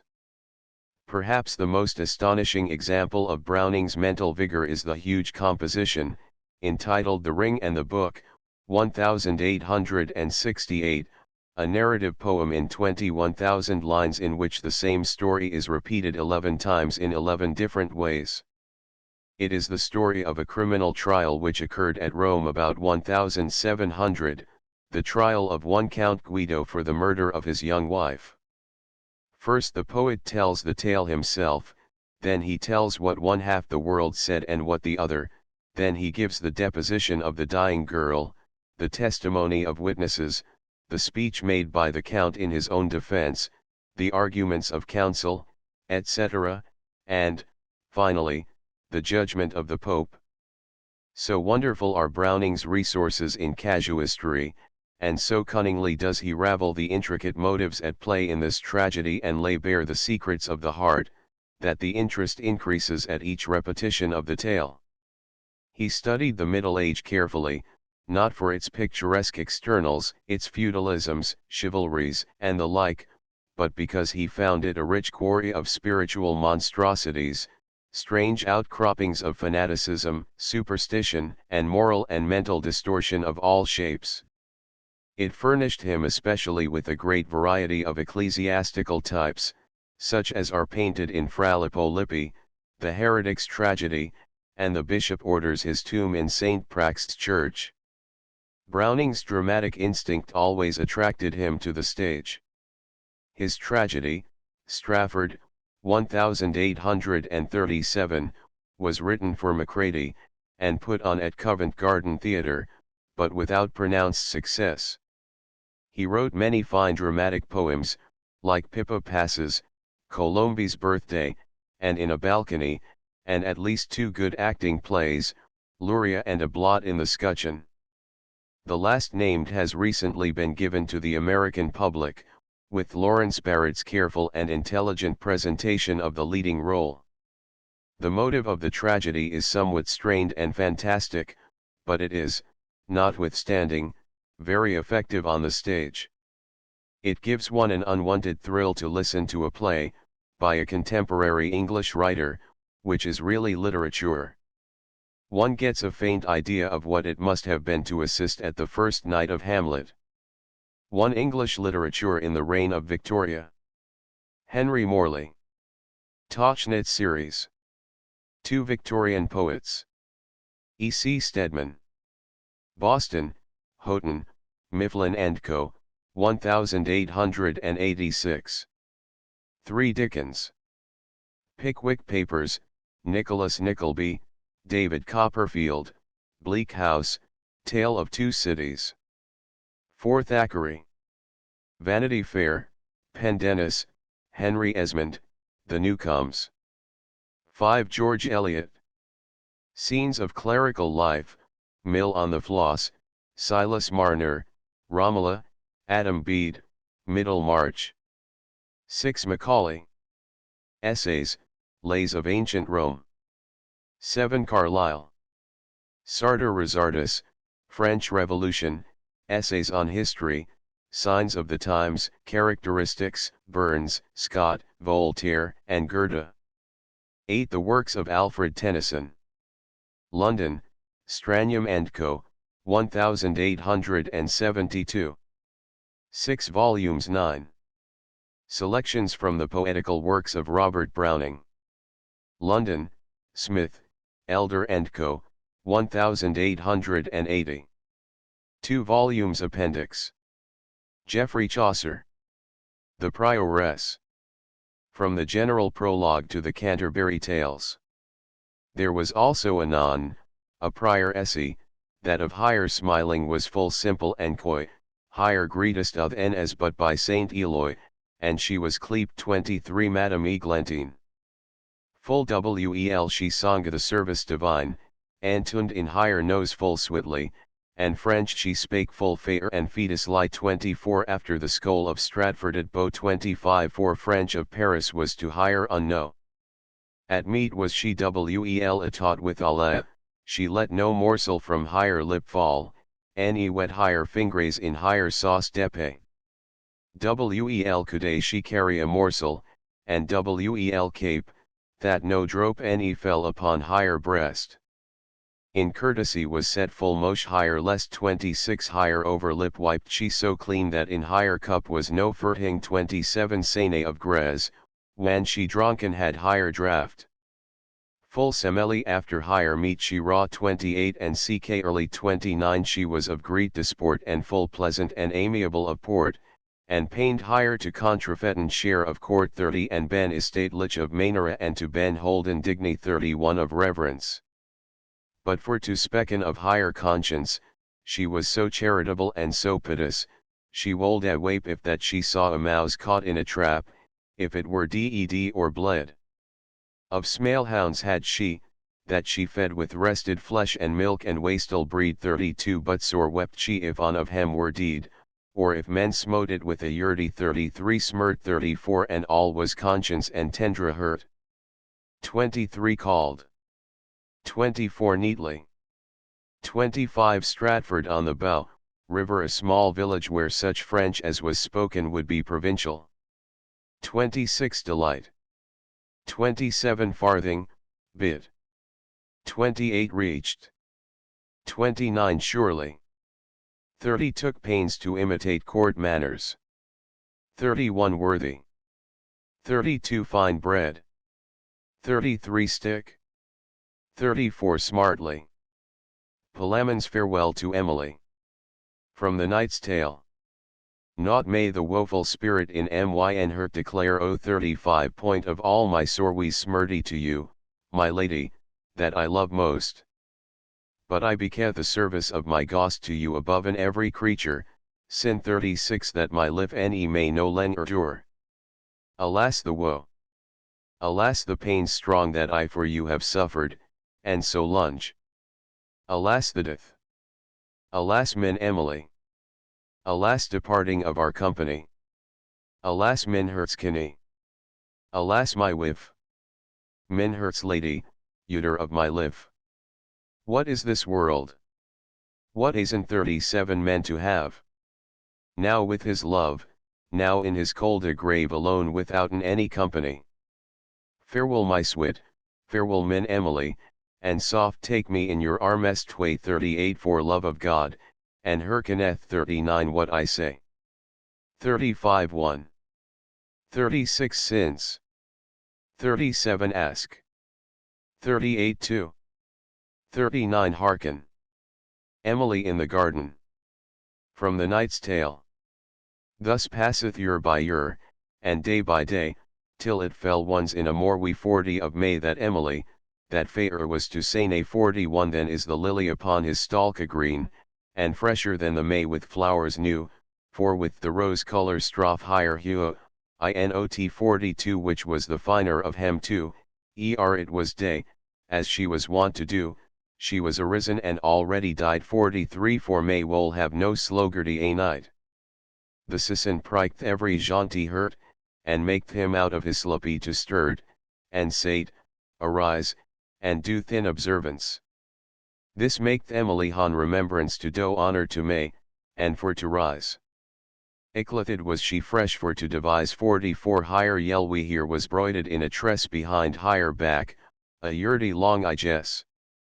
And in the garden at the sun upperst 45 she walketh up and down wher as higher list 46 she gathereth flowers, party white and red, to make a so tell 47 lund for higher bed, and as an angel heaven lich she song. 40 morning.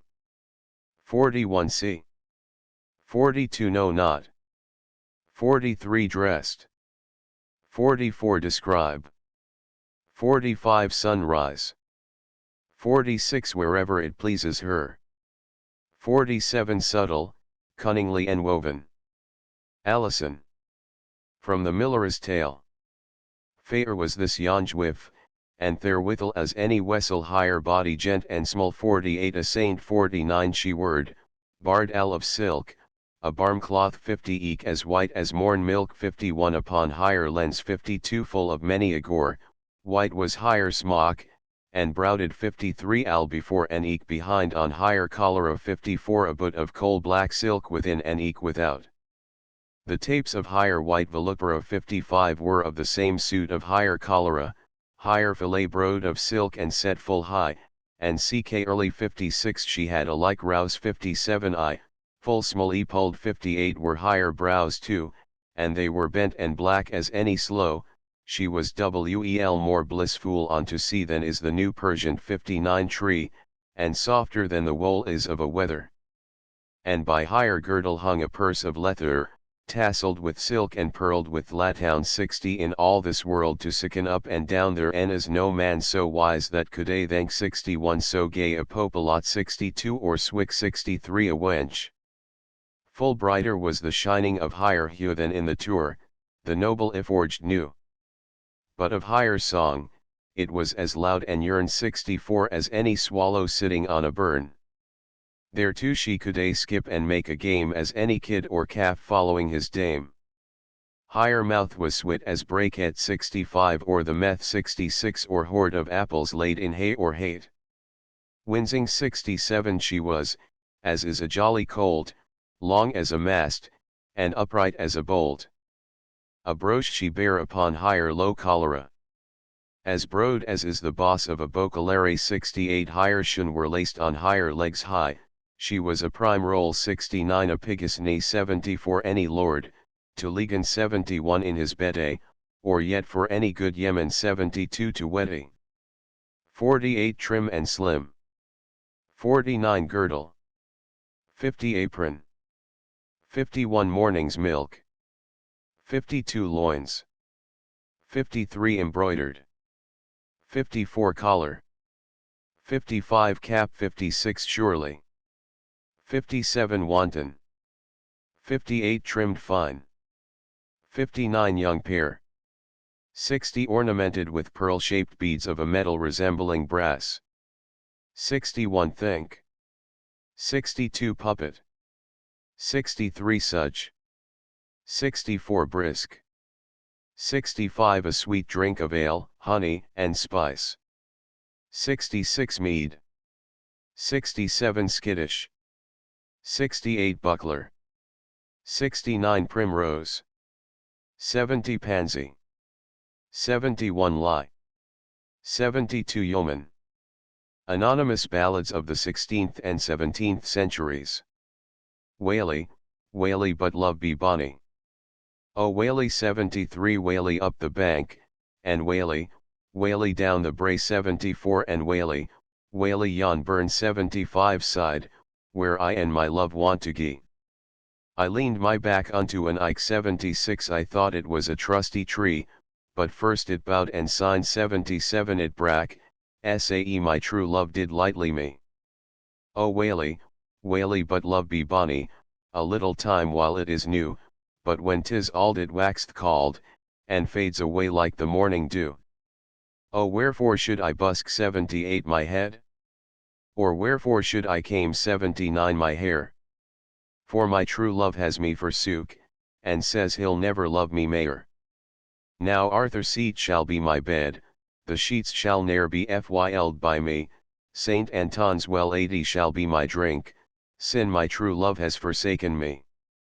Martinmas wind, when wilt thou blaw and shake the green leaves off the tree? O gentle death, when wilt thou come? For of my life I'm a-weary. 'Tis not the frost that freezes fell, nor blawing snow's inclemency, 'tis not sick cold that makes me cry, but my love's heart grown cold to me. When we came in by Glasgow town we were a comely sight to see, my love was clad in the black velvet, and I myself in Cremacy 81 but had I wist, before I kissed, that love had been sae ill to win, I'd locked my heart in a case of gold, and pinned it with a silver pin. Oh, oh, if my young babe were born, and set upon the nurse's knee, and I myself were dead and gane, and the green grass growing over me. 73 An exclamation of sorrow, woe. Alas. 74 Hillside. 75 Brook. 76 Oak. 77 Then. 78 Adorn. 79 Combe. 80 At the foot of Arthur's Seat, a cliff near Edinburgh. 81 Crimson. The two Corbies. 82 As I was walking all alane I heard twa Corbies making a main, the tane unto the t'other say, where sail we gang and dine today? In behint yon auld fail 83 Dyke, I wot there lies a new slain knight, and nobody kens that he lies there but his hawk, his hound, and lady fair. His hound is to the hunting gane, his hawk to fetch the wild fowl hame, his lady's ta and another mate, so we may mak our dinner sweet. Ye'll sit on his white house bane 84 and I'll pick out his bonny blue een, wiae 85 lock o his gowden hair, we'll feck 86 our nest when it grows bare. Mony a one for him makes main, but none a sail ken where he is gane, o'er his white banes, when they are bare, the wind sail blow for evermair. Bonny George Campbell. High upon highlands and low upon Tay, bonny George Campbell rade out on a day. Saddled and bridled and gallant rade he, hame cam his horse, but never cam he. Out came his auld mother, greeting 87 Fusare, and out cam his bonny bride, riving her hair. Saddled and bridled and booted rade he, toom 88 hame cam the saddle, but never cam he. My meadow lies green and my corn is unshorn, my barn is too big 89 and my baby's unborn. Saddled and bridled and booted rade he, toom cam the saddle, but never cam he. 82 The two ravens. 83 Turf. 84 Neck bone. 85 1. 86 Thatch. 87 Weeping. 88 Empty. 89 Build. Edmund Spenser. The Suitor's Life. Full little knowest thou that hast not tried, what hell it is in suing long to bide, to lose good days that might be better spent, to waste long nights in pensive discontent, to speed today, to be put back tomorrow, to feed on hope, to pine with fear and sorrow, to have thy prince's grace, yet want her peers 90, to have thy asking, yet wait monye years, to fret thy soul with crosses and with cares, to eat thy heart through comfortals disp Aries, to fawn, to crouch, to wait, to ride, to run, to spend, to give, to want, to be undone. The Music of the Bower of Bliss. From the Fairy Queen. Book 2. Canto 12.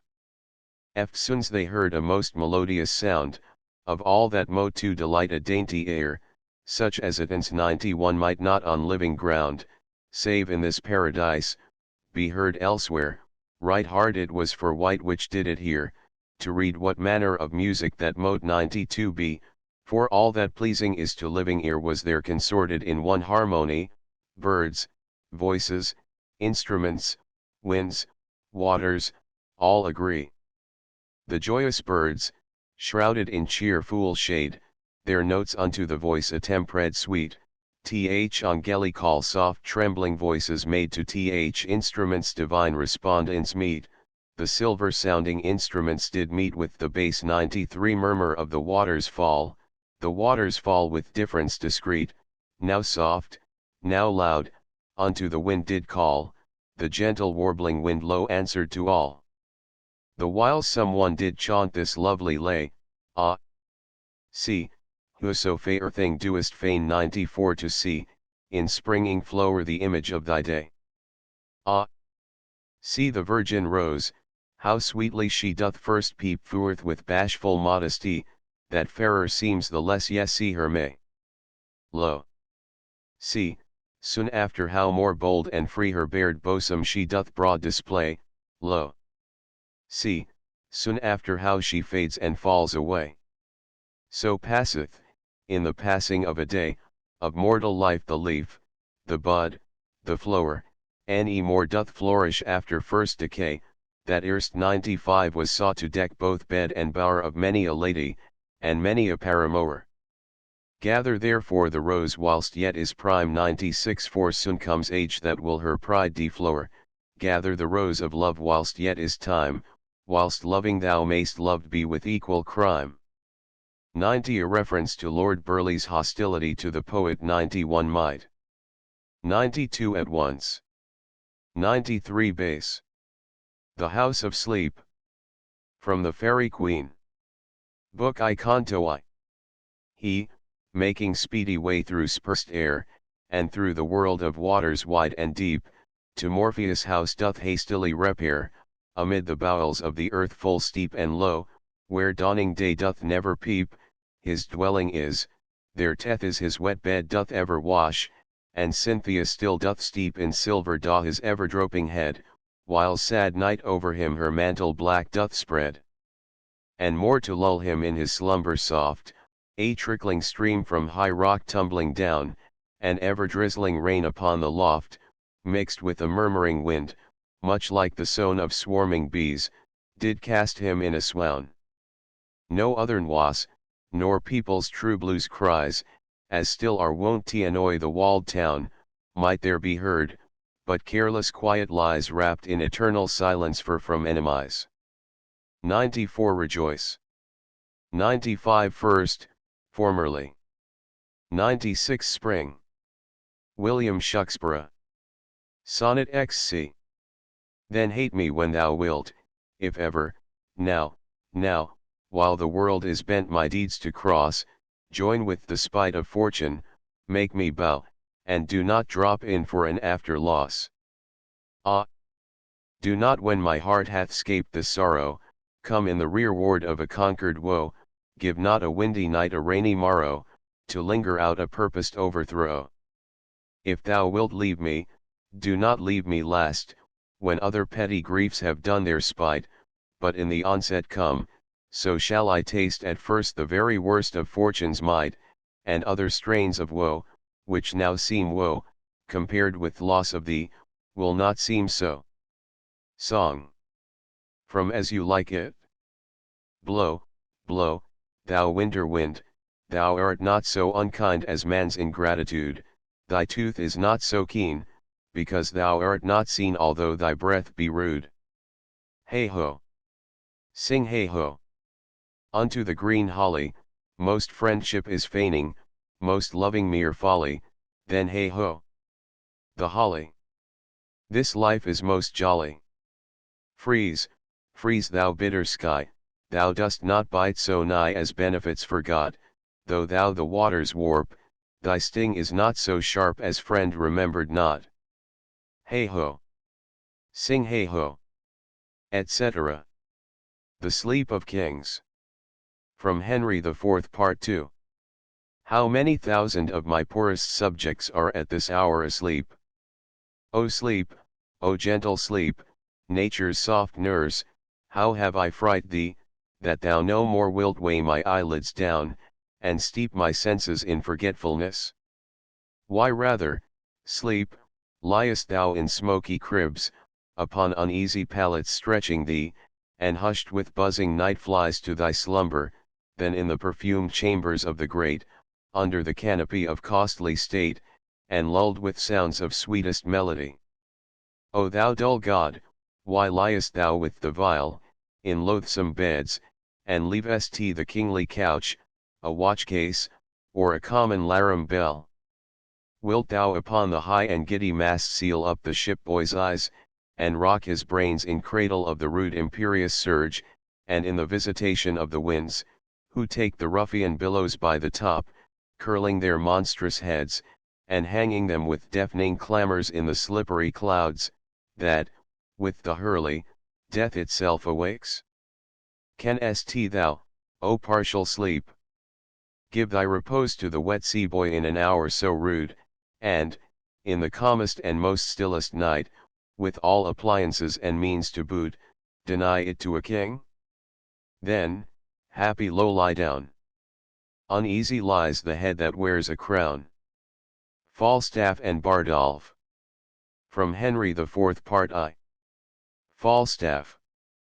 Bardolph, am I not fallen away vilely since this last action?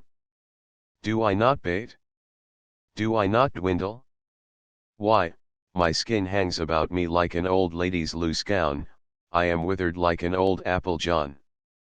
Well, I'll repent, and that suddenly, while I am in some liking, I shall be out of heart shortly, and then I shall have no strength to repent. And I have not forgotten what the inside of a church is made of, I am a peppercorn, a brewer's horse, the inside of a church. Company, villainous company hath been the spoil of me, Bardolph. Sir John, you are so fretful, you cannot live long. Foul. Why, there it is. Come, sing me a bawdy song, make me merry. I was as virtuously given, as a gentleman need to be, virtuous enough, swore little, diced, not above 7 times a week, paid money that I borrowed, 3 or 4 times, lived well, and in good compass, and now I live out of all order, out of all compass. Bard. Why you are so fat, Sir John, that you must needs be out of all compass, out of all reasonable compass, Sir John. Foul. Do thou amend thy face, and I'll amend my life, thou art our admiral, thou bearest the lantern in the poop but 'tis in the nose of thee, thou art the knight of the burning lamp. Bard. Why, Sir John, my face does you no harm. Foul no, I'll be sworn, I make as good use of it as many a man doth of a death's head or a memento mori, I never see thy face but I think upon hell fire, and Dives that lived in purple, for there he is in his robes, burning, burning. If thou wert any way given to virtue, I would swear by thy face, my oath should be, by this fire, but thou art altogether given over, and wert indeed, but for the light of thy face, the son of utter darkness. When thou runnest up Gad's hill in the night to catch my horse, if I did not think thou hadst been an ignis fatuus, or a ball of wildfire, there's no purchase in money. Oh, thou art a perpetual triumph, an everlasting bonfire light. Thou hast saved me 1,000 marks in links and torches, walking with thee in the night betwixt tavern and tavern, but the sack that thou hast drunk me, would have bought me lights as good cheap, at the dearest chandlers in Europe. I have maintained that salamander of yours with fire, any time this 32 years, heaven reward me for it. The 7 ages of man. From As You Like It. Jacques. All the world's a stage, and all the men and women merely players, they have their exits and their entrances, and one man in his time plays many parts, his acts being 7 ages. At first, the infant, mewling and puking in the nurse's arms, then the whining schoolboy, with his satchel, and shining morning face, creeping like snail unwillingly to school, and then, the lover, sighing like furnace, with a woeful ballad made to his mistress' eyebrow, then a soldier, full of strange oaths and bearded like a pard, jealous in honor, sudden and quick in quarrel, seeking the bubble reputation even in the cannon's mouth, and then the justice, in fair round belly, with good capon. Lined, with eyes severe and beard of formal cut, full of wise saws and modern instances, and so he plays his part.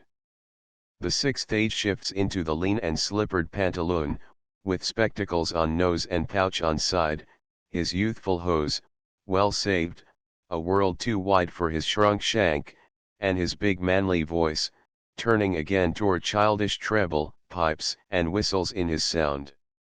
Last scene of all, that ends this strange eventful history, is second childishness and mere oblivion, sans 97 teeth, sans eyes, sans taste, sans everything. Hamlet's soliloquy. To be, or not to be, that is the question, whether 'tis nobler in the mind, to suffer the slings and arrows of outrageous fortune, or to take arms against a sea of troubles, and, by opposing, end them. To die to sleep no more, and, by asleep, to say we end the heartache, and the thousand natural shocks that flesh is heir to. 'Tis a consummation devoutly to be wished, to die, to sleep, to sleep. Perchance to dream, there's the rub, for in that sleep of death what dreams may come, when we have shuffled off this mortal coil, must give us pause. There's the respect, that makes calamity of so long life, for who would bear the whips and scorns of time, the oppressor's wrong, the proud man's contumely, the pangs of dis purest love, the law's delay, the insolence of office and the spurns that patient merit of the unworthy takes, when he himself might his quietus take with a bare bodkin. 98. Who would fardels 99 bear to grunt and sweat under a weary life, but that the dread of something after death, the undiscovered country, from whose bourne no traveller returns, puzzles the will, and makes us rather bear those ills we have, than fly to others that we know not of. Thus conscience does make cowards of us all, and thus the native hue of resolution is sicklied o'er with the pale cast of thought, and enterprises of great pith and moment, with this regard, their currents turn away and lose the name of action. 97. Without detached passages from the plays. Tomorrow, and tomorrow, and tomorrow, creeps in this petty pace from day to day, to the last syllable of recorded time, and all our yesterdays have lighted fools the way to dusty death. Out, out, brief candle. Life's but a walking shadow, a poor player, that struts and frets his hour upon the stage, and then is heard no more. It is a tale told by an idiot, full of sound and fury, signifying nothing. Our revels now are ended, these our actors, as I foretold you, were all spirits, and are melted into air, into thin air, and like the baseless fabric of this vision, the cloud-capped towers, the gorgeous palaces, the solemn temples, the great globe itself, yea, all which it inherit, shall dissolve, and, like this insubstantial pageant faded, leave not a rack 100 behind. We are such stuff as dreams are made on, and our little life is rounded 101 with a sleep. But to die, and go we know not where, to lie in cold obstruction and to rot, this sensible warm motion to become a kneaded clod, and the delighted spirit to bathe in fiery floods, or to reside in thrilling regions of thick-ribbed ice, to be imprisoned in the viewless winds, and blown with restless violence round about the pendant world, or to be worse than worst of those that lawless and uncertain thoughts imagine howling. 'Tis too horrible.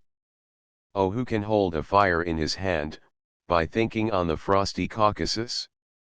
Or cloy the hungry edge of appetite by bare imagination of a feast? Or wallow naked in December snow, by thinking on fantastic summer's heat? Oh no! The apprehension of the good gives but the greater feeling to the worse. She never told her love, but let concealment, like a worm I' the bud, feed on her damask cheek. She pined in thought, and with a green and yellow melancholy, she sat, like Patience on a monument, smiling at grief. Ah me! For aught that ever I could read, could ever hear by tale or history, the course of true love never did run smooth, but either it was different in blood, or, if there were a sympathy in choice, war, death, or sickness did lay siege to it, making it momentary as a sound, swift as a shadow, short as any dream, brief as the lightning in the Khalid 102 night, that, in a spleen 103 unfolds both heaven and earth, and ere a man hath power to say, behold, the jaws of darkness do devour it up, so quick bright things come to confusion. 98 Small sword. 99 burdens. 100 cloud. 101 encompassed. 102 black. 103 caprice, whim. Francis Bacon. Of death. From the Essays. Men fear death as children fear to go in the dark, and as that natural fear in children is increased with tales, so is the other. Certainly, the contemplation of death, as the wages of sin, and passage to another world, is holy and religious, but the fear of it, as a tribute due unto nature, is weak. Yet in religious meditations there is sometimes mixture of vanity and of superstition. You shall read in some of the friars' books of mortification, that a man should think with himself what the pain is, if he have but his fingers' end pressed or tortured, and thereby imagine what the pains of death are, when the whole body is corrupted and dissolved, when many times death passeth with less pain than the torture of a limb, for the most vital parts are not the quickest of sense. And by him that spake only as a philosopher and natural man, it was well said, Pompa mortis magis territ quam mors ipsa 104 groans and convulsions, and a discolored face, and friends weeping, and blacks and obsequies, and the like, show death terrible. It is worthy the observing, that there is no passion in the mind of man so weak but it mates and masters the fear of death, and therefore death is no such terrible enemy, when a man hath so many attendants about him that can win the combat of him. Revenge triumphs over death, love slights it, honor aspireth to it, grief flieth to it, fear preoccupateth 105 it. It is as natural to die as to be born, and to a little infant perhaps the one is as painful as the other. He that dies in an earnest pursuit is like one that is wounded in hot blood, who, for the time, scarce feels the hurt, and therefore a mind fixed and bent upon somewhat that is good doth avert the dolours of death, but, above all, believe it, the sweetest canticle is Nunc Dimittis 106 when a man hath obtained worthy ends and expectations. Death hath this also, that it openeth the gate to good fame, and extinguisheth envy, extinctus amabiter idem 107 104 The shows of death terrify more than death itself. 105 Anticipates. 106 Now thou dismissest us. 107 The same man will be loved when dead. Of studies. Studies serve for delight, for ornament, and for ability.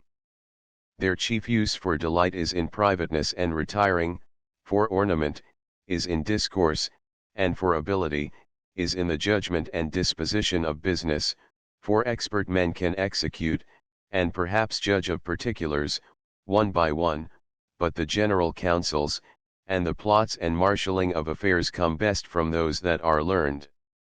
To spend too much time in studies, is sloth, to use them too much for ornament, is affectation, to make judgment wholly by their rules, is the humor of a scholar.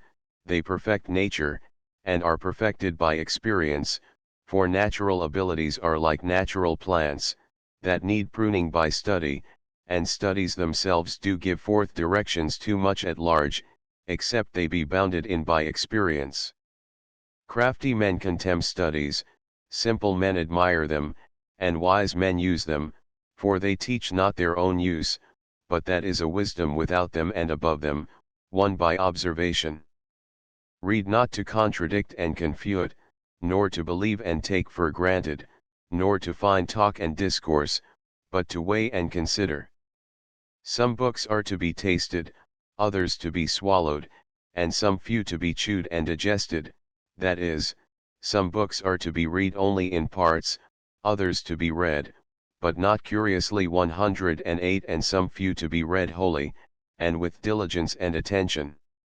Some books also may be read by deputy, and extracts made of them by others, but that would be only in the less important arguments 109 and the meaner sorts of books, else distilled books are, like common distilled waters, flashy things.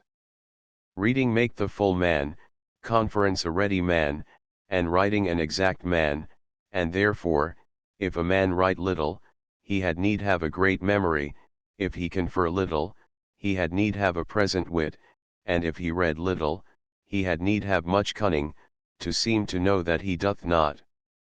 Histories make men wise, poets, witty, the mathematics, subtle, natural philosophy, deep, moral, grave, logic and rhetoric, able to contend, abeunt studia in mores 110 nay, there is no stand or impediment in the wit, but may be wrought out by fit studies, like as diseases of the body may have appropriate exercises. Bowling is good for the stone and reins, shooting for the lungs and breast, gentle walking for the stomach, riding for the head and the like.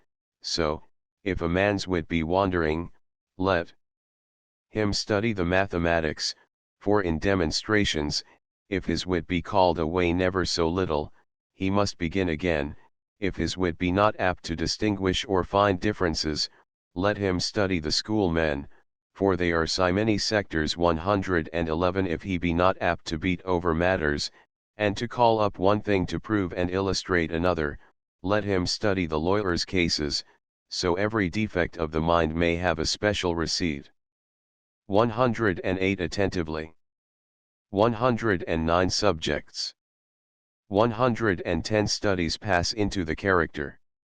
111 hair splitters. Of adversity.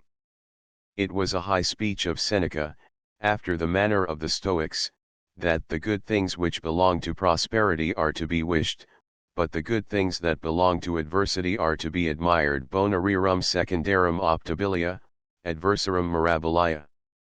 Certainly, if miracles be the command over nature, they appear most in adversity. It is yet a higher speech of his than the other, much too high for a heathen.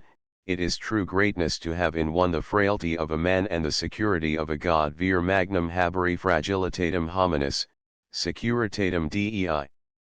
This would have done better in poesy, where transcendencies are more allowed, and the poets indeed have been busy with it, for it is in effect the thing which is figured in that strange fiction of the ancient poets, which seemeth not to be without mystery. 112 nay, and to have some approach to the state of a Christian, that Hercules, when he went to unbind Prometheus, by whom human nature is represented, sailed the length of the great ocean in an earthen pot or pitcher, lively describing Christian resolution, that saileth in the frail bark of the flesh through the waves of the world. But, to speak in a mean 113, the virtue of prosperity is temperance, the virtue of adversity is fortitude, which in morals is the more heroical virtue. Prosperity is the blessing of the Old Testament, adversity is the blessing of the New, which carrieth the greater benediction, and the clearer revelation of God's favor.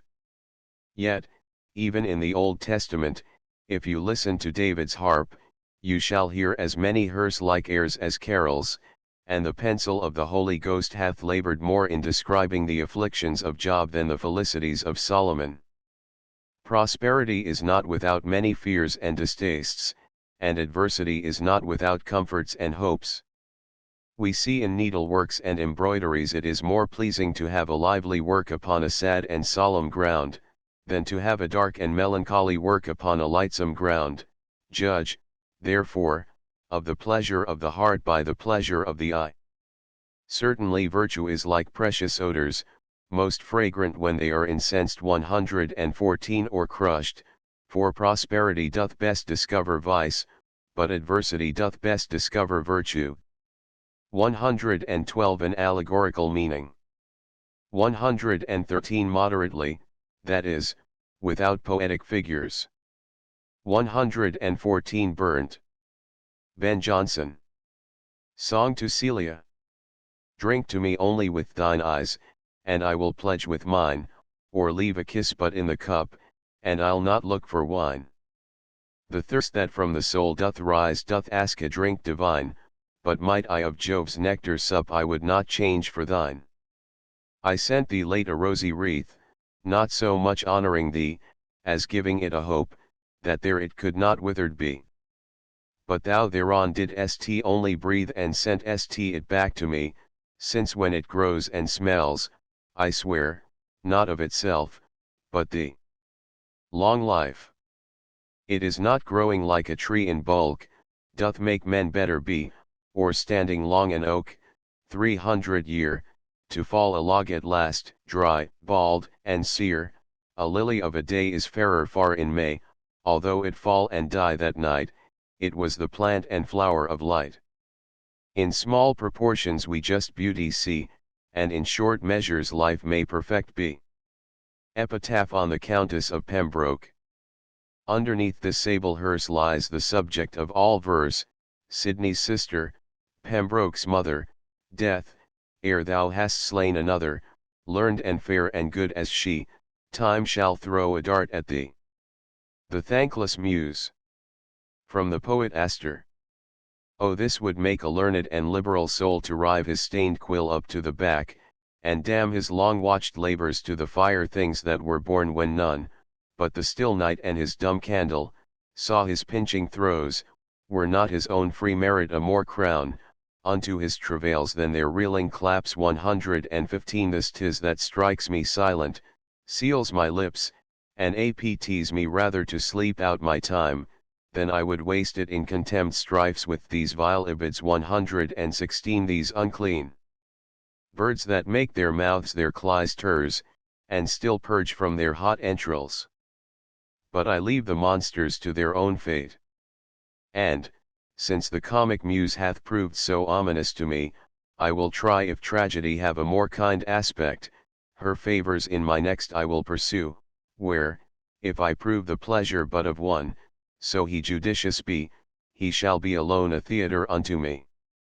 Once I'll say 117 to strike the ear of time in those fresh strains, as shall, beside the cunning of their ground, give cause to some of wonder, some despite, and more despair to imitate their sound. I, that spend half my nights and all my days here in a cell, to get a dark pale face, to come forth worth the ivy or the bays, and in this age can hope no other grace leave me. There's something come into my thought that must and shall be sung high and aloof, save from the wolf's black jaw and the dull ass's hoof. 115 Applauses. 116 Plural of ibis. 117 That is, I will try once for all. 118 That is, envy and stupidity. John Fletcher and Francis Beaumont. A Song of True Love Dead. From the Maid's Tragedy. Lay a garland on my hearse of the dismal yew, maidens willow branches bear, say I died true, my love was false, but I was firm from my hour of birth, upon my buried body lie lightly, gentle earth. A Song of Cruel Love. 119 From Rollo, Duke of Normandy.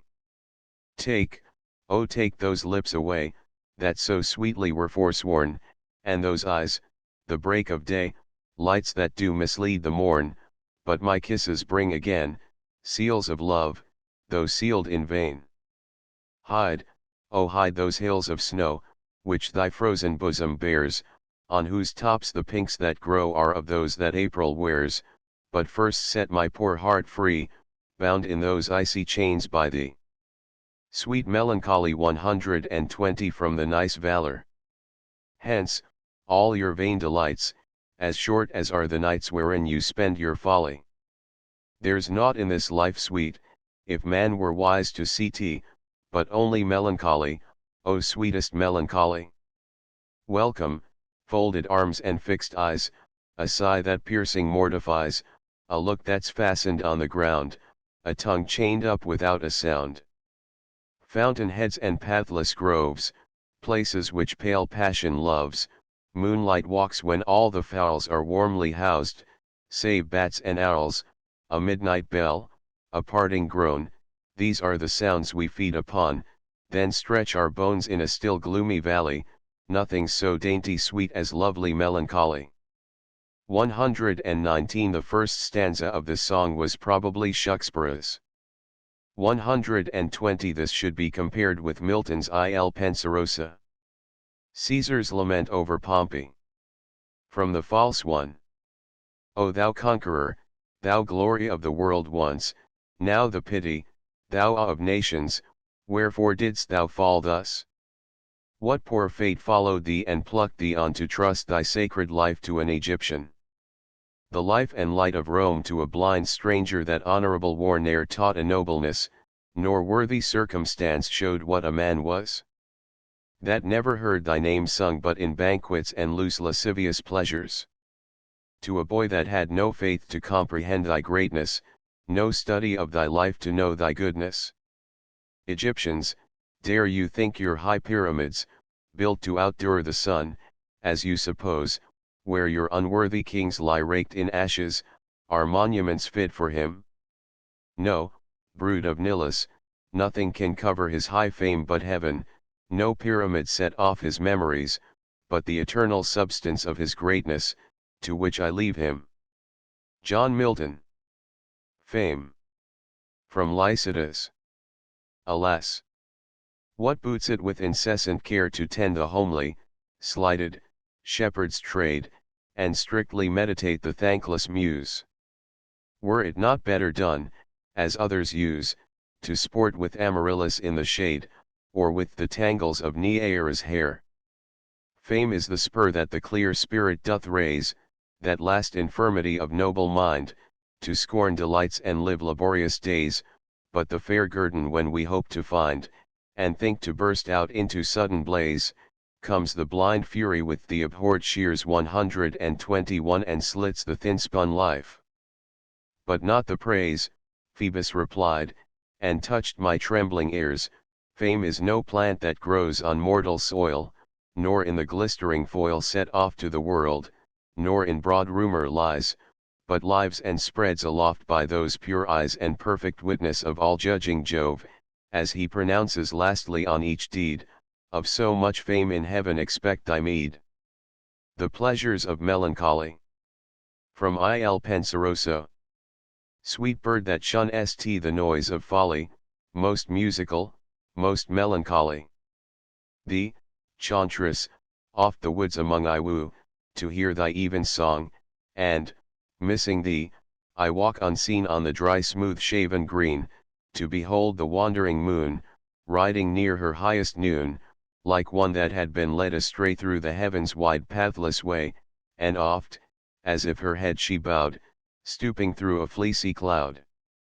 Oft, on a plat of rising ground, I hear the far-off curfew sound, over some wide-watered shore, swinging slow with sullen roar, or, if the air will not permit, some still removed place will fit, where glowing embers through the room teach light to counterfeit a gloom, far from all resort of mirth, save the cricket on the hearth, or the bellman's drowsy charm 122 to bless the doors from nightly harm. But let my dew feet never fail to walk the studious cloisters pale, and love the high embowed roof. With antique pillars massy proof, and storied windows richly dight, casting a dim religious light. There let the pealing organ blow, to the full-voiced choir below, in service high and anthem clear, as may with sweetness, through mine ear, dissolve me into ecstasies, and bring all heaven before mine eyes. And may at last my weary age find out the peaceful hermitage, the hairy gown and mossy cell, where I may sit and rightly spell of every star that heaven doth shew, and every herb that sips the dew, till old experience do attain to something like prophetic strain. These pleasures, melancholy, give, and I with thee will choose to live. 121 Atropos, the fate who cuts the thread of life. 122 The Watchman's Call. The protection of conscience. From Comus. Scene, a wild wood, night. Lady, my brothers, when they saw me wearied out with this long way, resolving here to lodge under the spreading favor of these pines, stepped, as they said, to the next thicket side to bring me berries, or such cooling fruit as the kind hospitable woods provide. They left me then when the grey-hooded even, like a sad votarist in Palmer's weed, rose from the hindmost wheels of Phoebus' wain. But where they are, and why they came not back, is now the labor of my thoughts. 'Tis likeliest they had engaged their wandering steps too far, and envious darkness, ere they could return, had stolen them from me. Else, O thievish night, Why shouldst thou, but for some felonious end, in thy dark lantern thus close up the stars that nature hung in heaven, and filled their lamps with everlasting oil, to give due light to the misled and lonely traveler? This is the place, as well as I may guess, whence even now the tumult of loud mirth was rife, and perfect in my listening ear, yet not but single darkness do I find. What might this be? A thousand fantasies begin to throng into my memory, of calling shapes and beckoning shadows dire, and airy tongues that syllable men's names on sands and shores and desert wildernesses. These thoughts may startle well, but not astound the virtuous mind, that ever walks attended by a strong siding champion, conscience. Oh, welcome, pure-eyed faith, white-handed hope, thou hovering angel girt with golden wings, and thou unblemished form of chastity. I see ye visibly, and now believe that he, the supreme good, to whom all things ill are but as slavish officers of vengeance, would send a glistening guardian, if need were, to keep my life and honor unassailed. Was I deceived, or did a sable cloud turn forth her silver lining on the night? I did not err, there does a sable cloud turn forth her silver lining on the night, and casts a gleam over this tufted grove. Invocation to light. From Paradise Lost. Thee I revisit safe, and feel thy sovereign vital lamp, but thou revisitest not these eyes, that roll in vain to find thy piercing ray, and find no dawn, so thick a drop serene 123 hath quenched their orbs, or dim suffusion veiled. Yet not the more cease I to wander where the muses haunt clear spring, or shady grove, or sunny hill, smit with the love of sacred song, but chief thee, Zion, and the flowery brooks beneath, that wash thy hallowed feet, and warbling flow, nightly I visit, nor sometimes forget those other two equalled with me in fate, I equalled with them in renown, blind Timorous and blind my Eonides 124 and Tiresias and Phaeneus, prophets old, then feed on thoughts that voluntary move harmonious numbers, as the wakeful bird sings darkling, and in shoddiest covert hid tunes her nocturnal note. Thus with the year seasons return, but not to me returns day, or the sweet approach of even or morn, or sight of vernal bloom, or summer's rose, or flocks, or herds, or human face divine, but cloud instead, and ever-during dark, surrounds me, from the cheerful ways of men cut off, and for the book of knowledge fair presented with a universal blank of nature's works, to me expunged and raised, and wisdom at one entrance quite shut out. So much the rather thou, celestial light, shine inward, and the mind through all her powers irradiate, their plant eyes, all mist from thence purge and disperse, that I may see and tell of things invisible to mortal sight. 123 The Gutta Serena, or Cataract. 124 Homer. Satan. From Paradise Lost. He scarce had ceased when the superior fiend was moving toward the shore, his ponderous shield, ethereal temper, massy, large, and round, behind him cast, the broad circumference hung on his shoulders like the moon, whose orb through optic glass the Tuscan artist 125 views at evening from the top of Fiesole 126 or in Valdemo, to descry new lands, rivers, or mountains on her spotty globe. His spear, to equal which the tallest pine hewn on Norwegian hills, to be the mast of some great amiral, were but a wand, he walked with, to support uneasy steps over the burning Morley, not like those steps on heaven's azure, and the torrid climb smote on him sore beside, vaulted with fire. Nathless he so endured, till on the beach of that inflamed sea he stood, and called his legions, angel forms, who lay entranced thick as autumnal leaves that strew the brooks in Vallombrosa, where the Etrurian shades high over-arched embower, or scattered sedge afloat, when with fierce winds Orion armed hath vexed the Red Sea coast, whose waves o'erthrew Busiris and his Memphian chivalry, while with perfidious hatred they pursued the sojourners of Goshen, who beheld from the safe shore their floating carcasses and broken chariot wheels, so thick bestrewn, abject and lost lay these, covering the flood, under amazement of their hideous change. 125 Galileo. 126 A hill near Florence. On the late massacre in Piedmont 127 Avenge, O Lord, thy slaughtered saints, whose bones lie scattered on the Alpine mountains cold, even them who kept thy truth so pure of old, when all our fathers worshipped stocks and stones. Forget not, in thy book record their groans who were thy sheep, and in their ancient fold slain by the bloody Piedmontese, that rolled mother with infant down the rocks. Their moans the vales redoubled to the hills, and they to heaven. Their martyred blood and ashes sough o'er all the Italian fields, where still doth sway the triple tyrant 128 that from these may grow 100-fold, who, having learnt thy way, early may fly the Babylonian woe 129-127. This sonnet refers to the persecution instituted in 1655 by the Duke of Savoy against the Vaudois Protestants. 128 The Pope, who wore the triple crown or tiara. 129 The Papacy, with which the Protestant reformers identified Babylon the Great, the Scarlet Woman of Revelation. Sir Thomas Browne. The Vanity of Monuments. From urn burial there is no antidote against the opium of time, which temporally considereth all things. Our fathers find their graves in our short memories, and sadly tell us how we may be buried in our survivors. Gravestones tell truth scarce 40 years.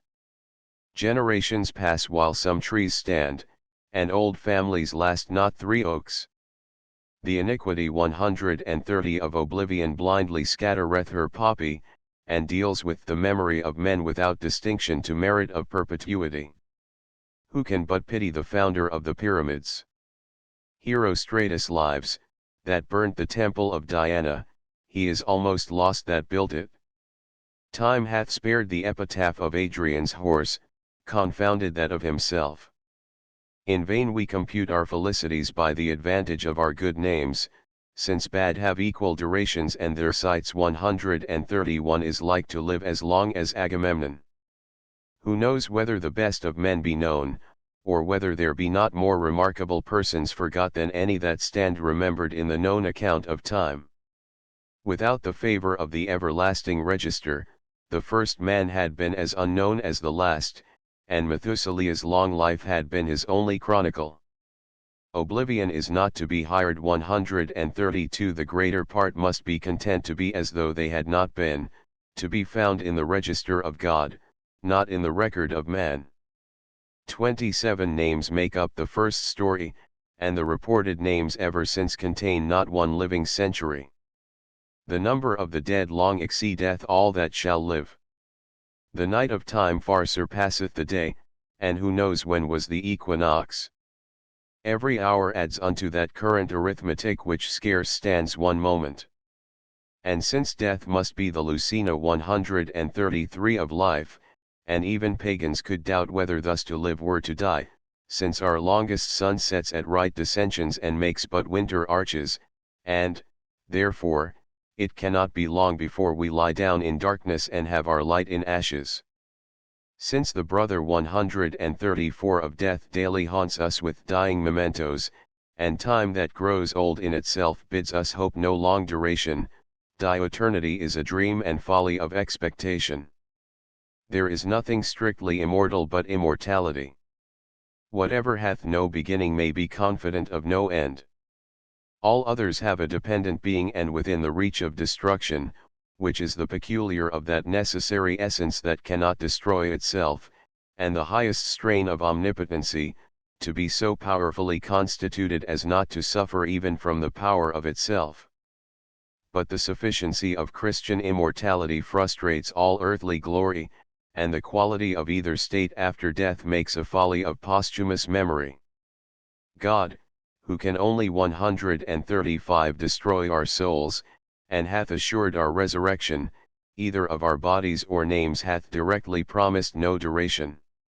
Wherein there is so much of chance that the boldest expectants have found unhappy frustrations, and to hold long subsistence seems but escape 136 in oblivion.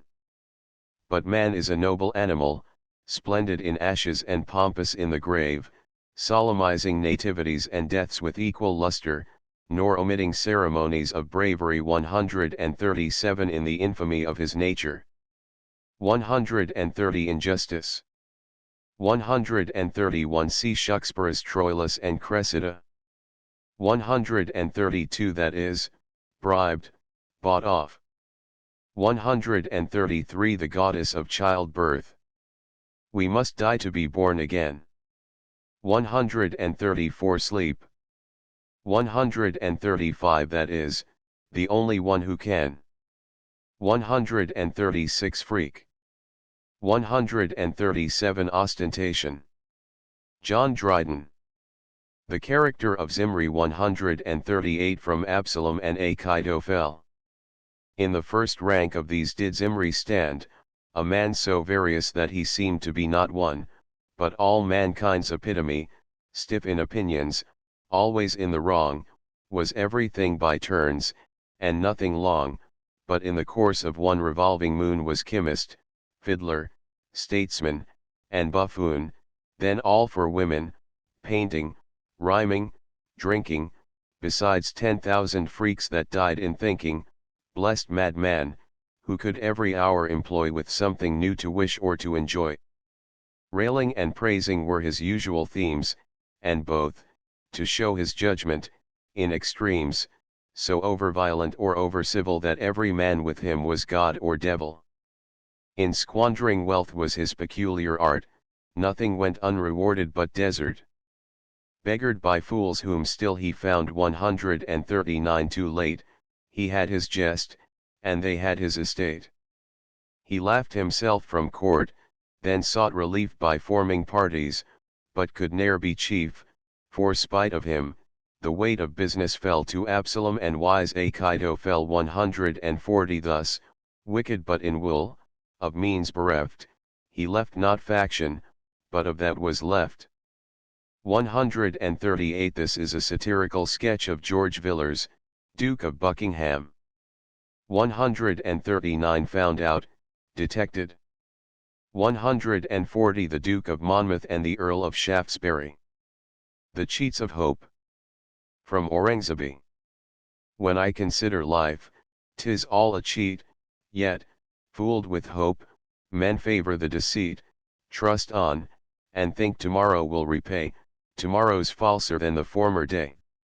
Lies worse, and while it says we shall be blessed with some new joys, cuts off what we possessed. Strange cousinage. None would live past years again, yet all hope pleasure in what yet remain, and from the dregs of life think to receive what the first sprightly running could not give. I'm tired of waiting for this chymic 141 gold which fools us young and beggars us when old. 141 The gold which the alchemists tried to make from base metals. Jonathan Swift. The Emperor of Lilliput. From Gulliver's Travels.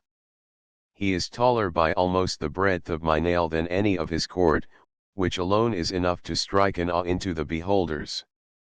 His features are strong and masculine, with an Austrian lip and arched nose, his complexion olive, his countenance erect, his body and limbs well proportioned, all his motions graceful, and his deportment majestic.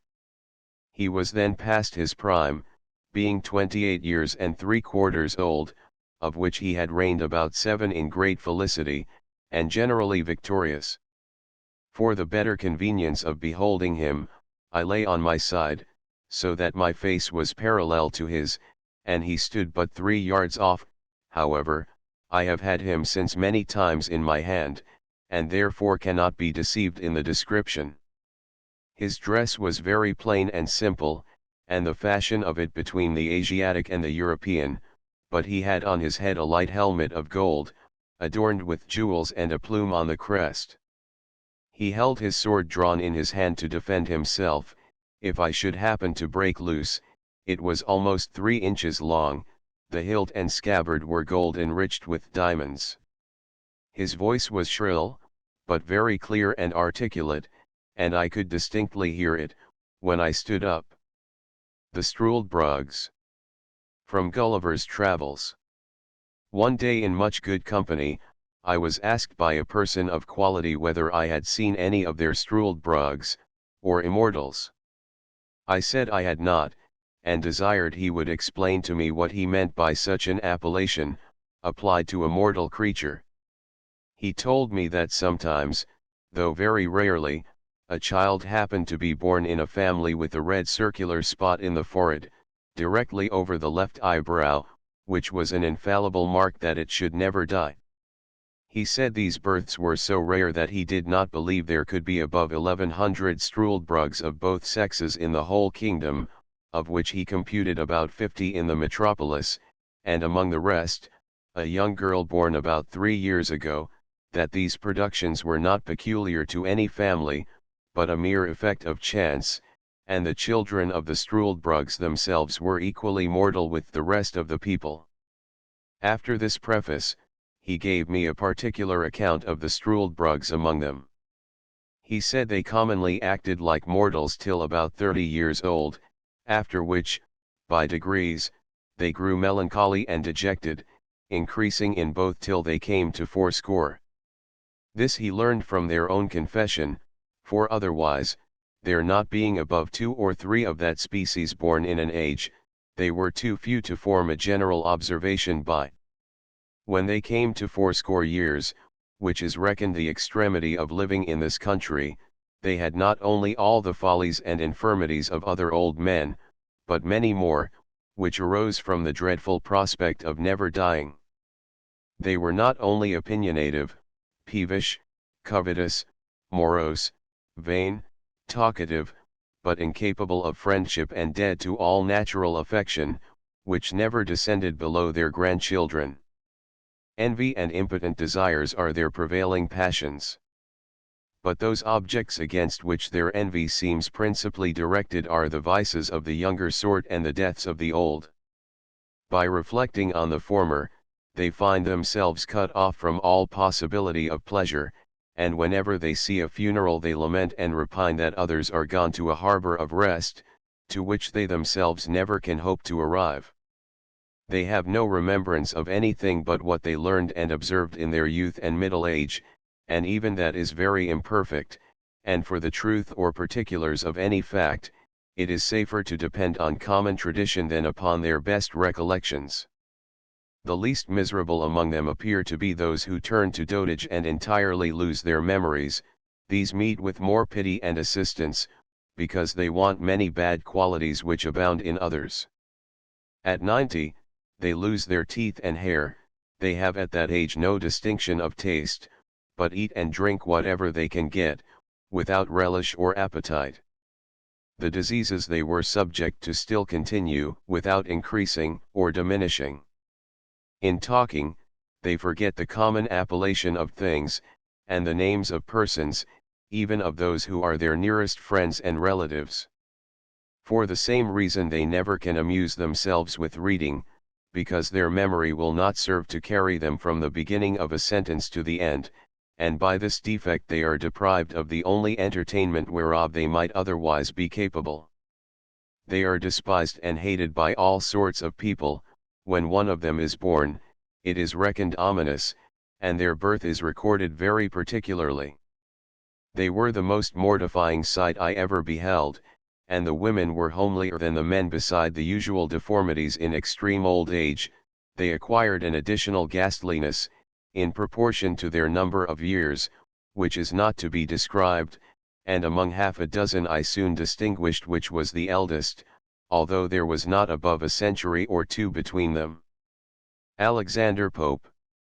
A character of Addison. From the Epistle to Dr. Arbuthnot. Peace to all such. But were there one whose fires true genius kindles and fair fame inspires, blessed with each talent and each art to please, and born to write, converse, and live with ease, should such a man, too fond to rule alone, bear, like the Turk, no brother near the throne, view him with scornful, yet with jealous eyes, and hate, for arts that caused himself to rise, damn with faint praise, assent with civil leer, and, without sneering, teach the rest to sneer, willing to wound, and yet afraid to strike. Just hint a fault and hesitate dislike, alike reserved to blame or to commend, a timorous foe and a suspicious friend, dreading even fools, by flatterers besieged, and so obliging that he ne'er obliged, like Cato 142 give his little senate laws, and sit attentive to his own applause, while wits and Templars 143 every sentence raise, and wonder with a foolish face of praise who but must laugh if such a man there be? Who would not weep if Atticus were he? An ornament to her sex. From the Epistle of the Characters of Women. See how the world its veterans rewards. A youth of frolic, an old age of cards, fair to no purpose, artful to no end, young without lovers, old without a friend, a fop their passion, but their prize is sought, alive, ridiculous, and dead, forgot. Ah! Friend 144 to dazzle let the vain design, to raise the thought and touch the heart be thine. That charm shall grow, while what fatigues the ring 145 flaunts and goes down, an unregarded thing. So when the sun's broad beam has tired the sight, all mild ascends the moon's more sober light, serene in virgin majesty she shines, and unobserved, the glaring orb declines. Oh! Blessed with temper, whose unclouded ray can make tomorrow cheerful as today, she who can love a sister's charms, or hear sighs for a daughter with unwounded ear, she who ne'er answers till a husband cools, or, if she rules him, never shows she rules, charms by accepting, by submitting sways, yet has her humor most when she obeys, let fops or fortune fly which way they will, disdains all loss of tickets or codi 146 spleen, vapors, or smallpox, above them all, and mistress of herself. Though China fall. Be this a woman's fame, with this unblessed, toasts live a scorn, and queens may die a jest. This Phoebus promised, I forget the year, when those blue eyes first opened on the sphere, ascendant Phoebus watched that hour with care, averted half your parents' simple prayer, and gave you beauty, but denied the pelf that buys your sex a tyrant o'er itself. The generous God who wit and gold refines, and ripens spirits as he ripens minds, kept dross for duchesses, the world shall know it, to you gave sense, good humor, and a poet. 142 A reference to Addison's tragedy of Cato. 143 Young lawyers resident in the Temple. See Spencer's Prothalamion. 144 Martha Blount, a dear friend of the poets. 145 The fashionable promenade in Hyde Park. 146 The pool in the game of Ombre. Joseph Addison. Signor Niccolini and the Lion. From The Spectator. There is nothing that of late years has afforded matter of greater amusement to the town than Signor Niccolini's combat with the lion in the Haymarket, which has been very often exhibited to the general satisfaction of most of the nobility and gentry in the kingdom of Great Britain.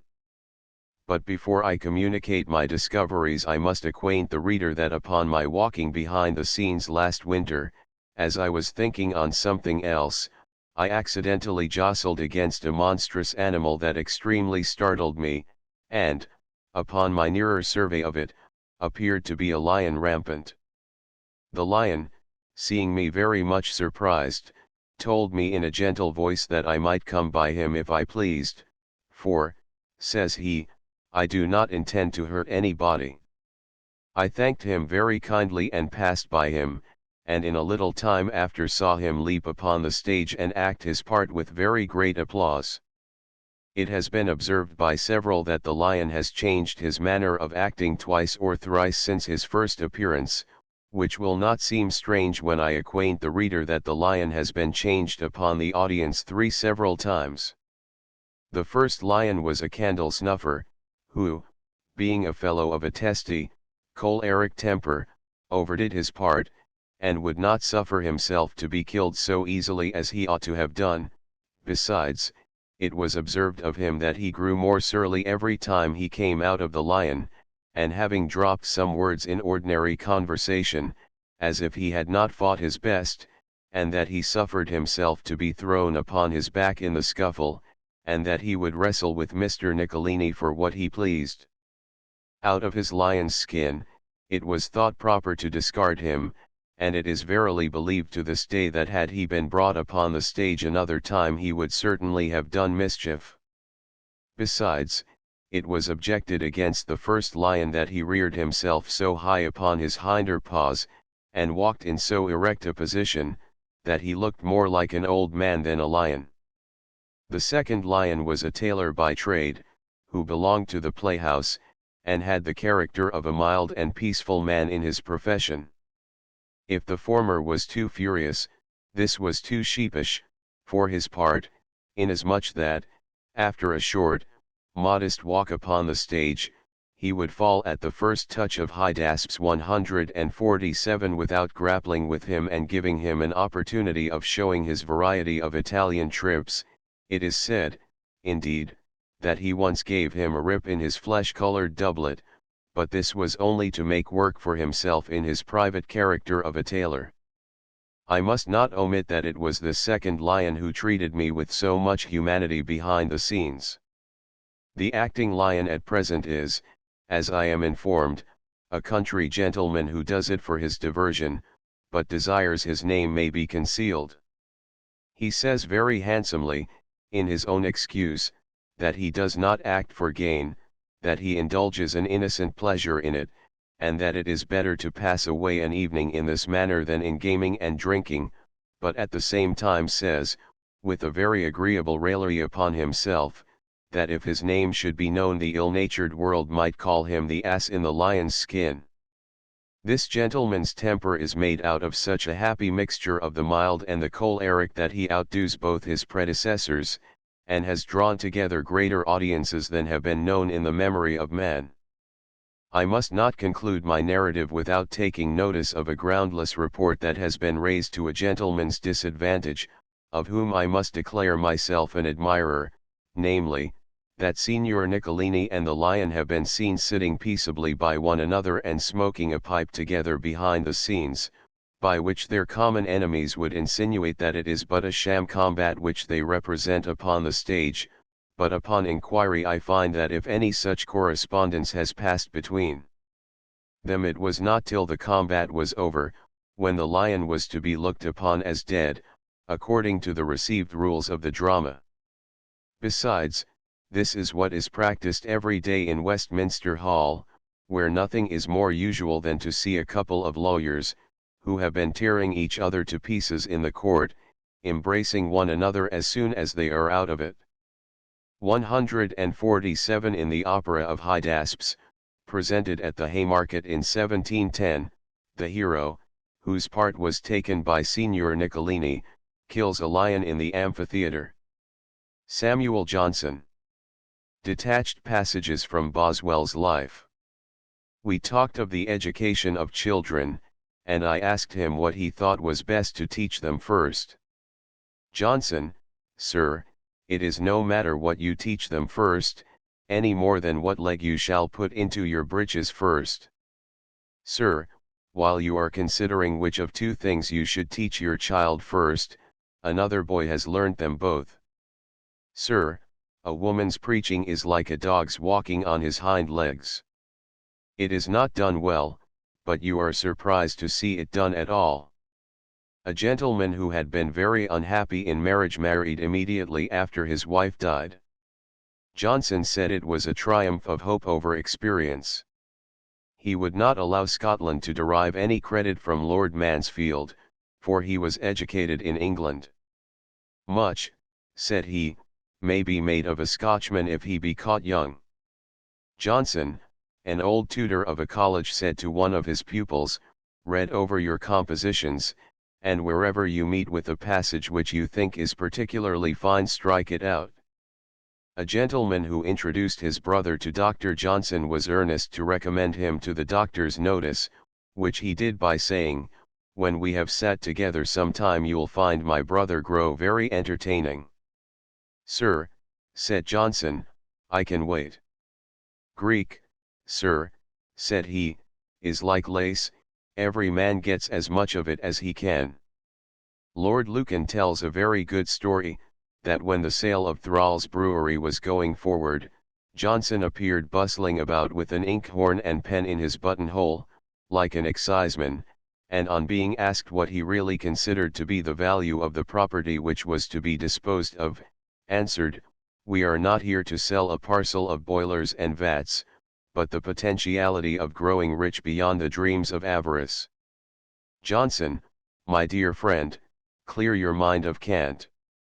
You may talk as other people do, you may say to a man, "Sir, I am your most humble servant." You are not his most humble servant. You may say, "These are bad times, it is a melancholy thing to be reserved to such times." You don't mind the times.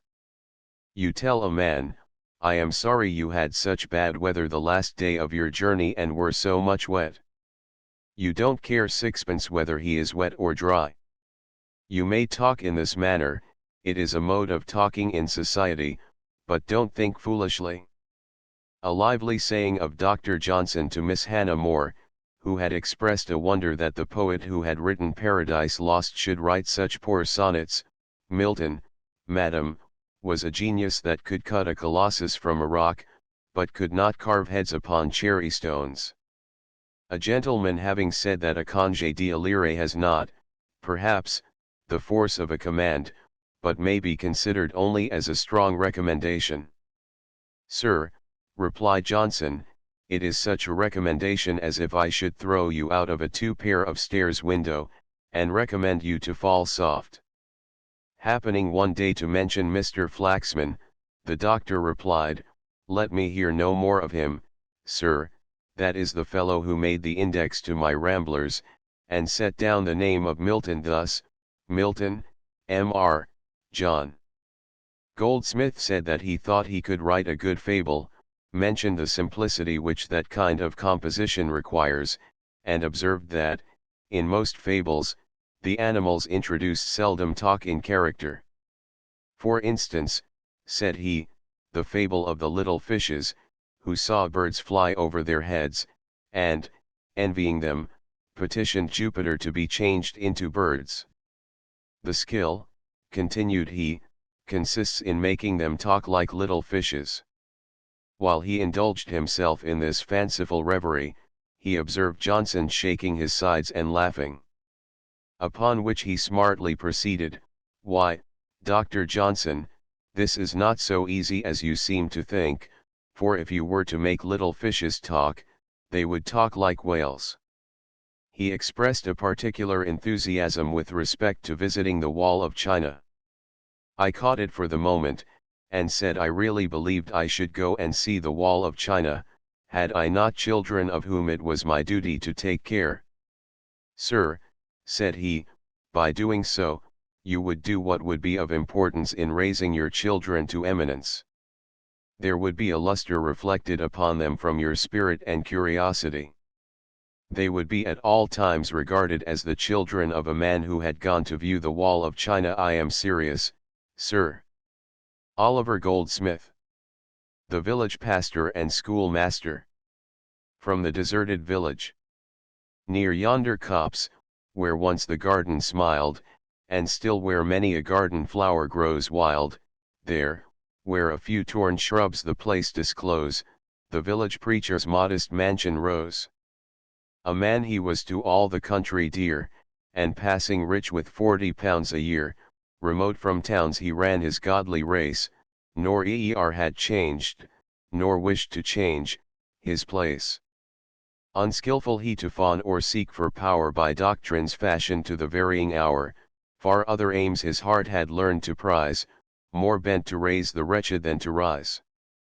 His house was known to all the vagrant train, he chid their wanderings, but relieved their pain. The long-remembered beggar was his guest, whose beard, descending, swept his aged breast. The ruined spendthrift, now no longer proud, claimed kindred there, and had his claims allowed. The broken soldier, kindly bade to stay, sat by his fire and talked the night away, wept o'er his wounds, or tales of sorrow done, shouldered his crutch and showed how fields were won.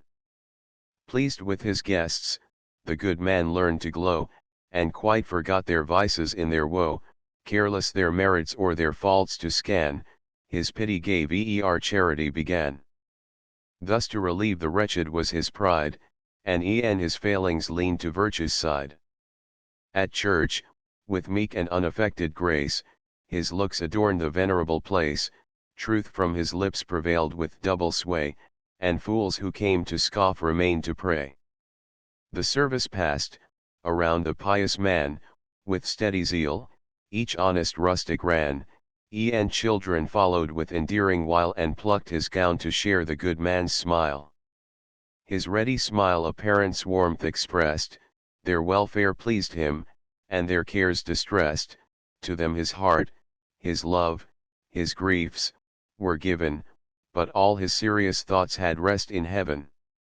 As some tall cliff, that lifts its awful form, swells from the vale, and midway leaves the storm, though round its breast the rolling clouds are spread, eternal sunshine settles on its head. Beside yon straggling fence that skirts the way, with blossomed firs unprofitable gay, there, in his noisy mansion, skilled to rule, the village master taught his little school. A man severe he was, and stern to view, I knew him well, and every truant knew. Well had the boding tremblers learned to trace the day's disasters in his morning face, full well they laughed with counterfeited glee at all his jokes, for many a joke had he, full well the busy whisper, circling round, conveyed the dismal tidings when he frowned, yet he was kind, or if severe in aught, the love he bore for learning was his fault. The village all declared how much he knew, 'twas certain he could write and cipher too, lands he could measure, times and tides presage, and the story ran that he could gauge. In arguing, too, the parson owned his skill, for, though vanquished, he could argue still, while words of learned length and thundering sound amazed the gazing rustics ranged around, and still they gazed, and still the wonder grew that one small head could carry all he knew. Edmund Burke. The Decay of Loyalty. From Reflections on the Revolution in France. It is 16 or 17 years since I saw the Queen of France 148, then the Dauphiness, at Versailles, and surely never lighted on this orb, which she hardly seemed to touch, a more delightful vision. I saw her just above the horizon, decorating and cheering the elevated sphere she just began to move in, glittering like the morning star, full of life and splendor and joy. Oh, what a revolution! And what a heart must I have to contemplate without emotion that elevation and that fall. Little did I dream, when she added titles of veneration to those of enthusiastic, distant, respectful love, that she should ever be obliged to carry the sharp antidote against disgrace concealed in that bosom. Little did I dream that I should have lived to see such disasters fallen upon her in a nation of gallant men, in a nation of men of honor and of cavaliers. I thought 10,000 swords must have leaped from the scabbards to avenge even a look that threatened her with insult. But the age of chivalry is gone. That of sophisters, economists, and calculators has succeeded, and the glory of Europe is extinguished forever. Never, never more shall we behold that generous loyalty to rank and sex, that proud submission, that dignified obedience, that subordination of the heart which kept alive, even in servitude itself, the spirit of an exalted freedom.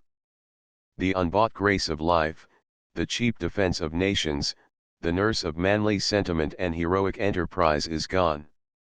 it is gone, that sensibility of principle, that chastity of honor, which felt a stain like a wound, which inspired courage, whilst it mitigated ferocity, which ennobled whatever it touched, and under which vice itself lost half its evil by losing all its grossness.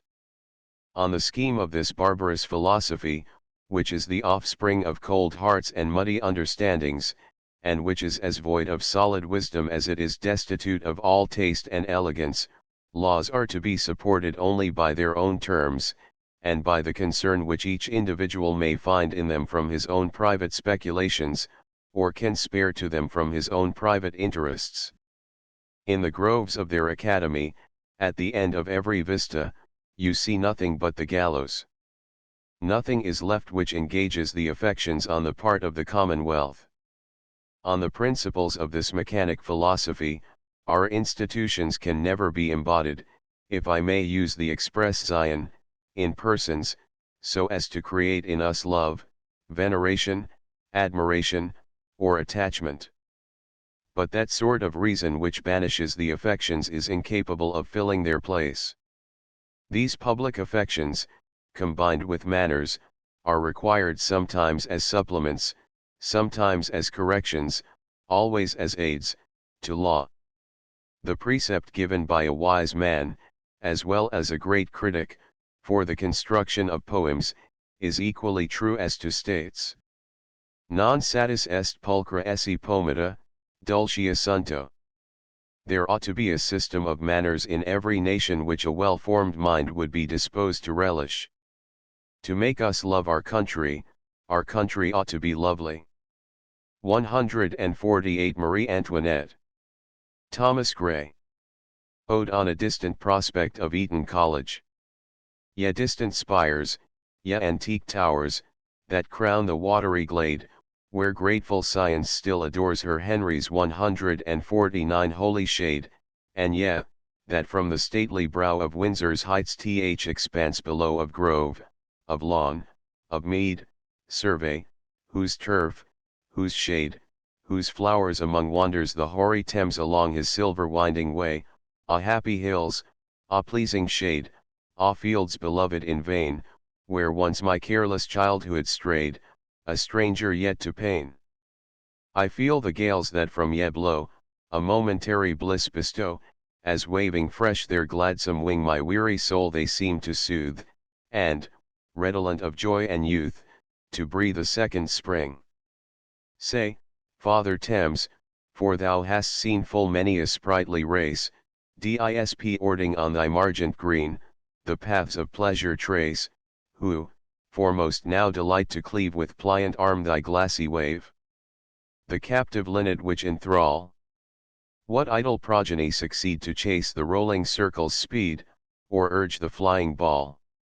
While some, on earnest business bent, their morning labors ply gainst graver hours, that bring constraint to sweeten liberty, some bold adventurers disdain the limits of their little reign, and unknown regions dare descry. Still as they run they look behind, they hear a voice in every wind, and snatch a fearful joy. Gay hope is theirs by fancy fed, less pleasing when pausiest, the tear forgot as soon as shed, the sunshine of the breast, there's buxom health of rosy hue, wild wit, invention ever new, and lively cheer of vigor born, the thoughtless day, the easy night, the spirits pure, the slumber's light, that fly approach of morn. Alas! Regardless of their doom the little victims play. No sense have they of ill to come, nor care beyond today, yet see how all around them wait the ministers of human fate, and black misfortune's baleful train. Ah, show them where in ambush stand, to seize their prey the mirth rouse band. Ah, tell them they are men. These shall the fury passions tear, the vultures of the mind, disdainful anger, pallid fear, and shame that skulks behind, or pining love shall waste their youth, or jealousy with rankling tooth, that only gnaws the secret heart, and envy wan, and faded care, grim-visaged, comfortless despair, and sorrow's piercing dart. Ambition this shall tempt to rise, then whirl the wretch from high, to bitter scorn a sacrifice, and grinning infamy, the stings of falsehood those shall try, and hard unkindness altered eye, that mocks the tear it forced to flow, and keen remorse with blood defiled, and moody madness laughing wild amid severest woe. Low in the vale of years beneath a grisly troop are seen, the painful family of death, more hideous than their queen, this racks the joints, this fires the veins, that every laboring sinew strains, those in the deeper vitals rage, lo, poverty, to fill the band, that numbs the soul with icy hand, and slow consuming age. To each his sufferings, all are men, condemned alike to groan, the tender for another's pain, the unfeeling for his own. Yet why should they know their fate? Since sorrow never comes too late, and happiness too swiftly flies, thought would destroy their paradise. No more, where ignorance is bliss, 'tis folly to be wise. 149 Henry VI, founder of Eton College. William Cooper. From lines on the receipt of his mother's picture. Oh, that those lips had language. Life has passed with me but roughly since I heard thee last. Those lips are thine, thy own sweet smile I see, the same that oft in childhood solaced me, voice only fails, else how distinct they say, grieve not, my child, chase all thy fears away. My mother. When I learnt that thou wast dead, say, wast thou conscious of the tears I shed? Hovered thy spirit o'er thy sorrowing son, wretch even then, life's journey just begun? I heard the bell tolled on thy burial day, I saw the hearse that bore thee slow away, and, turning from my nursery window, drew a long, long sigh, and wept a last adieu. Thy maidens, grieved themselves at my concern, oft gave me promise of thy quick return. What ardently I wished I long believed, and, disappointed still, was still deceived, by expectation every day beguiled, dupe of tomorrow even from a child.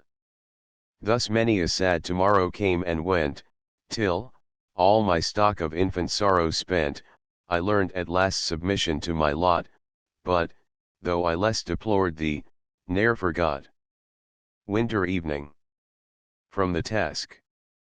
Now stir the fire and close the shutters fast, let fall the curtains, wheel the sofa round, and while the bubbling and loud hissing urn throws up a steaming column, and the cups that cheer but not inebriate wait on each, so let us welcome peaceful evening in. O winter!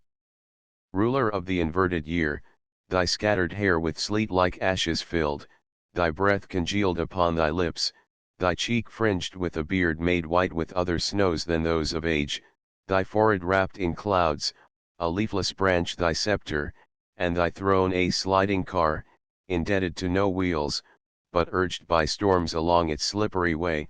I love thee, all unlovely as thou seemest, and dreaded as thou art. Thou holdest the sun a prisoner in the yet undawning east, shortening his journey between morn and noon, and hurrying him, impatient of his stay, down to the rosy west, but kindly still compensating his loss with added hours of social converse and instructive ease, and gathering, at short notice, in one group the family dispersed, and fixing thought, not less dispersed by daylight and its cares.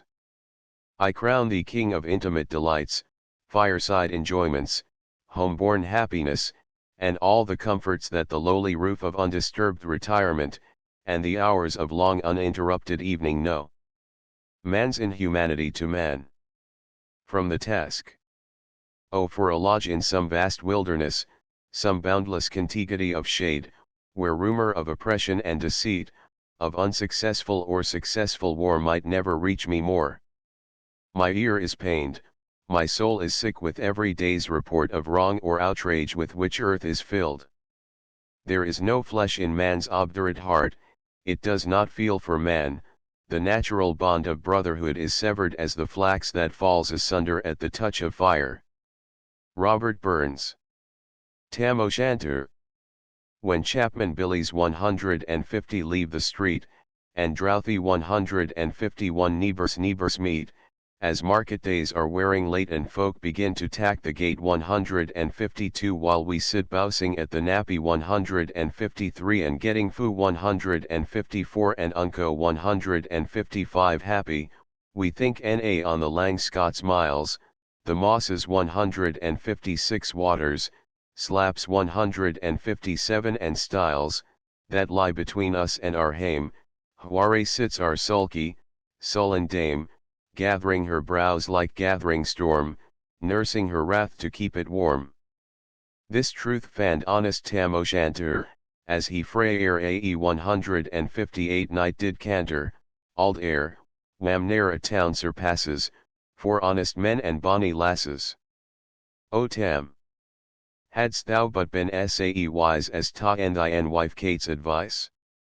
She told thee will thou wast a scullum 159 a bled herring 160 blustering, drunken blillum 161 that frae November till October, ae market day thou wasna sober, that ilka melder 162 wi the miller, thou sat as lang as thou had siller, that every nag was caed 163 a shoe on, the smith and thee gat roaring foo on, that at the Lord's house, even on Sunday, thou drank wi curtain jean till Monday.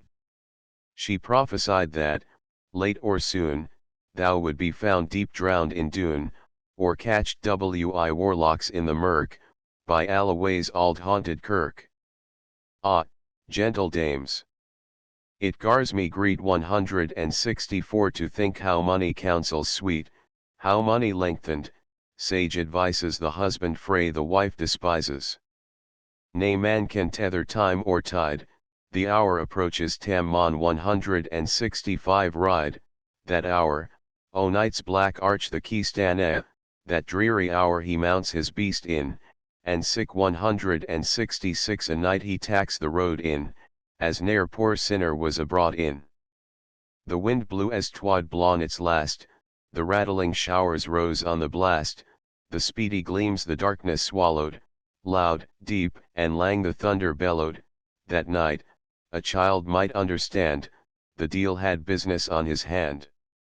Mounted on his grey mare Maggie, Tarn pursues his homeward way in safety till, reaching Kirk Alloway, he sees the windows in a blaze, and, looking in, beholds a dance of witches, with old Nick playing the fiddle. Most of the witches are anything but inviting, but there is one winsome wench, called Nanny, who dances in a cutty sark, or short smock. But here my muse her wing mon cower, sick flights are far beyond her power, to sing how Nanny lap and flang 167, a supple jade she was, and strang, and how Tam stood like our bewitched, and thought his very ean enriched.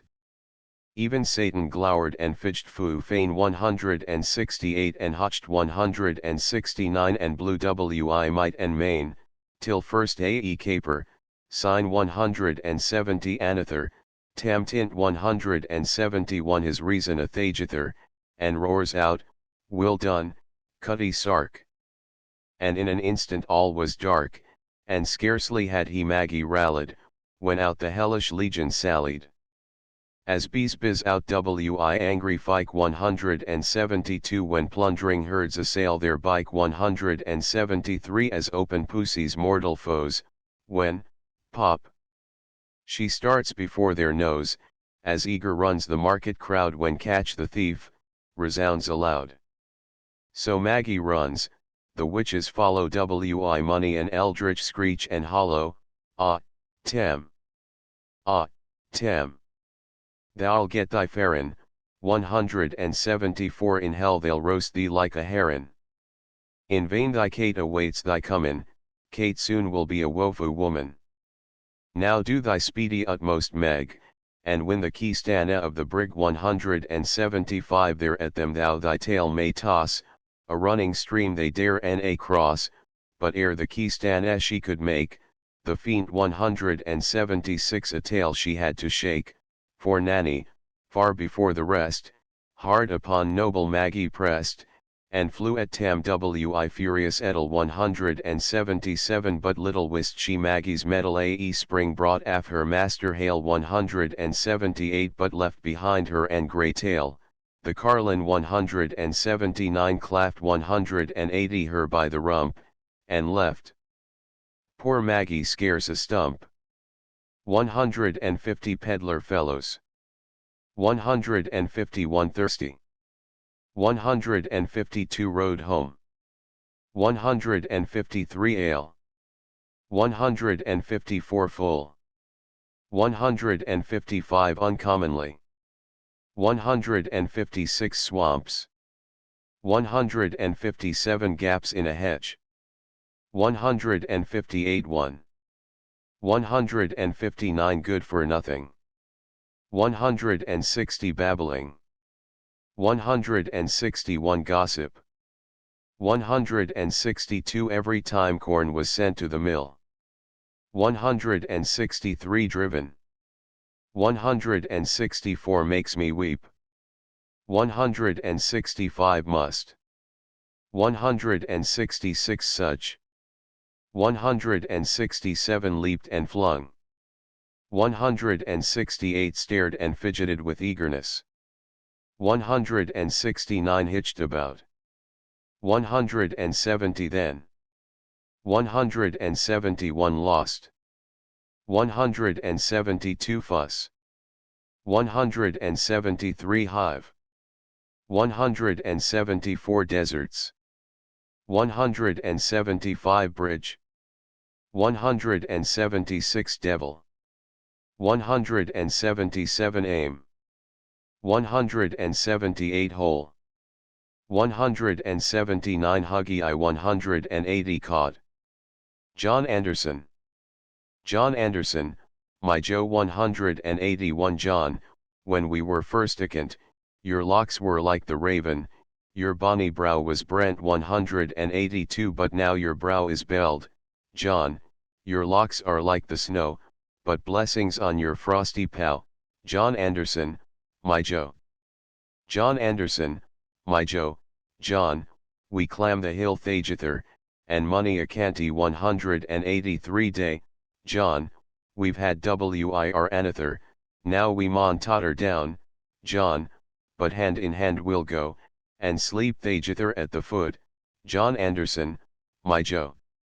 181 sweetheart. 182 smooth 183 merry. William Wordsworth. Sonnet. The world is too much with us, late and soon, getting and spending, we lay waste our powers, little we see in nature that is ours, we have given our hearts away, a sordid boon. This sea that bears her bosom to the moon, the winds that will be howling at all hours, and are upgathered now like sleeping flowers for this, for everything, we are out of tune, it moves us not. Great God! I'd rather be a pagan, suckled in a creed outworn, so might I, standing on this pleasant lea, have glimpses that would make me less forlorn, have sight of Proteus rising from the sea, or hear old Triton blow his wreathed horn. The pre-existence of the soul. From Ode on the Intimations of Immortality from Recollections of Early Childhood. Our birth is but a sleep, and a forgetting, the soul that rises with us, our life's star, hath had elsewhere its setting, and cometh from afar, not in entire forgetfulness, and not in utter nakedness, but trailing clouds of glory do we come from God, who is our home. Heaven lies about us in our infancy, shades of the prison house begin to close upon the growing boy, but he beholds the light, and whence it flows, he sees it in his joy. The youth, who daily farther from the east must travel, still is nature's priest, and by the vision splendid is on his way attended, at length the man perceives it die away, and fade into the light of common day. O joy! That in our embers is something that doth live, that nature yet remembers what was so fugitive. The thought of our past years in me doth breed perpetual benedictions, not, indeed, for that which is most worthy to be blessed, delight and liberty, the simple creed of childhood, whether busy or at rest, with new-fledged hope still fluttering in his breast. Not for these I raise the song of thanks and praise, but for those obstinate questionings of sense and outward things, fallings from us, vanishings, blank misgivings of a creature moving about in worlds not realized, high instincts, before which our mortal nature did tremble, like a guilty thing surprised, but for those first affections, those shadowy recollections, which, be they what they may, are yet the fountain light of all our day, are yet a master light of all our seeing, uphold us, cherish, and have power to make our noisy years seem moments in the being of the eternal silence, truths that wake to perish never, which neither listlessness, nor mad endeavor, nor man, nor boy, nor all that is at enmity with joy, can utterly abolish or destroy.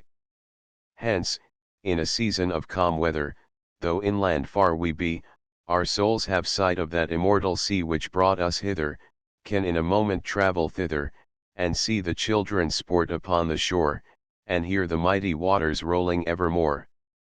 Lucy. She dwelt among the untrodden ways beside the springs of Dove, a maid whom there were none to praise, and very few to love. A violet by a mossy stone half hidden from the eye, fair as a star, when only one is shining in the sky. She lived unknown, and few could know when Lucy ceased to be, but she is in her grave, and, oh, the difference to me. The solitary reaper. Behold her, single in the field, yon solitary Highland lass. Reaping and singing by herself, stop here, or gently pass. Alone she cuts and binds the grain, and sings a melancholy strain, oh listen! For the vale profound is overflowing with the sound. No nightingale did ever chant more welcome notes to weary bands of travelers in some shady haunt, among Arabian sands. A voice so thrilling ne'er was heard in springtime from the cuckoo bird, breaking the silence of the seas among the farthest Hebrides. Will no one tell me what she sings? Perhaps the plaintive numbers flow for old, unhappy, far-off things, and battles long ago, or is it some more humble lay, familiar matter of today? Some natural sorrow, loss, or pain, that has been, and may be again? Whate'er the theme, the maiden sang as if her song could have no ending. I saw her singing at her work, and o'er the sickle bending, I listened, motionless and still, and, as I mounted up the hill, the music in my heart I bore, long after it was heard no more. Skating at night. From the prelude.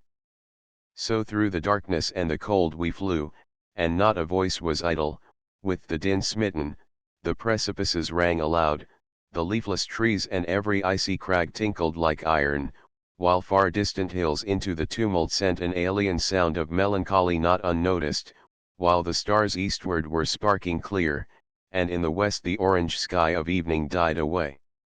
Not seldom from the uproar I retired into a silent bay, or sportively glanced sideway, leaving the tumultuous throng, to cut across the reflex of a star that fled, and, flying still before me, gleamed upon the glassy plain, and oftentimes, when we had given our bodies to the wind, and all the shadowy banks on either side came sweeping through the darkness, spinning still the rapid line of motion, then at once have I, reclining back upon my heels, stopped short, yet still the solitary cliffs wheeled by me even as if the earth had rolled with visible motion her diurnal round. Behind me did they stretch in solemn train, feebler and feebler, and I stood and watched till all was tranquil as a dreamless sleep. Samuel Taylor Coleridge. The Song of the Spirits. From the Ancient Mariner. Sometimes, dropping from the sky, I heard the skylark sing, sometimes all little birds that are, how they seem to fill the sea and air with their sweet jargoning. And now 'twas like all instruments, and now like a lonely flute, and now it is an angel's song that makes the heavens be mute. It ceased, yet still the sails made on a pleasant noise till noon, a noise like of a hidden brook in the leafy month of June, that to the sleeping woods all night singeth a quiet tune. The love of all creatures. From the same. O wedding guest, this soul hath been alone on a wide, wide sea, so lonely 'twas that God himself scarce seemed there to be. O sweeter than the marriage feast, 'tis sweeter far to me, to walk together to the kirk with a goodly company. To walk together to the kirk, and all together pray, while each to his great Father bends, old men, and babes and loving friends, and youths and maidens gay. Farewell, farewell.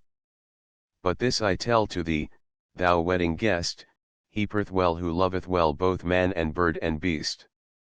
He perth best who loveth best all things both great and small, for the dear God who loveth us, he made and loveth all. Estrangement of friends. From Christ Abel. Alas! They had been friends in youth, but whispering tongues can poison truth, and constancy lives in realms above, and life is thorny and youth is vain, and to be wroth with one we love doth work like madness in the brain. And thus it fared, as I divine, with Roland and Sir Leolin. Each spake words of high disdain and insult to his heart's best brother, but never either found another to free the hollow heart from paining. They stood aloof, the scars remaining, like cliffs that had been rent asunder, a dreary sea now flows between, but neither heat, nor frost, nor thunder can wholly do away, I ween, the marks of that which once has been. Walter Scott. Native Land. From the Lay of the Last Minstrel. Breathes there the man, with soul so dead, who never to himself hath said, "This is my own, my native land"? Whose heart hath ne'er within him burned, as home his footsteps he hath turned, from wandering on a foreign strand. If such there breathe, go mark him well, for him no minstrel raptures swell, high though his titles, proud his name, boundless his wealth as wish can claim, despite those titles, power, and pelf, the wretch on trade all in self, living, shall forfeit fair renown, and, doubly dying, shall go down to the vile dust from whence he sprung, unwept, unhonored, and unsung. O Caledonia! Stern and wild, meet nurse for a poetic child. Land of brown heath and shaggy wood, land of the mountain and the flood, land of my sires. What mortal hand can untie the filial band that knits me to thy rugged strand? Still, as I view each well-known scene, think what is now, and what hath been, seems as, to me, of all bereft soul friends thy woods and streams are left, and thus I love them better still even in extremity of ill. By Yarrow's stream still let me stray, though none should guide my feeble way, still feel the breeze down Ettrick break, although it chill my withered cheek, still lay my head by Teviot's stone, though there, forgotten and alone, the bard may draw his parting groan. Sunset on the border. From Marmion. Day set on Norham's castled steep and Tweed's fair river, broad and deep, and Cheviot's mountains lone, the battled towers, the donjon keep, the loophole grates where captives the flanking walls that round it sweep, in yellow lustre shone. The warriors on the turrets high, moving athwart the evening sky, seemed forms of giant height, their armor, as it caught the rays, flashed back again the western blaze, in lines of dazzling light. St. George's banner, broad and gay, now faded, as the fading ray less bright, and less was flung, the evening gale had scarce the power to wave it on the donjon tower, so heavily it hung.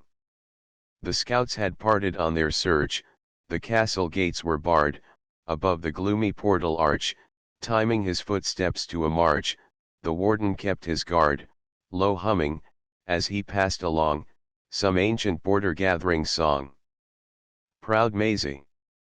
Proud Maisie is in the wood walking so early, sweet robin sits on the bush singing so rarely.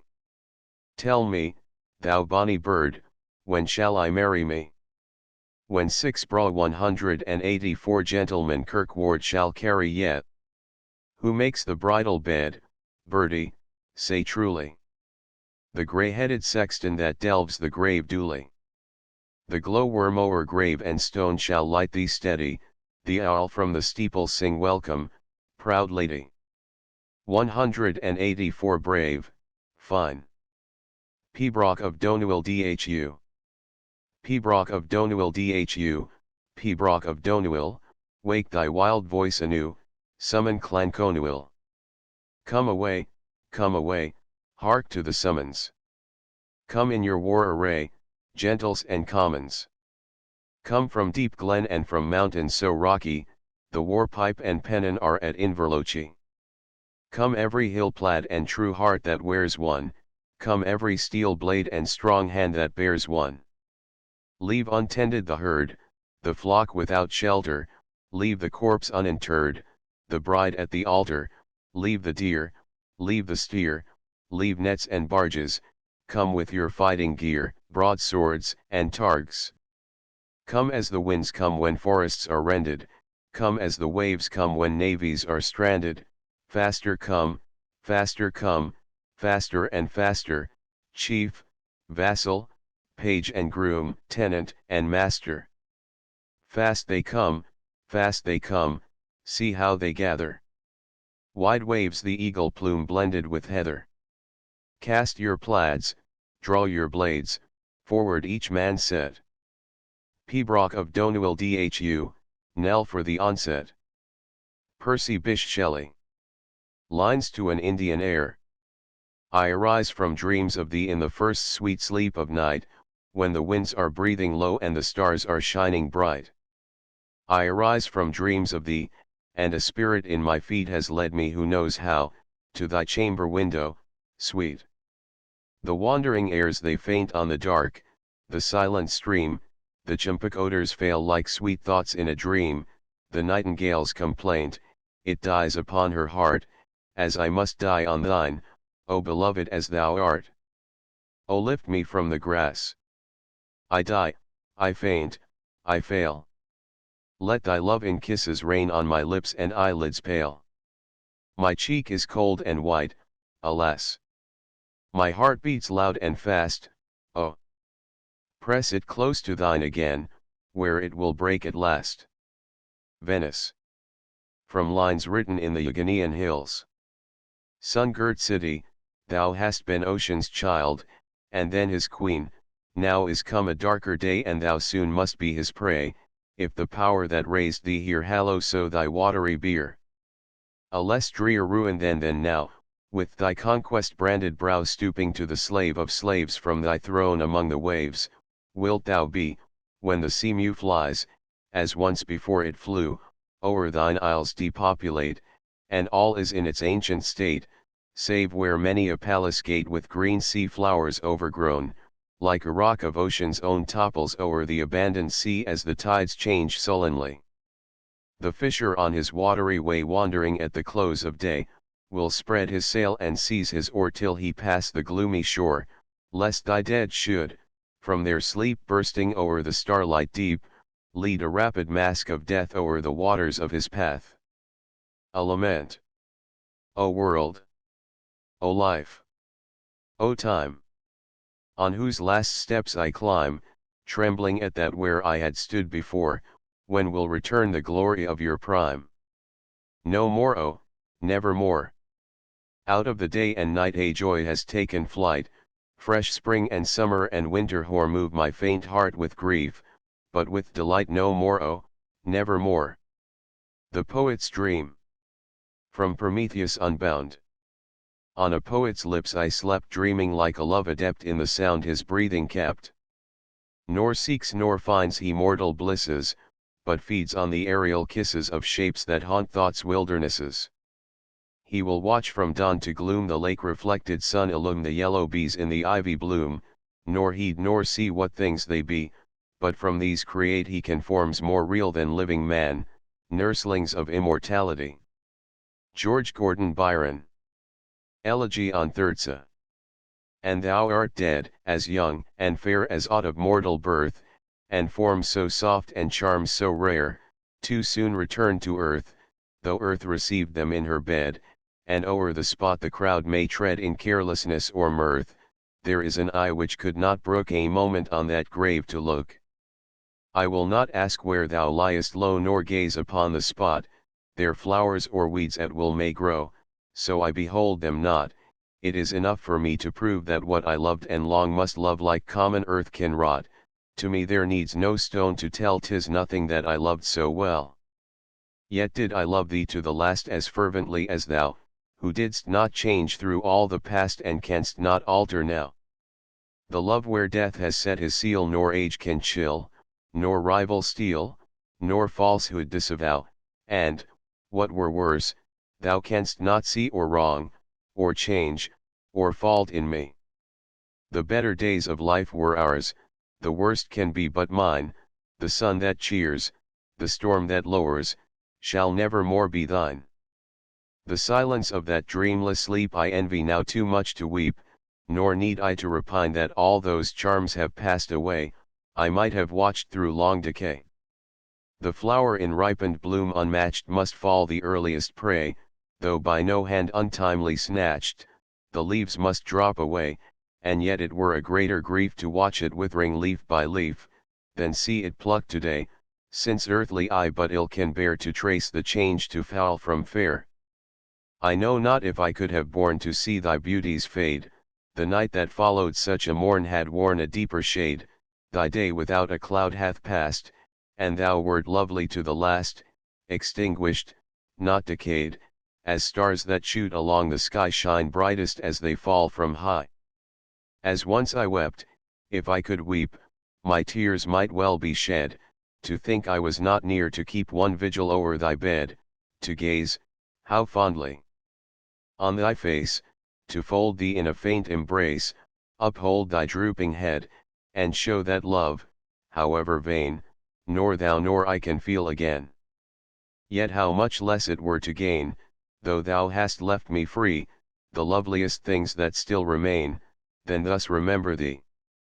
The all of thine that cannot die through dark and dread eternity, returns again to me, and more thy buried love endears than aught, except its living years. The ball at Brussels on the night before Waterloo.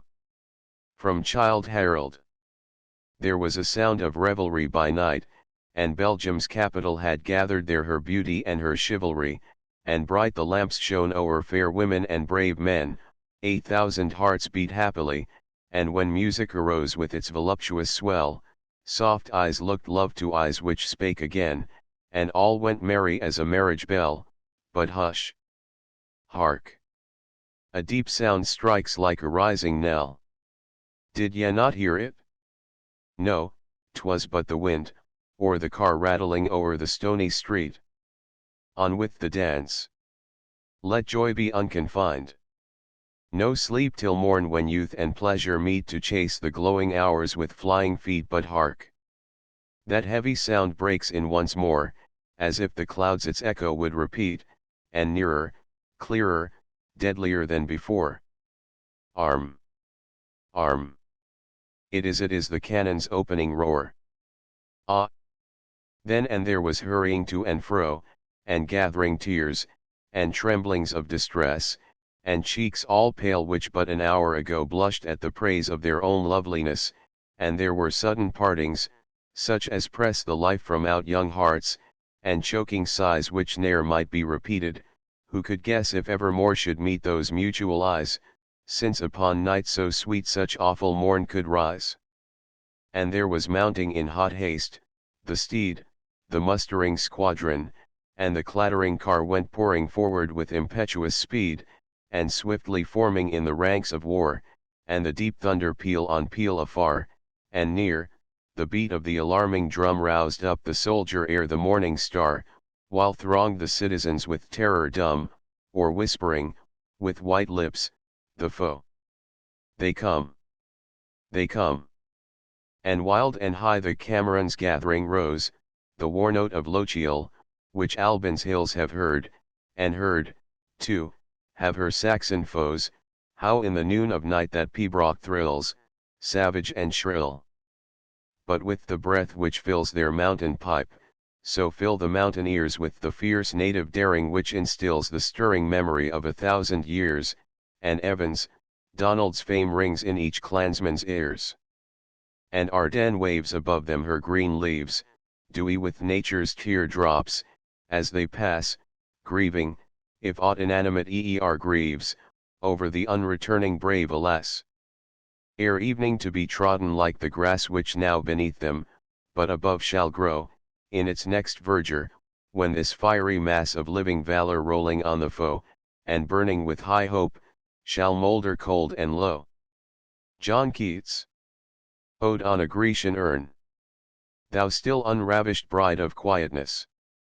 Thou foster child of silence and slow time, sylvan historian, who canst thus express a flowery tale more sweetly than our rhyme, what leaf-fringed legend haunts about thy shape of deities or mortals, or of both, in Tempe or the dales of Arcady? What men or gods are these? What maidens loath? What mad pursuit? What struggle to escape? What pipes and timbrels? What wild ecstasy? Heard melodies are sweet, but those unheard are sweeter, therefore, yes, soft pipes, play on, not to the sensual ear, but, more endeared, pipe to the spirit ditties of no tone, fair youth beneath the trees, thou canst not leave thy song, nor ever can those trees be bare, bold lover, never, never canst thou kiss, though winning near the goal yet do not grieve, she cannot fade though thou hast not thy bliss, forever wilt thou love, and she be fair. Ah, happy, happy boughs, that cannot shed your leaves, nor ever bid the spring adieu, and happy melody ist, unwearied forever piping songs forever new, more happy love. More happy, happy love. Forever warm and still to be enjoyed, forever panting and forever young, all breathing human passion far above, that leaves a heart high sorrowful and cloyed, a burning forehead, and a parching tongue. Who are these coming to the sacrifice? To what green altar, O mysterious priest, leadest thou that heifer lowing at the skies, and all her silken flanks with garlands drayest? What little town by river or seashore, or mountain built with peaceful citadel, is emptied of its folk this pious morn? Ah! Little town, thy streets forevermore will silent be, and not a soul to tell why thou art desolate can return. O Attic shape! Fair attitude! With breed of marble men and maidens overwrought, with forest branches and the trodden weed, thou, silent form, dost tease us out of thought as doth eternity, cold pastoral.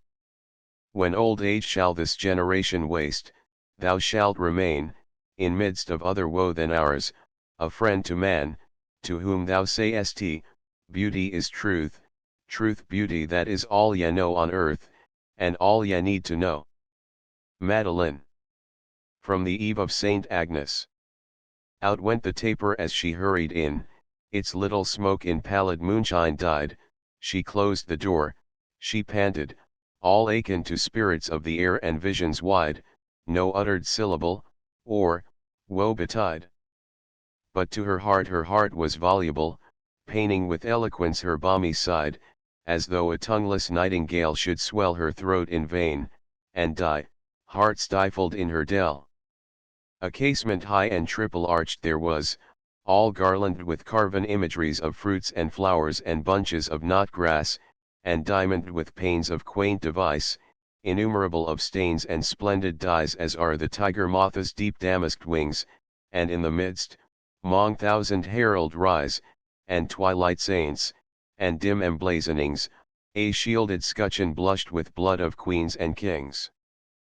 Full on this casement shone the wintry moon, and threw warm gules on Madeline's fair breast as down she knelt for heaven's grace and boon, rose bloom fell on her hands, together pressed, and on her silver cross soft amethyst, and on her hair a glory, like a saint, she seemed a splendid angel, newly dressed, save wings, for heaven, Porphyro grew faint, she knelt, so pure a thing, so free from mortal taint.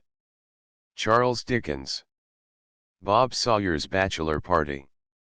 From Pickwick Papers. After supper another jug of punch was put on the table, together with a paper of cigars and a couple of bottles of spirits. Then there was an awful pause, and this awful pause was occasioned by a very common occurrence in this sort of places, but a very embarrassing one, notwithstanding. The fact is that the girl was washing the glasses. The establishment boasted, for we do not record this circumstance as at all derogatory to Mrs. Rattle, for there was never a lodging house yet that was not short of glasses. The landlady's glasses were little thin blown glass tumblers, and those which had been borrowed from the public house were great, dropsical, bloated articles, each supported on a huge gouty leg. This would have been in itself sufficient to have possessed the company with the real state of affairs, but the young woman of all work had prevented the possibility of any misconception arising in the mind of any gentleman upon the subject, by forcibly dragging every man's glass away long before he had finished his beer, and audibly stating, despite the winks and interruptions of Mr. Bob Sawyer, that it was to be conveyed downstairs and washed forthwith. The sight of the tumblers restored Bob Sawyer to a degree of equanimity which he had not possessed since his interview with his landlady. His face brightened up, and he began to feel quite convivial. "Now, Betsy," said Mr. Bob Sawyer, with great suavity, and dispersing, at the same time, the tumultuous little mob of glasses that the girl had collected in the center of the table, "now, Betsy, the warm water, be brisk, there's a good girl." "You can't have no warm water," replied Betsy. "No warm water," exclaimed Mr. Bob Sawyer. "No," said the girl, with a shake of the head which expressed a more decided negative than the most copious language could have conveyed.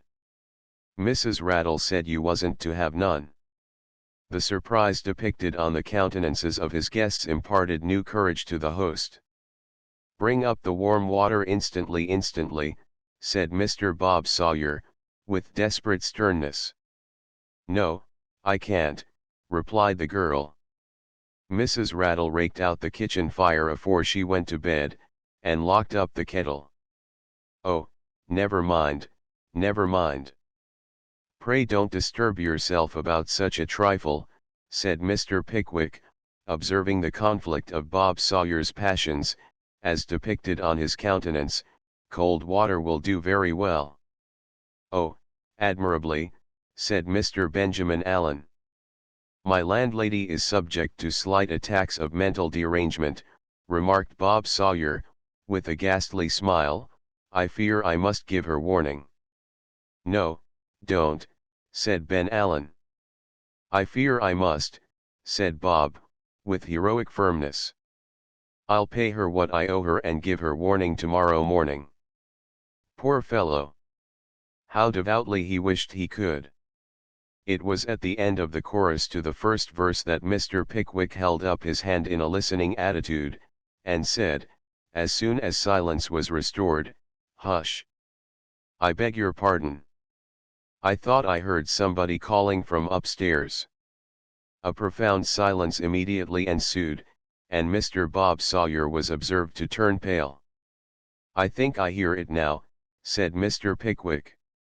"Have the goodness to open the door." The door was no sooner opened than all doubt on the subject was removed. "Mr. Sawyer," screamed a voice from the two-pair landing. "It's my landlady," said Bob Sawyer, looking round him with great dismay. "Yes, Mrs. Rattle." "What do you mean by this, Mr. Sawyer?" replied the voice, with great shrillness and rapidity of utterance. "Ain't it enough to be swindled out of one's rent, and money lent out of pocket besides, and abused and insulted by your friends that dares to call themselves men, without having the house turned out of window, and noise enough made to bring the fire engines here at 2 o'clock in the morning? Turn them wretches away." "You ought to be ashamed of yourselves," said the voice of Mr. Rattle, which appeared to proceed from beneath some distant bedclothes. "Ashamed of themselves," said Mrs. Rattle. "Why don't you go down and knock every one downstairs? You would, if you was a man." "I should if I was a dozen men, my dear," replied Mr. Rattle, pacifically, "but they've rather the advantage of me in numbers, my dear." "Ugh, you coward," replied Mrs. Rattle, with supreme contempt. "Do you mean to turn them wretches out, or not, Mr. Sawyer?" "They're going, Mrs. Rattle, they're going," said the miserable Bob. "I'm afraid you'd better go," said Mr. Bob Sawyer to his friends. "I thought you were making too much noise." "It's a very unfortunate thing," said the prim man. "Just as we were getting so comfortable, too." The fact was that the prim man was just beginning to have a dawning recollection of the story he had forgotten. "It's hardly to be borne," said the prim man, looking round, "hardly to be borne, is it?" "Not to be endured," replied Jack Hopkins. "Let's have the other verse, Bob. Come, here goes." "No, no, Jack, don't," interposed Bob Sawyer. "It's a capital song, but I am afraid we had better not have the other verse. They are very violent people, the people of the house." "Shall I step upstairs and pitch into the landlord," inquired Hopkins, "or keep on ringing the bell, or go and groan on the staircase?" "You may command me, Bob." "I am very much indebted to you for your friendship and good nature, Hopkins," said the wretched Mr. Bob Sawyer, "but I am of opinion that the best plan to avoid any farther dispute is for us to break up at once."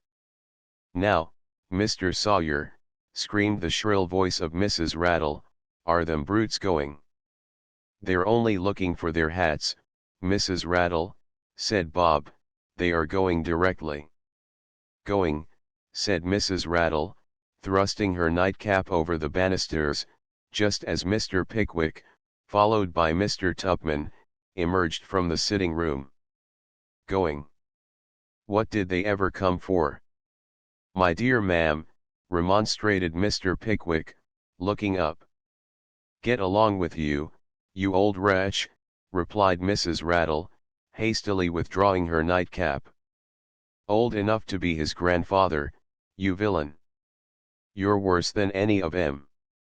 Mr. Pickwick found it in vain to protest his innocence, so hurried downstairs into the street, whither he was closely followed by Mr. Tupman, Mr. Winkle, and Mr. Snodgrass. William Makepeace Thackeray. Becky goes to court and dines at Gaunt House. From Vanity Fair. The particulars of Becky's costume were in the newspapers: feathers, lappets, superb diamonds, and all the rest. Lady Crackenbury read the paragraph in bitterness of spirit, and discoursed to her followers about the airs which that woman was giving herself. Mrs. Bute Crawley and her young ladies in the country had a copy of the Morning Post from town, and gave a vent to their honest indignation. "If you had been sandy-haired, green-eyed, and a French rope dancer's daughter," Mrs. Bute said to her eldest girl, who, on the contrary, was a very swarthy, short, and snub-nosed young lady, "you might have had superb diamonds, forsooth, and have been presented at court by your cousin, the Lady Jane. But you're only a gentlewoman, my poor dear child. You have only some of the best blood in England in your veins, and good principles and piety for your portion. I myself, the wife of a baronet's younger brother, too, never thought of such a thing as going to court, nor would other people if good Queen Charlotte had been alive." In this way the worthy rectoress consoled herself, and her daughters sighed, and sat over the peerage all night. When the ladies of Gaunt House were at breakfast that morning, Lord Steyne, who took his chocolate in private, and seldom disturbed the females of his household, or saw them except upon public days, or when they crossed each other in the hall, or when from his pit box at the opera he surveyed them in their box in the Grand Tier, his lordship, we say, appeared among the ladies and the children, who were assembled over the tea and toast, and a battle royal ensued apropos of Rebecca.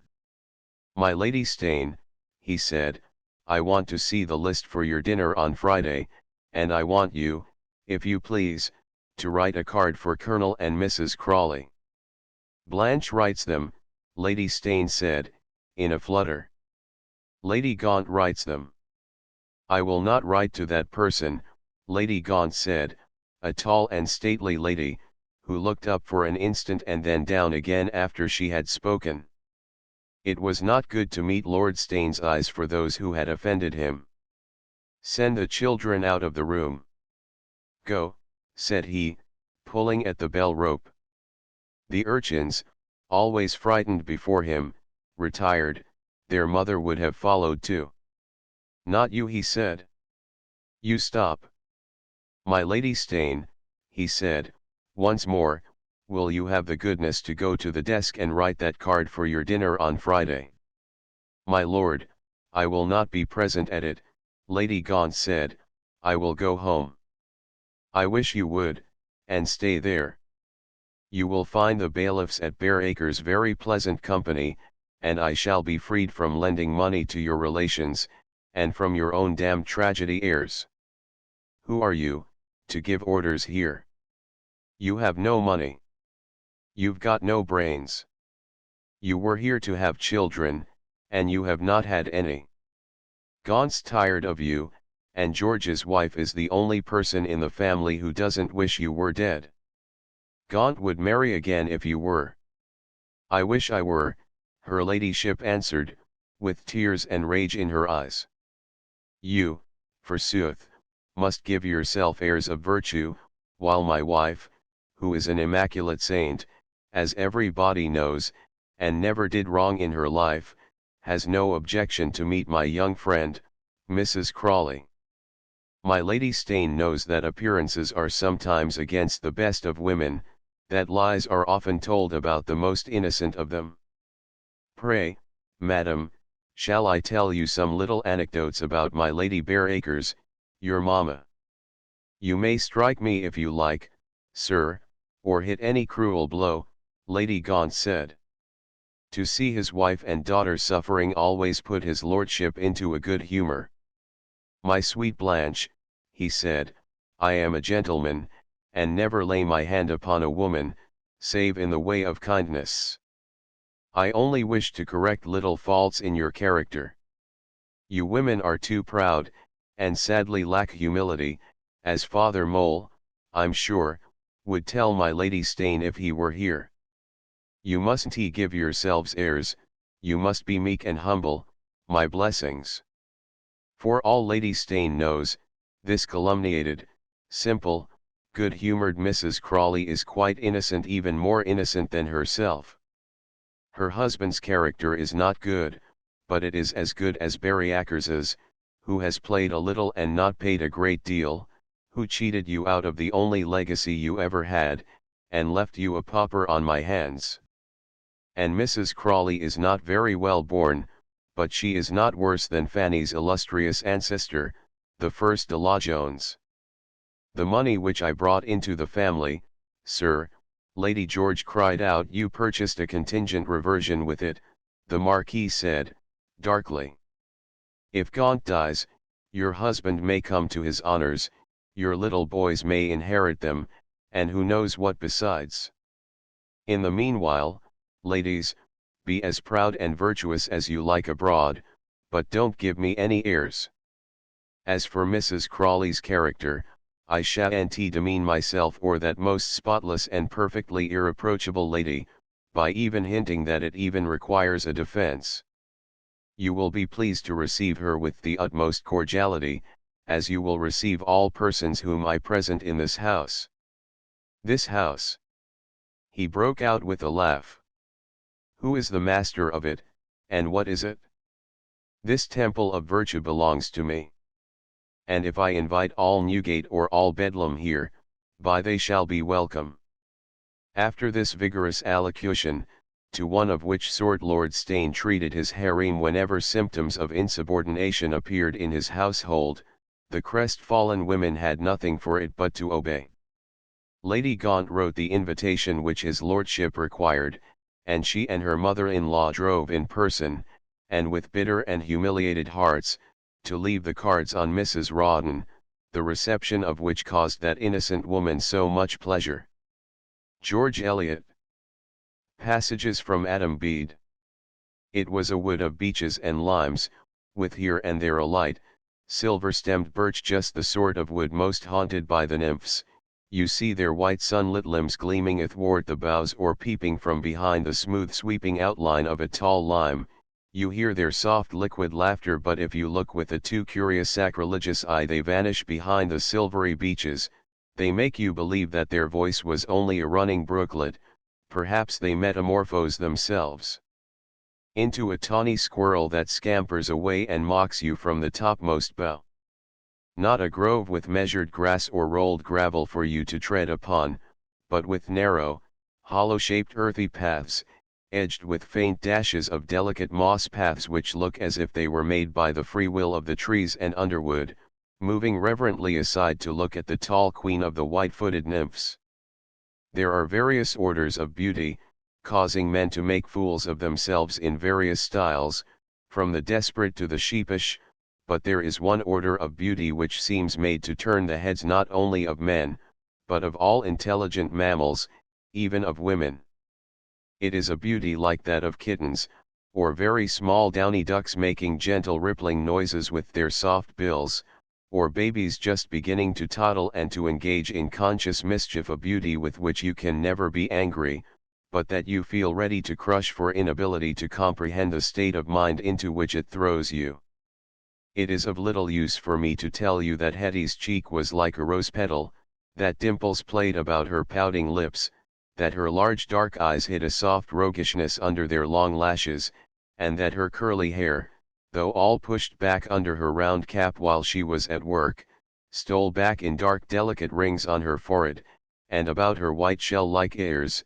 It is of little use for me to say how lovely was the contour of her pink and white neckerchief, tucked into her low plum-colored stuff bodice, or how the linen butter-making apron, with its bib, seemed a thing to be imitated in silk by duchesses, since it fell in such charming lines, or how her brown stockings and thick-soled buckled shoes lost all that clumsiness which they must certainly have had when empty of her foot and ankle, of little use unless you have seen a woman who affected you as Hetty affected her beholders, for otherwise, though you might conjure up the image of a lovely woman, she would not in the least resemble that distracting kitten-like maiden. I might mention all the divine charms of a bright spring day, but if you had never in your life utterly forgotten yourself in straining your eyes after the mounting lark, or in wandering through the still lanes when the fresh opened blossoms fill them with a sacred, silent beauty like that of fretted isles, where would be the use of my descriptive catalogue? I could never make you know what I meant by a bright spring day. Hetty's was a springtide beauty. It was the beauty of young frisking things, round-limbed, gambolling, circumventing you by a false air of innocence, the innocence of a young star-browed calf, for example, that, being inclined for a promenade out of bounds, leads you a severe steeple-chase over hedge and ditch, and only comes to a stand in the middle of a bog. Family likeness has often a deep sadness in it. Nature, that great tragic dramatist, knits us together by bone and muscle, and divides us by the subtler web of our brains, blends yearning and repulsion, and ties us by our heartstrings to the beings that jar us at every movement. We hear a voice with the very cadence of our own uttering the thoughts we despise, we see eyes so like our mothers averted from us in cold alienation, and our last darling child startles us with the air and gestures of the sister we parted from in bitterness long years ago. The father to whom we owe our best heritage, the mechanical instinct, the keen sensibility to harmony, the unconscious skill of the modeling hand, galls us, and puts us to shame by his daily errors. The long-lost mother, whose face we begin to see in the glass as our own wrinkles come, once fretted our young souls with her anxious humors and irrational persistence. It was to Adam the time that a man can least forget in after life, the time when he believes that the first woman he has ever loved betrays by a slight something, a word, a tone, a glance, the quivering of a lip or an eyelid, that she is at least beginning to love him in return. So unless our early gladness vanishes utterly from our memory, we can never recall the joy with which we laid our heads on our mother's bosom or rode on our father's back in childhood. Doubtless that joy is wrought up into our nature, or as the sunlight of long past mornings is wrought up into the soft mellowness of the apricot, but it is gone forever from our imagination, as we can only believe in the joy of childhood. But the first glad moment in our first love is a vision which returns to us to the last, and brings with it a thrill of feeling intense and special as the recurrent sensation of a sweet odor breathed in a far-off hour of happiness. It is a memory that gives a more exquisite touch to tenderness, that feeds the madness of jealousy, and adds the last keenness to the agony of despair. Thomas Carlyle. Midnight in the City. From Sartor Resartus. ACH, mein Lieber, said he once, at midnight, when we had returned from the coffee house in rather earnest talk, it is a true sublimity to dwell here.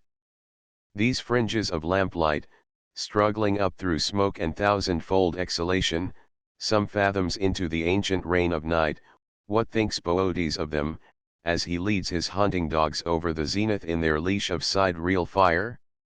That stifled hum of midnight, when traffic has lain down to rest, and the chariot wheels of vanity, still rolling here and there through distant streets, are bearing her to halls roofed in and lighted to the due pitch for her, and only vice and misery, to prowl or to moan like night birds, are abroad. That hum, I say, like the stertorous, unquiet slumber of sick life, is heard in heaven. Oh, under that hideous coverlet of vapours and putrefactions and unimaginable gases, what a fermenting vat lies simmering and hid! The joyful and the sorrowful are there, men are dying there, men are being born, men are praying on the other side of a brick partition, men are cursing, and around them all is the vast, void night. The proud grandee still lingers in his perfumed saloons, or reposes within damask curtains. Wretchedness cowers into truckle beds, or shivers hunger-stricken into its lair of straw. In obscure cellars, Rouge et Noir languidly emits its voice of destiny to haggard, hungry villains, while councillors of state sit plotting, and playing their high chess game, whereof the pawns are men. The lover whispers his mistress that the coach is ready, and she, full of hope and fear, glides down to fly with him over the borders. The thief, still more silently, sets to his picklocks and crowbars, or lurks in wait till the watchmen first snore in their boxes. Gay mansions, with supper rooms and dancing rooms, are full of light and music and high-swelling hearts, but,